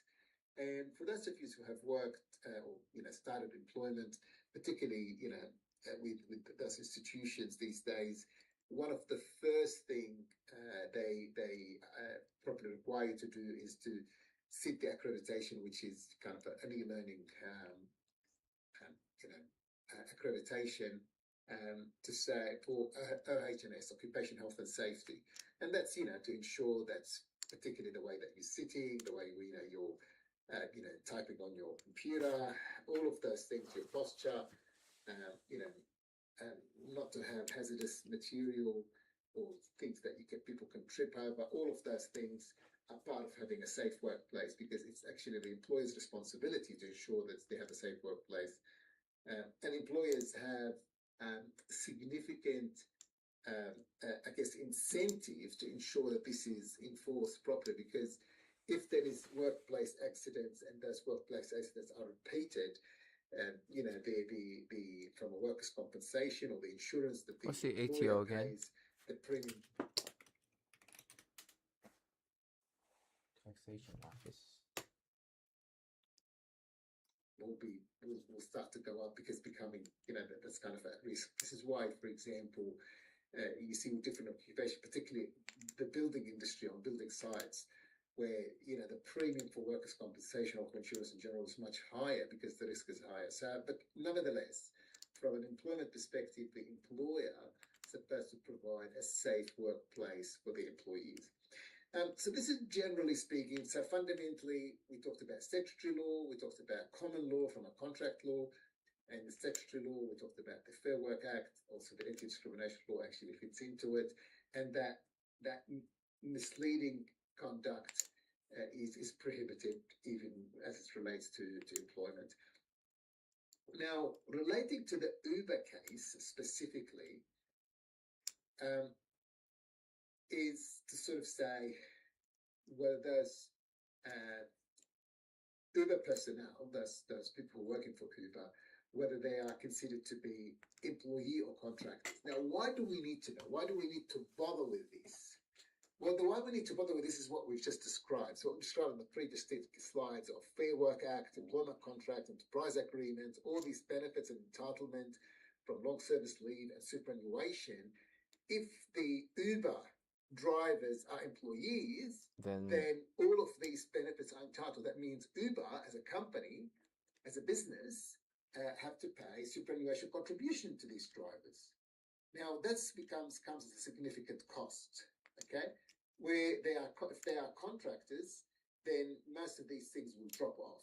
So that's why we actually bothered with this. Okay, are they employees or are they contractors? Now, I brought into this discussion is the ATO view. Now, the ATO have produced some guidance, and those guidance helpful for businesses, but also for individuals to differentiate whether they should be considered employees or contractors. And in the guidance the ATO has produced, they've actually looked at certain factors, and none of these factors are mutually exclusive. But if the weight of these factors comes on the side of employees, then they're more likely to be employees, where if the weight of those factors was to come to fall under the contractors, they're more likely to be contractors. The reason being, if these people are employees, then there is an obligation to pay superannuation contribution, and the ATO administers superannuation contribution directly to Uber. Pay enforcement, if you like. So when employers don't pay it, they can get penalised. Yeah. So the ATO, the factors the ATO looks at, control, mode of remuneration, ability to delegate, provision of tools and equipment, and commercial risk. So I'm going to briefly touch on each of those, but it's fundamentally to see where to differentiate, because you got to remember, we all know when someone clearly is an employee. So, for example, if you walk into one of these big banks, CBA, Westpac, all of that, let's just as an example, and you see a teller working in the bank, now clearly this teller is an employee. You don't have to second guess it, right? Whether she's casual, part-time, full-time, etc. But he or she will be an employee for sure as a bank teller. So, for example, as an employee, he or she get told what to do. He or she will be paid salary. That's as a mode of remuneration. Okay, should be paid salary. They can't simply send their sibling or send their subcontractors to go, work for them 1 day a week or 2 days a week. They can't delegate. It's their job. CBA, if we're talking about the Commonwealth Bank here, CBA will be providing them with desktop or laptop or whatever equipment. And the commercial risk, if something goes wrong, CBA is responsible from that vicarious liability on any work or error made by the teller. Valid. Right? So that's kind of an employee, okay?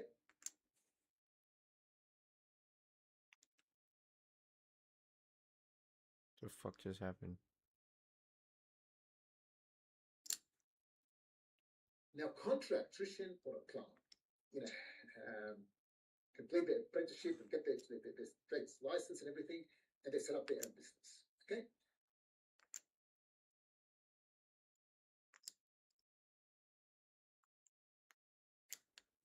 Room cooked. Grey area. Why it was a grey area? Well, because Uber fundamentally was the main one giving them the business. They were relying on Uber to get the business. They were not sourcing their own business. But in certain other ways, these drivers, they could reject work. They could not take some of the work. They had to provide their own scooters or bikes or whatever. So that's kind of how it is. So Uber tries to argue to say they're contractors, they're not employees. And as an employer, probably it might suit you to do it this way because you don't have to pay super contribution or benefits entitlement. Now, it's not about whether the employer likes it or doesn't, or the employee or the contractor likes to be an employee or contractor. It's a question of facts. So if you look at those things, the more factual that make it look like a bank teller, the more likely to be an employee. The more factual that looks like an independent contractor, whether you're in an air conditioning business or you're a plumber or electrician or whatever, maybe a tradesman, then you're more likely to be an independent contractor. Now, Uber had a bit of both, but there was more element that end up weighing the contractor side, which why the contractor side end up winning. Now, that meant Uber had to sort of change its method to ensure that, in everything and every way, it's not just we address it as a contractor, but it needs to be in substance an actual contractor. So that's kind of mainly what you needed to do here.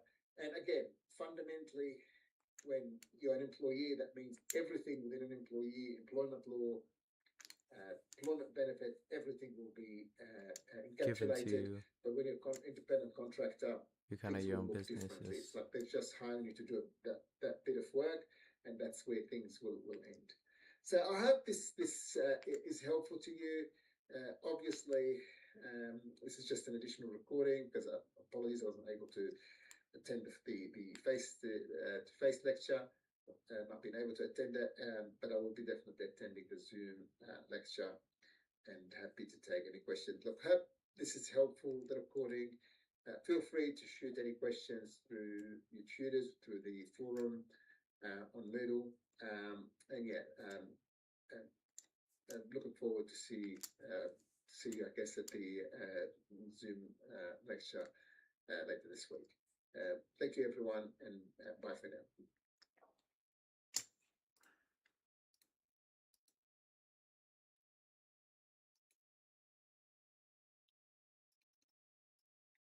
Bro.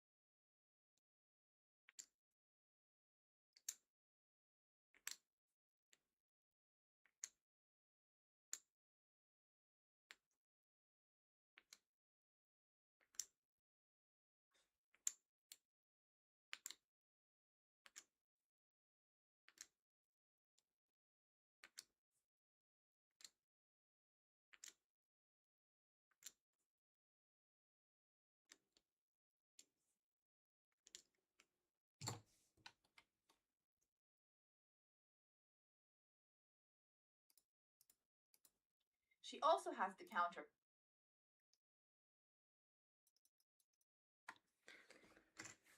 What, like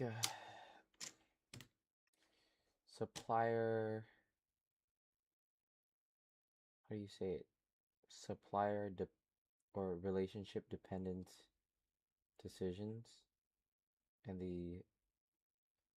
thus, I don't know how to say it. Are we ready to spend another few hours clocking some content into our head? Yes. Hi. Colin. You will now do the tests that have been given to you.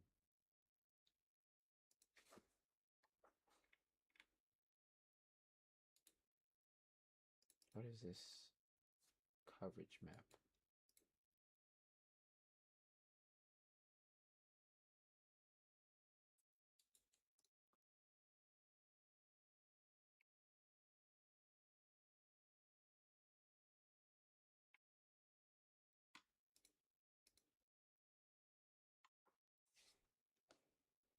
Let's go cook this. I do want to get the 100. Sorry, I do want to get a 10.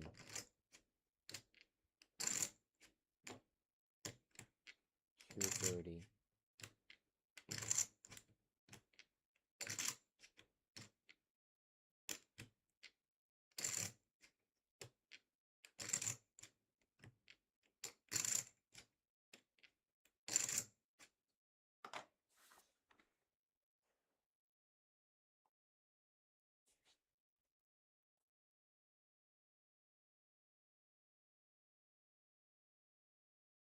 I hate TS, bro.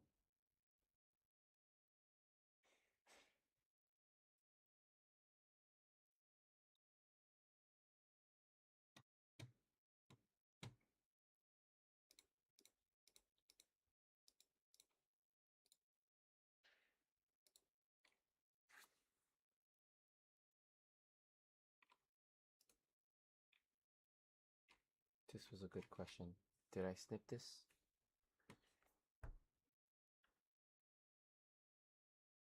Yes.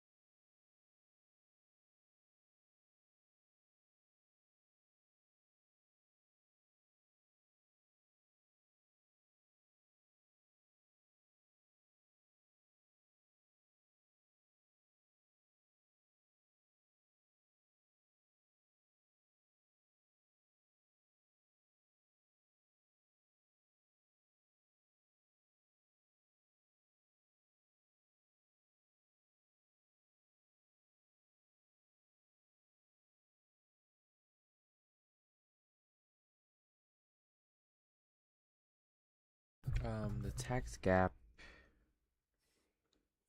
measures the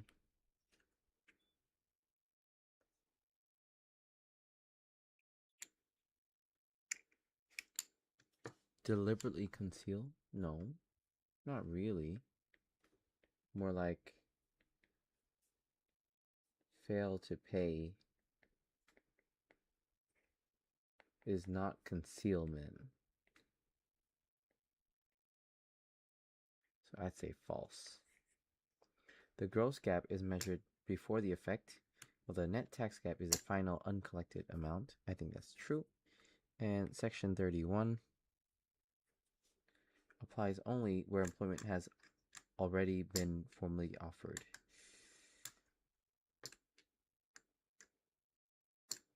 Has already been formally offered. What does that mean? So what I usually do with these is I go find it. So we have the lectures out. So where's my second lecture?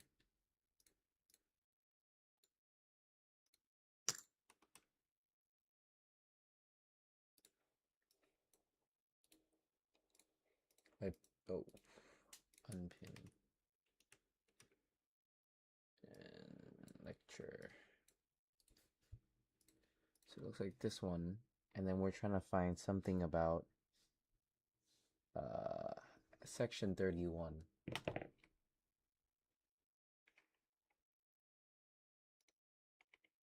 Section 31.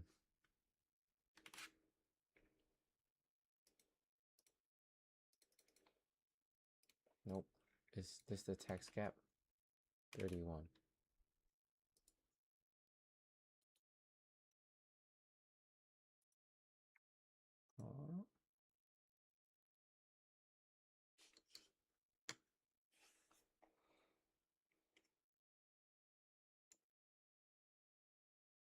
Oh, like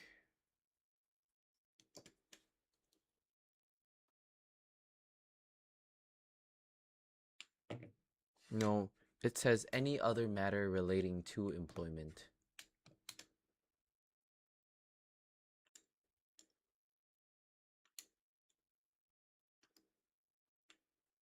Offered. It says offered by the person. Formally? Offered by the person or by another person engaged in conduct is liable. Offer. Yes, true. Because it says so more about offering some type of condition on what they offer.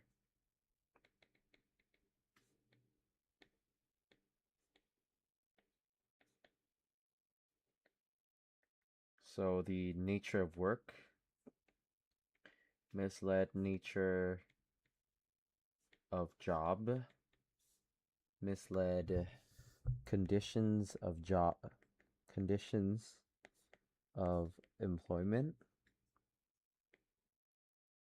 and any other, but it must have the offered. I mean, formally, I don't know about formally. A multinational enters artificial arrangements designed to exploit an intended loophole. On the course definitions, the best classified as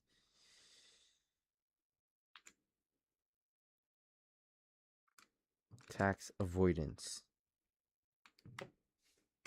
Indicada.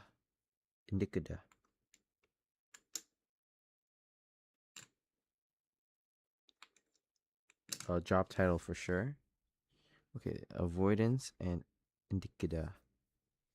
So there's degree of control, which is like what they do on job. What they can or cannot delegate. Like managers can manage it. Managers, employees. can delegate certain things.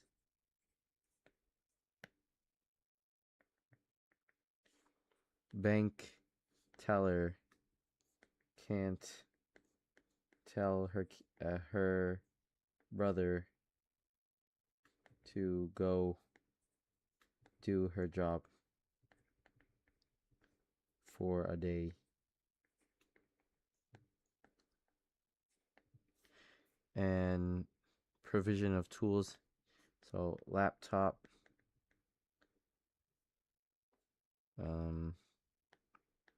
and or if manual,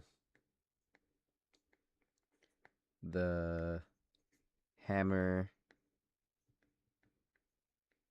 I don't know, for cops, the guns, the body cam, all this other stuff. Tax gap is the difference between the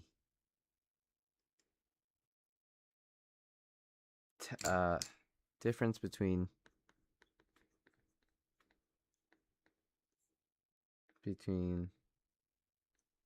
the amount in tax that the ATO expects to collect if all taxpayers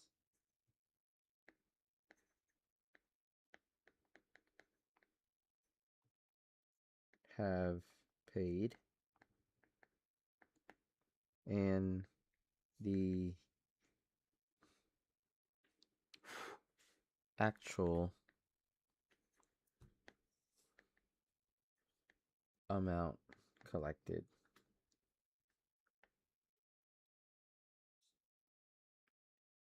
Weekly demand is government imposes a $6 per unit tax on sellers. Find the pre-tax equilibrium. Find the post-tax quantity. Calculate tax revenue and debt weight loss. State how much is borne by sellers. A requirement advertisement states that. Okay, let's do it. Well, this is 24 minus Q, right? This is 6 plus half Q.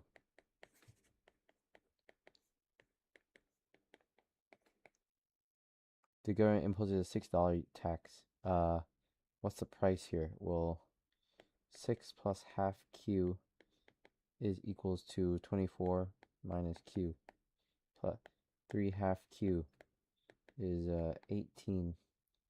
3Q is 36. Q is 12. 12.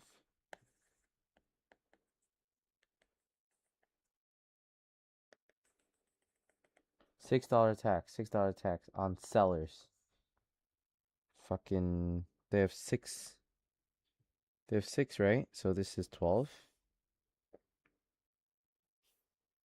So PS is now 6 plus 6 plus a half, or 12 plus half Q.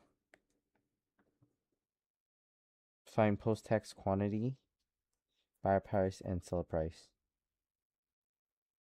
So, oh, fuck. At Q is 12. Market is what? PD is given by 24 minus Q. PD 12 is 24 minus Q is 12 is 12. So this is equal to $12.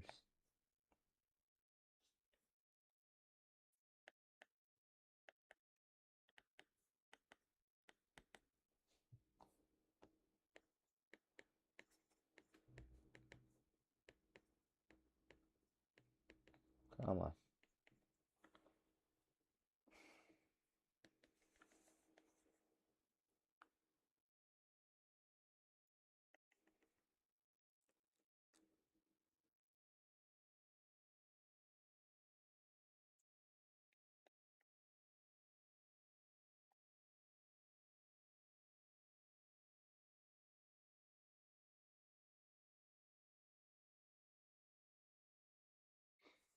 Okay.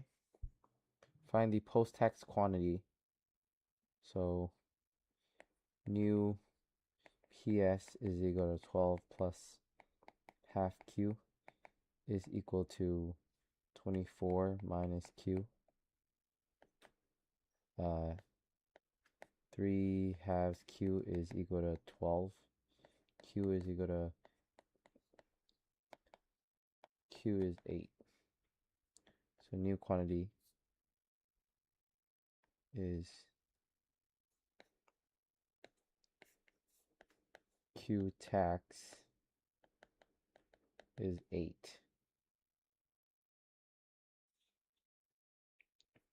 At Q is 8. Well, what is a seller?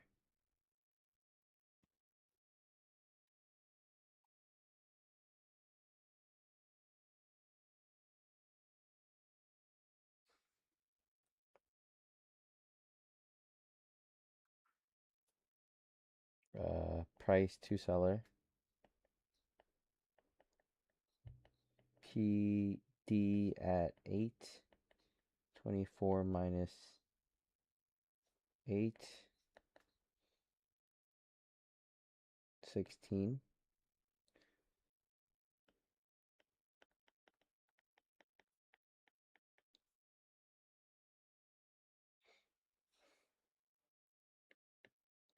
And Q is 8.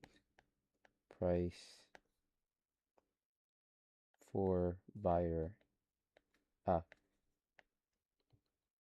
Supplier is given by this quantity, eh?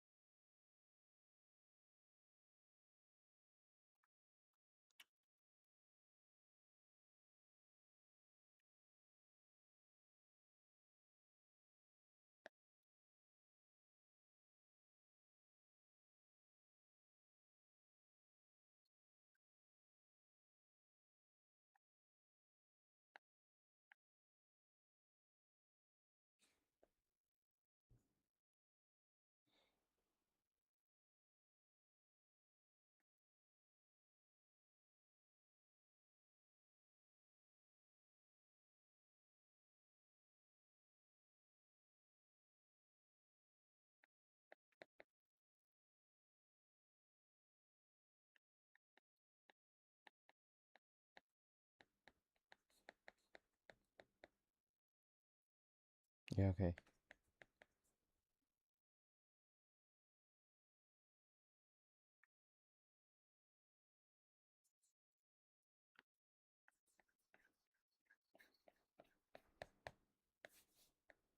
Well, that's $6 times 8. 42 tax. rev. And B is what? Borne by sellers.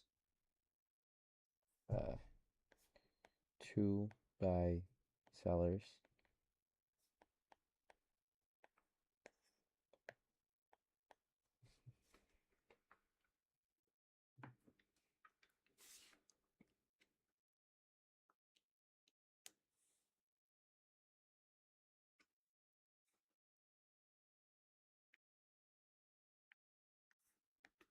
Four by buyers. That weight loss is half times tax height, which is 6, times the change, which is 4. So 2 times 6. 6 times 2 is 12.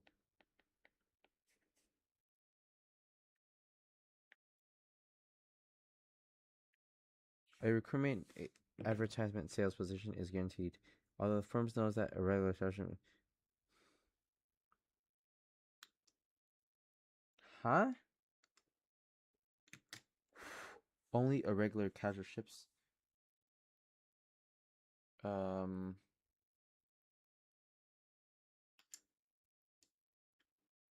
Not conditions.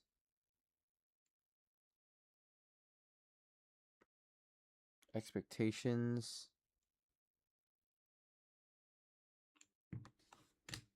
Nature of the not nature. Nature of employment. Nature of employment. Offered is full-time, although hours are inconsistent. What else? Oh, availability. Availability of hours that is not communicated is being misled.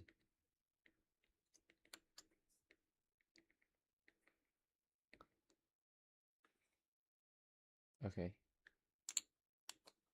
Nothing about safe place. Nothing about anti-discrimination.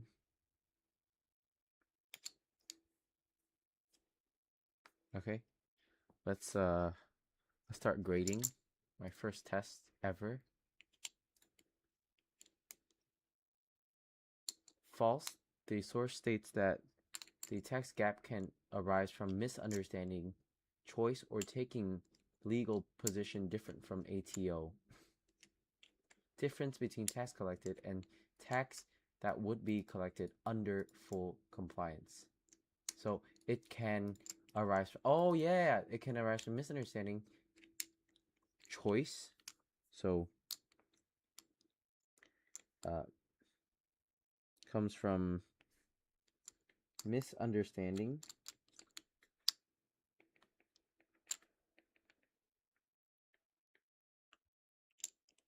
choice, like they know that their tax is different, or an legal perspective. Okay. True. This is the gross versus net distinction. False. The provision covers employment that is to be or may be offered. Fuck. That is to be or may be offered. That is to be or may be offered. So wrong. False is the true one. Is to be or may be offered.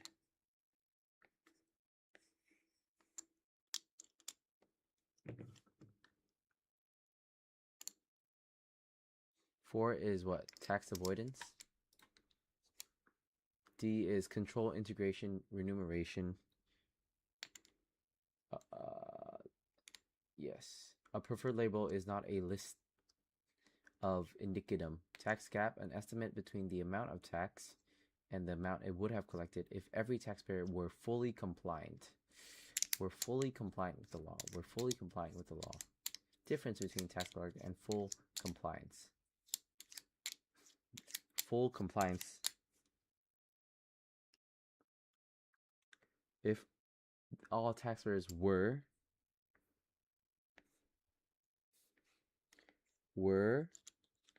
fully compliant with tax law.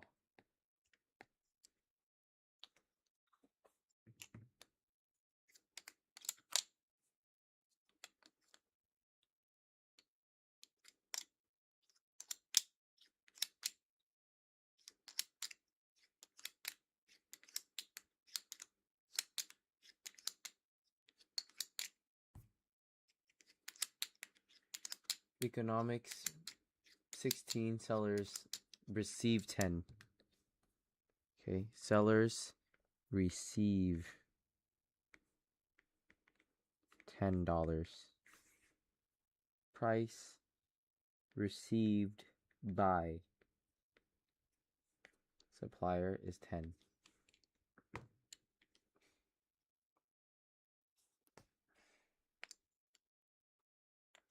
About the availability, nature, terms, or conditions.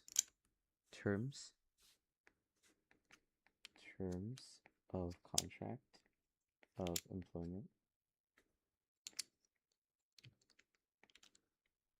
Conditions of employment. So this is directly, hey, if somebody offers you something or had likely offered you something, it's section 31 of ACL.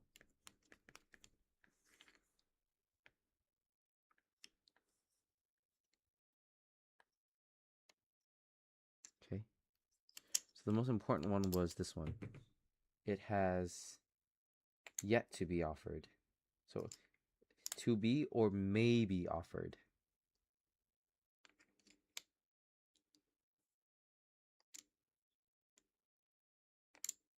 Degree of control,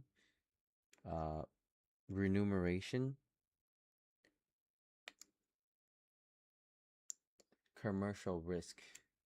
They bear the risk as an employee. Integration is how, okay. We're gonna go take a 2-minute break. Breathe, breathe, breathe, breathe, breathe. Take a sip of water. Breathe, breathe, breathe through it. Yerp, yerp, yerp.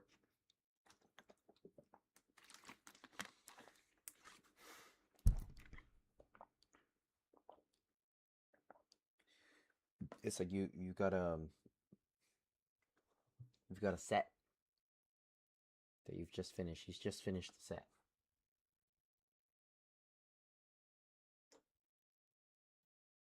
If I am lang hay,